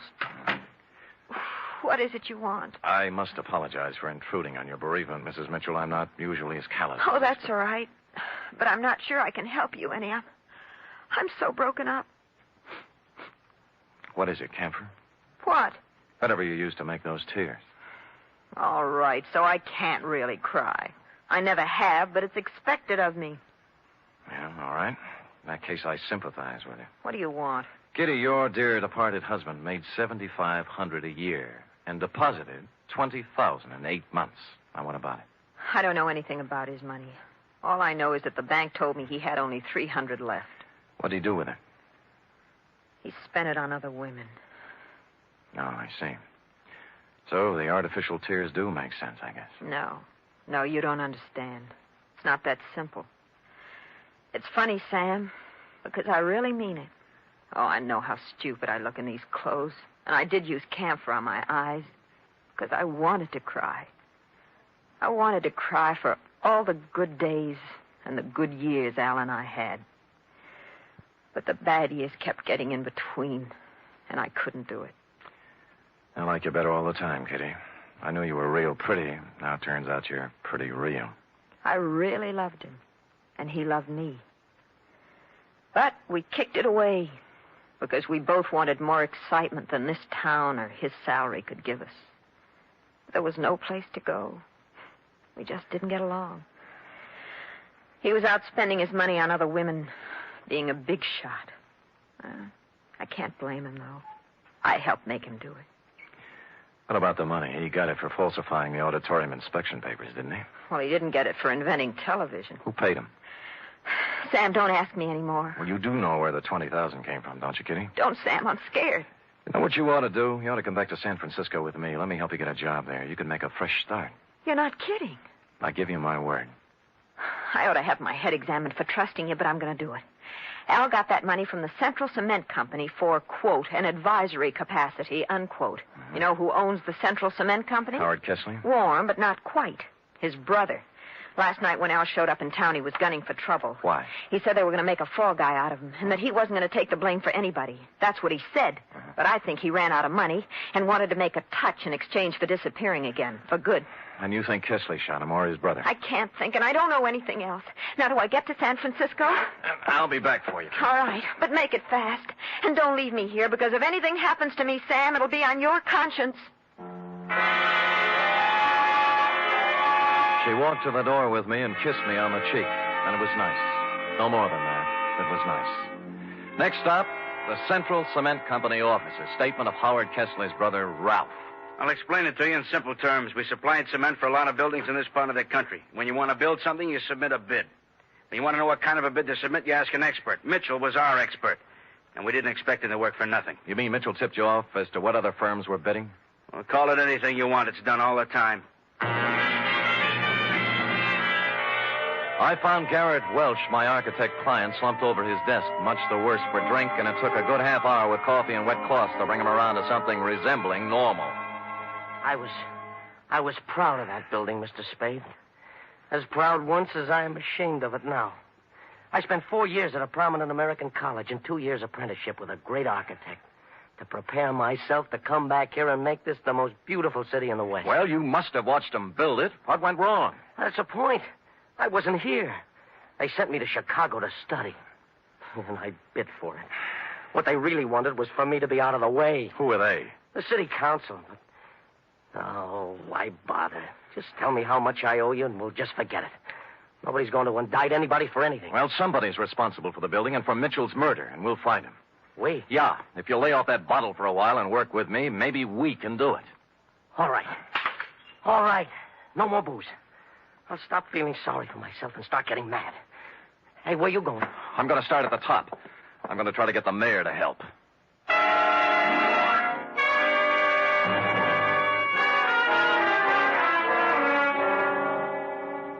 You say you've turned up something, Mr. Spade? A lot of something, Your Honor. I ferreted out copies of the purchase orders for the materials used in that building. They were generally inferior and below the quality required by sound engineering and the law. Oh, you can't mean it. I do. You can inform your district attorney that in a matter of 2 or 3 days, I will move for an indictment of several people in this community for gross criminal negligence. Now, I want to know whether or not I'll have your full cooperation. There's no question of that. I'll cooperate with you fully to prosecute Thank you, Your Honor, and good day. Just a minute. Yeah? About Howard Kessley. What about him? Do you still consider that he is subject to suspicion? The families of the 5 people who died in the ruins would think anybody who was concerned in the building project were subject to suspicion, Your Honor. Mr. Spade, you know about politics. Certain people contributed campaign funds and got me votes. Kessley? I've been in a difficult position. I've been weak, perhaps. Maybe I haven't wanted to look too closely at certain possibilities in this horrible affair, but I promise you I won't stop now. It doesn't matter what happens. My first duty is to the citizens of this town. Well said, Your Honor. Just tell the same thing to the other members of the city council. Tell them that if I kick the lid off this garbage can, it's going to make Westover smell pretty bad. You'll hear from me, Mr. Spade. I guarantee you.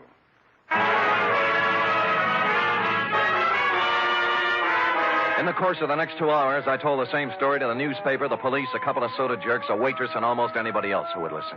And before the day was out, the results started coming in. Garrett Welch's office and my room at the Embassy Hotel were both ransacked. Somebody started shadowing me, and I had a mysterious phone call offering me money to get out of town. I refused and hung up. During that day, I stayed mostly out in the open, in conspicuous parts of town. But when night fell, I knew I'd need to watch my step. Garrett Welch and I holed up in his office with the door locked and my gun out on the desk. Around 11, we got a little action. Well, speaking. Yeah? Yeah, okay. It's for you, Spade. Hello? Sam, this is Kitty Mitchell. I'm in trouble. What kind? 3 men were just here. They said I gave you some purchase orders. I don't know anything about them, but they said if I didn't get them back from you by midnight, they'd kill me. Who were they? I don't know. Just men. If you've got them, give them to me, Sam. I don't want to die. Look, hang up, call the police, and ask them for protection. Sam, I'm afraid. Why don't you give me the papers?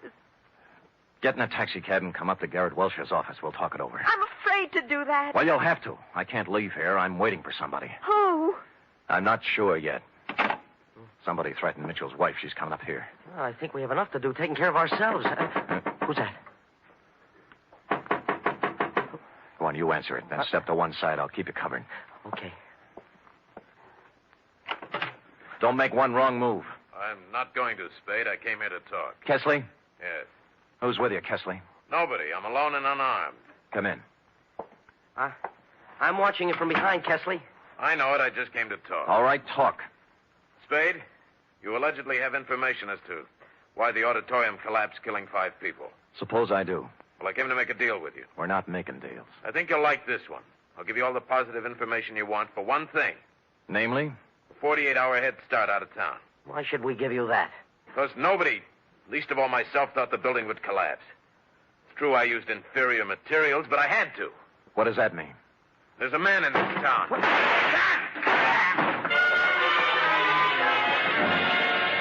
The door was suddenly kicked wide, and a blaze of bullets flew across the room. Kesley's mouth opened in shock, his knees buckled, and he pitched forward, bouncing off the desk to the floor.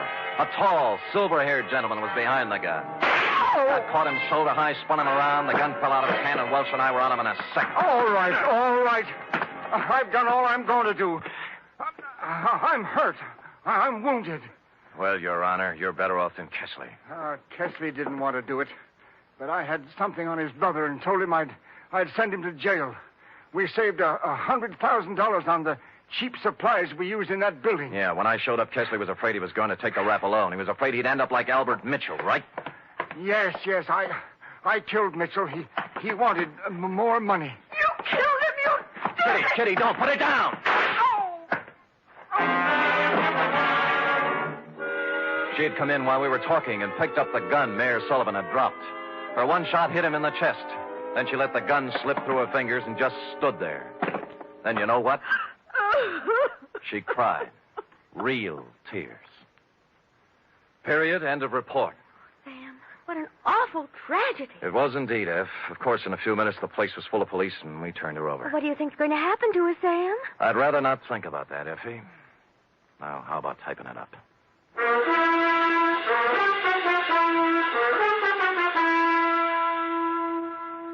Three chimes mean good times on NBC. There's fun this Sunday with 2 of your favorite families, the Blandings and the Harrises. Mr. and Mrs. Blanding stars Cary Grant and Betsy Drake in the title roles as the owners of the famous Dream House. And the Phil Harris-Alice Faye Show brings you Phil and Alice with more of their merry antics, plus Frankie Remley, Brother William, and the entire cast. You're invited this Sunday.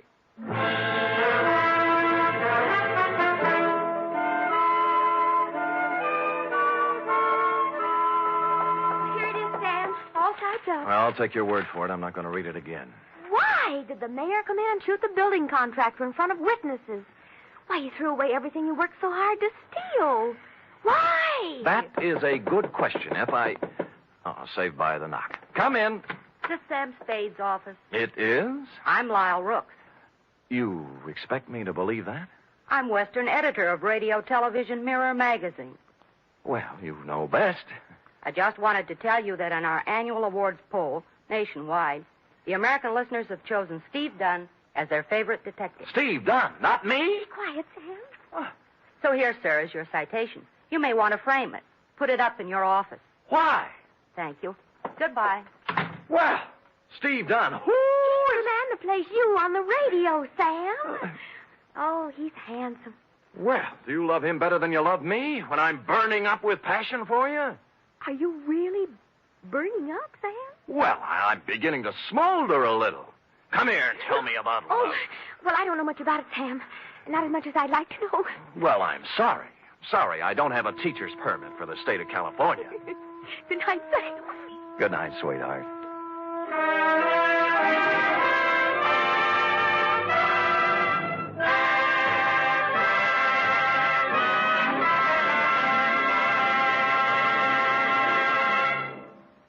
The Adventures of Sam Spade are produced, edited, and directed by William Spear. Sam Spade is played by Stephen Dunn.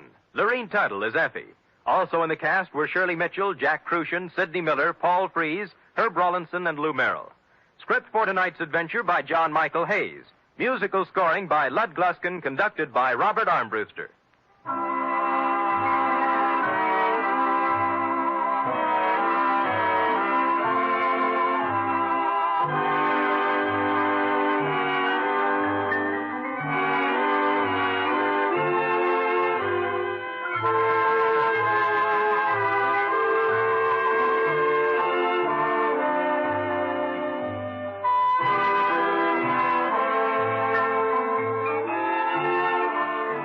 Join us again next week, same time, for another adventure with Sam Spade.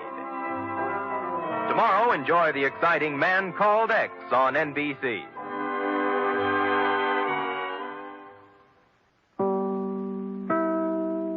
From Hollywood, it's time now for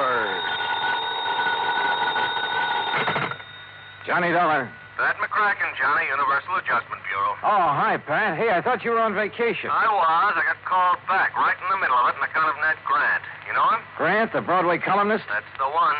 Well, what's he got to do with your vacation? He's heavily insured by one of the companies we represent, and right now he's taking his vacation. Well? Well, Ned has made a lot of enemies in his time. I know. I read his column. And it looks like one of those enemies is trying to make Ned's vacation permanent. Savvy? I'll be right over, Pat.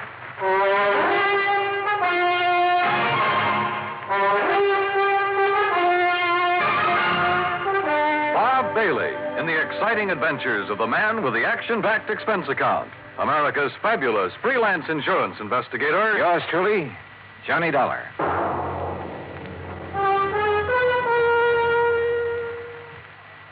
And now, Act One of yours truly, Johnny Dollar.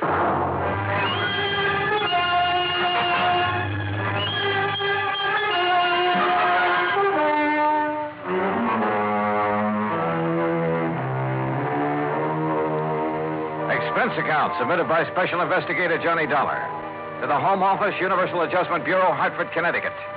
Following is an account of expenses incurred during my investigation of the ideal vacation matter.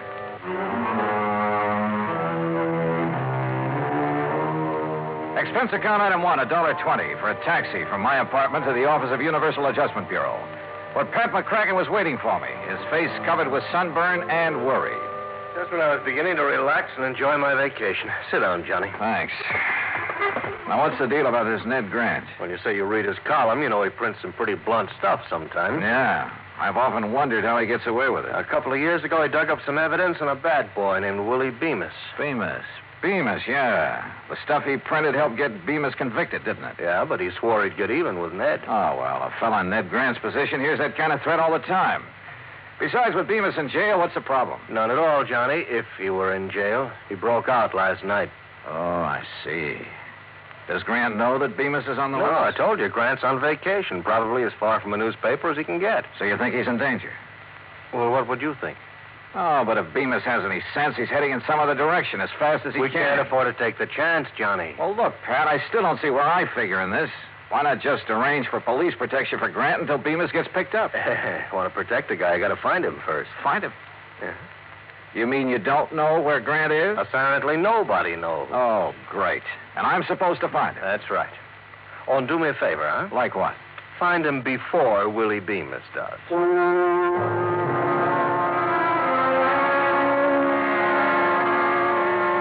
Well, I knew enough about Bemis to realize he wouldn't hesitate to gun down anybody who got in his way, including me. So I headed for New York. That's item two, $23.40. I located the apartment house where Ned Grant lived and had a talk with the manager in his office at the rear of the first floor. I'm sorry, Mr. Dollar, but I really don't have the slightest idea where Mr. Grant went on his vacation. Well, didn't he leave a forwarding address? No, he just told me to hold all his mail for him here until he got back. And he didn't say anything at all that would give you a clue as to where he might have gone? None at all. Oh, great. I don't know if you know Mr. Grant very Not well, personally. but, well, he's unpredictable, let's put it that way. Of course, the kind of life he leads would make a character out of anyone, I guess. You mean batting out that column every day, huh? Yes, and his phone ringing every 10 minutes and strange people traipsing up to see him at all hours. Really, I can understand his not telling anyone where he went on his vacation. He just wanted to get away from it all. He kept saying that this time he was going to have an ideal vacation. Ideal vacation. That could mean anything from a trip to the moon to, well, Lord knows what. Tell me this. Did he take much luggage? Well, I don't even know, but he hadn't been gone 10 minutes before my phone started ringing with calls for it. Your phone? Oh, yes, Mr. Grant had his disconnected before he left. Tell me, Mr. Dollar, what's so urgent about finding Mr. Grant? There's an escaped convict named Willie Bemis who has it in for him. Oh? He could be looking for Grant. If so, I have to find Grant first. I see. Well, I wish I had more information for you. Oh, I tell you, you might try Miss Anthony. Huh? Possibly she could help you. Well, who's Miss Anthony? Doris Anthony, a close friend of Mr. Grant. Oh? Do you know where I can find her, where she lives? Well, as I understand it, she has a small apartment somewhere on East 73rd Street. Good, I'll find it. Thanks, Mr. Crothers. I walked outside and hailed a taxi. But then, just as I was about to step into it, I froze. Because I caught a glimpse of somebody walking quickly into the service entrance at the side. And there was just enough light to tell me it was none other than Willie Bemis. I headed back in fast and straight to the door of Crothers' little office. The door of it was locked. Crothers, open up. Crothers. Okay, then I'll open it.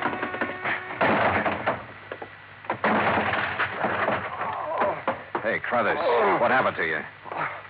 Mr. Dollar. That's right, what happened? This man, right after you left, he came barging in. That was Willie Bemis. What did you tell him, Crothers? Only what I told you. And it looks like he and I are starting out even. Huh? But this is one race I don't want to end up in what you'd call a dead heat.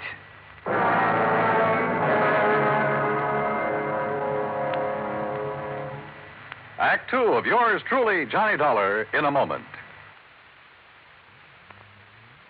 And now, Act two of yours truly, Johnny Dollar, and the ideal vacation matter. I looked up Doris Anthony's address on East 73rd and took a cab. That's item 3, $1.75 to her apartment. She was tall, rangy, dark hair. And somewhere along the line, I'd seen her before, but I couldn't remember where. Ned Grant? How would I know where he is? He isn't exactly the sort of guy that lets you in on his plans. Hey, listen, Doris, this may be the oldest line in the book, and I know it, but haven't I seen you somewhere before? Could be. I've been around a while. Like where? Oh, I used to sing in a couple of clubs around town. That's where I met Ned. He liked me, so he helped me. In his column, that what you mean? Yeah, that's what I mean. His apartment manager says you're a very good friend of Ned's. He has a lot of girlfriends. My main claim to fame is I'm always handy. Well, look, Grant told the apartment manager he was going to take an ideal vacation. Any idea what that would mean? Or where? Sure. Wherever there are girls. What do you want him for? Somebody's out to get him. What do you mean? Who? Willie Bemis. That name mean anything to you? Bemis is in prison. He was. He's out now. What? When? You didn't know? I haven't read the papers today. Does that change your mind any about helping me find him? Look, really, I don't know where he is, honest.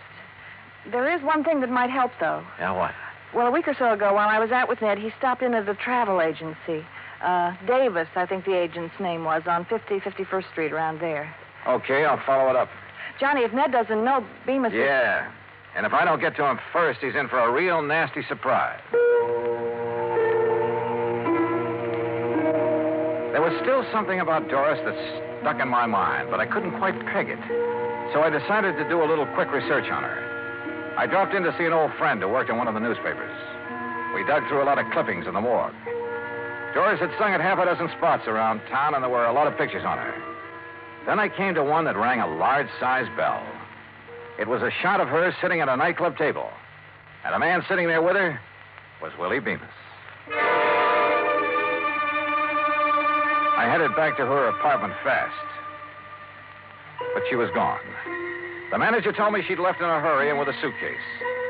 Now I didn't know where I stood. If Doris was still friendly with Bemis, it could very well be that she knew where Grant was and was helping Willie Bemis find him. In that case, the lead she gave me on the travel agent was only a bum steer to throw me off the trail. But the way things stood, I didn't have anything else to go on at the moment, so I had to take a chance she'd been on the level.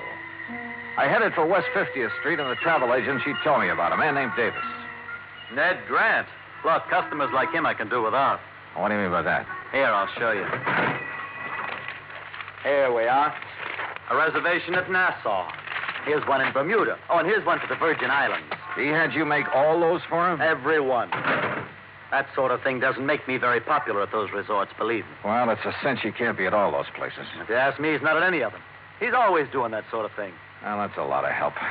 Just the same, I'm going to call those places. Where's your phone? Right there on the desk. But I tell you... Excuse me. Hello? Who? Oh, yeah, just a minute. It's for you, Mr. Dollar. Oh, thanks. Johnny Dollar. It's Doris Anthony, Johnny. Well, I didn't think I'd be hearing from you again. Why not? After I found out you were an old friend of Willie Bemis, I went back to your apartment. You'd cleared out. Johnny, I'm no longer a friend of Willie Bemis. Oh, now, wait a minute, sister. It's the truth. But I was afraid he might come to see me. That's why I left. Oh, sure. Johnny, the reason I'm calling, I think I know where Ned could be. Where? Well, I'm not sure, but a few days ago he went to see a friend of his named Mike Hastings. Mike owns a ski lodge up in Vermont. Ski lodge? There's no skiing this time of year. I know. The lodge is closed, but Ned's gone up there once or twice before when he wanted to get away from everything. Okay, where is it? It's called Hastings Lodge, about 20 miles beyond Bradbury, on a little country road. Now, look, I have no choice but to go on up there. Have you told anyone else about this? No, of course not. Okay, Doris. Don't. Expense account item 4, $38.50. Transportation by plane and rented car to Hastings Ski Lodge. As I jounced over the bumpy road up in the Vermont woods, I couldn't help thinking this might be strictly a wild goose chase. But at the moment, I couldn't afford to pass up any lead. It was after dark when I finally drove up to the lodge. It sprawled on the side of a hill way out in the middle of nowhere.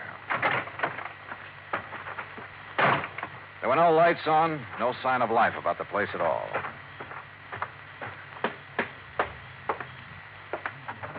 The door was unlocked. Inside, the room was pitch dark with all the curtains drawn. I couldn't find the light switch, but I had a real funny feeling. Like maybe there was somebody else in the room with me. Grant? Grant? Sorry, buddy. You got the wrong party. Bemis. That's right. Willie Bemis. Just hold it right where you are, boy. How'd you find out about this place? What difference does it make? Yeah, I guess you got a point there. Except I have a nasty little idea who might have tipped you off. Well, where's Ned Grant? He hasn't shown up yet. So what happens now? So I'll wait for him. What about me? I'll give you 3 guesses about you, but I figure you're only going to need one of them.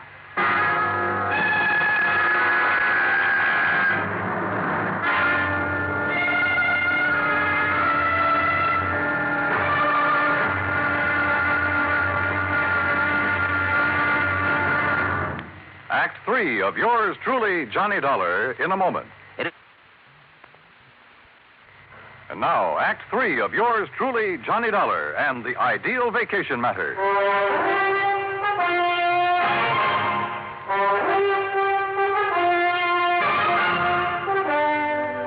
Stand still, Dollar. My gun is on the left, if that's what you're looking for, Bemis. Oh, thanks. So Doris tipped you off, huh? I had a little talk with her. And I thought she was a friend of Grant's. You never know, do you? I guess you're right. Dollar, I'm afraid you're in my way around here, and that means... Well, you get the message, don't you? Yeah, I get the message. You see, you made just one mistake. What's that? You should have stayed at home. Yeah, I should have stayed at home, all right. And if it weren't for Ned Grant, I could have. And then it hit me. Sure. Suddenly I knew what the ideal vacation meant for that crazy Broadway columnist. The answer had been right under my nose from the start. Yeah, I'd finally figured out where Grant was. But it wasn't doing me much good. I had to get out of here, and at the moment, my chances didn't look too good. You know, Dollar, you got a very funny look on your face. Have I? Yeah, like something just rang a bell with you. Oh, sorry, Bemis. It's just my normal delirious expression. Okay, funny boy. Play it your way. Over against the wall. Move. Hold it. Listen. There's a car outside. Friend of yours? I don't know. I'm not taking any chances. Now, you answer the door, Dollar. I'll be right behind it, and this gun will be staring at your back. It could be Ned Grant who'd driven up, in which case I'd have to warn him somehow. Or it could be somebody else, in which case I had to grab their car and get out of here. One thing's sure, whoever it was, I had to move fast.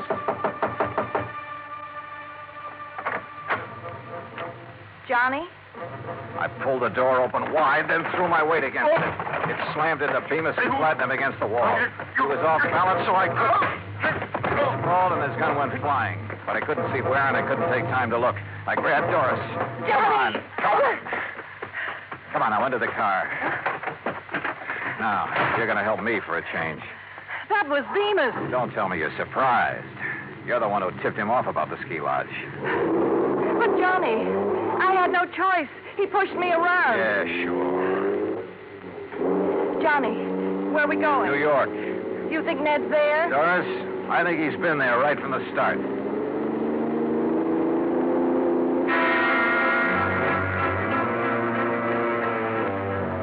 We stopped at the nearest town to call the sheriff.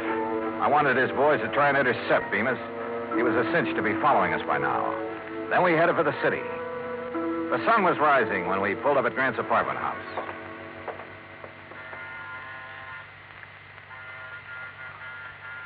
The manager didn't answer. Maybe he's still asleep. Looks like I have to take another chance on you, Doris. I tell you, I'm on the level, Johnny. I sure hope so. I got to get up to Grant's apartment fast. Now, there's a payphone over there in the lobby. Call the police and then meet me upstairs. Go on. Okay, Johnny. I went upstairs and pounded on Grant's door, but no answer. I went to the end of the hall and out onto the fire escape. Yeah, there was a ledge. Carefully, I worked my way along it to a window. It was Grant's bedroom, all right. And there he was, sound asleep, with an empty bottle on the bed table. So my hunch had been right. Sure, it was the ideal vacation for a guy who was pestered by everybody in town. Tell everyone you're leaving the city, then disconnect your phone and hole up in your apartment for some real peace and quiet. I went to the front door. Doris? Yes, Johnny, let me in. Okay, just a sec. Well, Doris, I was...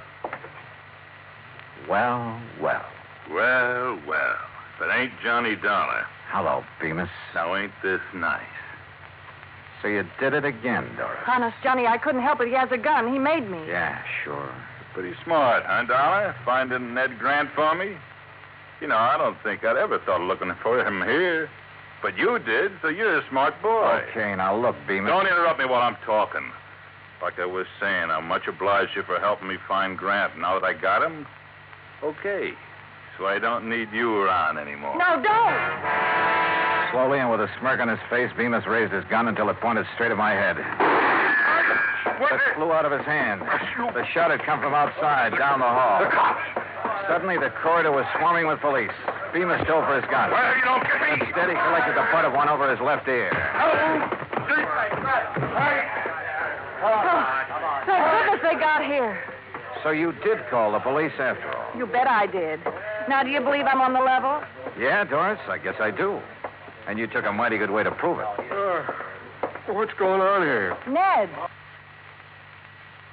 So you finally woke up, or sobered up. Hey, that's Willie Bemis they're carting away. It sure is.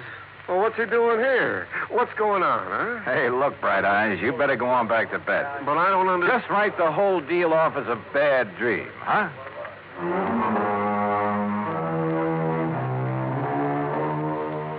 Expense account total $115.25. And look, the next time you send me out to protect a guy, don't pick one who's going to sleep all the way through the deal, huh? I don't know, it kind of takes the sport out of it. And Pat, since I didn't find a man who ran away for you, on account of he never really ran away, well, how about sending my fee on this one to the community chest? Yours truly, Johnny Dollar.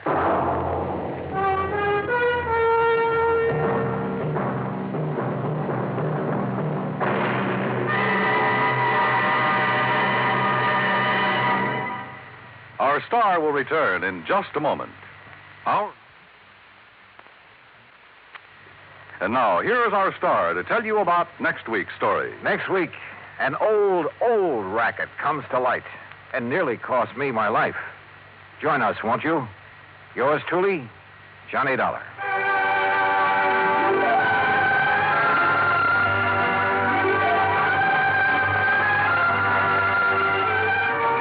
Yours truly, Johnny Dollar, starring Bob Bailey, originates in Hollywood.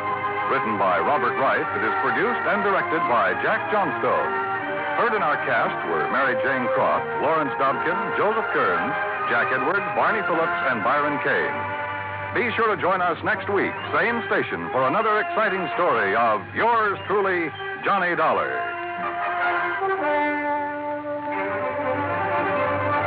This is Dan Cubberly speaking.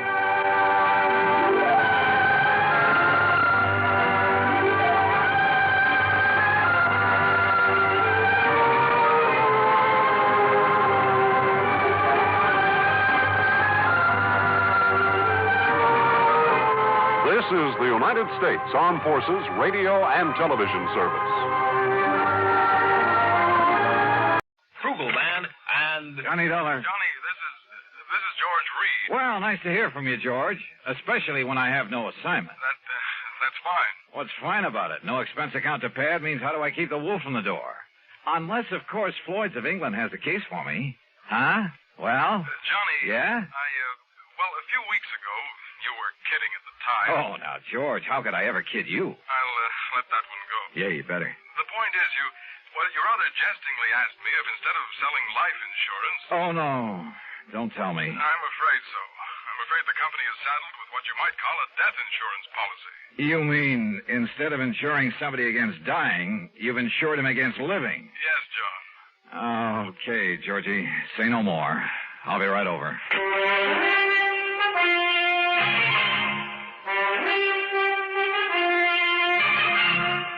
Bob Bailey in the exciting adventures of the man with the action-packed expense account, America's fabulous freelance insurance investigator. Yours truly, Johnny Dollar. Act one of yours truly, Johnny Dollar.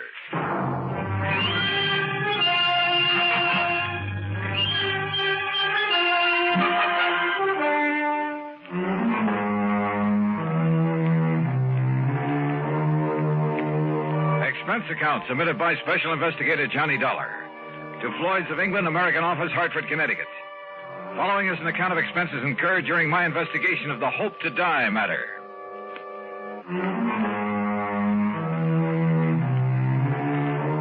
Expense account item 1, $1.10 taxi from my apartment to George Reed's office, where I found him pacing the floor and wearing an even more worried expression than usual. And believe me, that's something. This thing has me so riled up, Johnny, I can hardly see straight. Well, you should have known better than to issue a policy like that, George. It was Harry Baxter. Baxter? He filled in here for me while I was on vacation. I should have known better. What'd he do, sell a lot of policies that you shouldn't have to handle? No, just this one. And I swear I don't understand it.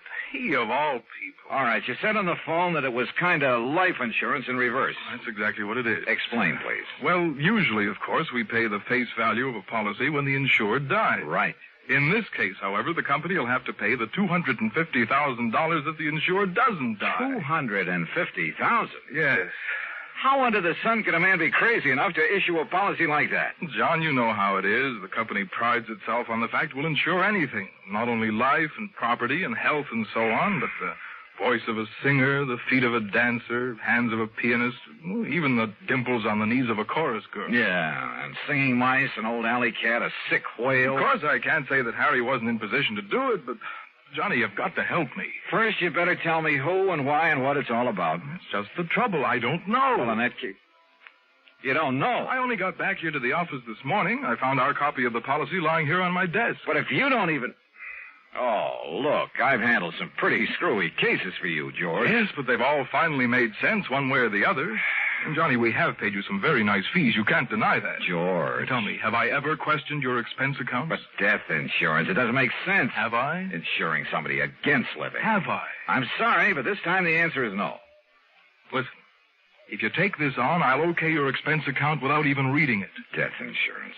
Expense account unlimited. Johnny?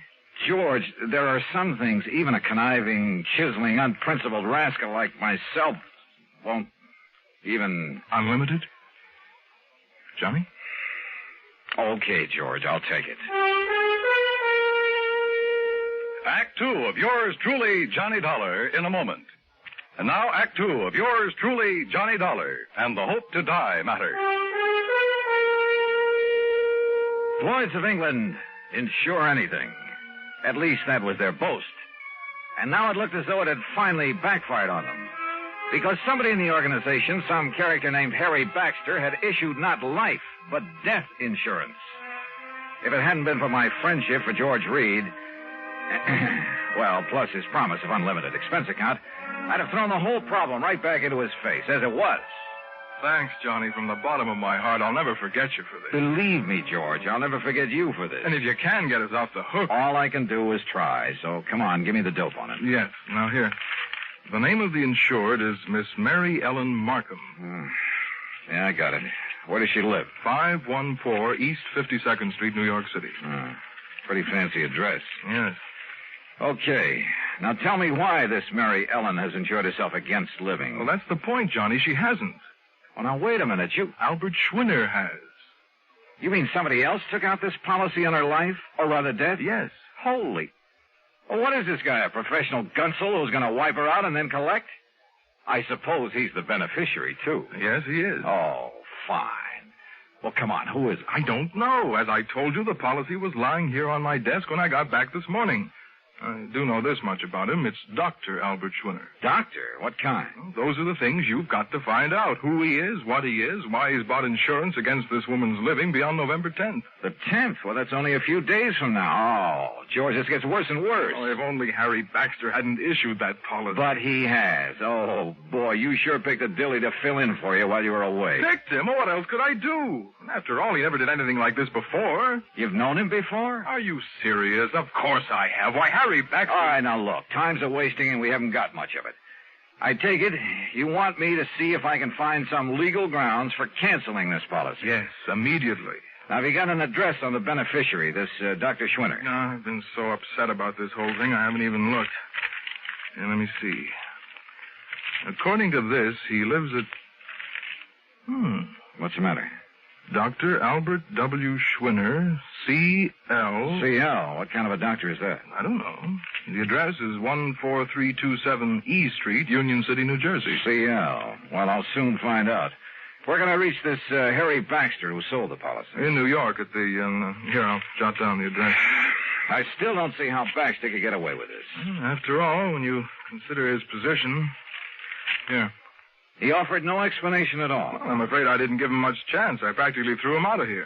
Can't say that I blame you. And that's another thing. Look, Johnny, perhaps you can reason with... Oh, don't worry, George. He's number one on my calling list. I'll be talking to you. Expense account item 2, $785, fare to New York and taxi to Harry Baxter's address. A real snooty one over near Sutton Place. And people don't live in that joint unless they've earned or chiseled a lot of money from somewhere. In the case of Baxter, I suspected a big chisel. My suspicion was considerably heightened when he opened the door. His apartment was luxury from stem to stern. As for Baxter himself... Dollar? Well, of course, old boy. I've heard a great deal about you from my dear friend and colleague, George Reed. Dear friend, huh? Well, you say that as though you doubted it. Oh, I know, that filling in for him while he was away. Well, I really should have done better for the old thing, but I've had so many social obligations to meet these past few months, and after all, one must keep up with those things. Oh, I'm sure one must. Well, I did sell one policy, you know, a real dilly. Oh, that's the understatement of the week. I suppose I can't really blame him for being a bit excited about it, but he gave me no chance to explain why I assumed the policy. Why did you? Oh, now, really. Well? Well, I made it very clear to George that I would tell him when he calms down enough to be reasonable. Really, Mr. Dollar, he was in quite a tizzy. Brother, he still is. That's why he sent for me. But when he calms down, he'll be sorry he bothered you. Suppose you tell me why you issued that policy. You? No. What? No, I'll tell George when he's ready and when I'm ready. Oh, now, just a minute. And you may tell George I said exactly that. Goodbye, Dollar. You'll tell me, Baxter, right now. I'll do nothing of the sort. And what's more, since my plane for Europe is leaving shortly, I have no time to... Would you kindly remove your foot from the door? Not until I get an answer from you. Now start talking. If you can show some legal cause... Legal cause? Furthermore, your behavior at the moment constitutes trespass, illegal entry, call it what you like. And believe me, unless you leave here immediately, I shan't hesitate to ring up the police. All right. Now, look, just tell me one thing. I might. What? What is your connection with the beneficiary of this policy? Dr. Schwinner. That's right, Albert Schwinner. But Albert happens to be a very close personal friend. Oh, I might have guessed as much. All right, then tell me this. No, I'm sorry, just one question. I've given the answer. Goodbye. Baxter. Are you hard of hearing? Look here now. Goodbye.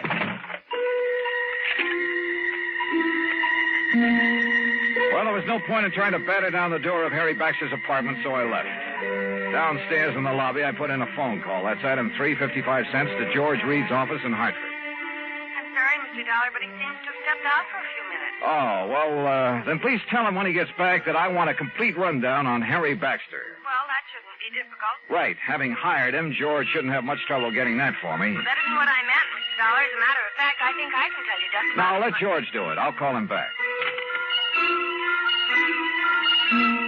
Item 4.65 cents taxi to Mary Ellen Markham's apartment on East 52nd Street. A uniformed nurse met me at the door, told me I could stay with Miss Markham only a very short time, then led me into the bedroom. And there, carefully propped up in bed, lay a pale, wan, tired woman who looked to be 65 or 70. The room was full of flowers. You may leave us, Mrs. Haskell. I'll ring when I need you. Yes, Miss Markham. Sit down, Mr. Dollar. Thank you. I'm sorry I won't be able to speak with you very long. But as you can see... Yes, I can, of course. I'll get right to the point. You must know, I'm sure, that someone has just taken out a policy on your... Well, an insurance policy on you. Yes. It was so smart. And so helpful with Harry Baxter. Oh. You see, I am suffering from a rare, incurable disease of the blood. I'm sorry. I don't have long to live. A few days, perhaps. A few weeks at the most. Excuse me. This is such an effort. Well, you're getting the best of care, I trust. Yes. It's the very best. Now, what do you wish to know? You know a Dr. Albert Schwinner, don't you? I've known Albert for many years. We've been great friends. Then why does he take out a policy that indicates he hopes that you'll die? Hopes? I'll die? Yes. What else could it be? Oh, you don't understand. Don't you see? Schwinner has bought insurance against your living beyond November 10th. Yes. Yes. My 50th birthday. You mean to say you're... The reason so. Yes? I'm sorry, you mustn't. Oh, I know. I'm tiring you. Yes. But just one more thing. Your doctor, the doctor who's taking care of you. Albert. Albert? This same Dr. Schwinner? Yes. Now you must leave.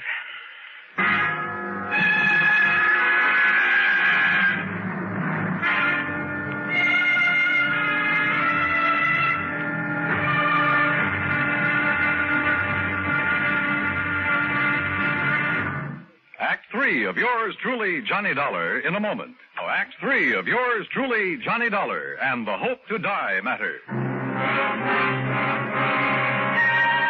The little that Mary Ellen Markham had been able to tell me left me more puzzled than ever. I've never been given such a runaround of my life, deliberate or otherwise.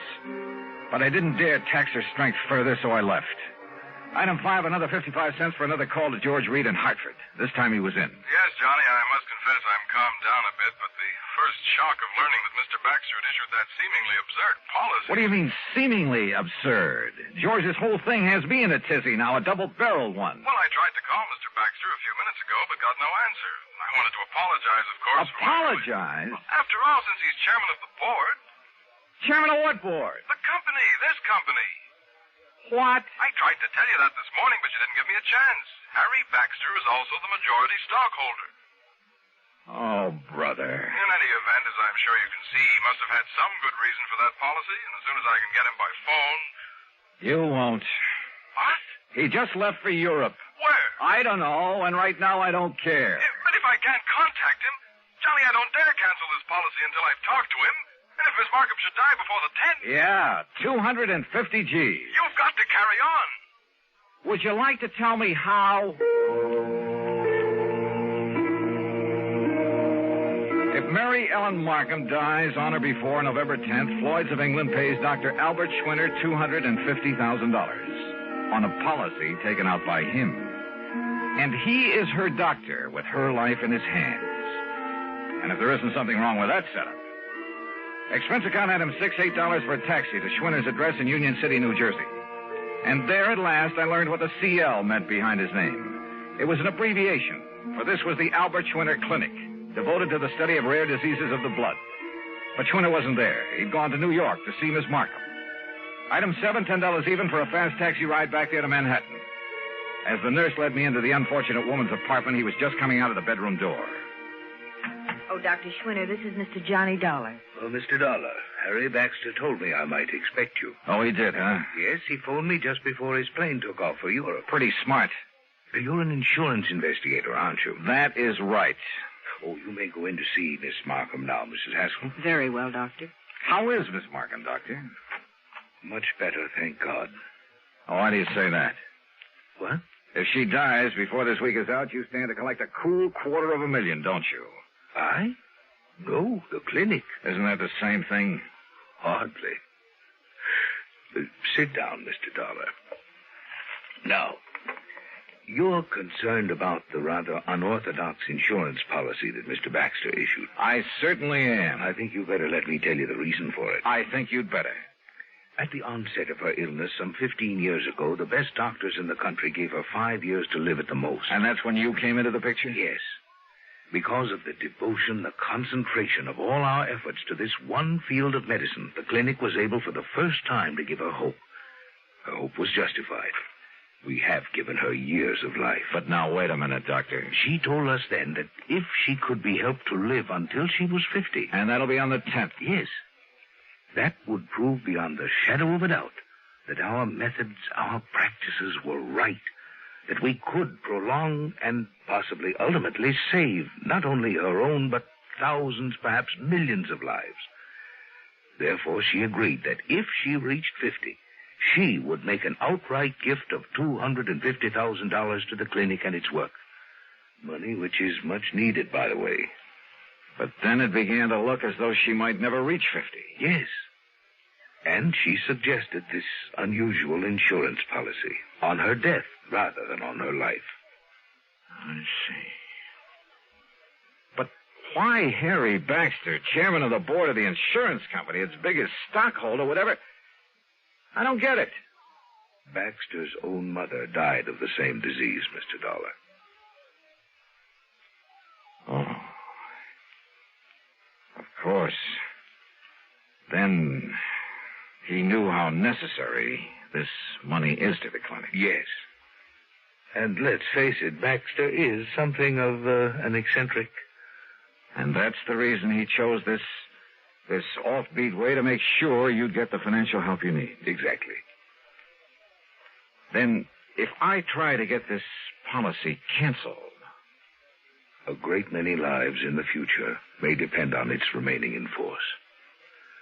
Of course, if you feel it your duty...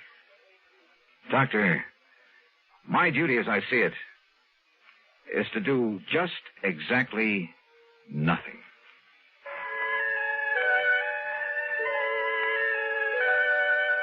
Mary Ellen Markham did live to see 50, but only for a few days. Just long enough to make her gift to the clinic. Harry Baxter and the company, Well, Harry came back from Europe, and he said he found some, quote, mistake, unquote, in the policy that requires the company to pay off on it anyway. Eccentric? We should have more of them like that. Expense account total? Are you kidding? Yours truly, Johnny Dollar.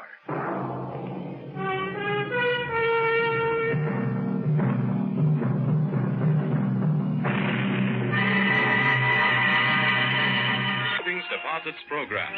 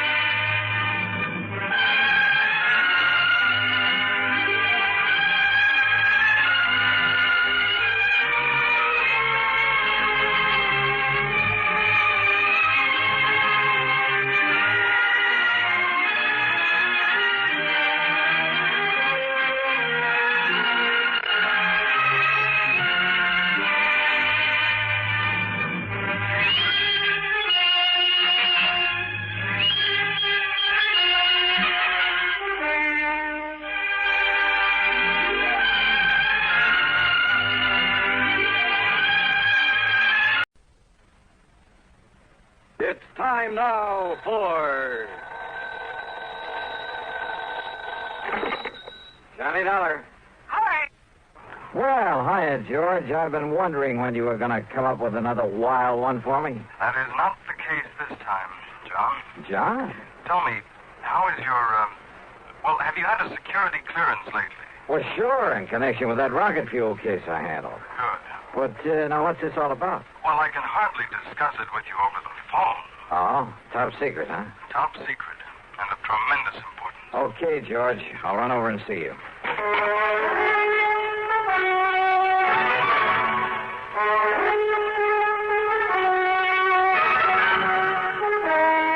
CBS Radio brings you Bob Bailey in the exciting adventures of the man with the action-packed expense account, America's fabulous freelance insurance investigator. Yours truly, Johnny Dollar.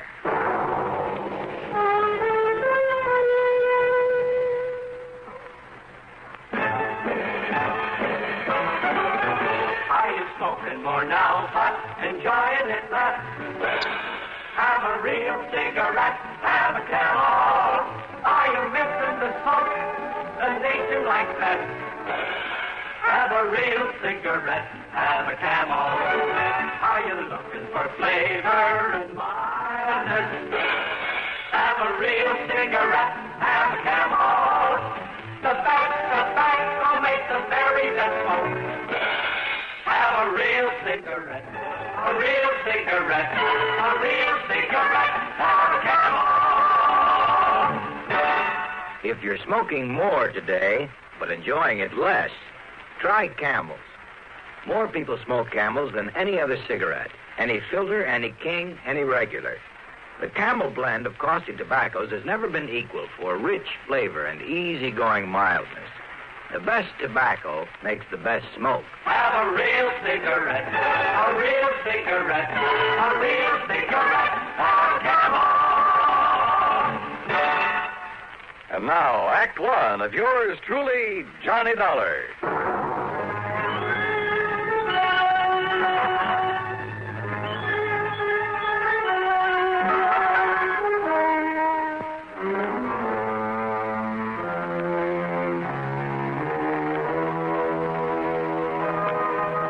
Expense account submitted by Special Investigator Johnny Dollar to Floyd's of England, North American Office, Hartford, Connecticut. Following is an account of expenses incurred during my investigation of the missing missile matter.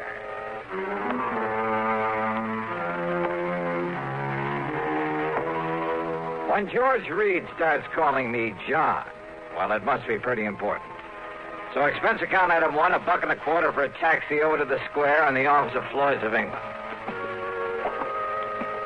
We'll use this rather isolated office in the back so as not to be disturbed. Yeah, okay. Or overheard.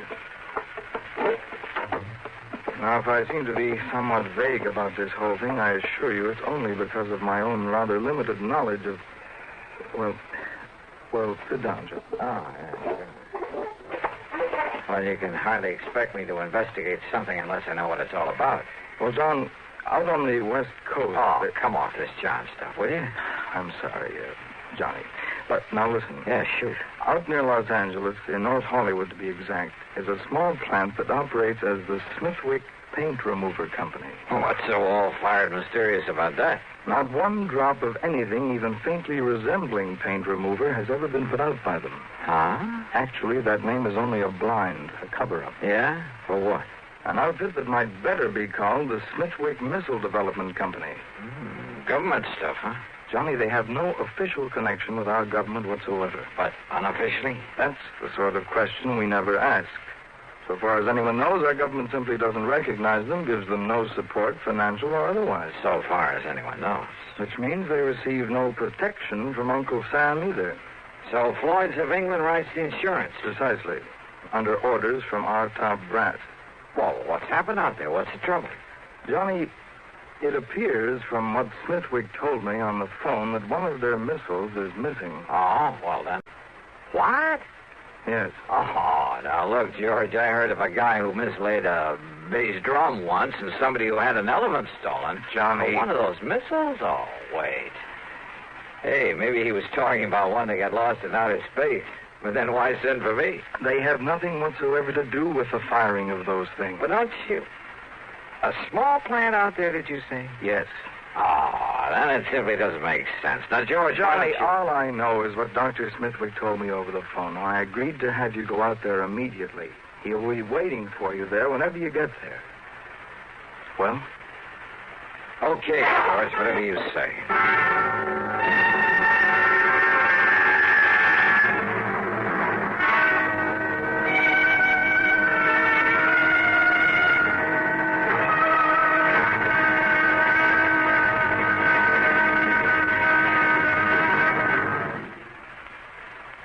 Amigo, you want to know about stereo phonographs? Listen to my last bullfight on ordinary stereo. Ole! But now, Columbia Stereo 1.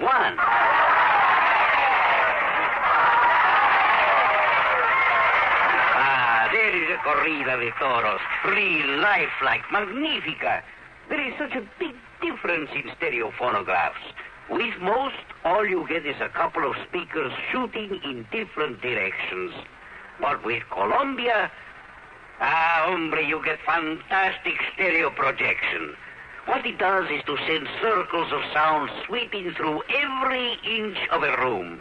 You are surrounded with live sound, live feeling, live passion. Ole! Ole! How they cheered me. Ask your Columbia phonograph dealer to demonstrate Stereo 1 by Columbia. Prices start as low as $39.95 for portables, $129.95 for consoles. El Picador! Who let that bull out? And now, Act 2 of yours truly, Johnny Dollar and the Missing Missile Matter. Expense account item 2, $8 for a plane to New York. Item 3, $176.25 for a 707 to Los Angeles. I arrived about 6 p.m. Pacific time. Item 4, $50 deposit on a rental car, and I drove to North Hollywood, to the so-called Smithwick Paint Remover Company. As I walked into the reception room at the front, a good-looking blonde hurriedly closed the door in back of her that led to a huge room full of desks and drawing boards, but no people. Yes, sir. Oh, my name is Dollar, Johnny Dollar, and I'm here. Johnny Dollar, the insurance investigator. My name's Gloria, Johnny. Gloria Snowden. Snowden? Will you just call me Gloria, huh? Why not? But look, I've come to see Dr. Smithwick. Oh, that's too bad, Johnny. He isn't here. Is what? Well, he left very suddenly late this morning for Washington or someplace, I guess. Oh, no, that's funny. After asking He for asked me me to be sure and stay here until you came, and... Gee, I didn't was really going to be you, Johnny. He just said Mr. Dollar would be arriving.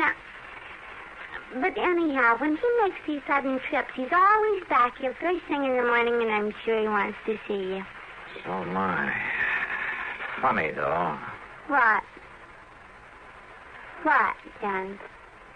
Well, I suppose I'd better get something to eat and find myself a place to sleep. Oh, gee, I'm hungry, too. And it's all your fault, Johnny, because I had to wait around for you.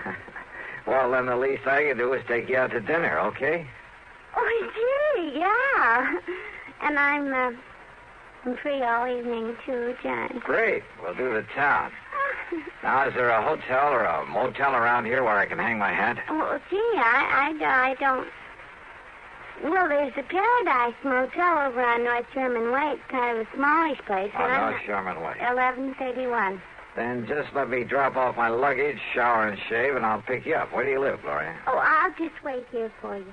I have a couple of things I ought to do before I leave. Okay, whatever you say. And you don't mind taking me to dinner, I mean? Are you kidding?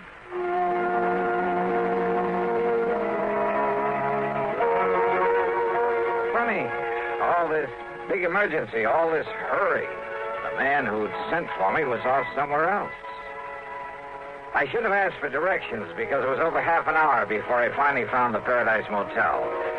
It was hardly the place I would have picked, but oh well.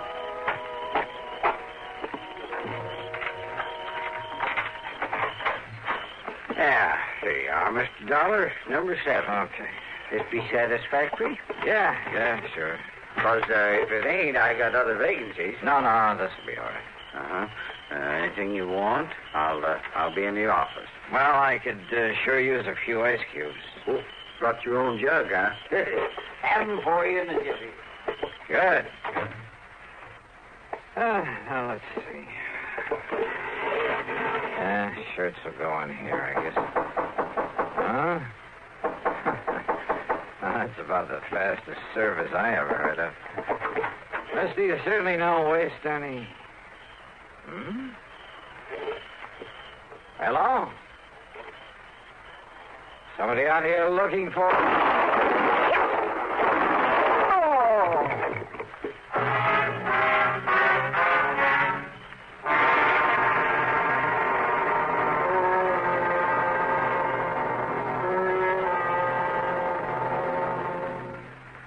Act 3 of yours truly, Johnny Dollar, in a moment.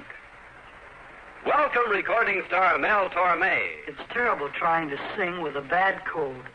So I always take 4-way cold tablets to relieve cold miseries fast. Good idea. Tests of all the leading cold tablets proved 4-way fastest acting. 4-way starts in minutes to relieve muscular pains, headache, reduce fever, calm upset stomach, also overcomes irregularity. When you catch cold, try my way. Take 4-way cold tablets. A fast way to relieve cold distress and feel better quickly. 4-way, only 29 cents. Now, here's a word about another fine product of Grove Laboratories. To get rid of embarrassing dandruff in 3 minutes, change to Fitch Dandruff Remover Shampoo. 3 minutes with Fitch regularly is guaranteed to keep unsightly dandruff away forever. Apply Fitch before wetting hair, rub in 1 minute. Add water, lather 1 minute. Then rinse 1 minute. Every trace of dandruff goes down the drain. 3 minutes with Fitch and embarrassing dandruff's gone. At the same time, Fitch can brighten hair up to 35%. Get Fitch Dandruff Remover Shampoo today. And now, Act 3 of yours truly, Johnny Dollar.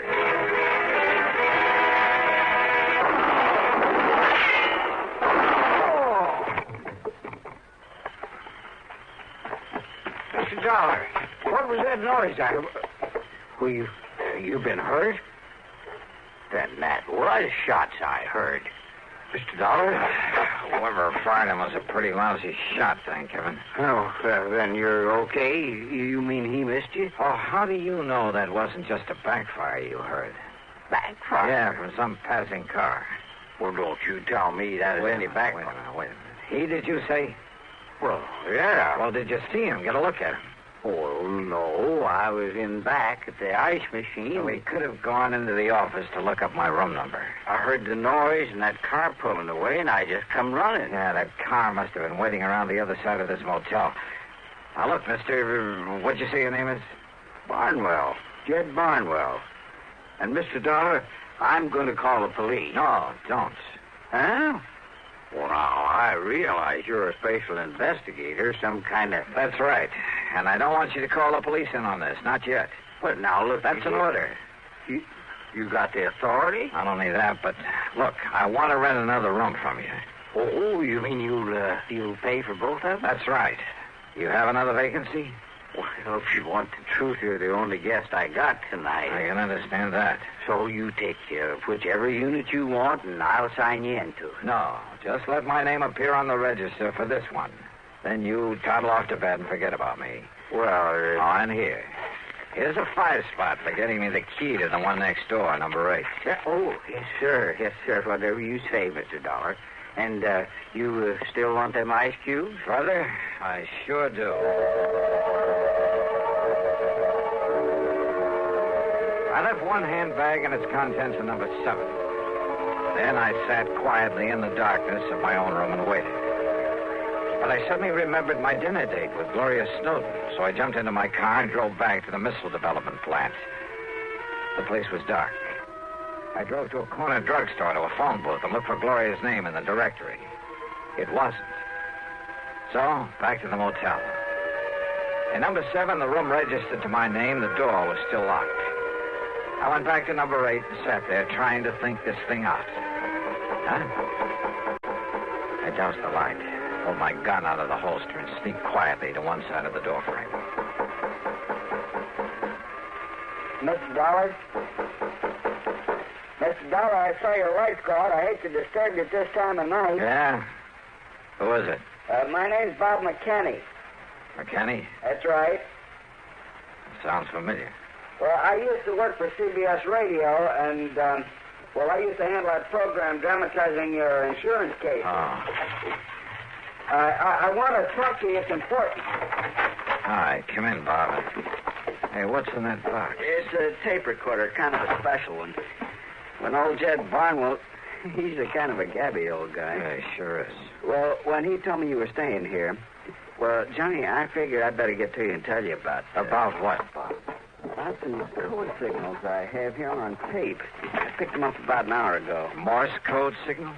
Yeah, international code. It's like this, Johnny. I have my own amateur license, W6VFG, and I fool around with a lot of high-frequency experiments. So? Well, I got a couple of wires crossed on my receiver. It took me to a frequency that isn't even supposed to be on the air anywhere. Yeah? I started hearing what I thought was a high whistle. So high it was barely audible, like an oscillator note, a continuous squeal. Only it broke off now and then. Well, now, Bob, in spite of finding a key myself a long time ago, I'm afraid this is a little outside Wait, Johnny. I've also been experimenting with this tape recorder, running the tape and recording at about 5 feet a second instead of 7.5 inches a second. Yeah, well, look, no, excuse me, but listen, please. Okay, I'm listening. I recorded that squeak, running the tape real fast, and then I played it back slowly. You know what it was, Johnny?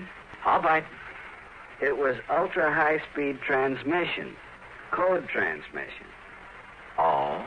And when I played it back as slowly as I could, so I could read it, will you listen to it? I've got a variable speed on this. Can you read international code? Go ahead, Bob. Turn it on. Yeah.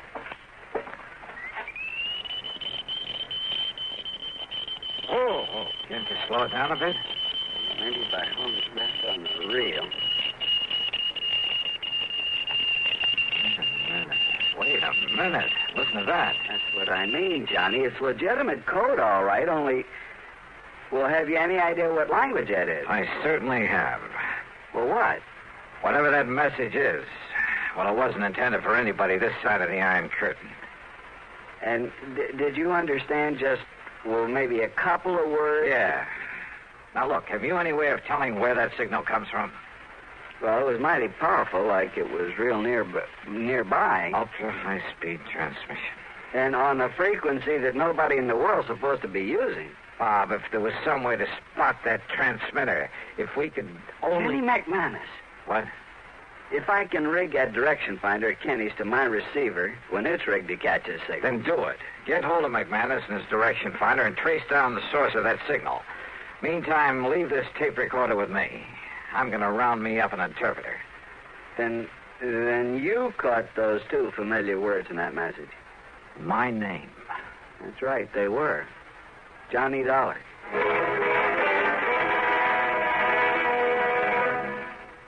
Act 4 of yours truly, Johnny Dollar, in a moment. And now here's a message from the watchmakers of Switzerland. Swiss vacation. Swiss vacation. Win a fabulous vacation for two in beautiful Switzerland. Enter the Swiss Vacation Contest. It's easy. Nothing to buy. Pick up a free entry blank at a jewelry store or other store that sells quality watches. Then in 25 words or less, complete this statement. A quality watch is the best value because there are 1,000 prizes. First prize, a 21-day vacation for two in Switzerland. You fly deluxe Swiss Air both ways. Visit many colorful places. All expenses paid for two people, plus $500 extra spending money. Second, third, and fourth prizes. 15-day Swiss vacations for two. Also, 4 mink stoles, 8 Bolex movie cameras and projectors, 12 Hermes typewriters, 160 $100 watches, 812 gala assortments of Tobler Swiss chocolates. Enter the Swiss Vacation Contest today. Free entry blanks at your jewelry store. And now, Act 4 of yours truly, Johnny Dollar.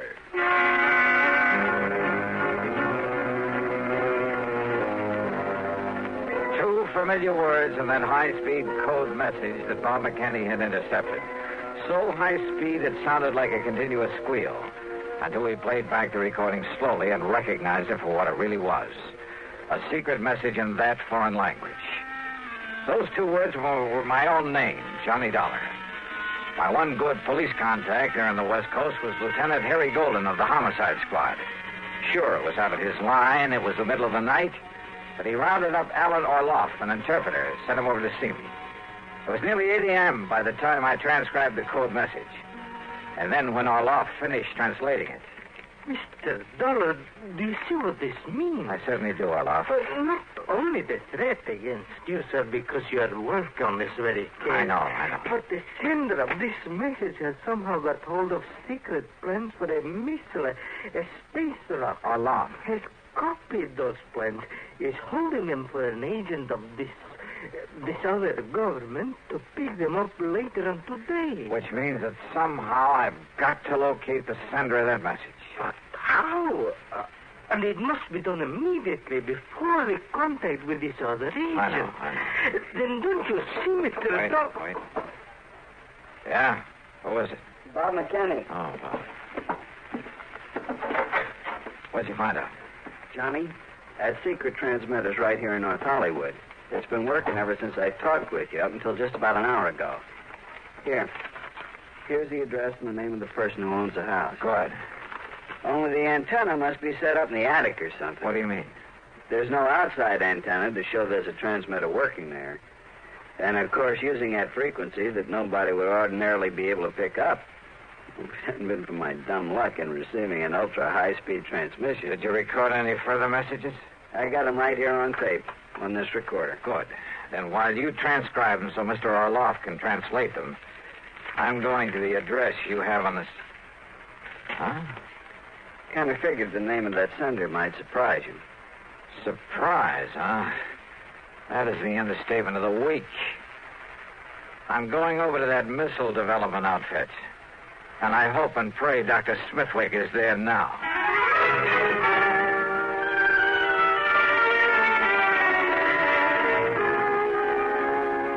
So perhaps I was wrong, Mr. Dollar. After all, I'm a scientist, not a file clerk.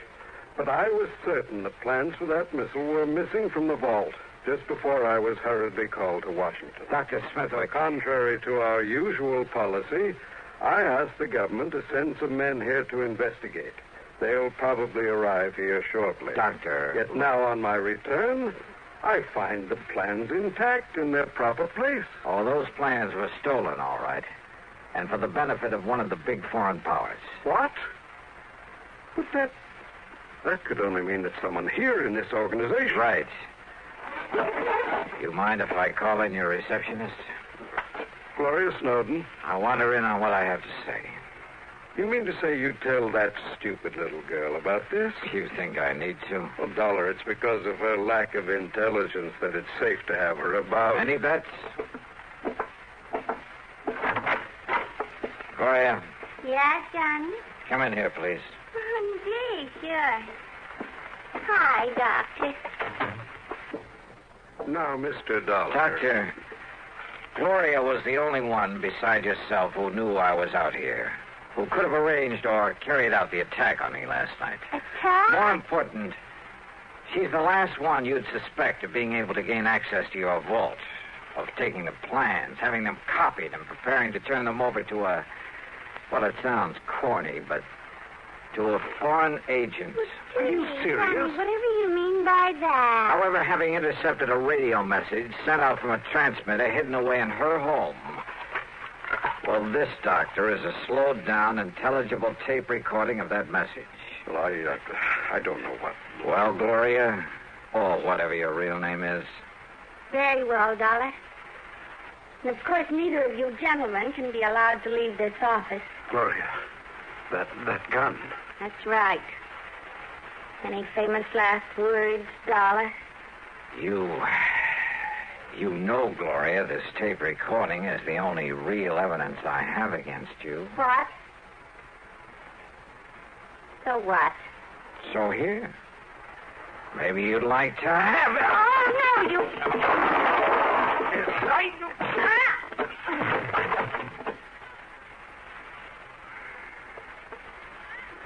Mr. Dollar. Yeah, Doctor. And maybe those G-men you sent for will keep the date she made with her contact, the one supposed to pick up those plans from her.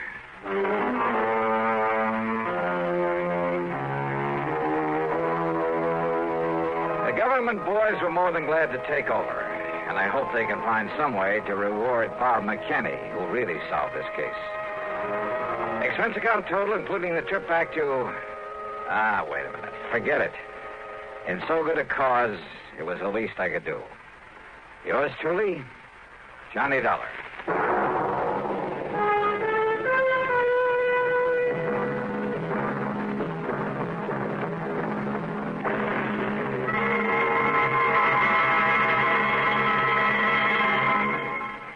Our star will return in just a moment. Constipation is something people don't talk about much, but it can be a problem for anyone, even doctors. And when constipation occurs, it's interesting to see just what doctors consider important about a laxative they might use or recommend. Well, a majority of the doctors we heard from had this to say: a laxative should be effective, gentle, as close to natural acting as possible, and a medicine that can be used with complete confidence. Now, X-Lax has been popular with many doctors and millions of people over the years because pleasant-tasting chocolated X-Lax is effective. Overnight, it helps you toward your normal regularity. X-Lax is gentle.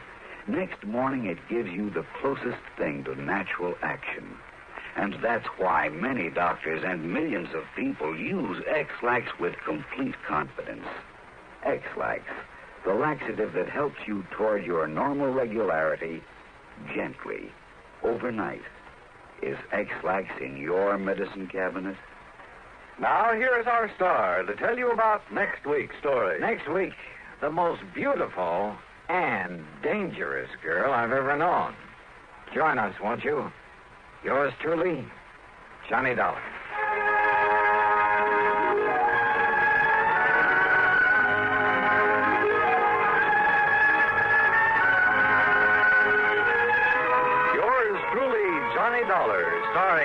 Bailey originates in Hollywood and is written, produced, and directed by Jack Johnstone. Heard in our cast were Virginia Gregg, G. Stanley Jones, Horace Lewis, Harry Bartell, Don Diamond, and Bartlett Robinson. Be sure to join us next week, same time and station, for another exciting story of yours truly, Johnny Dollar. This is Dan Coverly speaking. This is the CBS Radio Network. And this is Radio 59 WROW. The National Broadcasting Company presents The Adventures of Sam Spade, Detective. Sam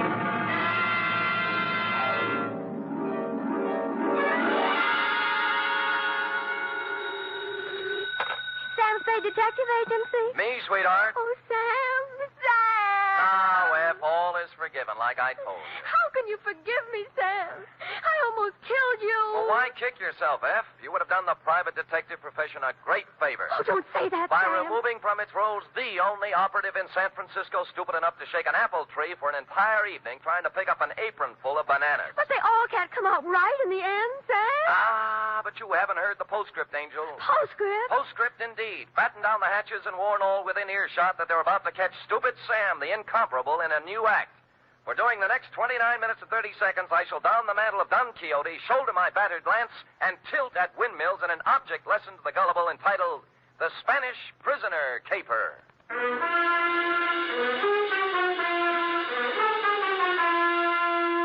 Transcribed for NBC, William Spear, radio's outstanding producer-director of mystery and crime drama, brings you the greatest private detective of them all in The Adventures of Sam Spade.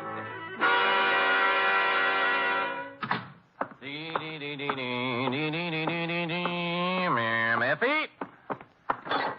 Yep. Oh, now, there, Angel. Don't cry, little girl. Don't cry. I'm so stupid. You might have been... Hush. Yes. We'll have no more of it here. But... Not a word, not a word. Book, pencil. Yes. Go ahead. Date, fill it in to Miss Marjorie Loveland, Brockhaven Apartments, from Samuel Spade, still license number 1375996. Whoa. Down, F.A., down. Subject, The Spanish Prisoner Caper. Dear Marjorie. When they made you, darling, they threw the mold away. In this day of the emancipated, self-sufficient, 100% competent female, it came as a fresh breeze and a boost to my masculine ego to run across a lady, white-haired and fragile withal, who needed protection.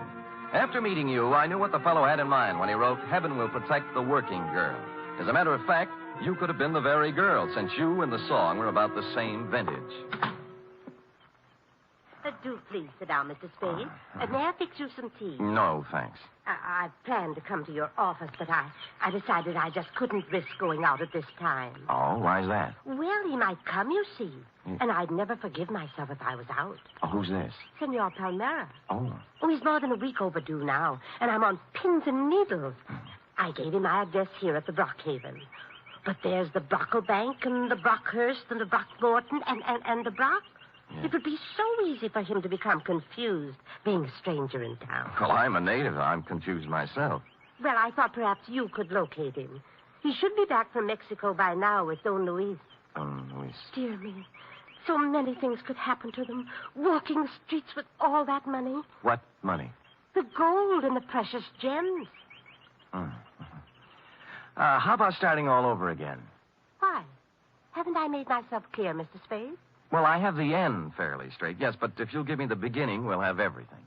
Well, I suppose the beginning was 3 weeks ago. Where? In the lobby of the Grand Hotel for Women. I see. I was staying there temporarily while I was waiting for this apartment, you see. So?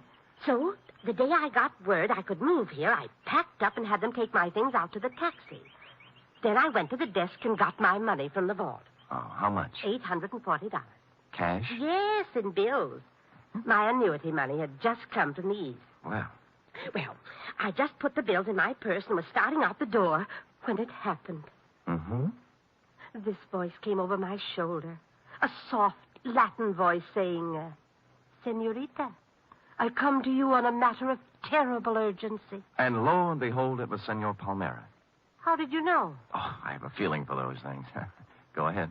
Well, his uncle, Don Luis Alvaro, was in terrible trouble, he said. In prison in Mexico City on some sort of trumped-up political charge. And the family, though noble, was financially impoverished. Yes, except... Except for a casket containing the family jewels and an assortment of priceless heirlooms, all hundreds of years old, hand-wrought of the finest virgin gold. Mr. Spade, however... Said caskets and its precious hoard being hidden away in a secret place known only to Don Luis. All he needs is a paltry $840. It was $1,000. I went to the bank. A paltry $1,000 to bribe a jail official, and presto, Don Luis goes free, unearths the casket, and rewards you with an ample share of the family treasure. Mr. Spade, you've talked to Senor Palmera. Nope. How badly do you need the dough? Need it? Why, good heavens, Mr. Spade, it's all I have until next June. There's a small pension from the school board in Keokuk, but dear me, I don't know just how... Mr. Spade, do you mean he isn't coming back with my money?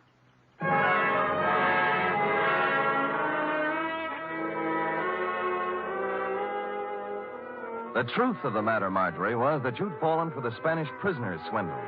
A hoary old chestnut that goes back to the day of P.T. Barnum and before. But you look like if I gave you an honest answer, you'd dissolve into tears. As I said, I was in one of my heaven and spade will protect the working girl moods, so I made up a dishonest one. Mr. Spade, will... I'll try and look him up. Maybe it's all a terrible misunderstanding. Oh, good.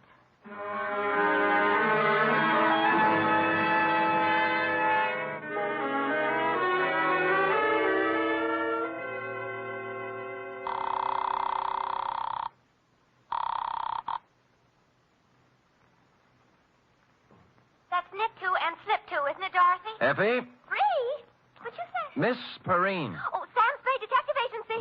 Mr. Spade is... This is Mr. Spade, charming one. Oh, Sam, I'm sorry. Yes. Dorothy's here, and I'm trying to learn to knit argyle socks. Well, fine. Drop all stitches and look in the file for me, will you? I remember getting a circular a while back on a con man who was running the Spanish prisoner around here. What would it be under, Sam? Spanish prisoner? Con games, obsolete. Get out the file. Oh, just a minute. It's Sam, Dorothy. Count those stitches while I look in the file. Confidence game. Oh, here. You told me to knit 2 and slip 2, I'm sure. Sam! Yeah? I found it. His name's Pedro Rodriguez. Rodriguez? There's no address, but it says he habitually associates with somebody named Lolita Montoya. Sounds Spanish. Slightly. Any address for her? 615 Mason Street. Fine. And that's all there is, Sam. Oh, golly, I'm so mixed up with these darn argyles. Well, what's so tough about that? Well, you ought to try it sometime. What row are you on? 27th. Knit 3 and slip 1, she says, and I... She's wrong. Knit 2, slip 1, knit 1, pass 1, and knit 1. You got it? Sam! How versatile. Nothing at all. I've been going out with a gray lady.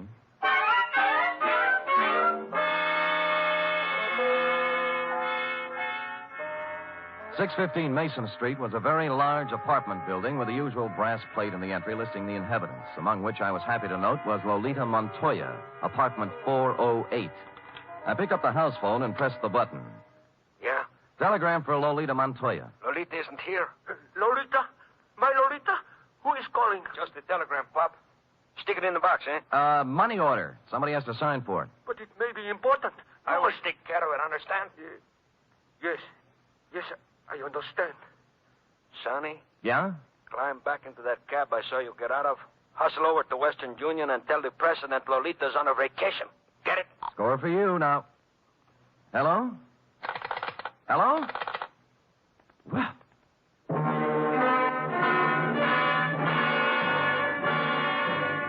Nothing daunted, I punched a few bells until one of the less suspicious tenants gave me the front door buzz, walked in, and took the automatic elevator to the 4th floor. Or I should say toward the 4th floor, since halfway between the 3rd and 4th, she quit cold. The elevator, that is, but there are devices for such things. I pushed the button marked emergency, and it took me only 50 minutes to get out, assisted by the janitor, the manager, and 12 tenants. The doors on the 4th floor, it seemed, had been carelessly pried open and held that way by a magazine carelessly stuck in the crack. Continuing my stealthy approach to 408, I found my man and his pal had somehow sensed I was coming and run off without stopping to close the door. The apartment was filled with cigarette smoke and not much else, a bed, an empty dresser, and a table on which were one pot half full of foul black coffee, a little pointed gadget that looked like a nut pick, and a handful of metal shavings. I was contemplating what connection, if any, this had with your missing $1,000 when... Yeah? This is Stuyvesant, Pedro. I just wanted to inquire how everything is coming along, if at all. See, great. How much? Well, there's 1,000. Is it good? Oh, gee, boy, what do you think? Pedro, this here is joyous news. Like you said, Pedro, our Spanish prisoner is a valuable man. Huh? I must hustle over to the lighthouse and inform Lolita. Lighthouse? She has been very conscientious in the role, Pedro, very. Oh, see, great. It's not every girl who would sell out her grandfather so readily, Pedro. Nope. We must not take Lolita for granted. I will give it a new rumble, and we'll see her tonight at Simplex. Right? See, right. Au revoir, Pedro. Au revoir? Well, au revoir. Oulé, Stevie.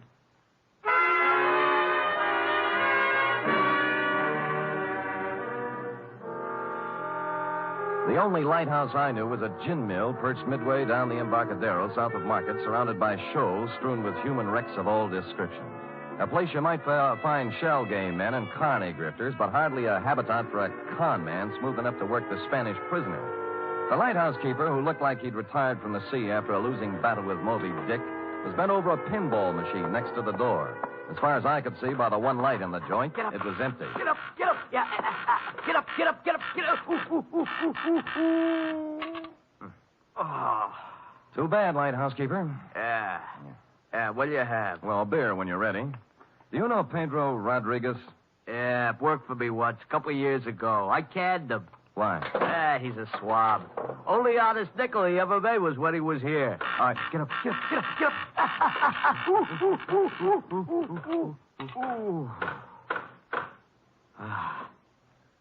Thanks. Yeah, crooked swab is Pedro Rodriguez. He's up to something right now, if you ask me. Spanish prisoner? Oh, you mixed up with it too, huh? Nope, I just want to be. How does it go? Well, I don't know much about it, only it seems to smell. See, Pedro was sitting at the bar the other night with another swab, talking about an old Spanish gent who was going to make him $1 million. Just come over from Spain. Get up, get up, get up, get up.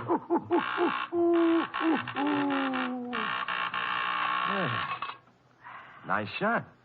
Body English, pure and simple. Yeah, so what about the Spanish gent? Well, I didn't hear no more about that. Hey, I'll tell you what you do. You ask Lolita about it. Anything Pedro is mixed up in, she generally knows about. Good. Where do I find Lolita? Let's see. I ain't sure whether it's the third or the fourth. Third or fourth what? The booth from the back there. Oh. She's been sitting there all night writing letters. You better be careful, though. She got an awful temper. Thanks, lighthouse keeper. How about the beer? Sure. Hey, Larry, draw one.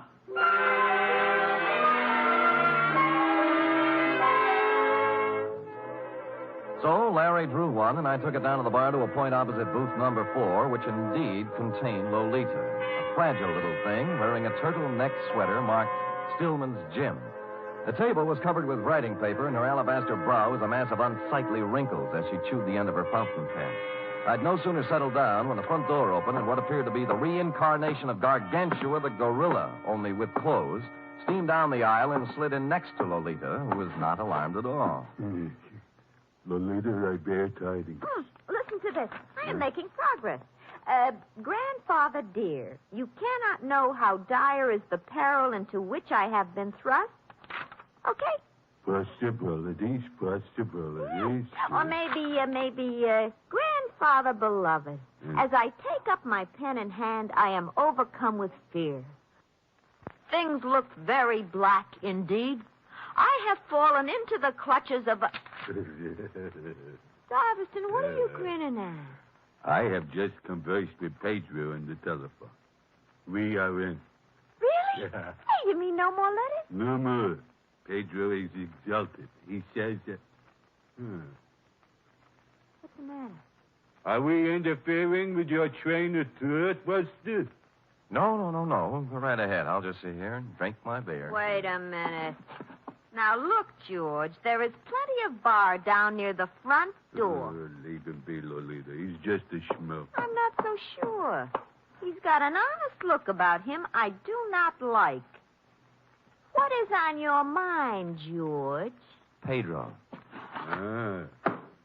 Pedro, huh? Yeah, he's getting careless. Shortchanged a friend of mine $1,000. How does this figure? This man is subtle, Stivey. You are anxious to put the bite on Pedro for $1,000, right? Huh? That is, unless Pedro wants to take a 5-year rap, it's up to him. 5-year rap for what? Stupidity. They ought to know better than to try to get by with a Spanish prisoner, honey. Spanish prisoner?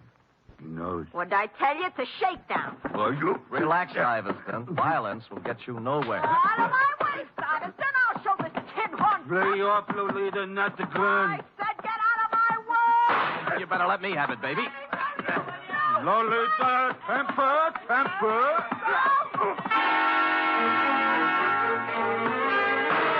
got hold of the gun with one hand while Lolita chewed on my other one. Stuyvesant, meanwhile, catching my head under his arm like a nutcracker and kicking me in the stomach with his knee.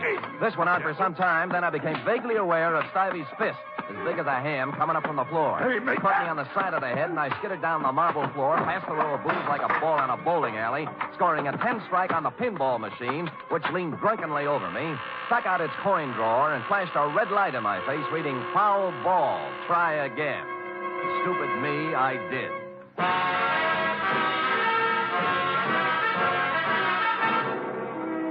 You are listening to the weekly adventure of radio's most famous detective, Sam Spade.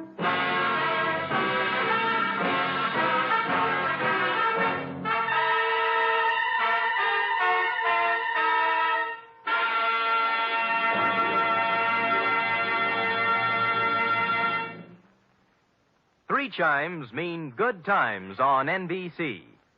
There's music and mystery tomorrow on NBC. For music, your hit parade brings you the top tunes in the land, as selected by you and presented by Raymond Scott's Orchestra, Eileen Wilson, and Snooky Lanson.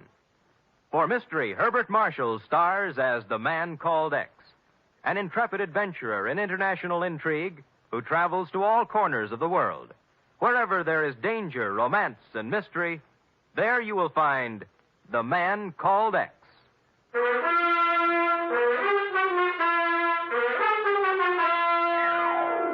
And now back to the Spanish Prisoner Caper, tonight's adventure with Sam Spade.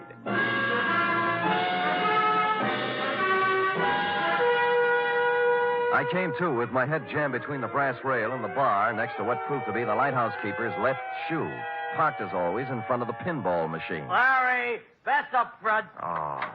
Get up, get up, get up, get up, get up. Where are they? Top hole's all filled with 3 balls to go. Congratulations. How about Lolita in the mug? Oh, Deb. All right, get up, get up, get up, get up, get up, get up. Oh, Deb? Took off, blast them. I had 780,000 points run up, and they had to go and throw you at the machine, cause a tilt. And Larry!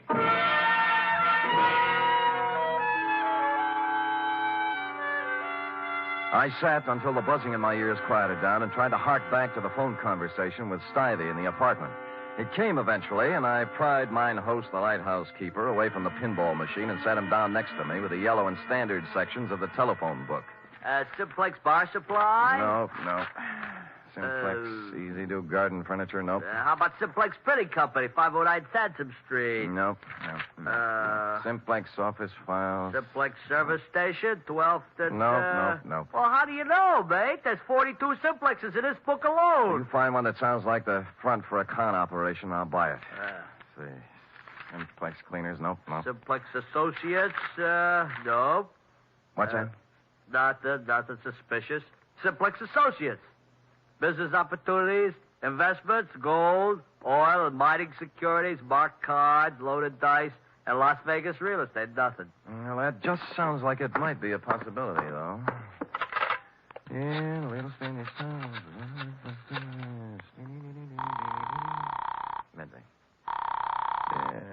Carmen. Homicide, Dundee. Sam Dundee, do me a favor, will you, pal? What? Run across the hall and check the bunco files. There's an outfit called Simplex Associates. Well, what's it about? Well, it started out as a con game. A grifter took my client for $1,000 on a Spanish prisoner. Spanish prisoner? Yeah. Well, what's that got to do with me? Call Bunko yourself, Sam. They're closed down at this time of night, Dundee. Be a sweetheart now, I'm will no you? sweetheart. I'm a homicide lieutenant, and I don't run a service agency for private detectives. Unless there's a corpse in it, you can take your business elsewhere. Dundee, look.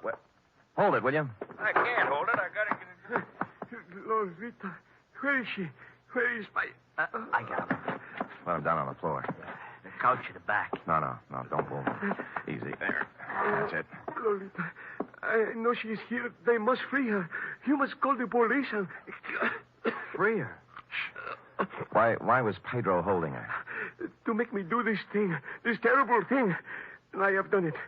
But you must stop him now. He will let my Lolita go now. Then you must stop him. Millions of pesos in my honor. You must. Where is he? Simplex. He's in a bad way, mate. Not anymore. He was an aristocrat, thin face, silver hair, and the look of a bourbon. It stopped me, Marjorie, because here it was, just like your Senor Palmera told you. The nobleman in the ragged clothes and dangling from one of his ankles the broken chain of a leg iron. In short, the complete Spanish prisoner. Here all day. Dundee, it's legitimate now. You've got your corpse.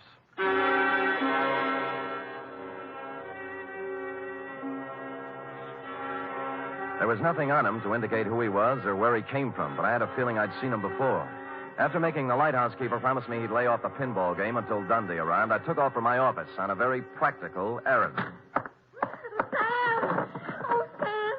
Oh, what are you doing? Buckling on my .45, sweetheart. If I had a light tank and a bazooka, I'd take them, too. Oh, Sam, your face is I all... know, sweetheart. Oh, Sam. Hmm? About the Spanish prison? Well, there's a real Spanish prisoner in this one, F. He's dead now, by the way, and from the cheap grift of $1,000 from a poor retired school teacher. We're now up in the $1 million bracket. They got a murderous ex-Corrine playing like she's been kidnapped and writing extortion notes to her grandpa, and a mug who looks like a monkey's nightmare, and nut picks and metal shavings, and someplace or somebody named Simplex, not to mention... Oh, Sam, stop it. It's all my fault. I was so mixed up with the Argyles. What have the Argyles got to do with it? When you called about the file, the circular on the confidence man. Yeah? I was looking under calm under the seas, but I got out the one next to it by mistake. No. Yes. The one marked counterfeiters.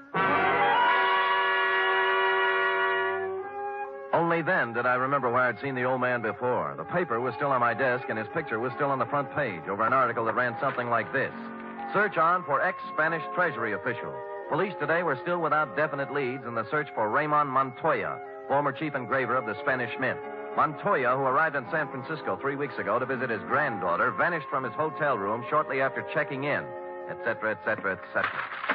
Yes, Sam? Call Lieutenant Dundee at the lighthouse on the Embarcadero. Also call the Treasury Department. Tell them both Pedro Rodriguez and his 2 assistants are even now busily running off currency from plates engraved by Ramon Montoya at the Simplex Printing Company, 509 Sansom Street. Yes, sir.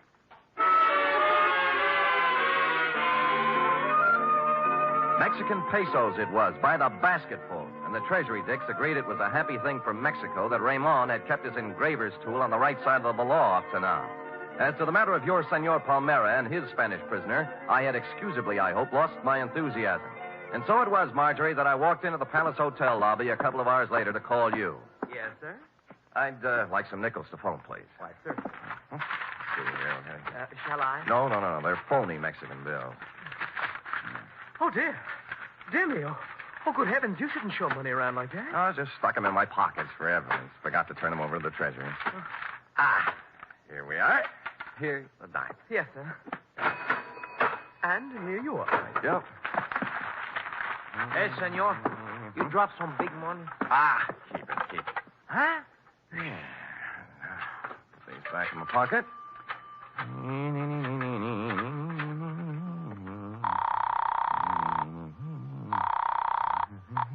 Excuse me, please, senor. Hey, Chum, look, I want to talk on you. Hello? Marjorie, this is Sam Spade. Look, senor, I got to talk to him. Mr. Spade, did you find him? I'm sorry, Marjorie. I beg your pardon, senor. Just a minute, Marge. Look, buddy, you can have the phone in a minute. Now, will you relax? You mean my money is gone? I'm afraid so, Marge. It's an expensive lesson, but it's worth it if you remember, honey. From now on, never flash your money in public places. Senor, please. I'm almost through. Will you wait a minute? And never trust strangers, Marge. The world is full of sharks looking around for easy, middle-aged ladies with bankrolls. But he seemed so honest, Mr. Spade. That's the trouble. The way he came up to me and said, Senorita, I come to you on a matter of terrible urgency. I know. He saw your bankroll, Senor, and he I come figured... to you on a matter of terrible urgency. Figured you look like an easy mark, Marge, so... Senor? Just a minute, Marjorie. What did you say? I say I come to you on a matter of terrible urgency. My uncle, Don Luis Alvarado, he's in awful trouble. Oh? Oh, there's going to be great rewards, senor, if you help us. You know, we just might be able to work something out.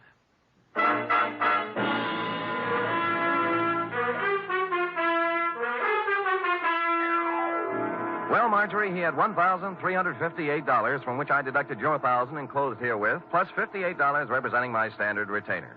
Period. End of report. Oh, it must be awful to be gullible like that. Dear, sweet little soul. Yes. Imagine her falling for a transparent swindle like that. Now, that's one thing I've learned from you, Sam. Oh? I have my savings in a real good, solid thing. What's that? An avocado mine. An avocado mine? Where? In Nome. That's in Alaska, you know. Mm-hmm. Well, nevertheless, and notwithstanding, go type that up.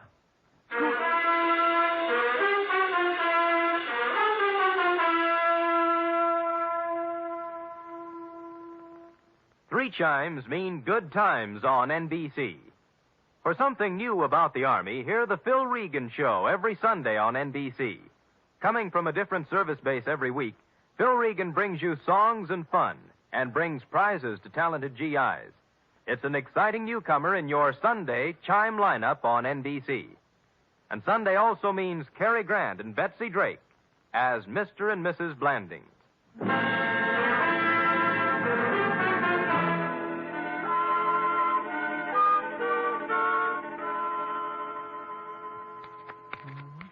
Here it is, Sam. Why, Sam. A knit 2, purl 3, slip 1, and knit 1, you see? How many rows did you do? I'm on 57. Are you sure you're right, Sam? Well, look at it. Have you ever seen such argyle? Well, that's what I mean, Sam.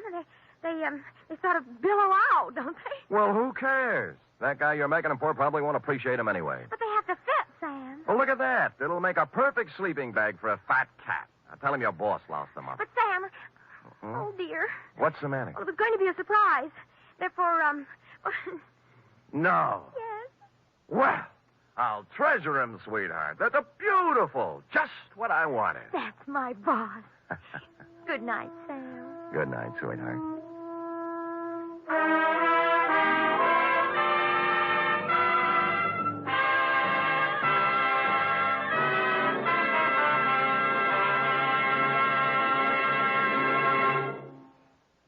Tonight's transcribed adventure of Sam Spade was produced, edited, and directed by William Spear. Sam Spade was played by Stephen Dunn. Lorene Tuttle is Effie. Also in the cast were Verna Felton, Lou Merrill, Shirley Mitchell, Ed Max, Jerry Hausner, Nestor Paiva, and Tony Barrett. Script for tonight's adventures by Harold Swanton. Musical scoring by Lud Gluskin, conducted by Robert Armbruster.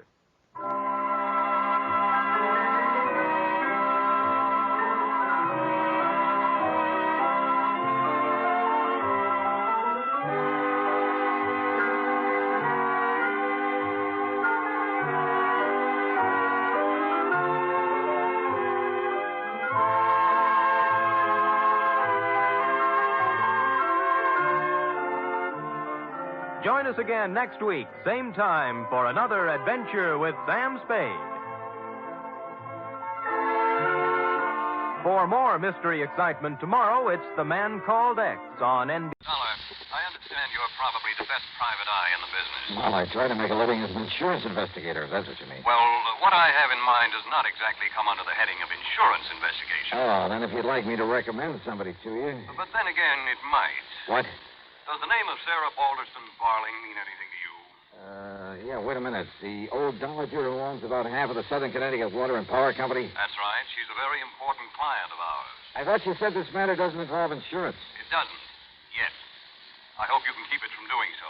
Oh, now look, if this is one of those bodyguard assignments... No, it isn't. And incidentally, in addition to your expense account, there'll be a sizable fee for your services. Oh? Well, why didn't you say so in the first place? How much? $5,000. $5,000? But if you think perhaps I'd better get... Don't even think of it, Mr. Wakely. I'll be right over.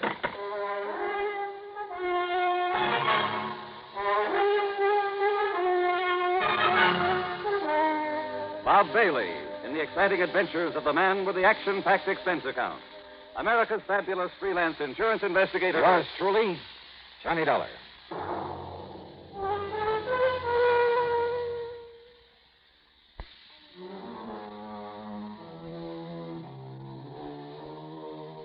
Expense account submitted by Special Investigator Johnny Dollar to Eastern Liability and Trust Company, Home Office, Hartford, Connecticut.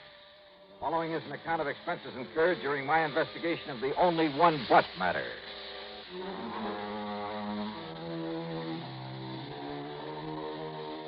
With a $5,000 extra fee dangling in front of my face, expense account item 1, naturally, was $1.10 for a cab to Fred Wakely's office in the Gregson building downtown on the square. Glad you decided to take this on, Doc, after I mentioned fees to you. Yeah. Sit down, please. Yeah, thanks. You have the money, huh? Well, I suppose I can't exactly blame you. Mr. Wakely, if I ever reach the point where I can turn up my nose at $5,000... I mentioned Mrs. Sarah Balderston Barley. Yeah. And as I understand it, she's one of the wealthiest people we have. Well, it's really her daughter that we're concerned about, that she is concerned about. Oh, I don't know. Name is Truda Lynn Barley. Truda. She celebrated her 21st birthday about a month ago. Oh, yeah, I remember. That big brawl the old lady threw for her must have made the headlines all over the Eastern brawl, as you call it, was engineered by Truda Lynn herself. Yeah, and as I recall now, the police had to put on a couple of dozen extra men to keep things under control. Champagne flowed like the water. cost of that party, including damage to the hotel where it took place, must have run to $30,000 or $40,000. Then this Truda Lynn must be quite a gal. It was typical of many such incidents in the life of Truda Lynn Barley. Young, wealthy, completely spoiled, and completely rebellious against her mother's recent attempts at discipline. Well, to put it mildly, she's been quite a problem. Life at home with her mother has been one continuous battle. There's been about as much love between them these past few months. And believe me, Dollar, it's been as much her mother's fault as it has been Truda Lynn. You mean for spoiling her so badly in the first Yes. place? You see, her mother's only interest in life has been in adding to the fortune her husband left her. Well, what has happened, Fred?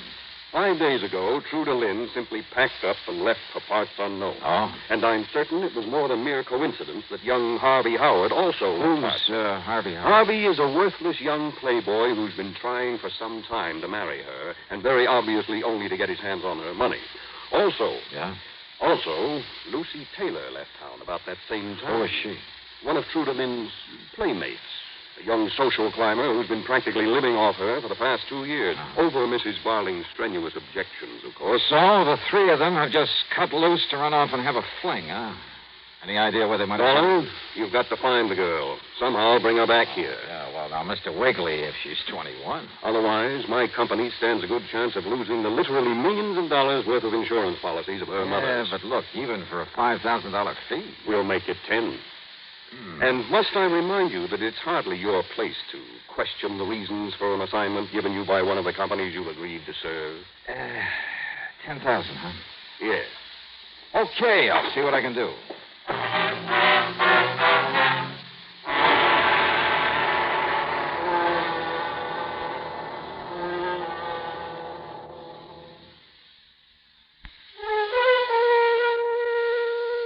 With no trouble at all, I found the taxi driver who'd taken the missing girl down to the railroad station the morning she'd left home.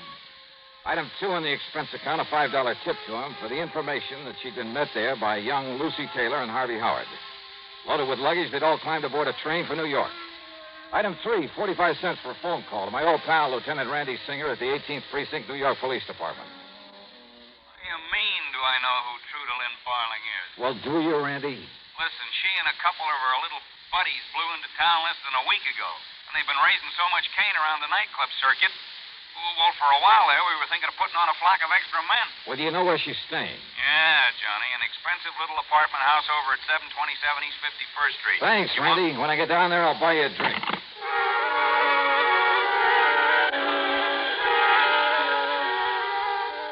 Item 4, $8.75 for a quick lunch, then a train down to New York. Item 5, $1.50 for a cab to 727 East 51st. A real fancy place, and the doorman wore enough gold braid to sink a battleship. I showed him my credentials, and he had the elevator boy take me up to the single apartment on the whole 7th floor.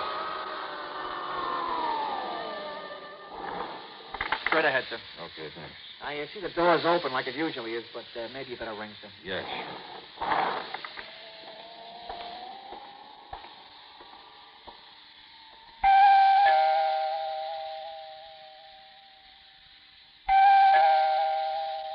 Miss Barling? Miss Barling? Hello? Anybody?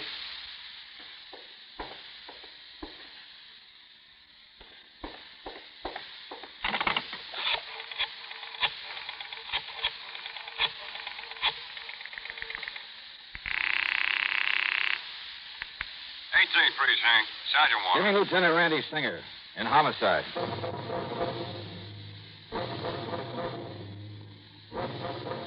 I told Randy what I'd found.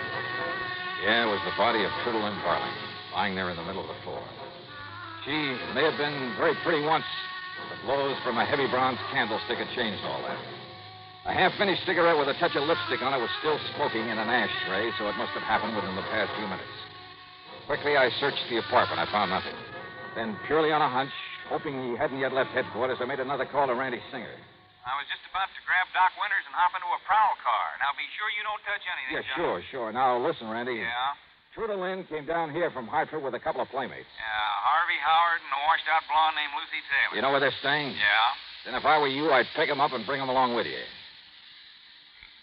You think one of them did it? Just a hunch. Uh-oh. One of your famous hunches, huh? Just bring them along, will you? Okay, Johnny, okay.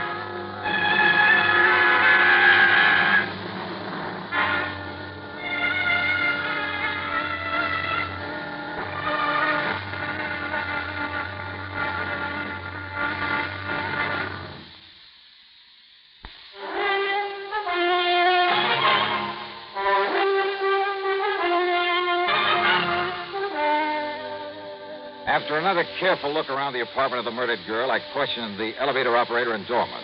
That is, after they calmed down a bit. Well, I still think I better notify the management, Mr. Dollar. And if the cops is coming in... Save it till later. Is there any way to get up to that apartment besides the elevator? Only the service entrance at the back of it. But the only way anybody could get in there is if I let them in the service entrance downstairs here.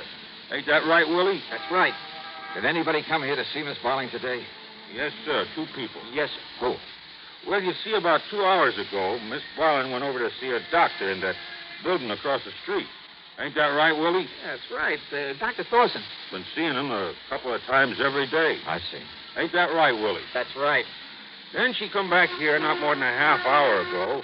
Said she was going to pack up her stuff and leave. Yeah, Ain't that... Yeah, go on. Well, then her friend Miss Taylor come around to see her. When?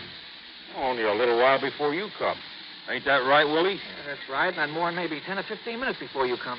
How long did she stay? Oh, maybe 5, 6 minutes. Yeah, maybe less. Maybe less. Yeah, it seemed to me I no sooner come down and got settled, and I had to go up there when she rung the buzzer again. You said that 2 people were up here to see Miss Barling. Who was the other? It was a man. Yeah, Him and Miss Taylor both been here a lot of times. You know his name? For sure. Nobody ever gets in this building without giving their name unless we know him. Ain't that right, Willie? That's right. Well, who was he? Name is Mr. Harvey Howard. When was this? Right after Miss Taylor left. And they didn't come together? No, sir.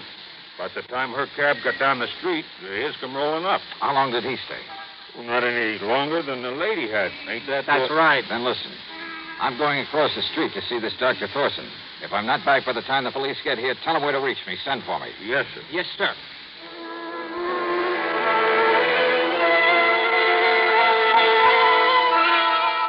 Yes, Yes, Mr. Dollar, from the first day that she moved into the apartment across the street. Sometimes a couple of times a day. Well, what was the matter with her, Doctor? Well, physically, she had what might best be described as a mild incipient peptic ulcer. I see.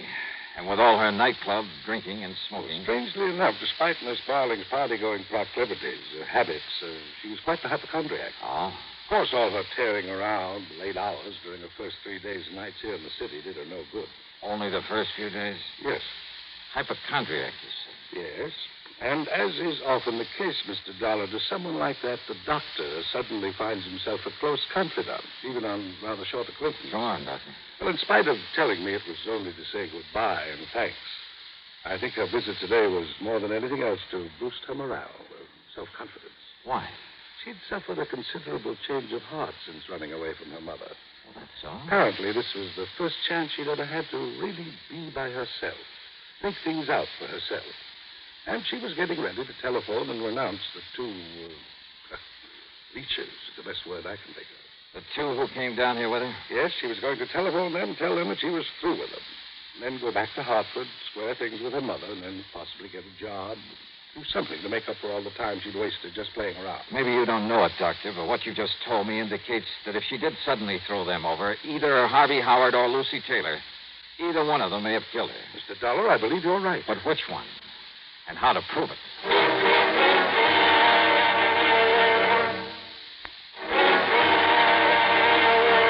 Oh, great. I thought you were going to send over for me when the police got here. Well, I was, Mr. Dollar. Ain't that right, Willie? That's right. But this lieutenant said not to bother. That's right, Johnny. Hiya, boy. Did you get hold of the Taylor girl and Harvey Howard? Yeah, they're inside, locked up in a couple of bedrooms.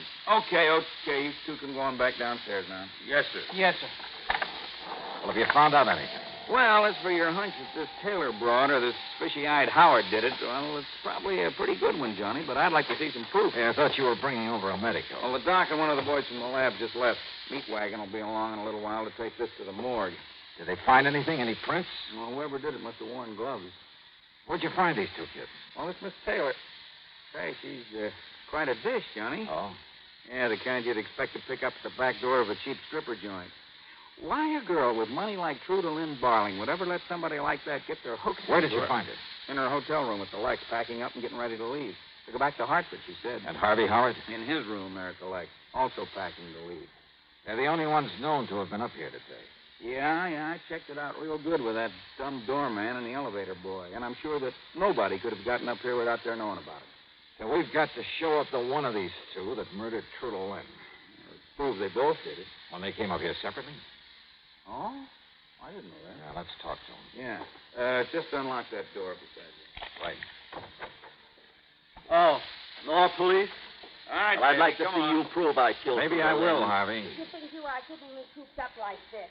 Why don't you do something with the body of poor Truda Lynn lying there? Your, dearest friend, huh? Yes, of course you...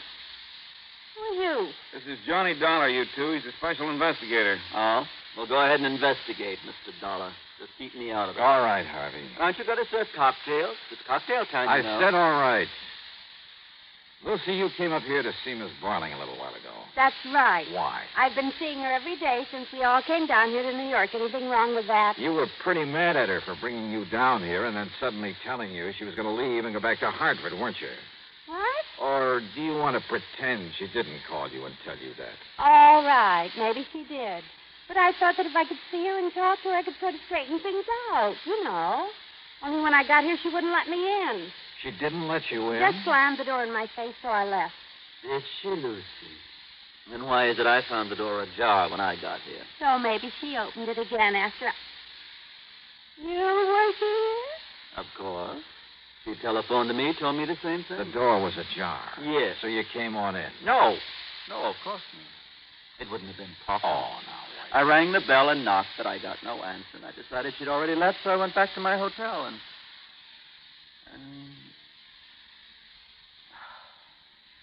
why lie about it? Yeah, that's why, Harvey. Well, Harvey. I did come in. I found her body lying here. I knew I'd be suspected of killing her. The only thing I could think of was getting away. That's a lie. You came in here and killed her. No. You found her sitting here in the chair, and you sneaked up No. on her and... You know something? I think she's right. Got a pair of gloves on you, Harvey? Why, yes. I always carry gloves. Even in the summer? Of course. So you put them on to avoid leaving fingerprints. Miss Barling was sitting here in the chair, her back to the door, quietly smoking a cigarette. Yeah, I found the ashes, and the ashtray was still warm. No, please, listen. Wait a minute. Huh, Johnny? Brother, how stupid can I get? Well, what do you mean by that? Lucy, you swear you didn't come in here? Yeah, I'd be struck down if I did. Maybe you will. I told you. Truda Lynn slammed the door in my face when I came here to talk to her. She wouldn't let me in. Okay. Randy, that cigarette. Yeah, what about it? It was still burning when I got here. It had lipstick on it. And you didn't save it, Johnny? No, but it turns out I didn't need to. Don't you see? What the lieutenant said was true. She was sitting right here with her back to the door. That lipstick was yours, Lucy. The cigarette was yours. I tell you, I swear I didn't come in here. Not Miss Barling's, Johnny? Suffering from an ulcer, seeing a doctor a couple of times a day about it. Smoking. No, you're right. She didn't smoke. Yeah. Want to let the lieutenant have your gloves, Lucy? No, why? And, Randy, you want to bet the lab will find microscopic traces of bronze on them from that candlestick she used to kill Truda Lynn? All right, Miss Taylor. Hand them over.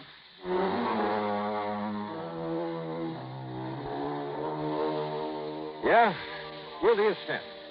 But you know something?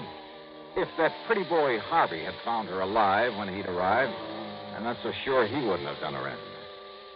There are times when I'm glad I'm not rich with a bunch of these leeches hanging around grabbing her by dole. Which reminds me, that nice extra fee you promised me in this case.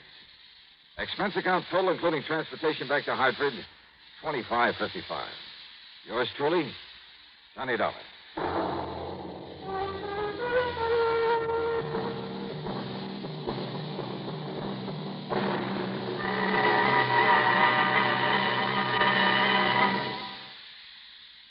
Our star to tell you about next week's story. Next week, a frantic fisherman who proves to be the key to a murder.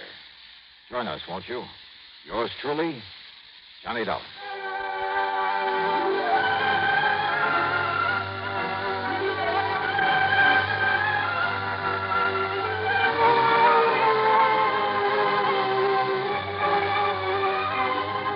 Yours truly, Johnny Dollar, starring Bob Bailey. Originates in Hollywood and is written, produced, and directed by Jack Johnstone. Heard in our cast were Virginia Gregg, Les Tremaine, Herb Vigran, Alan Reed, Frank Gersel, Jack Edwards, and Jack Grimes. Be sure to join us next week, same time and station, for another exciting story of yours truly, Johnny Dollar. This is Jim Matthews speaking.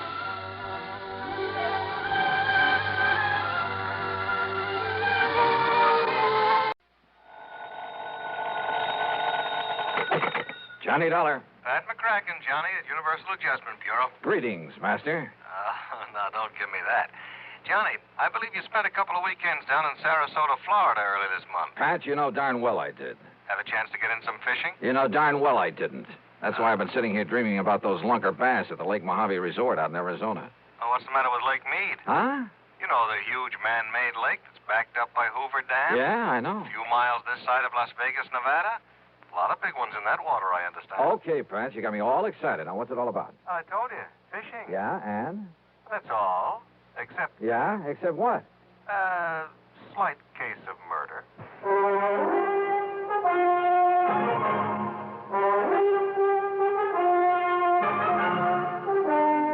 Bob Bailey in the exciting adventures of the man with the action-packed expense account. America's fabulous freelance insurance investigator. Yours truly, Johnny Dollar. Here's actress Joan Bennett. It's terrible to try to act with a dreadful cold. To feel better quickly, I take 4-way cold tablets, the fast way to relieve nasty cold distress. Yes, tests of 4 leading cold tablets proved 4-way fastest acting of all. Amazing 4-way starts in minutes to relieve aches, pains, headache, reduce fever, calm upset stomach, also overcomes irregularity. When you catch cold, try my way. Take 4-way cold tablets, the fast way to relieve cold distress. 4-way, 29 and 59 cents. Now, a word about another fine product of Grove Laboratories. Had dandruff for years? Now get rid of it in 3 minutes with Fitch Dandruff Remover Shampoo. 3 minutes with Fitch regularly is guaranteed to keep unsightly dandruff away forever. Apply Fitch before wetting hair, rub in 1 minute. Add water, lather 1 minute. Then rinse 1 minute. Every trace of dandruff goes down the drain. 3 minutes with Fitch, embarrassing dandruff's gone. Fitch can also leave hair up to 35% brighter. Get Fitch Dandruff Remover Shampoo today. And now, Act One of yours truly, Johnny Dollar.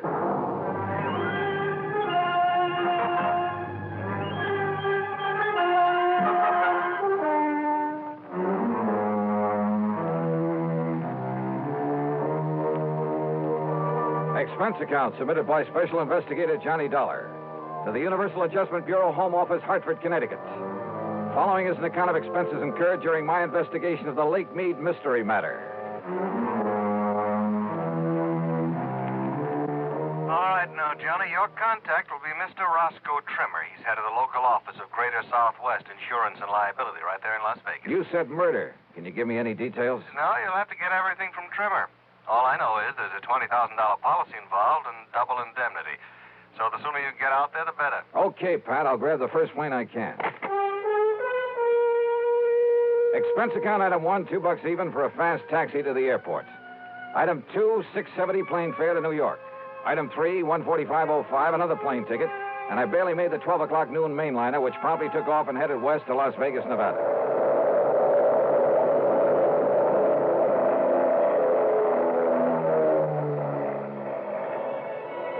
It was 9:45 p.m. Pacific time when we started the long glide down from a starlit sky to the landing strip at McCarran Field in Las Vegas, Nevada. I'll never cease to marvel at the nighttime view from the air of that fabulous city of chance. Sitting alone out there in the middle of the vast Mojave Desert, the sky-filling glow from its millions of lights, it had put a rainbow to shame. Oasis in the desert. Yeah, and very beautiful. I knew that Roscoe Trimmer's office would be closed this time of night, so I looked for a place to rest my weary head. Item 4, $1.50 for a cab into the Flamingo. And I just happened to remember that the Flamingo has an excellent casino.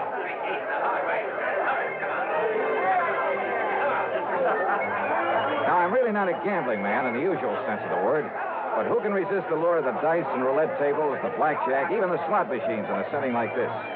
Sure, the house always wins, and the sucker who forks out his hard-earned money doesn't stand a chance. But you know something? After a few hours of play, I came out so far ahead that I won't even bother to list my food and hotel room on this expense account. I really cleaned up. How much? Well, if I told you, you'd probably want me to absorb the whole thing, so I won't. Then, early the next morning, I met Roscoe Trimmer at the office of Greater Southwest Insurance and Liability. Dollar, I'm glad you could make it. I don't like this one at all. How are you? Hiya, Rosk. Sit down, will you? Yeah, But sure. not for long. Huh? I've arranged a drive-it-yourself car for you. And the sooner you can get over to Lake Mead, the better. Well, just where, Roscoe? That's a pretty big lake. Overton. A little town 50, 60 miles north and east of here. At the upper end of the lake. So what's happened up there? Johnny, a client of mine, Thomas Mayfield Thomas, came out here from Chicago last year. Retired here. I don't know much about him except that our Chicago office sent me his file when he came and asked me to look out for him. Uh-huh. Go on. About a week ago, Thomas and a friend went fishing together out of Overton Landing. They went out with Hob Fulton on his charter boat. Incidentally, if you ask me, Hob's the best guide on the whole lake. Good, I'll remember that. Only you're here on a case, remember? Oh, sure. But go on. Well, the fishing must have been pretty good, because they stayed on at the Overton Motel. Then the next morning, they went down to the landing, rented a little Arkansas Traveler and a 10-horse Johnson, and went out fishing on their own. Rosk, I may try that very thing myself. But about the middle of the afternoon, a big east wind came up. You know what that means? I know that when a big Easter hits one of those desert lakes, there's only one thing you do, get off it quick. Well, they didn't, Johnny. At least not quick enough. The following morning, when the blow had died down, Hob Fulton went out to look for him. And? He found the boat, all right. Beached on a point down near Goat Island. And Mr. Thomas's friend. What about Thomas? His friend says that Thomas went overboard when the squall hit him. Well, it's certainly possible. Yes, it is. Possible. The chomp on a lake like that can build up waves 8 and 10 feet high, enough to throw a man off any kind of a boat. Yes, I know. But you don't think that's the way it happened? I didn't say that, Johnny. It's just that... Well... Okay, Rosk. What was his fishing pal's name? Charlie Wentworth. Does that mean anything to you? No. Well, I'm afraid I don't know very much about him either. Except that he, too, came here from Chicago. Arrived in town about 2 weeks ago. I take it that's where he knew Thomas, back in Chicago. Yeah, apparently. Well, what about him? What does this Charlie Wentworth do? Apparently nothing. But hang around the gambling joints. Oh, he does a little dealing and shilling for some of them now and then. There's talk he's been making illegal book on the races, though nobody's pinned it on him. So, in your book, he's an undesirable character. That's right. But is that reason to suspect he took Mr. Thomas out on that lake and murdered him? Now, Johnny, there's been a lot of worry around this town about some of the people who've come out here recently from Chicago. You know, ever since those investigations began back east. So what? Does that mean everybody who comes from there is a killer? No, of course not. But a man who doesn't really work for a living, just spends all his time around the gambling tables, has no visible, regular means of support. Thomas was retired. Maybe Charlie Wentworth is, too. Oh, Johnny. Besides, who knows? Maybe Thomas will show up. Maybe he swam to shore and is plotting his way back through the desert. Oh, now, you know the odds against a city man surviving out there. Well, does anybody really look for him? Everybody. The police, the National Park boys, everybody. Not only in boats, on foot, but they even use planes and a helicopter. They found no trace. Well, that still doesn't prove anything. Tell me this. Are the police holding Charlie Wentworth? No, they're not. Which means they don't feel they have any reason to. But you still think I ought to investigate? Yes, I do. Roscoe? So do I.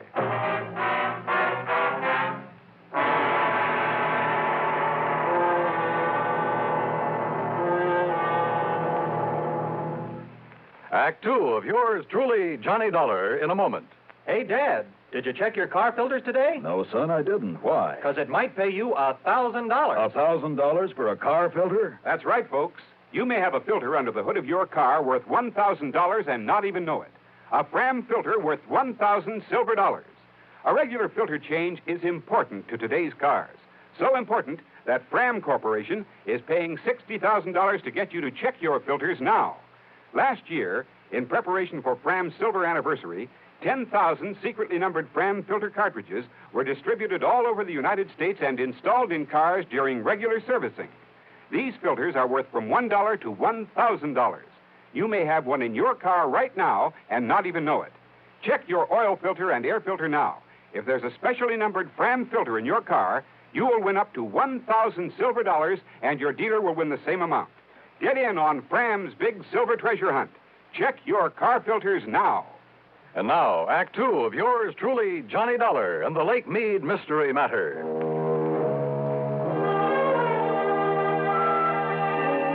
Neither the police nor anybody else in Las Vegas seemed to think Thomas was murdered out on Lake Mead. But what Roscoe Trimmer told me made me suspicious, of Thomas's fishing pal, a man named Charlie Wentworth. Expense account item 5640. I telephoned to my old friend Ken Bugby, reporter on the Chicago Citizen News. Thomas? Yeah, that's right, Ken. What can you tell me about him? Well, not everybody knew it, Johnny, but he was a mouthpiece for the old Moretti mob. That was some years ago. Oh? When they started the big cleanup, well, either Thomas couldn't or just plain wouldn't get them off the hook. Let them all go to jail. Then he settled down and retired in his home out in Elmhurst. Well, he's certainly not there now, Ken. No, about a year ago, he suddenly sold his place, packed up, moved out west somewhere. Why? Do you know? Change of climate, I guess. What about him, Johnny? Ever hear of Charlie Wentworth? You kidding. He was one of Moretti's trigger men. Casual Charlie, they called him. You, know where he is now? Oh, they sent him up to Joliet prison along with the rest of the mob. Those boys will be in the clink the rest of their natural... Oh, wait a minute. Yeah? Casual Charlie and Snooty Wilson were released. Yeah, and... Hey, that was just about the same time that Thomas moved away from here. If that means anything. Baby, I got a hunch it means everything. Oh? Like what, Johnny? Thanks a lot, Ken.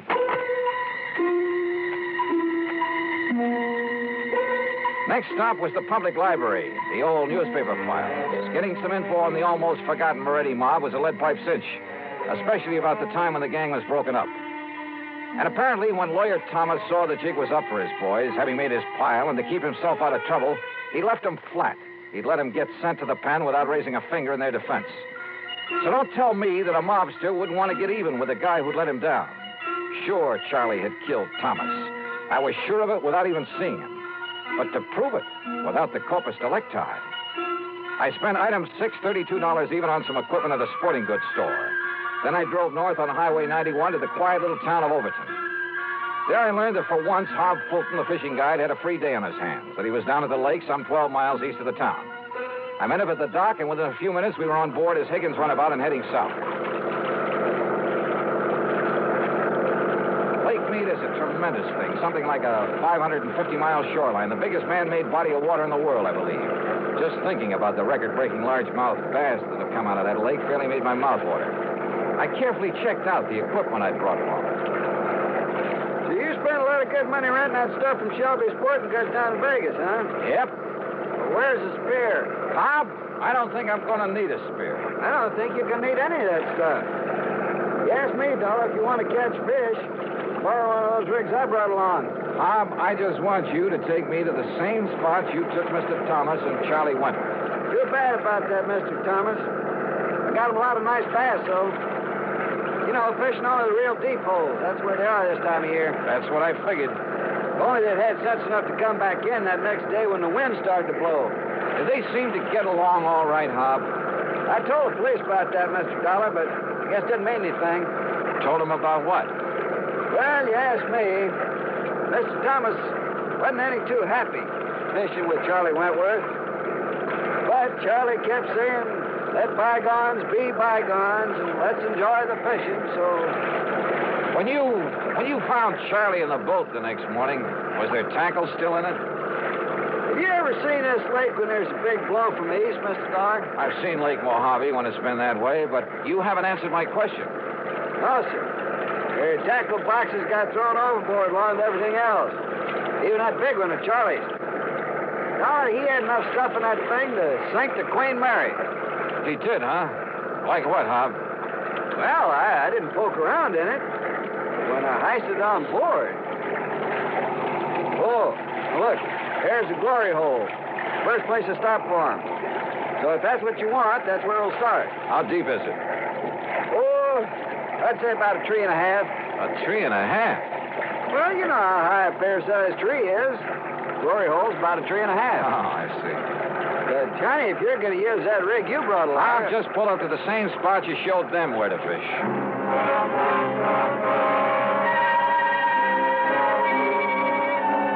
By the end of 2 hours, I'd tried at least half a dozen of the holes where Hob had taken Thomas and Charlie. No luck.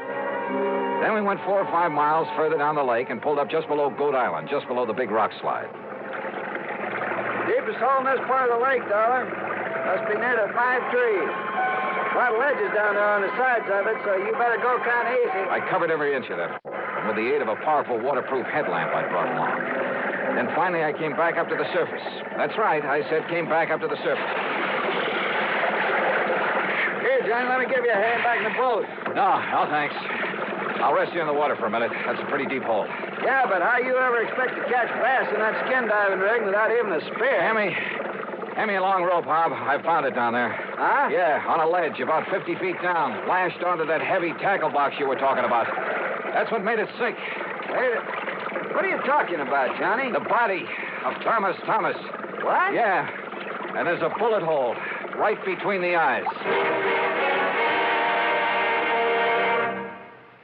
Act 3 of yours truly, Johnny Dollar, in a moment. Be sociable, look smart, keep up to date with Pepsi, drink light, refreshing Pepsi, stay young and fair and debonair, be sociable, have a Pepsi. When friends drop in, let your hospitality show you're sociable in the modern manner. Pepsi, you know, is the favorite of the smart and young at heart. Be sociable, look smart, keep up to date with Pepsi, drink light, refreshing Pepsi, stay young and fair and debonair, be sociable. Pepsi. Have you tried a Pepsi lately? And now, Act 3 of yours truly, Johnny Dollar. I took the body of Thomas back to headquarters in Las Vegas and hung around long enough to hear Dr. Richard Fallon say the bullet hole was definitely made by a .38 and at close range. To hear Police Captain Willis say there'd be no action taken until the bullet could be removed for study. But I knew he'd change his mind when he had time to think about it. So I left headquarters and started making the rounds of the gambling casinos. Luck was with me. At the second place I stopped, one of the public joints on Fremont Street. Winner, everyone. It's 34, Red Anapola. Well, have you seen him around here today? Yes, Charlie Wentworth. They just come in the door, mister. Thanks. All right, ladies and gentlemen. Excuse me, please. Take you back for the Pardon me, will you? May I get through here, please? Thank you. Excuse me. Charlie Wentworth? Yeah, Buster? Johnny Dollar, insurance investigator. Here's my credentials. Oh, yeah. I guess you want to talk about my pal, Tommy Thomas, got drowned over in Lake Mead last week. Is that it? Yeah, something like that. Yeah, Buster, that was an awful thing, him going like that. He was an old buddy of mine. Was he? Sure was. An old buddy. Hey, why don't we talk over in my room, huh? Too much noise around here. Okay by you? Sure. Why not?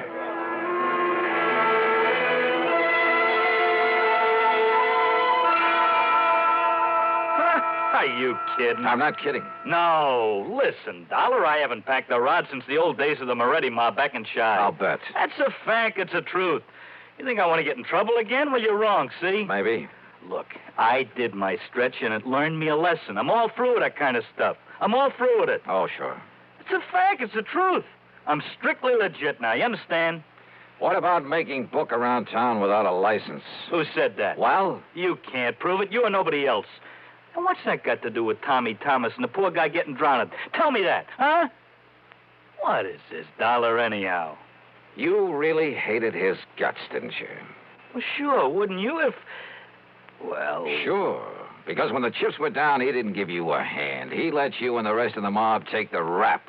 Kept his own skirts clean at your expense. Listen, what are you trying to do? Get me excited? Say something I shouldn't say? I don't mean... Keep talking, Charlie. Sure I hated it. I could have killed him. At first, that is. Only at first. Anybody would have felt that way. But, you know, after a few years in the clink, you learn better. What good's it do you? Those things don't matter. You've learned your lesson. I know I did. Oh, you became a paragon of virtue, I suppose. I don't know what you're talking about, but that's all over. You hear me? When I just happened to find him living here in Vegas, that was all over. Let bygones be bygones. I mean it. We was pals. Charlie, there's about as much truth in that. That's a fact. That's the truth. Then why did you kill him? That's a lie. You can't prove it. That's where you're wrong. Huh? I have absolute proof. Oh, yeah? Yeah. I found it on his body. His body? I fished it out of Lake Mead this morning. Now, listen. You had Hob Fulton show you all the deepest holes when you went out fishing with him. Then the next day, you took Thomas out there alone. You killed him, tied that weighted tackle box to his body, and let him sink down in the deepest hole of all, down below the rock slide. That windstorm. Yeah. Gave you the greatest excuse in the world for coming back alone, didn't it? You couldn't have had it better if you'd planned that storm yourself. But it didn't excuse the bullet hole in Tommy Thomas's head from your gun. From my gun? Yeah. No longer packing a rod, huh? Dollar, maybe I sort of, kind of... Well, maybe I forgot about this one.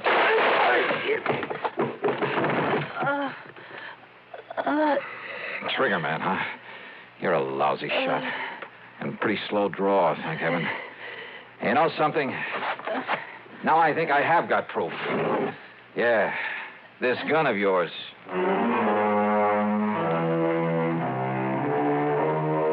Down at headquarters, the ballistics team took less than an hour. Yep. The bullet they'd found in Thomas's body came from the same gun Charlie had tried to kill me with. So it's back to prison for him for a long, long time. Oh, and the company will not have to pay double indemnity for accidental death. Expense account total, including a couple of days of excellent fishing with Hob Fulton and the trip back to Hartford, $196.45. Yours truly, Johnny Dollar.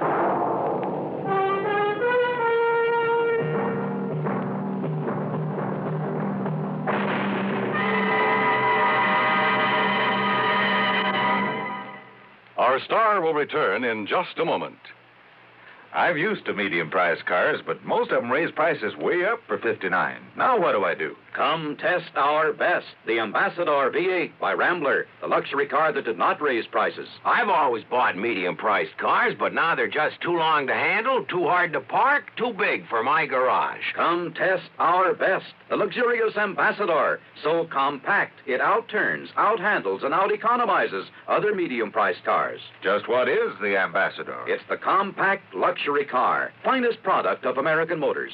Ambassador has generous shoulder room, hat room, and leg room, and no awkward hump in the middle of the floor. Ambassador offers personalized luxury, individual front seats that adjust to each person's exact leg room, adjustable headrests, 270 V8 horsepower, best power-to-weight ratio in the medium-priced field, air coil ride. It's the finest car ever priced so close to the lowest. Come test our best, the luxurious Ambassador V8 at Rambler dealers. Now, here's our star to tell you about next week's story. Next week, a little boy in a small New England town leads me to tangle with a killer. Join us, won't you?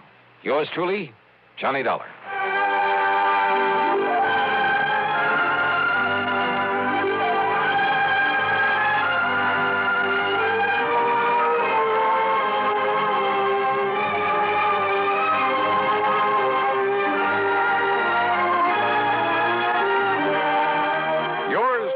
Johnny Dollar, starring Bob Bailey, originates in Hollywood and is written, produced, and directed by Jack Johnstone. Heard in our cast were Larry Dobkin, Bartlett Robinson, Frank Nelson, Harry Bartell, and Gil Stratton, Jr. Be sure to join us next week, same time and station, for another exciting story of yours truly, Johnny Dollar.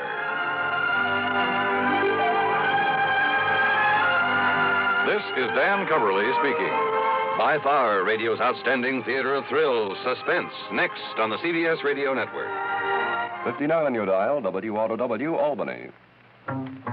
If it happens to you, and I think it might, that now and then your cigarette doesn't taste right, that's the tip-off, man, and you'd best begin on the new kind of filter that's known as Spin. Old Gold's new Spin filter. This new Spin filter is the best you've seen, does more than reduce tar and nicotine. It improves smoke and taste so that you can get the best taste yet in a filter cigarette. Old Gold's new Spin filter. Test for taste, try your present brand against Old Gold. Test for taste, and it's 10 to 1 that you'll be sold. Test for taste with a cigarette, a carton, or a pack. Test for taste, find the flavor all the other filters lack. Old Gold's new Spin filter. That's the story, boys. That's how you can get the best taste yet in a filter cigarette. Old Gold's new Spin filter. 5:30. The Adventures of Sam Spade, Detective. Brought to you by Wild Root Cream Oil Hair Tonic, the non-alcoholic hair tonic that contains lanolin. Wild Root Cream Oil. Again and again, the choice of men who put good grooming first.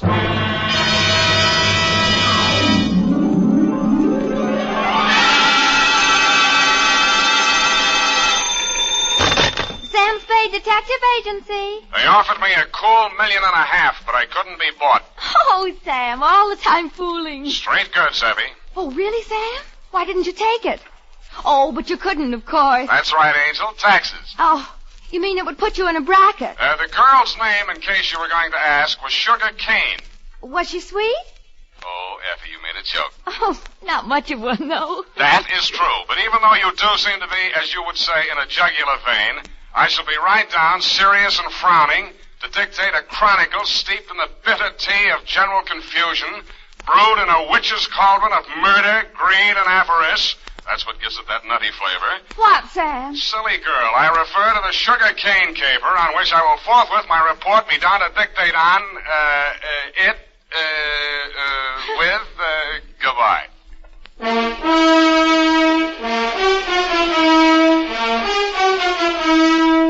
Dashiell Hammett, America's leading detective fiction writer and creator of Sam Spade, the hard-boiled private eye, and William Spear, radio's outstanding producer-director of mystery and crime drama, join their talents to make your hair stand on end with the adventures of Sam Spade. Presented by the makers of Wild Root Cream Oil for the hair. Want to look better on the job? Get Wild Root Cream Oil. Want to look better to that gal of yours? Get Wild Root Cream Oil.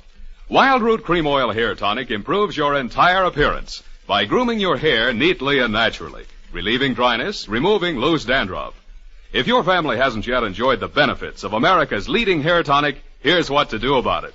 Ask at your drug or toilet goods counter for the new 25-cent get-acquainted bottle of Wild Root Cream Oil Hair Tonic. Again and again, the choice of men and women and children, too. And now, with Howard Duff starring as Spade, Wild Root brings to the air the greatest private detective of them all in the adventures of Sam Spade.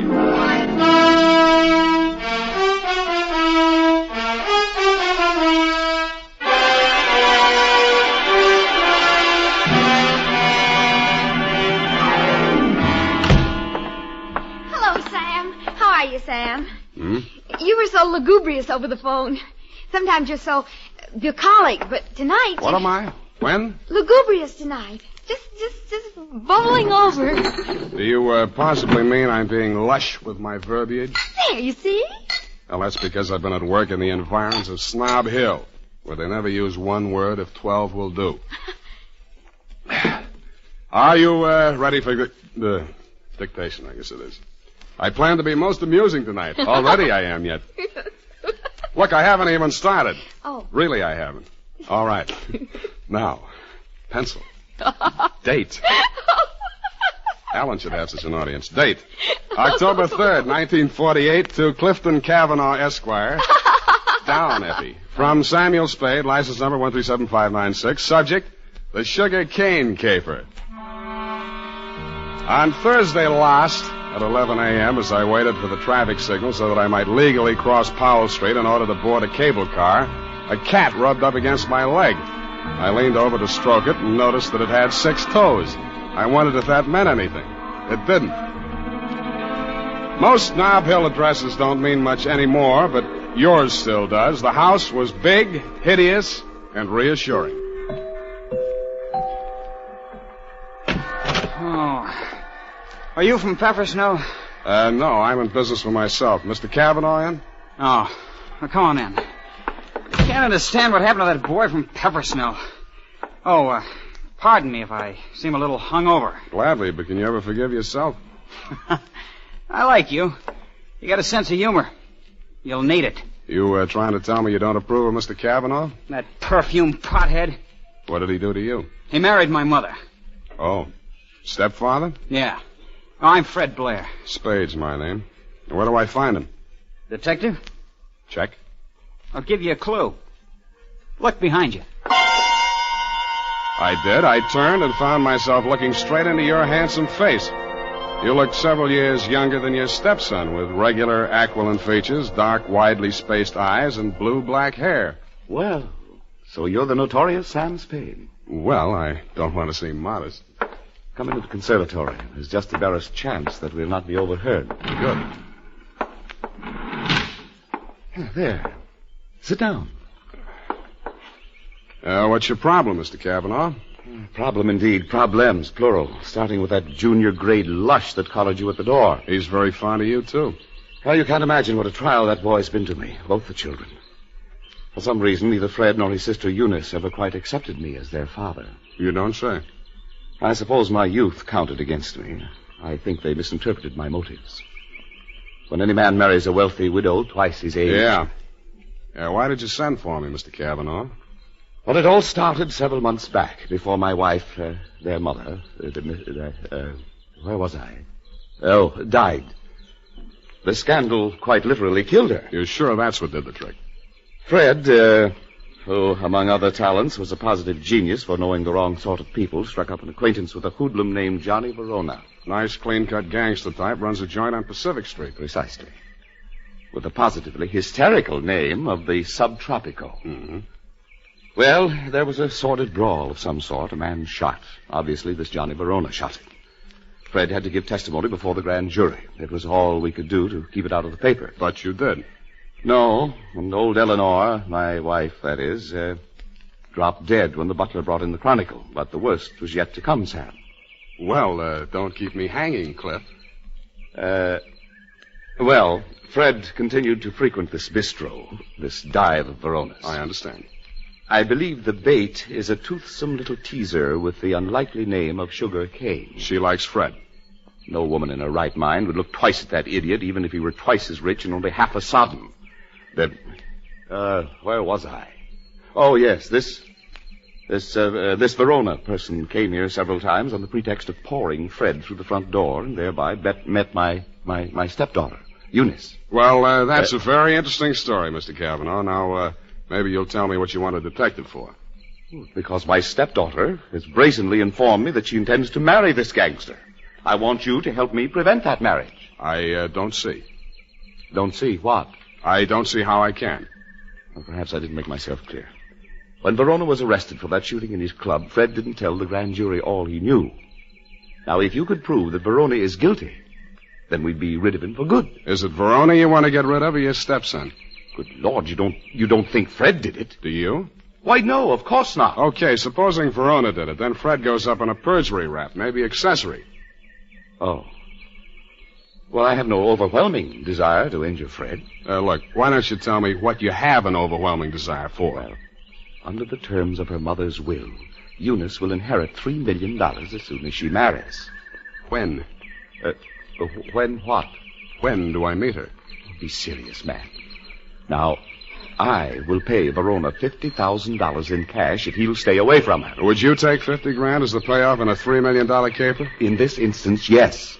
Eunice is not very well, and you may quote me on that. Book, chapter, and verse. To Johnny Verona? To Johnny Verona. Okay. Water's mighty cold this time of the year at the bottom of the bay, but if you don't care, I don't. Thank you. Let me know how it comes out. Don't give it a second thought. You'll know. Don't get up, Mr. Cavanaugh. I know the way out. Hey, Spade, wait up. Well, you look a little better. Listen, there's something you ought to know. He was my sister's boyfriend before he married my mother. He did it out of revenge because Eunice threw him over. He still wants to marry her. Any particular reason? Oh, my mother put that crazy marriage clause in her will. He's been systematically getting rid of every man who's been interested in her. Bought him off, threatened him off any way he could. Why? He thinks Eunice will eventually marry him to get her inheritance. But she won't. She'll kill him first, and if she doesn't, I'll do it for her. Fred. Oh yeah? Fred, what on earth are you saying? Who is this man? Well, he's the detective. Sam Spade. You're Eunice Blair? Yes, I want to talk to you. Fred, go and... Yeah. See you later, Spade. I know why my stepfather hired you, Mr. Spade. If you need the money, go ahead. But this time it won't work. You look as if you'd like to be a nice girl. How did you happen to settle for a cheap grifter like Johnny Verona? Because we understand each other, and he can't be scared off. Any message I can take him from you? Tell Johnny I'll meet him at the usual place. And tell him I still like my coffee black. No sugar.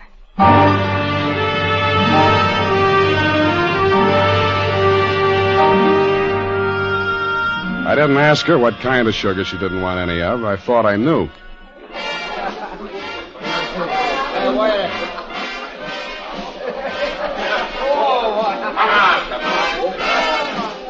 The only thing wrong with Sugar Kane's dance was her dancing, but the customers didn't seem to mind, and I didn't either. It was a pleasure to size her up carefully, as I would have felt obliged to do anyway in my professional capacity. She was a black-haired number with affluent features and widely spaced dark eyes. It was a beautiful combination, and I wondered where I'd seen it before quite recently. I decided to find out.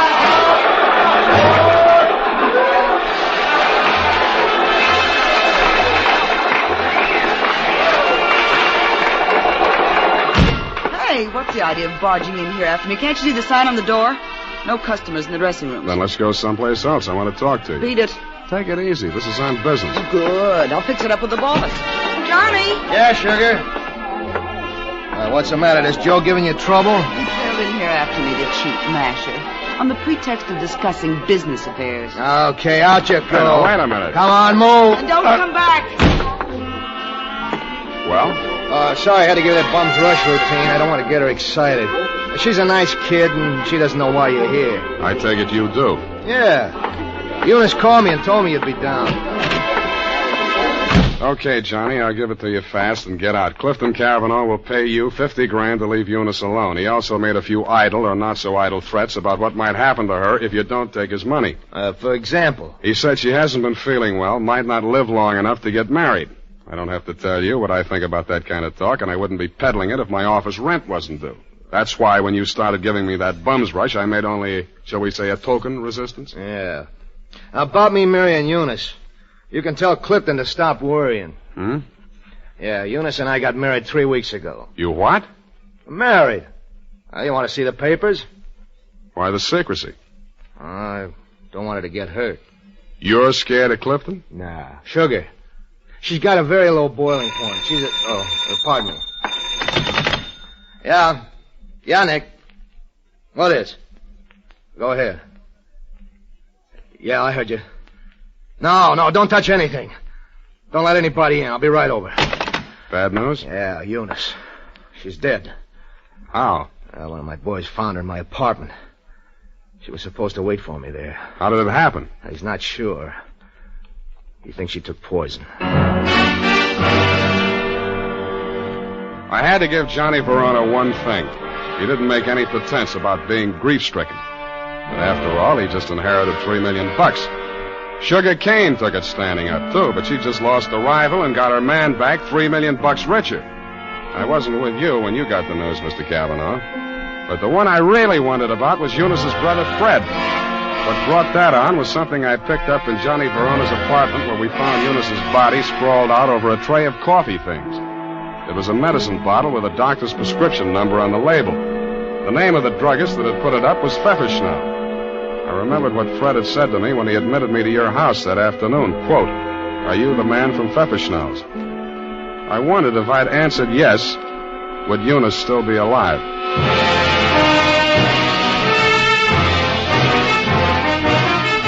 The makers of Wild Root Cream Oil are presenting the weekly Sunday adventure of Dashiell Hammett's famous private detective, Sam Spade.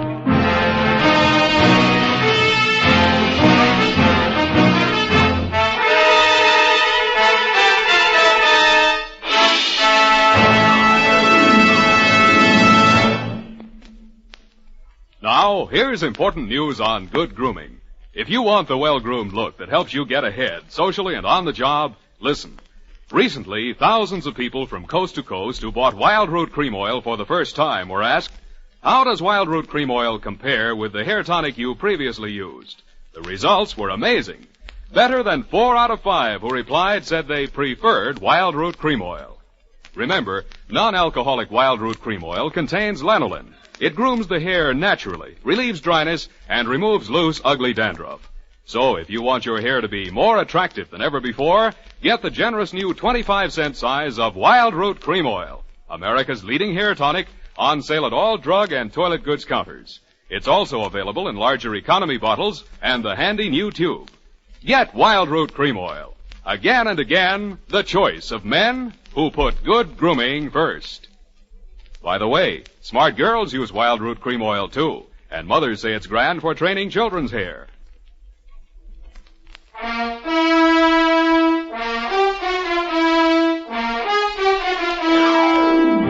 And now, back to the Sugar Cane Caper. Tonight's adventure with Sam Spade.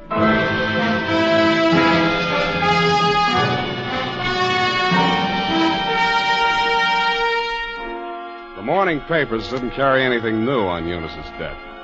Cause was put down to an overdose of a toxic drug. The doctor who prescribed it said she'd requested it for migraine headaches, which he suggested might have driven her to suicide. He did not explain why she had taken 4 doses in capsule form and dissolved the rest of it in a decanter of coffee.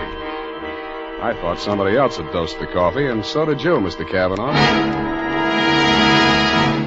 Verona did it, of course. He knew she was taking those pills and dosed the coffee just enough to be fatal when added to what she took voluntarily. You knew all that, too. Well, so did Fred. But you had more reasons, 3 million more. But they were already married. You know that when you hired me? Yes. Then how come? I knew she was planning to do away with herself. I thought if we could pin it on Verona, after all, he's guilty of that old murder. Fred's a witness to that. Well, if he were convicted, the money would revert to me. Nuts. You don't believe me? She wasn't planning suicide, and you know it. Well, then? I don't care who takes the fall, but I got less on Verona than I got on you. Then I'll give you something. Here. Take a look. Verona's lawyer sent this around before her body was cold. A claim for $3 million, notarized yesterday while Eunice was still alive. Well, Mr. Spade? Pardon me while I drop dead. You did and waited hopefully, but I managed to stay on my feet. I even managed to make it down the hall to the bar where I found your stepson ambushed behind a row of empty bottles. Fine detective you turn out to be. I warned you. Stand up like a man. That's all right. I'll take on both of you. Come on, sober up. Makes sense. Where's my drink? Who took my glass? Here it is. Give me it. Sure. You spill it. Ooh, ice on my shirt. Listen to me. This is very important. Important? You were expecting a delivery from a drugstore when I arrived there yesterday morning. Who ordered it? She did. Eunice, she told me to watch for it and bring it to her. Did you do that? No, she wasn't here. What did you do with that bottle of medicine? I'm sleepy. I gotta get some rest. Wake up! No! I said wake up! Leave me alone! Now, listen. You took that bottle with you when you went out. Where did you take it? I tell you, will you let me go to sleep? You took that bottle with you, didn't you? You're guessing. I know you're third degree. You went to Verona's apartment, didn't you? Two gentlemen of Verona. Willie Shakespeare. You doped that coffee, didn't you, with the poison that killed your sister? I didn't mean it for her. I didn't know she was going there. Go on talking. I want a lawyer. I know my rights. Listen, I'm not a cop. I'm not taking a statement. You're too drunk for it to hold anyway, so you can tell me. Okay. Here's how it happened. She took her 4 pills and went to bed. Yeah? I sneaked a bottle out of the medicine chest and I went over to his place. His boy Nick was there making coffee for the boss, he said, when he got home. I hung around talking for a while and I slipped some of the stuff in the percolator while he was getting out the cups. And that's all. Why did you want to kill Johnny Verona? So Eunice wouldn't have to marry him. What do you mean, have to? She was doing it for me, so he'd keep quiet. About that brawl in the club, that old killing they tried to nail Johnny for? Yeah, that's it. The gun that did it. He got rid of it before the cops arrived. That was my gun. Fred, straighten up. Look. Yeah. Johnny dictated the story you told the grand jury. How do I know he didn't dictate the one you're telling me now? Who are you covering for? I didn't say anything. I didn't tell you anything. Get out of here! What's the matter with you? Get out the window! The revolver barrel that crashed through the darkened window pane behind the bar spoke twice. I answered it. I looked out into the darkness, making myself a good enough target to draw some fire. I fired back at the flashes. I was depending more on luck than aim, and luck was what I wasn't having much of. I went back to the place where Fred had fallen. The shots that had dropped him were luckier. He'd been dead before he hit the floor. What is it? What's happened here? See for yourself. Who? Shot through the window, couldn't see anything but the gun muzzle. Looked like a .45. Johnny Verona, he packs a .45. Who told you that? It came out of that investigation. One of the reasons they couldn't indict for that old shooting. There were a lot of reasons they couldn't get that indictment. What are you driving at? Neither one of the leading suspects was guilty. I don't follow you. Sugar Kane did that job. Well, that's wild. What if I told you Fred made a statement to that effect before he was shot? You're lying. He confessed. Did I tell you that? Well, he must have. He always talked about it when he was drunk. All right. I was bluffing.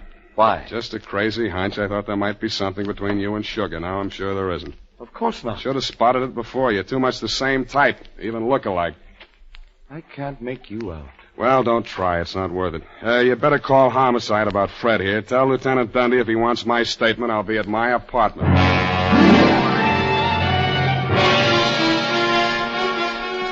After I pretended to leave, I came back and did a little eavesdropping of my own. You didn't phone homicide, but you did spend an hour filing out the barrel of a .45 automatic. Then you went out. I tailed you to an address on Sloat Boulevard. A short time after you went in, Sugar Kane came out alone. I followed her to, you know the answer, my apartment. I went in the back way via the fire escape and arrived in time to answer her buzz. Oh, Mr. Spade, thank heaven I found you at home. So am I. Come in. I know it's terribly late. Forget it. Won't you take off your coat or something? Can't stay very long. It's not safe. I may have been followed here. Oh, surely not. Sam, you don't mind if I call you Sam? No. I'm so frightened. It's about Johnny Verona. I don't know what he may do. He's convinced that Fred killed Eunice and he's out gunning for him right now. We've got to stop him before he does anything rash. You come to the wrong party, Sugar. I'm working for the enemy. Enemy? Kavanaugh. Oh. It's no skin off his nose if Johnny Verona drops Fred Blair or if you all drop.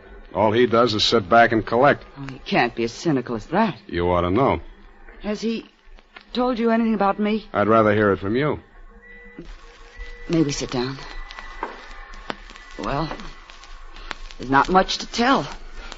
I played along with Johnny for one reason and one reason alone. To save Fred from that old murder rap. Were you figuring on marrying into that family, too? Oh, A regular pincers movement, wasn't it? Johnny and Eunice, you and Fred. All right. It's true I wasn't in love with Fred, but it wasn't all the money. I was sorry for him. Money's not what I really want. I know that now. What do you want? Someone I can trust. Me too, Sugar. Oh, Sam, you're what I want. Say you want me to. Please say it.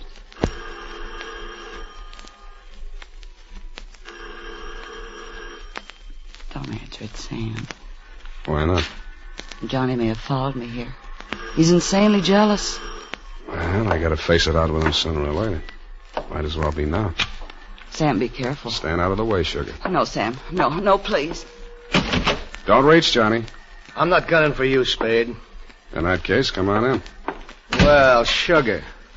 I didn't believe him that you were coming here. I had to, Johnny. He got some crazy confession out of Fred while he was drunk. I had to stall him till you and Cliff could talk to him. To save Fred, I mean. Oh, stop horsing around. We all know that we all know Fred is dead, and we all know that we all know who killed him. Then Cliff was leveling. You are trying to pin that on me. I don't need it, but if you want it, you can have it. There's $3 million in my part of it. I'll split down the middle with you. If you throw in with them, it's a three-way split. There's no split at all if you take the rap for Eunice's killing, and you will if you throw in with me. It's their word against mine. 2 witnesses against 1, and all I've got is a confession by a drunk who is now dead. Sam. Oh, Sam, I was sure for a moment you... Get away from me. Sam, Go on. Go to work on him. I should have given you a little more time. That wasn't fair, was it, Sugar? I hate you. I hate you both. I never want to see you again. Get back in that room, Sugar. Cliff. What happened, Sugar? Why were you running away? Johnny double-crossed us. Now Sam knows everything. What does he know? The whole caper. Part of it I wasn't quite sure of until I saw you and Sugar standing side by side. That blue-black hair, the same eyes, plus the fact that the bell on Sugar's apartment on Sloat Boulevard reads Kane, parenthesis, Kavanaugh. You took a crazy chance when you knocked off Fred with me right there in the room. The kind of a crazy chance a brother would take to keep his sister clear. I could have told you that. It would have helped a lot, Johnny, but you didn't. When a man lets his sister go on dancing in a joint like yours after he's in the chips and she goes on liking it, you can be sure they're both playing for big stakes and for nobody but themselves. Where do you think you were supposed to wind up, Johnny? I'll tell you. Drinking that poison coffee that Eunice got hold of by mistake. That isn't true, Johnny. I never told Fred a thing. He thought you really loved Eunice. I don't know how he found out you were forcing her into that marriage. Did you also neglect to tell him that he was innocent? That you pulled the trigger in that old killing and shoved a gun into his hand when he was too drunk to know what he was doing? I've heard enough. Watch it, Johnny. No!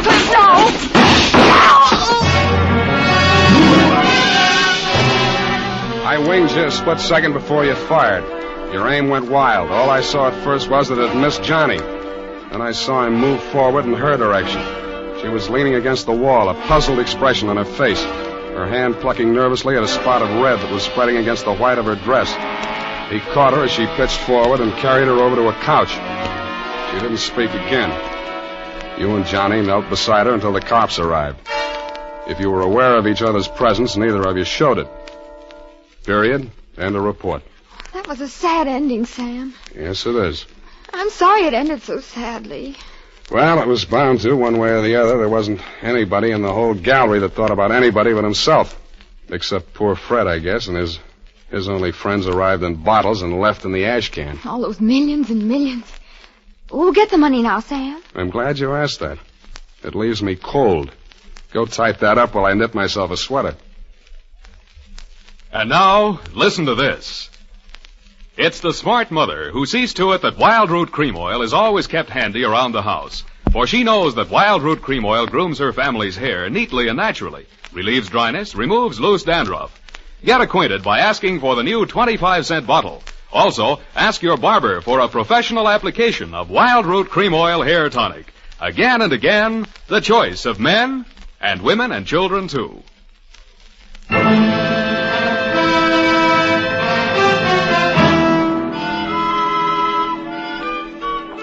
here it is, Sam.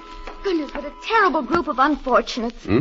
As you say, it just had to end badly. If you hope to get back in my good graces by quoting me, to trick me into agreeing with you, you have succeeded. There you go, Sam. So lugubrious. Effie, what is this? What means lugubrious? Oh, Sam, it's wonderful. It's my new habit. Oh? Every time I read a book now, and you know, like you read a book and there's a word you don't know what it means or you're not sure. Yeah. Well, I make it a practice now to write down and learn 3 new words per day. And learn the definitions to use them in conversation. You know, like desultory. And lugubrious? Yes, that's one of my 3 for today. You see? Lugubrious, right here it is. To talk a great deal. Bucolic, state of being sorrowful. And verbose, to be out in the country. I see. Very praiseworthy. Enlarging your vocabulary. Love it. I am. But I don't expect to be really lugubrious for the nonce. Look, Effie, why don't you go verbose for the weekend? It's the best cure for the bucolic. Oh, Sam, look what I've done. What have you done? I've clipped the wrong definitions to the right words. Well. For instance, lugubrious, well, it isn't that at all. And bucolic, let me see. Oh, Sam, I've learned them wrong. I wasn't going to tell you, Effie. It's better to find out for yourself. It's more, efficacious. My new habit. Oh. Good night, Sam. Good night, sweetheart.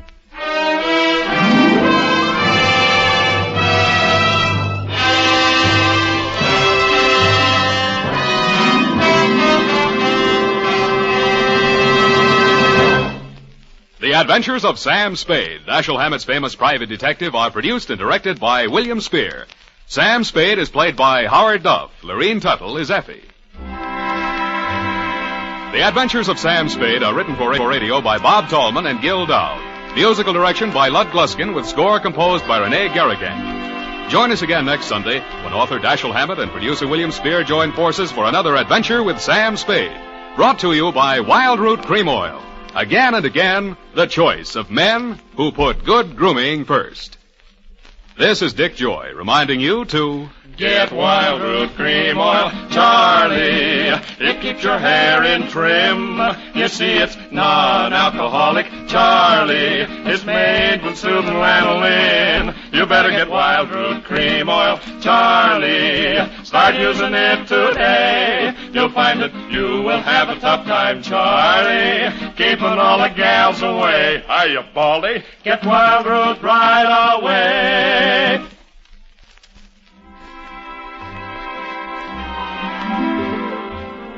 This is CBS, the Columbia Broadcasting System.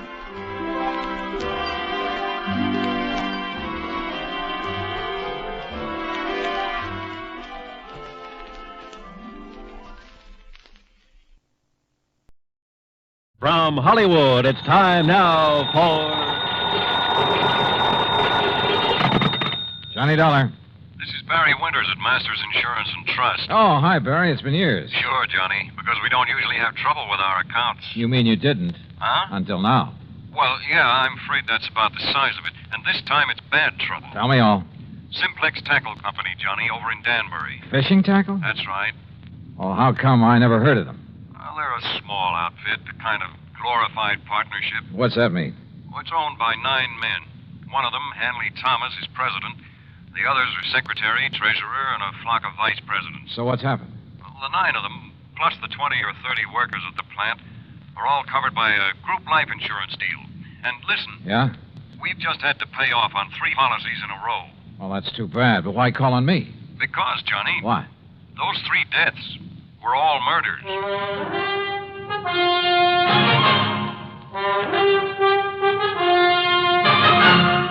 Bob Bailey in the exciting adventures of the man with the action-packed expense account, America's fabulous freelance insurance investigator. Yours truly, Johnny Dollar.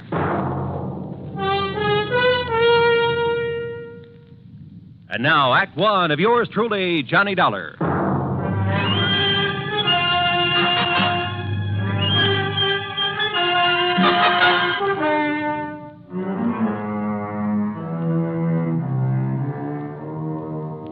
Expense account submitted by Special Investigator Johnny Dollar to the Masters Insurance and Trust Company, Home Office, Hartford, Connecticut.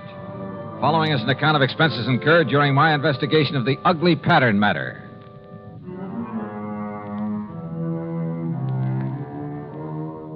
Expense account item 1, $1 even taxi to Barry Winter's office at Masters, where I hoped he could give me something more to work on than he had over the phone. And you know something? As it turned out, he gave me a lot more than he thought he did. The police? Sure, they've been working on these murders, Johnny. But they haven't come up with anything, except a theory that one man is behind them all. Why, Barry? Because the victims have all been members of the Simplex Tackle Company. Well, but I don't... Because they've all occurred within a month. Because each of them occurred on a Wednesday. Pattern, huh? That's right. And also, Johnny, because there's been no apparent reason for any of them. Have the police found anything? Nothing. Same kind of weapon used in each case? No. The first was a VP named Adams, run over by a car. Sure it wasn't accidental? The police say no. The second, John Bowers, was strangled, and Frank Dalvers was shot in his own home. No pattern there. I mean, in the way they occurred. Apparently not. But Hanley Thomas and the police don't agree. Thomas is president of Simplex, you said. And a real financial wizard. Used to be a promoter. Not much ethics, but a sharp businessman. As a friend or partner, I imagine he's a fine man. Here. I'll give you a complete list of the officers of the company, their rank and their salary. Well, I don't know exactly what good that'll do. Here you are. And this is a list of the employees. Have those employees all been checked out? Sergeant Dennis over there at Homicide made quite a point of it. So did Mr. Thomas. Well, look, why don't I run over there and talk with him? And to the Danbury police. Yeah, I think you'd better. And, Johnny, the sooner the better. Why do you say that? The pattern. There are still 6 officers left in that company. That is, 6 who are still alive. Item 2, another $1 for a cab back to my apartment. There I picked up my own car, and from here on in, the charge will be for mileage. Except for item 3, $4 1/4 for a tank of mobile gas. It was almost noon by the time I'd covered the 60-odd miles to the Simplex factory on the far edge of Danbury. To my surprise, it was quite a plant, new and modern in every way.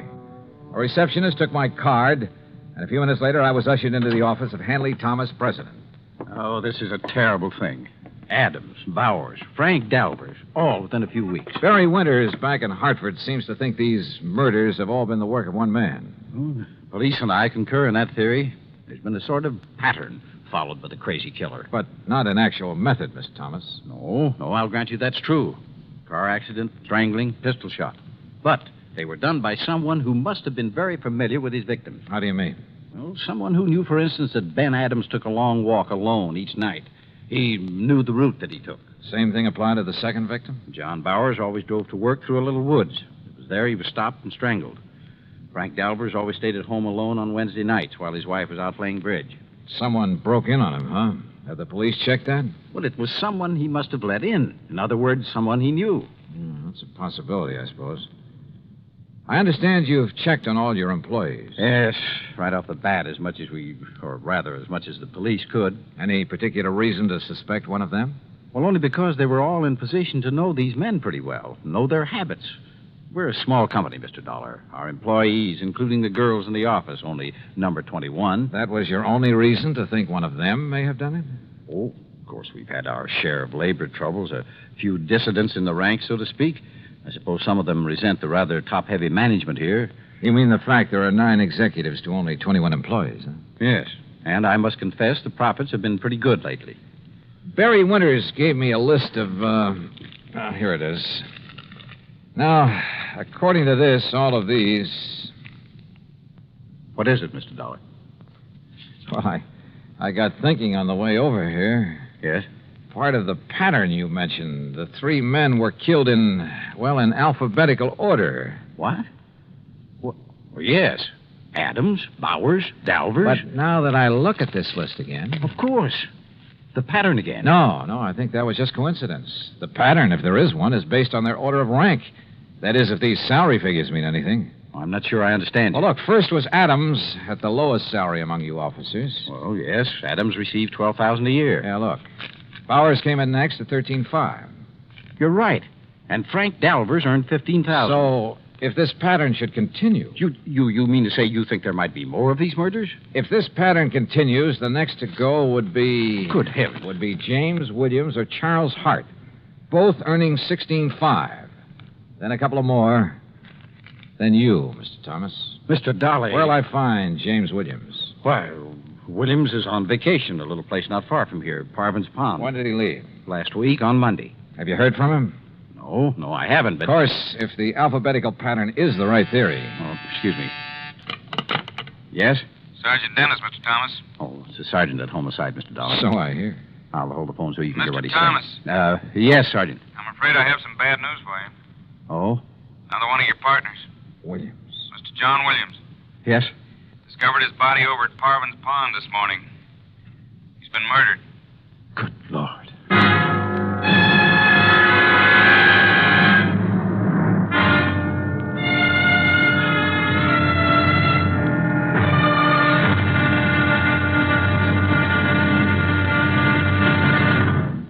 Act two of yours truly, Johnny Dollar, in a moment. And now, Act two of yours truly, Johnny Dollar, and the ugly pattern matter.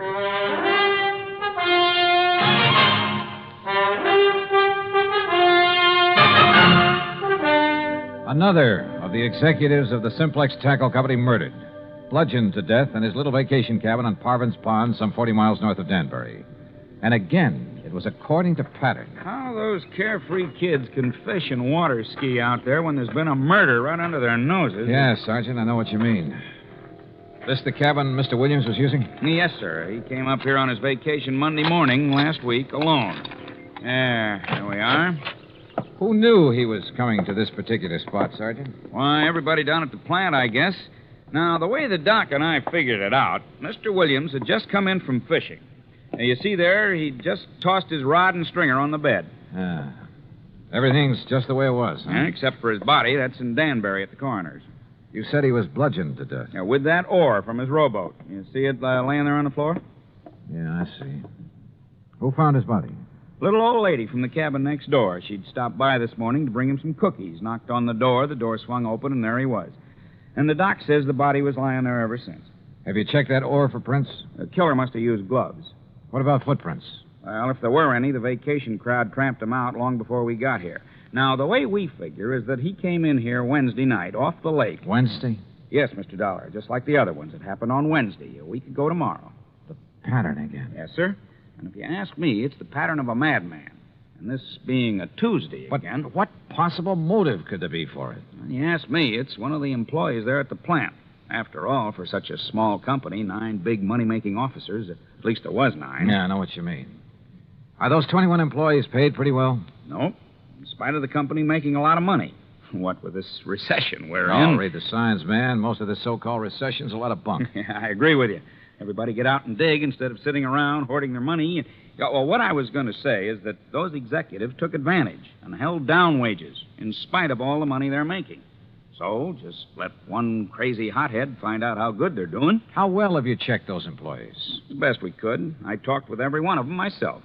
How about the officers of the company? There's not one of them would do a thing like that. They're all fine men. Ask Mr. Thomas. Sure, they're hard-headed businessmen, everyone looking out for himself, but they're all fine men. And they're all making plenty of money. Oh, which reminds me. What's that, Mr. Dollar? A list of the officers and their salaries. And according to this, if there's to be another victim... Another? Oh, no. I worked out another step in the pattern of these murders, based on the earnings of these men. Then, Mr. Dollar, who will it be? It won't be anybody if I can help it. But, Sergeant, I may have to ask you to put a 24-hour watch over an officer of that company named Mr. Charles Hart.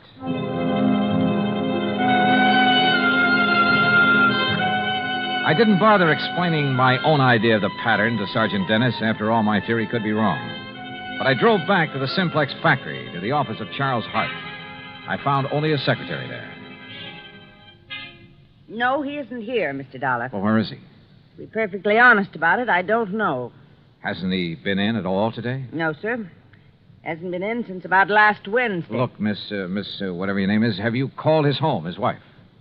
He's a bachelor, Mr. Dollar, and lives in a little apartment in Danbury. Have you tried to call him? Well, no, sir. You see, there was Does Mr. Thomas know about his not being here? There's nothing unusual about Charlie's leaving without telling us, Mr. Dollar. Oh, Mr. Thomas. He often goes off on sales trips like this. He was last seen the day Mr. Williams was killed. Well, surely you don't think Charlie Hart had anything to do with Jim Williams being... Oh, no.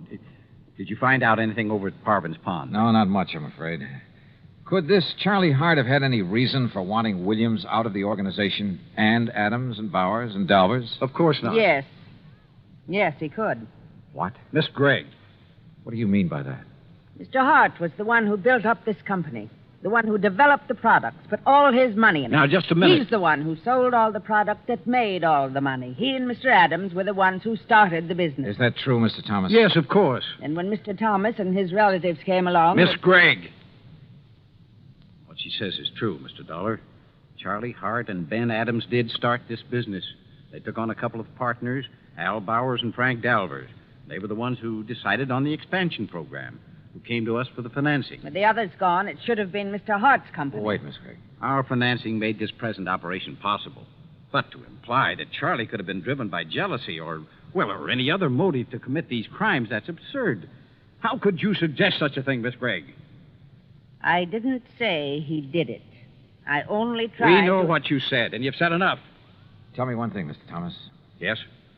What happens to his share of the business when one of the partners dies? Or in this case, when he's murdered?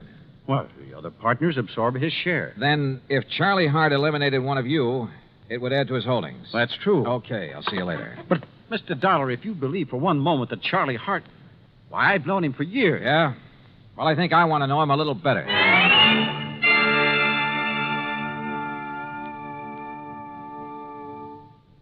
Act 3 of yours truly, Johnny Dollar, in a moment. Do you know who said, democracy is based upon the conviction that there are extraordinary possibilities in ordinary people? Those words came from the American religious leader, Harry Emerson Fosdick. From the earliest days of the United States of America, there has been the sentiment that the average person can achieve an important goal if he is given an environment in which he can develop his capabilities to the fullest extent. An environment in which the individual is given the rights and privileges that he needs for development. It is the duty of every American to protect and stimulate this environment. Remember the words of Harry Emerson Fosdick. They are part of your American heritage. The extraordinary possibilities of ordinary people are inherent in American democracy. And now, Act 3 of yours truly, Johnny Dollar, and the Ugly Pattern Matter.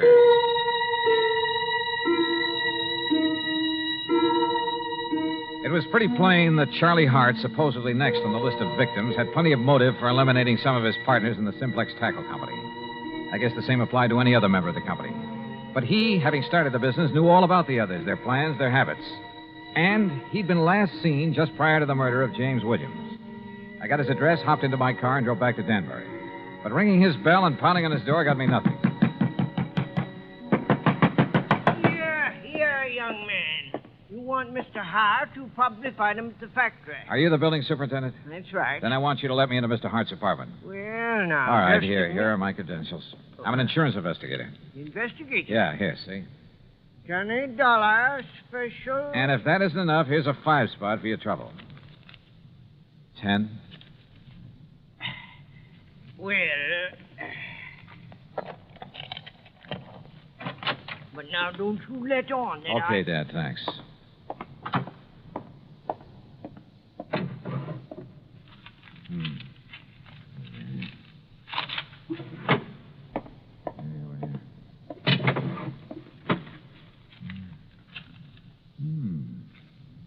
The same list that I got... The office. Huh? The offices of our company. Mr. Hart. That's right, Charlie Hart. Should have looked behind the door when you barged in here. Yeah, well, look. Would you like to point that thing the other way, please? I'm sorry, Mr. Dollar, of course. Well, you know who I am. Yes, I heard you through the door. All right, is that the gun that killed one of your partners? That killed one of my... No. But listen. Tomorrow's another Wednesday. Wednesday, Mr. Dollar. I know. And look at that list you're holding. I finally realized the progression in which these murders are happening. Oh? On the basis of our salaries at the company. Adams, Bowers, Dalvers, and Williams or me. Yes, you've circled Williams' name. Yes, because he got it last week. That's why I'm staying in here, locked in. Because tomorrow, if the killer strikes again, that crazy maniac killer... Maybe. Or maybe that's what he'd like everyone to think. Charlie, a couple of questions. Anything if I can help you stop this. That company was once yours. Yes, that's right. You were the boss, the head man, until Hanley Thomas came along. Yes, Hanley and his brothers and his brother-in-law. And they took over as first in rank. Well, they were entitled to, Dollar. What? It was their money made the company what it is. I'm not an administrator, a man who knows and plays all the angles. I'm just a worker and a salesman. Now, wait a minute. You mean you're content with the present setup? Yes, of course. In spite of the prodding of a sweet old secretary who thinks that Wait a minute. But these murders, Mr. Dollar. You stay put. Keep that gun and don't move out of this apartment until I tell you to, no matter who comes to the door, to save your life. You think you know... Charlie, it's been right under my nose. The obvious. Almost too obvious. But I had no proof of anything. Only a hunch, but a potent one. So how to prove it out? Bluff? It might work, if I was right. I drove into police headquarters and picked up Sergeant Dennis, then out to the Simplex Tackle Company. But when I walked in, it was after hours, no secretaries about. When I walked into the office, I borrowed the sergeant's handcuffs and made him wait outside, his ear glued to the door. Well, Mr. Dollar, I didn't expect you back. What do the handcuffs mean? They mean arrest for the murder of your partners. That's a very bad joke. You and your brothers and brother-in-law, the whole company yours, once you got rid of the men who started it, who made it possible for your capital to make it pay off. But tell me, were you going to kill off your relatives, too, one by one? This is the most absurd thing. You covered your tracks pretty well. Perfect crimes. Except for that ore you used to kill Williams. Fingerprints as big as life all over it. Impossible. I figured the gloves you wore must have had holes in them, or have been worn very thin. What? That you just didn't notice in the excitement of the moment. And when I finally found those gloves... You've been out to my home, ransacking my home... And when your wife confessed that you weren't at home at the time of any of the murders... That's a lie. She helped me plan the whole thing. Oh. Then you admit the murders. After my bluff about the fingerprints. I see. But now that you know, you haven't had time to tell anyone, there's no one around to hear the shot, Mr. Dollar. No, but I heard a real clean confession, Mr. Thomas. Sergeant, No, that was just to protect myself from this... I'm afraid that kind of talk's a little late. No, it is. Look out!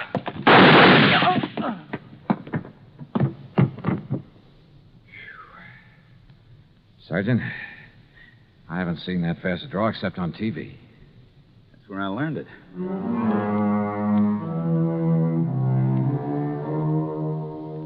There'll be a lot for the courts to work on about who else was involved with Thomas. The sergeant's bullet killed him, by the way, and I'd call it good riddance. Or at least quick justice. So, expense account total, including a lot of mileage on my car, $101 even. Remarks? Why bother? Yours truly, Johnny Dollar.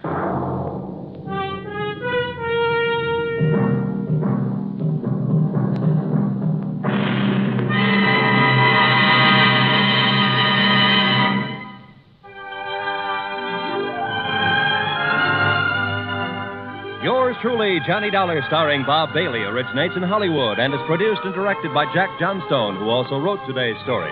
Heard in our cast were Virginia Gregg, Les Tremaine, Forrest Lewis, Herb Vigran, Junius Matthews, and Frank Gerstle. Be sure to join us next week for another exciting story of yours truly, Johnny Dollar.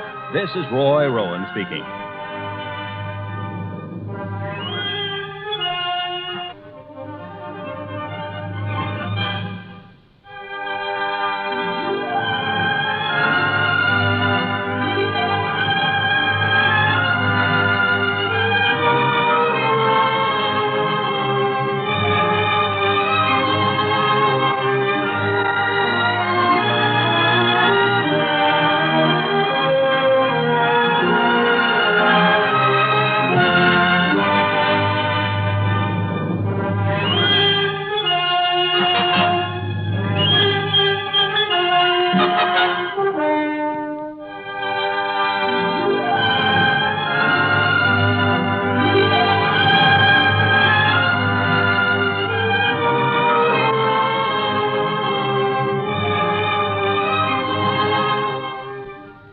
Johnny Dollar has come to you through the worldwide facilities of the United States Armed Forces Radio and Television Service.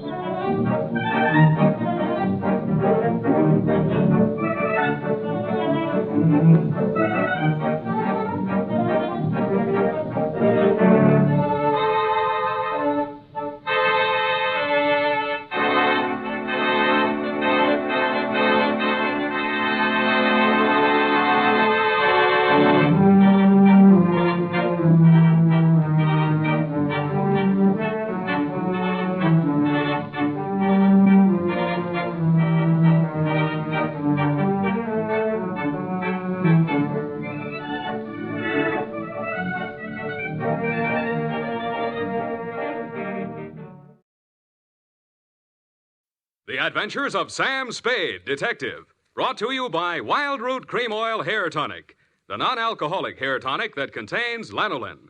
Wild Root Cream Oil. Again and again, the choice of men who put good grooming first. Sam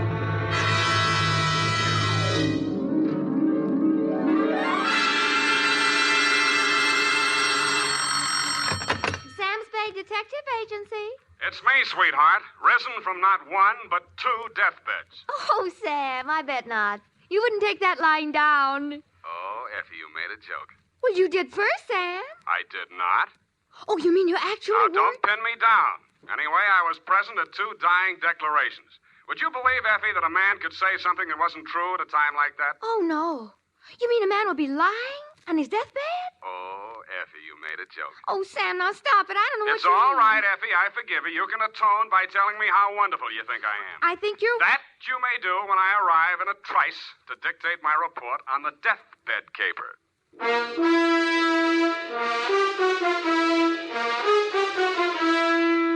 Dashiell Hammett, America's leading detective fiction writer and creator of Sam Spade, the hard-boiled private eye, and William Spear, radio's outstanding producer-director of mystery and crime drama, join their talents to make your hair stand on end with the adventures of Sam Spade.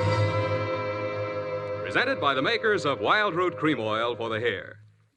Tell me, mister, how many times a day do you have to comb your hair? Not many, I'll bet, if you groom it right, first thing every morning with Wild Root Cream Oil.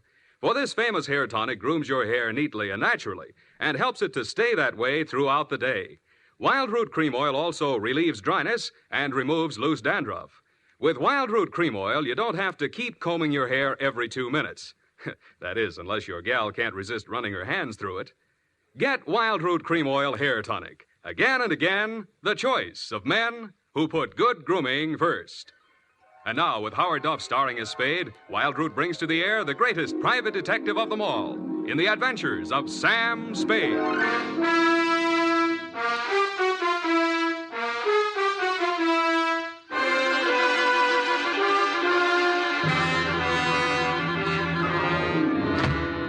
Many brave hearts are asleep in the deep. Oh, Sam, you're a sailor. Captain Sam, there's the brig for you. You got your logbook handy, gal? Oh, yes, Captain. So beware. You make it, that's awful deep.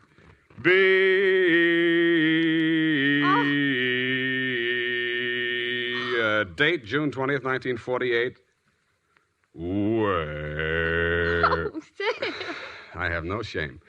To Marin County Sheriff's Office, San Rafael, California. Attention, Deputy Woodington from Samuel Spade, license number 1379596. Subject, the deathbed caper. Dear Bill, the dawn came up like thunder out of Chinatown across the bay. In San Francisco, all we could see was fog. But on your side, it must have lifted briefly because somebody named Dan Starbuck managed to find his way to a phone booth, call me, and ask me to meet him at the 3rd Street Pier in Sausalito.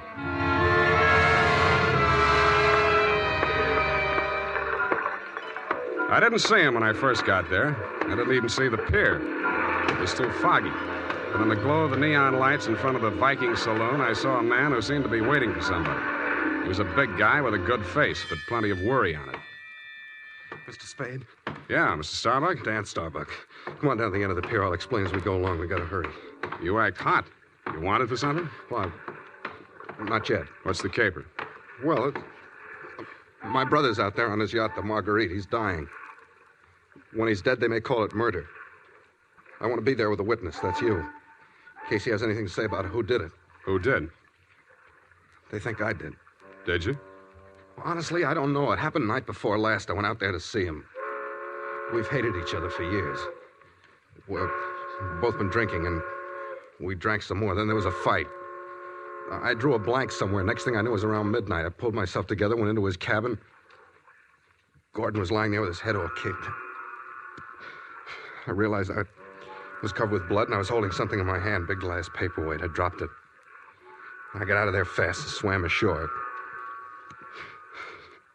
I planned to tell you a different story, but that's it. You want the job or not? You think you'll make a deathbed statement that'll clear you, and you want me for a witness? Yeah, that's it. You got a lot of guts. I'm hired. Good. Halverson? You down there? Halverson! Who's Halverson? He's a boatman. He'll row us out. Halverson? Hey, Nils? Danny? Yeah. Is that you, Casino? Sure. Can I do you some favor? I want to go out to the Marguerite. I can't find Halverson anywhere. Well, I guess I can take you. Are you sure that I'm sure. Sam Spade, Del Casino. He's the bosun of the Marguerite. Glad to meet you. Sam. Any friend of Danny's. Hey, listen, Danny, you sure you want to go out there? Any reason why you shouldn't? Well, it's up to him. In his place, I would be on a freighter for China, way out there where the fog is more thicker. No, it's all right, Casino. I know what I'm doing. Well, your friend, you excuse me, your name? Spade. Pardon me, I better ask. The police don't want you for nothing? Not yet, but don't make book on it. Push us clear, Danny. All right.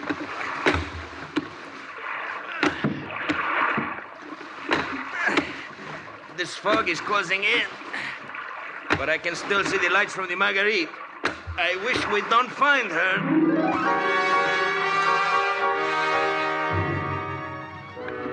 But we did. She was wearing clam diggers, an off-the-shoulder T-shirt, and was leaning against the rail as the dinghy pulled past a police launch and nestled in under the ladder of the yacht. Del? Del, is that you? Yes, Miss Starbuck. Who is that with you? Keep quiet. Del, what are they saying ashore about... Oh, I thought you... You're Mrs. Starbuck? Yes? I'm Sam Spade. I'm from San Francisco. I'm a detective. Your brother-in-law's in the boat. You captured him? He wants to come aboard. He wants to... Why? He's hoping your husband will say something to clear him before he dies. Is there any reason why he shouldn't come aboard? Oh, there's every reason in the world why he shouldn't. The police are in there with my husband right now. Yeah? The doctor says there's a possibility that he may regain consciousness long enough to make a dying declaration. Mm-hmm. If he's face to face with Dan, there's no telling what he'll say. I wish Dan wouldn't... My husband is dying. Dan? Yeah. What'd she say? I don't know, but I think you better come aboard.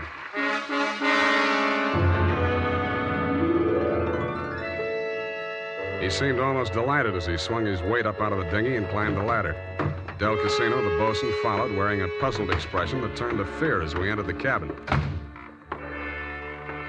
The yellow glare from the lamp swinging overhead was almost blinding to walk into out of the foggy night. The first thing I focused on was the bunk that held the dying man. His head was heavily bandaged, his skin was chalk white, and his lips were beginning to turn blue. The room was tense with waiting. Ranged around him in a semicircle were the supporting players. 2 doctors, 1 family type with a nurse, 1 police medic without, 1 sheriff with cigar, 1 police stenographer, female, with pencil and notebook poised, 9/10 of a widow, and us. At 18 minutes past 7, somebody moved. It was the dying man. The 2 doctors rushed forward, took his pulse and blood pressure. Let's go. Adrenaline 3cc, Carmine 1, saline solution.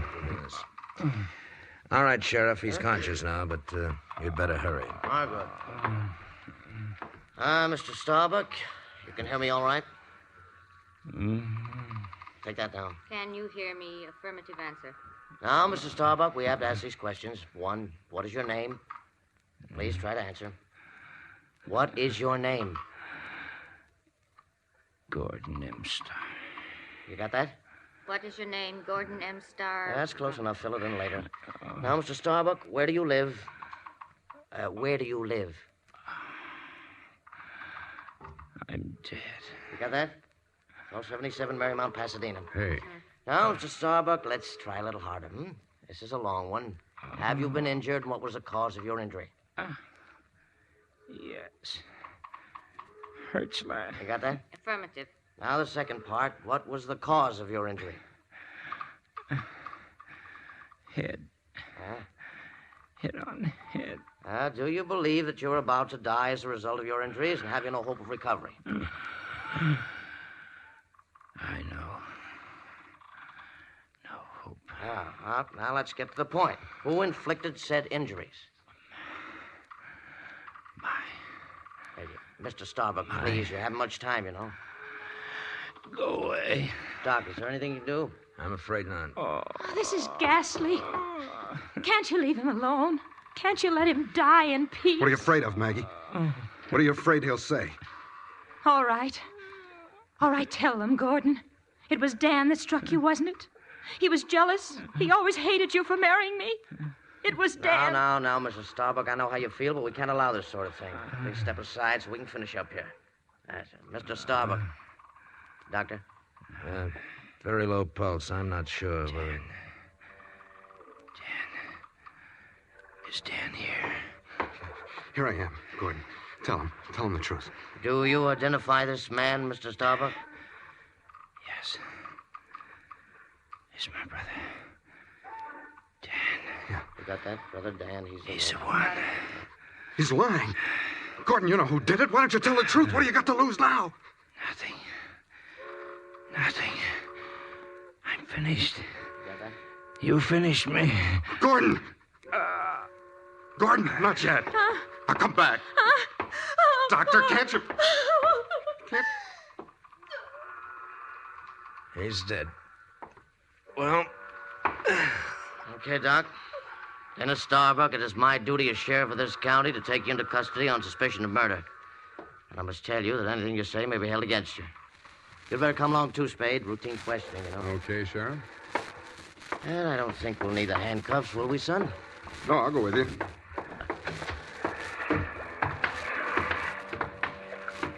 Yes, indeed, son. It's always smart to come along quietly. Yeah. But this is as far as I'm going. Hey, Dan, come back here. Use your head.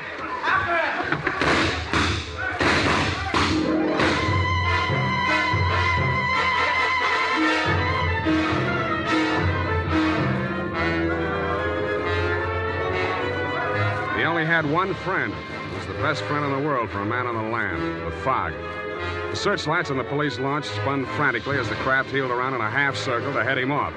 Instead of cutting the fog, the beams from the powerful lights bounced back from it and blinded the men behind them. After 10 minutes of that, they gave up. The sheriff had a theory. Don't worry. Between the fog and the currents, I doubt if we'll make it.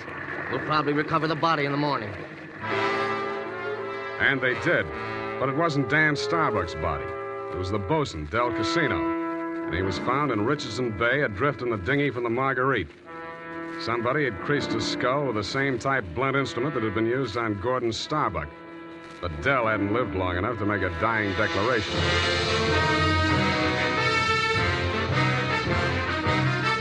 The makers of Wild Root Cream Oil are presenting the weekly Sunday adventure of Dashiell Hammett's famous private detective, Sam Spade.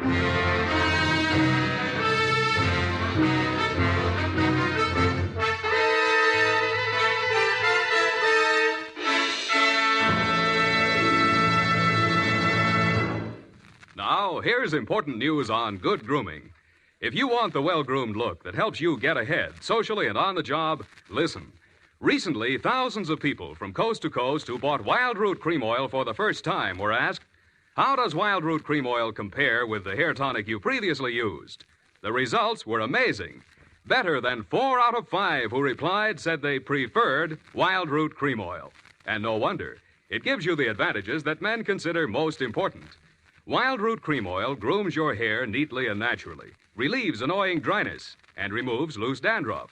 What's more, non-alcoholic Wild Root Cream Oil is the only leading hair tonic that contains soothing lanolin, that's like the oil of your skin. So ask for Wild Root Cream Oil Hair Tonic. Again and again, the choice of men who put good grooming first. By the way, smart girls use Wild Root Cream Oil too, and mothers say it's grand for training children's hair.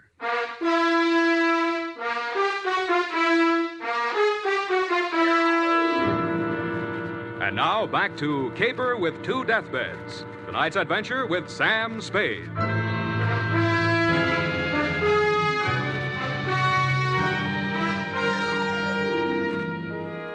The police theory of the Del Casino killing went something like this. Casino had shoved off in the dinghy to join in the search for Dan Starbuck, had rescued him, and been maced for his pains. Also found in the dinghy, but not as yet worked into the police theory, were 2 items. 1, a waterproof wallet containing the seaman's papers of one Nils Halverson. 2, a tattoo mark on the right bicep of the deceased. A small heart with a name in it, Maggie. The brand new widow of the same name was waiting in my office when I got there the following afternoon. Hello. Hello to you, Mrs. Starbuck. What can I do for you? Mr. Spade, I know very little about the ethics of your profession, and... Well, are you still working for Danny? If you mean, do I know where he is, the answer's no. Oh. I hoped you'd say that. Why? Because I want you to work for me. Need a new bosun? You needn't have put it quite so crudely. No, I needn't.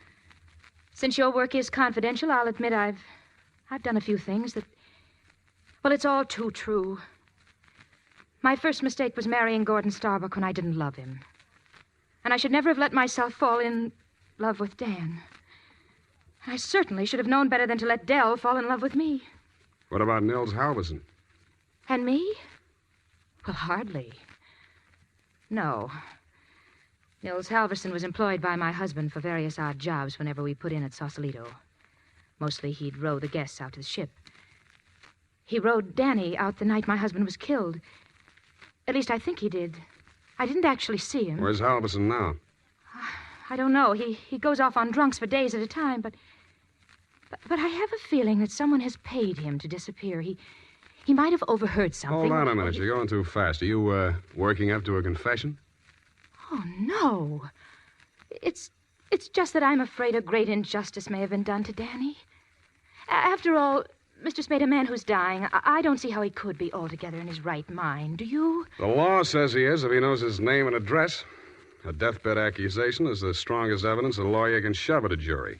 You can't cross-examine a dead man, and most people have the quaint idea that a man on his deathbed is a lot more truthful than he was when he was hale and hearty.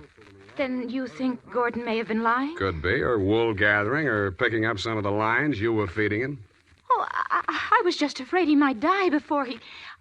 You see, I thought I might shock him into saying yes or no. He could have said no, couldn't he? Well, make up your mind. Oh, all I know is it's on my conscience now. If we could find old Halverson and force him to tell what he knows. He's a very strange man. He's devoted to me. If the police find him before I do, he might refuse to talk out of a mistaken loyalty. To you? Well, I meant if he thought I had anything to do with the... Well, he's very strange. I told you that. What makes you so sure he's alive? Why wouldn't he be? If I'd been the killer and he'd rode me to and from the scene of my crime, I'd see him secured in Davy Jones' locker. Fish feed, lobster bait, asleep in the deep. Will you work for me? I'll let you know.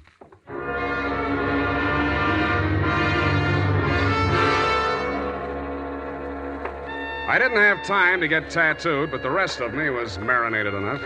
On my head, I was wearing a dirtied-up yachting cap, and the rest of me, I was wearing a pea jacket, dungarees, and sea boots. I was also wearing clamshell number 5 as I rolled up to the Viking saloon. Well, what'll it be, mate? Akkeviet and water.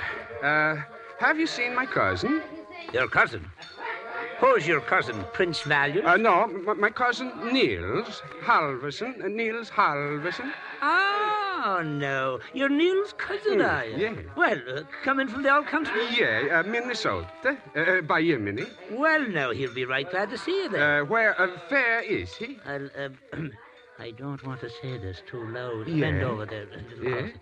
He's in trouble, you know. Oh? Yes, I got him holed up down below. Oh. Yeah, come on. Well, by golly, I sure been glad to be going to see my cousin Niels. Niels Halverson. Drop the act and get down there. Hey! Okay, Joe, I'll take over from here. Easy. Okay, Danny, my boy. I got his gun. But watch him now, watch him. He's full of smorgasbord. Well, Spade, you're the one person I didn't expect to see, but I'm very glad to. Yeah, I wish I hadn't found you. I wanted to find somebody else first. Halverson? Yeah. He's here. Want to see him? That's what I came for. In under here. Watch your head, low bridge. Yeah. Here we are. Where? A boathouse under the pier. Halverson used to hole in here to sleep off his schnapps. Where's he now? Over here. Uh-huh. Yeah, he's going to be a long time sleeping this one off. He'd been missing since that night. Nobody knew he was here till last night. I headed for the saloon when I swam ashore. Joe hid me out here. He could still talk then. What'd he say? I wrote it down here. But it's no help. Let's see it. It's just a jumble of words. Marguerite. Merry Christmas drink. My beautiful Helga. Row your boat. Now throw me back. Roll me back. $20 good and drunk. Fog rolling in. Good and drunk. Gonna be 5 days, no business. Oh, my head. Paint the boat. All crazy stuff. $20. Did you give him $20 to row you out? I didn't even see him. I swam out. My loving brother wouldn't have let me on board if he'd heard me arriving like a gentleman. $20. Did you frisk him? No. I'll have a look. Oh, I don't... Hey, wait. Uh-huh. Real soggy, but a 20. Now, look here. I'm sticking to my story. I swam out there. I didn't give him that 20. Maybe you didn't. Maybe you didn't. You gotta believe me. I didn't even have $20. That's why I got... Shut up. What's the matter with you? What are you gonna do? Come over here, Dan. What? I don't believe a word of your story, and even if I did, it wouldn't make any difference. What are you... Shut up. You're going to stop talking and listen for a while. I stuffed a gag into his mouth and muscled him over to a piling and handcuffed him to it. He didn't even look surprised. He just stood there staring at me as if he'd lost his last friend in the world. But I wasn't looking at him as much as I was listening to those footsteps in the boards overhead. I waited for them to come back. They did. I walked across the soggy planks to where Nils Halverson lay in the shadows. Nils, I want you to answer these questions again. Now, this time, I'm going to take them down. You get lots of $20 and lots of drink. Now then, I know you don't feel so good. You don't have to talk if you don't feel like it. Just nod your head for yes and shake it for no. Okay, Nils? That counts in a court of law as long as there's a witness. Okay. Now, your name is Nils Halverson. Your address is 213 Bayview, Sausalito. That's correct, is it? Nod your head. Good. Good. That proves you're in your right mind. You know you were injured. Yeah. You know the cause of your injury. Hit on the head and thrown over the side of your boat. What? Huh? Not from... Oh, dinghy. Well, it's the same thing. All right. Now, you know you're dying. You have no hope of recovery. That's obvious, but nod your head. That's the boy. Now, Nils, on the night of the 18th, around 10 o'clock, after your usual working hours, you rowed somebody out to the yacht Marguerite, in return for which this person gave you a $20 bill. This person is also the person who killed, who inflicted your fatal injuries. It is. Now, the name of that person, if you can possibly speak even in a whisper, so there can be no mistake. Can you hear me? Just say it close to my ear. Yeah? Yes. Yes, I got it. That's all. Now, I know you don't write, Nils, but make your mark here. Come on, I'll guide your hand. There. Now we're going to take...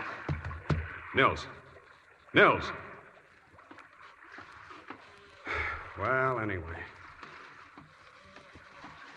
All right, Maggie. Come on in and join the party. Don't try anything. The light's on you. I'm a better shot than you, and if there's a ruckus, the whole saloon will be down on us. They're all friends of Danny's, too. Stop there. Toss the gun. Okay. What's the matter, Angel? You look kind of scared. No. Just disappointed, that's all. Don't give up so easy, sweetheart. I always wanted to take a trip around the world. We might go on the Marguerite. Together. Yeah, sailing into the sunset. Sleeping with our deathbed statements under each other's pillows. Yeah, I see what you mean. I guess it wouldn't work. How much for yours, and what do we do about him? Dan? I'll take care of that. Throw it in with a deal. Okay. But I want it in writing.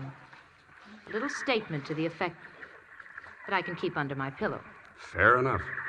Now, all I want from you is a little statement from you to this effect. That you, Marguerite Starbuck, employed Nils Halverson to row you out to the yacht on the night of the 18th, that you there overheard a quarrel between your husband and brother-in-law, and that taking advantage of said brother-in-law's inebriated condition, you sneaked up behind your husband, hit him with a paperweight, and decamped, leaving the murder weapon in Dan's hand. You then started back for shore in the dinghy, and realizing that the only witness who could testify you were aboard that night... All right. All right, I'll sign it. Okay. We'll have plenty of time to put in all the legal decorations later. I'm afraid we won't, baby. You're going to be spending all your available time at the Tehachapi and points west. What are you talking You about? just made a full confession in front of a witness. You heard it, didn't you, Dan? Every word. Oh, if I... Honest.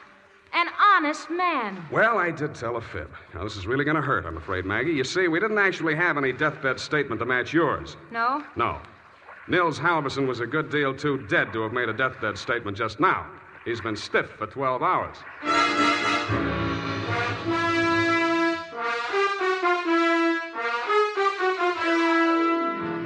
Period, and a report. Well, Sam, I'll type this right up because then I'm leaving. Wait a minute, Effie. I had to do it that way. Don't you understand? Of course, Sam, I quite understand. But you object, huh? A cruel, ruthless, murdering, though beautiful woman, foiled by a clever ruse, a great acting performance by the greatest private detective of them all. Is that all? You're still leaving. Yes, Sam, my bags are packed. Well, pardon me for having feet.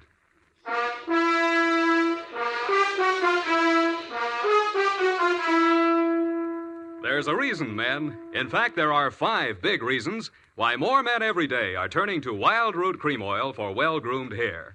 Wild Root Cream Oil grooms your hair neatly and naturally. Wild Root Cream Oil relieves dryness and removes loose dandruff. Wild Root Cream Oil is non-alcoholic and contains soothing lanolin. 5 big reasons why you, too, should join the millions with handsome, well-groomed hair. Why you should step up to your drug or toilet goods counter and ask for Wild Root Cream Oil. Get the big economy bottle and the handy new tube that's easy to pack when you travel and just right for the office or plant. Also, ask your barber for a professional application of Wild Root Cream Oil Hair Tonic. Again and again, the choice of men who put good grooming first. Well, here it is, Sam.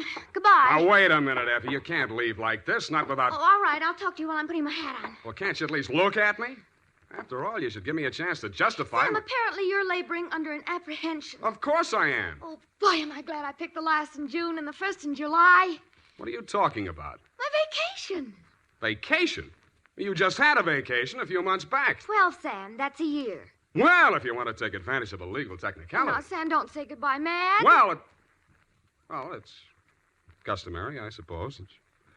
It's lucky that some of us keep our nose to the grindstone, our ear to the ground, an eye to the future. Huh? Television's just around the corner, you know. Oh, Sam. Come here, sweetheart. You look lovely in it. Come here. Have a wonderful time. Oh, Sam. Oh, Sam. Come here. Now, go on. You missed your train. Where are you going? The Los Sierras. Well, just so you don't go to Kanab, Utah. All right, Sam. You know best. Good night. Good night, Sierra Sue. Now, who can we get for that part next week?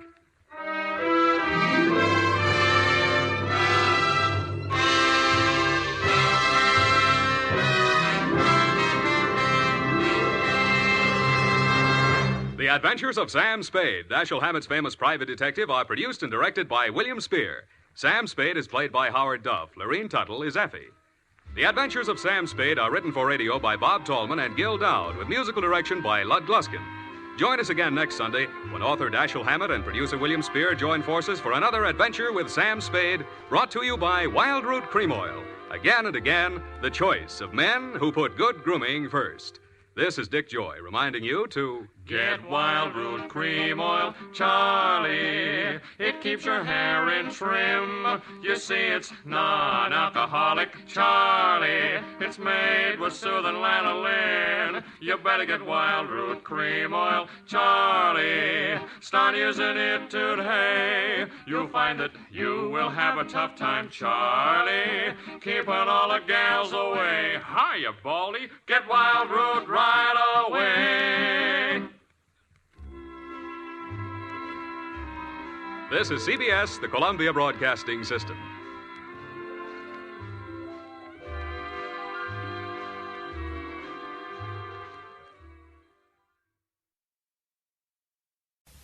From Hollywood, it's time now for... Johnny Dollar. Pat McCracken, Johnny, Universal Adjustment Bureau. Hi, Pat. What's on your mind? $75,000. Yours or somebody else's? Johnny, ever hear of the Subala diamond? Subala? Yeah, matter of fact, I have. It's a pink diamond, isn't it? That's right. One of the companies we represent wrote a $75,000 policy on it. The owner of the stone, a jeweler named Joseph Wentworth, was trying to sell it. So? So last night, the Sabella diamond was stolen. I'll be right over.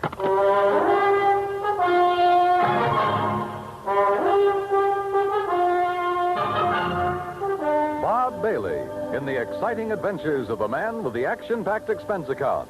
America's fabulous freelance insurance investigator. Yours truly, Johnny Dollar.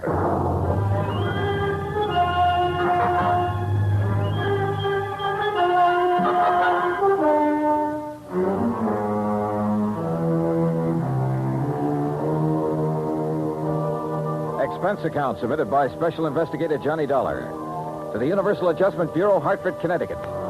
Following is an account of expenses incurred during my investigation of the Rolling Stone matter. Expense account item 1, $1.20 cab fare from my apartment to the office of Universal Adjustment Bureau.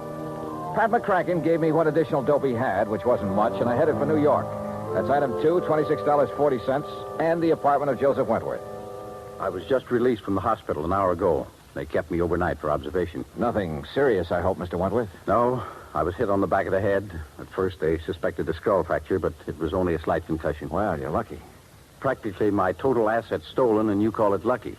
You mean the Sabella diamond? I borrowed heavily to purchase that stone, Mr. Dollar. I'm afraid I'm just about ruined. Well, if I'm not mistaken, it was insured for $75,000. You don't understand. The insurance money will barely cover the loans. The diamond wasn't insured for its full value. Oh, I see. And what's worse, I had a customer for it. I was almost ready to close the deal.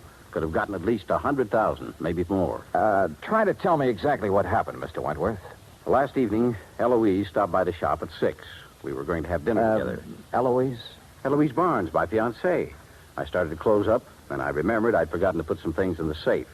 She went down the street a ways to hail a taxi, and I went back inside. And left the front door unlocked? I must have. I was in a hurry. I opened the safe, then I heard a sound behind me.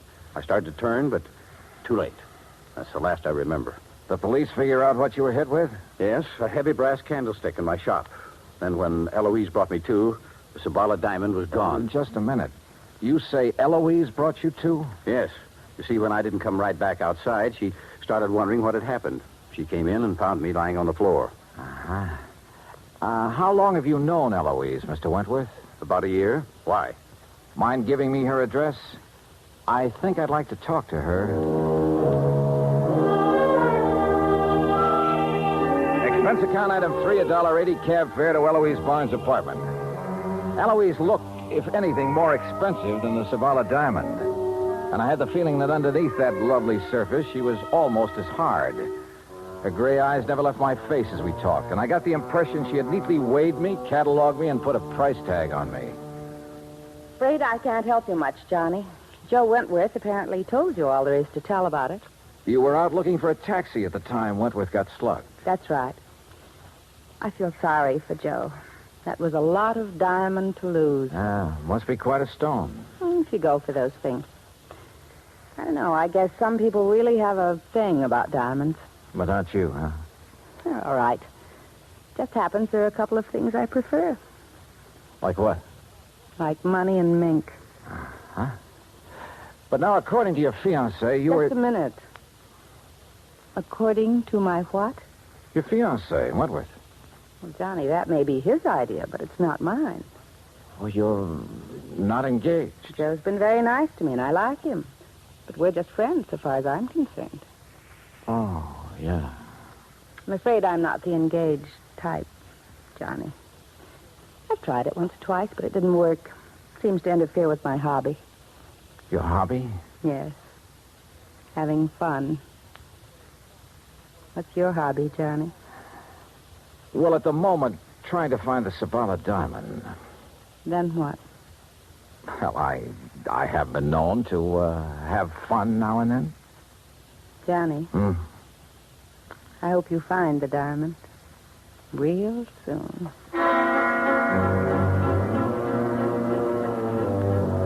The invitation was printed in large type, but this was no time for an RSVP, especially since I remembered Wentworth mentioning a customer who had been anxious to buy the diamond just before it was stolen. I called Wentworth and got the man's name. Gerald Mantell, who had an apartment just off Fifth Avenue in the East 70s. Ah, yes, Mr. Dollar, the Sabala diamond. An exquisite stone. The pink radiance of it when it caught the light. Positively hypnotic. Such a pity it was stolen. Mr. Wentworth tells me he was negotiating with you for the sale of that diamond. That is correct. Unfortunately, we had reached a stalemate yesterday. You see, he wanted more than the diamond is worth. Well, maybe that's a matter of opinion. Mr. Dollar, I am a collector and a connoisseur. I know what such things are worth. Oh, yes. I only hope it'll be recovered before Friday. It would make things so much more enjoyable for me. What happens Friday? I'm leaving for Europe. Oh? Business trip? Not really. As a matter of fact, more of an impulse than anything else. Uh-huh. Anything wrong with that? Well, Mr. Mantell, that's a good question.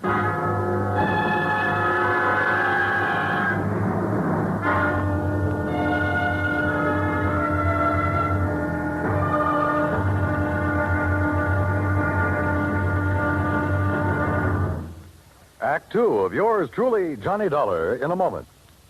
Our flag now numbers 50 stars. And behind each star there stands yet another flag representing one of the 50 states. Alabama's state flag is of St. Andrew, the symbol of the Confederacy and the national flag of Scotland. Alabama's state capital, Montgomery, served as the first capital of the Confederacy, and it was on the steps of its Capitol building that Jefferson Davis took the oath of office as President of the Confederated States of America. The Scottish cross is in the form of an X, or saltire, and is also found on the state flags of Georgia and Mississippi. Perhaps it is the independent, rugged spirit of the Scots that recommended its national symbol to the Confederacy as a symbol of its rebellion. Alabama's state flag, the flag of the 22nd state to enter the Union, was adopted on February 16, 1895. And now, Act two of yours truly, Johnny Dollar and the Rolling Stone Matter. I went back to my hotel, stretched out on the bed, and went over the whole thing in my mind. Eloise, who liked the things that money could buy, and who supposedly had been looking for a taxi while Wentworth was slugged and the diamond lifted. Then there was Gerald Mantell, the collector, who was now suddenly leaving for Europe. Yeah, could be either of them.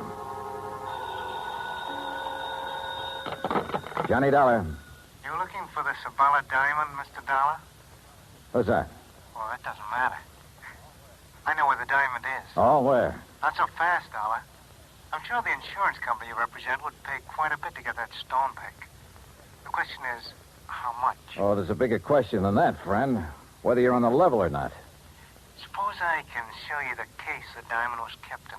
Would you be convinced then? Maybe. Antonio's bar on East 53rd? Yeah.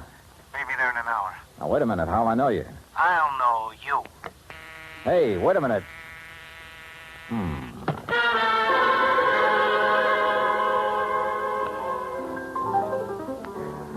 Item 4, $2 even drinks at Antonio's while I waited for my telephone buddy to contact me.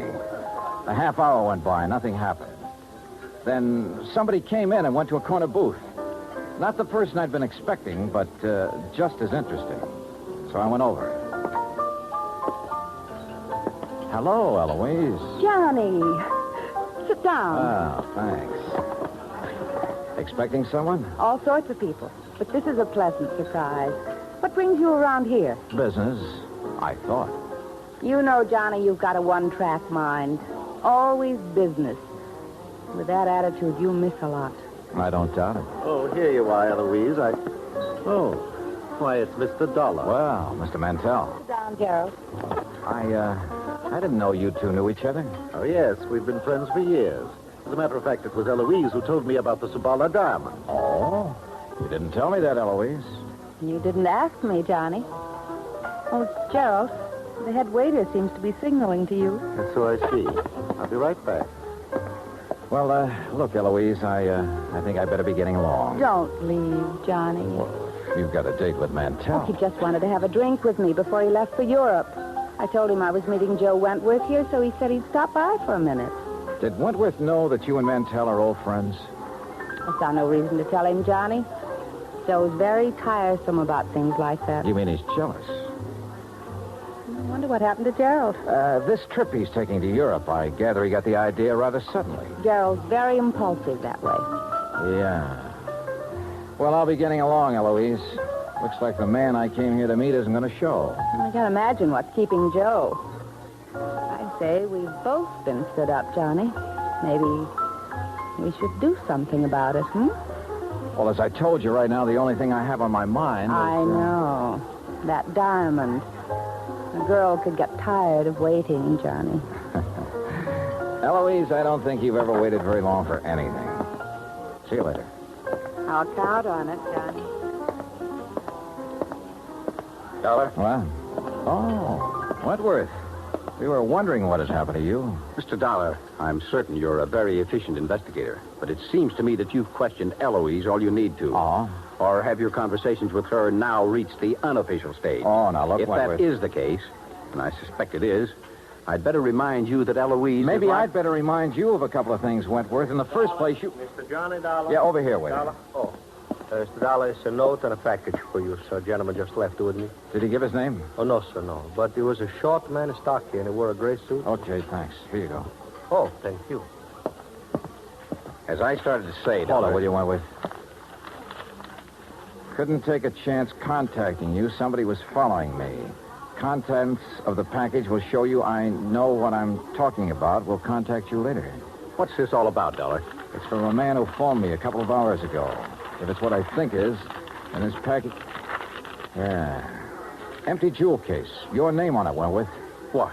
That's the case I kept the Sabala diamond in. Yeah. See you later, Wentworth. Where are you going, Dollar? Back to my hotel room and wait to hear from him. I went outside and started for the corner to grab a cab. As I passed the alley, I spotted something sprawled on the ground. A body. It was Gerald Mantell.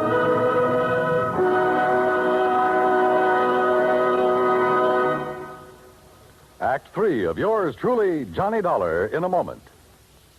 The way a man conducts himself at ease or under stress shows what he's made of. It shows his character under the strongest light. This is particularly true when a man becomes a prisoner of war. One of the points of the code of conduct of the American fighting man says, "If I become a prisoner of war, I will keep faith with my fellow prisoners. I will give no information nor take part in any action which might be harmful to my comrades. If I am senior, I will take command. If not, I will obey the lawful orders of those appointed over me and will back them up in every way."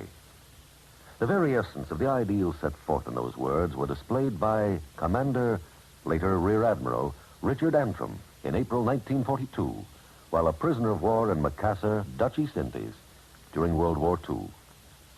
Acting instantly on behalf of a naval officer who was subjected to heavy punishment, Commander Antrim boldly tried to quiet the guard and to persuade him to discuss the charges against the officer. The guard refused. Tension increased. The entire enemy prison force was faced by 2,700 Allied prisoners. An order was given to continue the punishment.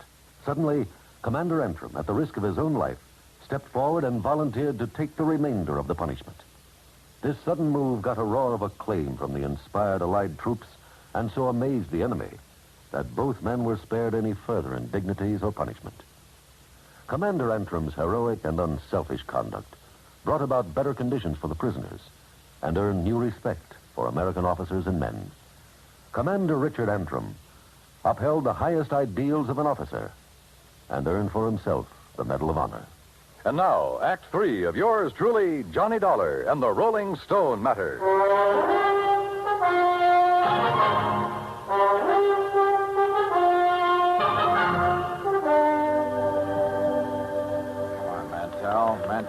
Mantell, come out of it. Come on. My head. Here. I'll help you. All right, easy now. Are you okay? Yes. So, who did it? I don't know, Dollar. The head waiter told me a taxi driver wanted to see me outside. I came out, but there was no cab in sight. I thought he might be at the corner, so I started walking. Past the alley here? Yes. Mr. Dollar, why would anyone want to beat me up? I can think of one possibility, Mantell. Yes? You wanted the Sabala diamond pretty badly, but Wentworth wouldn't sell at your price. Are you suggesting... I'm suggesting you lifted the diamond and somebody was trying to get it back from you just now. But I don't have the diamond. I never did. Maybe you know where it is. No, I swear I don't. As for getting beaten up just now, I'm every bit as much in the dark as you are.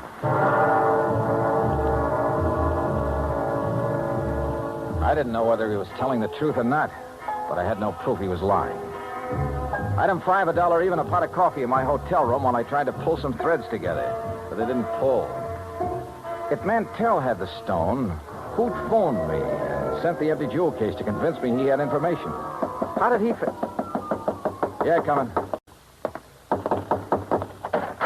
Oh, Wentworth, come in. Hey, Mr. Dollar, I have some information that will interest you. Yeah? Yes, first, though, I owe you an apology for, flying off the handle when I saw you with Eloise at Antonio's. Okay, so you're touchy about Eloise. Now, what's the information? Well, just a few minutes ago, a man telephoned me at my apartment. Huh? Yes, I think he was the same one who phoned you and sent the empty jewel case. Well, what'd he say? That he knew where the diamond was, and for a price would furnish the information. Ah. Now, I wonder why he suddenly switched negotiations from me to you. Well, perhaps he thought it too dangerous to continue with you. Yeah, maybe. Speaking of danger, I wish I could locate this character before something happens to him. That's the point, Mr. Dollar. I think I know where he is. How? Well, he must have placed his call to me through a switchboard, because I heard an operator in the background saying, Hotel Maysfield. Hotel Maysfield, huh? Thanks for the lead, Wentworth. I'll check with you later. I headed for the Maysfield and described the man I was looking for to the desk clerk. The clerk said his name was Krause, that he'd checked out that morning. This I didn't get because he'd called Wentworth from the hotel shortly before. I had the clerk let me into Krause's room, hoping I could find some lead on where he'd gone. I did. A scratch pad with the imprint of a pencil still visible. A phone number and a name, Cathcart Hotel. I headed there fast and was referred to room 413.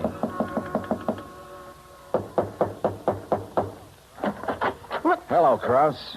There must be a mistake. My name is Collins. Don't give me that. Your name's Krause, and you're the guy who phoned me and said he had information about that diamond. Oh, no. That's wrong. Oh, come on. Let's quit playing games. When you called Wentworth a while ago, he found out the name of the hotel. It's a lie. I haven't talked to him since... Yeah, that's what I thought. Wentworth lied about that phone call. Why? Because he hoped I'd find you for him. But you had talked to him earlier. Yeah, the theft of that diamond was rigged between you and Wentworth, wasn't it? And you slugged him to make it look legitimate. Well? Yeah. But now you're hiding from Wentworth. Why? What happened to your cozy little partnership? It was blackmail, Dollar. Wentworth. Don't move, either of you. Well, Wentworth, it looks as though I figured you right. You thought I might have better luck finding Krause than you had, so you gave me his last known address and followed me. Now, what's this about blackmail? I thought I could trust you, Krause. Look, I wasn't really going to blackmail you. You got to believe that. I think I get it now. Krause was supposed to turn the stone over to you after a decent time had elapsed.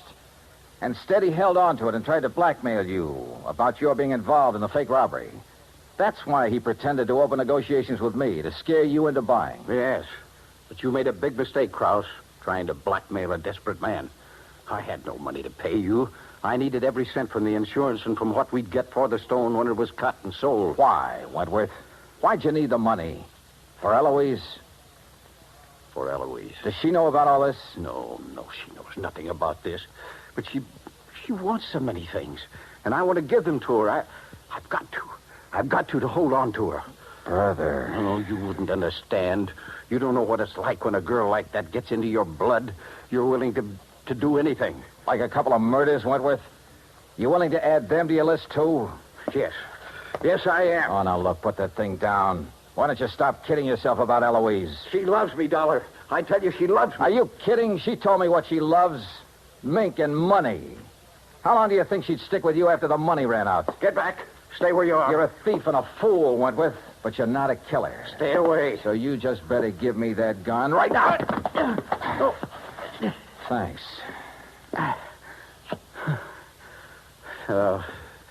You're right about Eloise. I guess I always knew it, but I just couldn't face it. You just did. And you were right about me, Dollar. I'm no killer. You want to know something, Wentworth?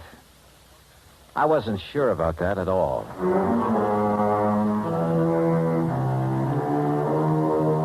Expense account total, including the trip home, $146 even. Remarks?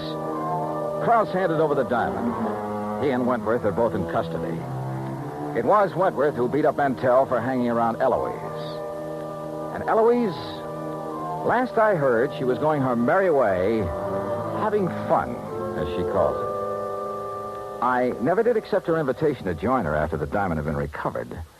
And I'm not about to. Yours truly, Johnny Dollar.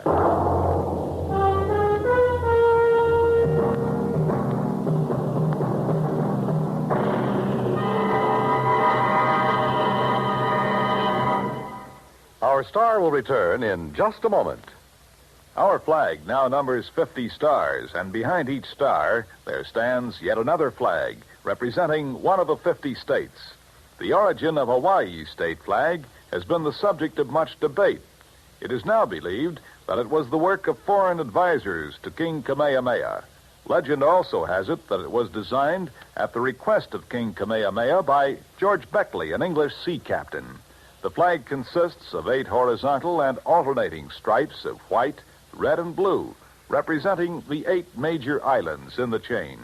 Also represented is the British Union Jack, a reminder of Captain Vancouver, who on his voyage around the world in 1794 gave King Kamehameha a British flag and the promise of British protection. The Union Jack is also a reminder of Captain James Cook, who discovered the Hawaiian Islands in 1778. Hawaii's state flag, the flag of the 50th state to enter the Union, was adopted in 1845. Now, here is our star.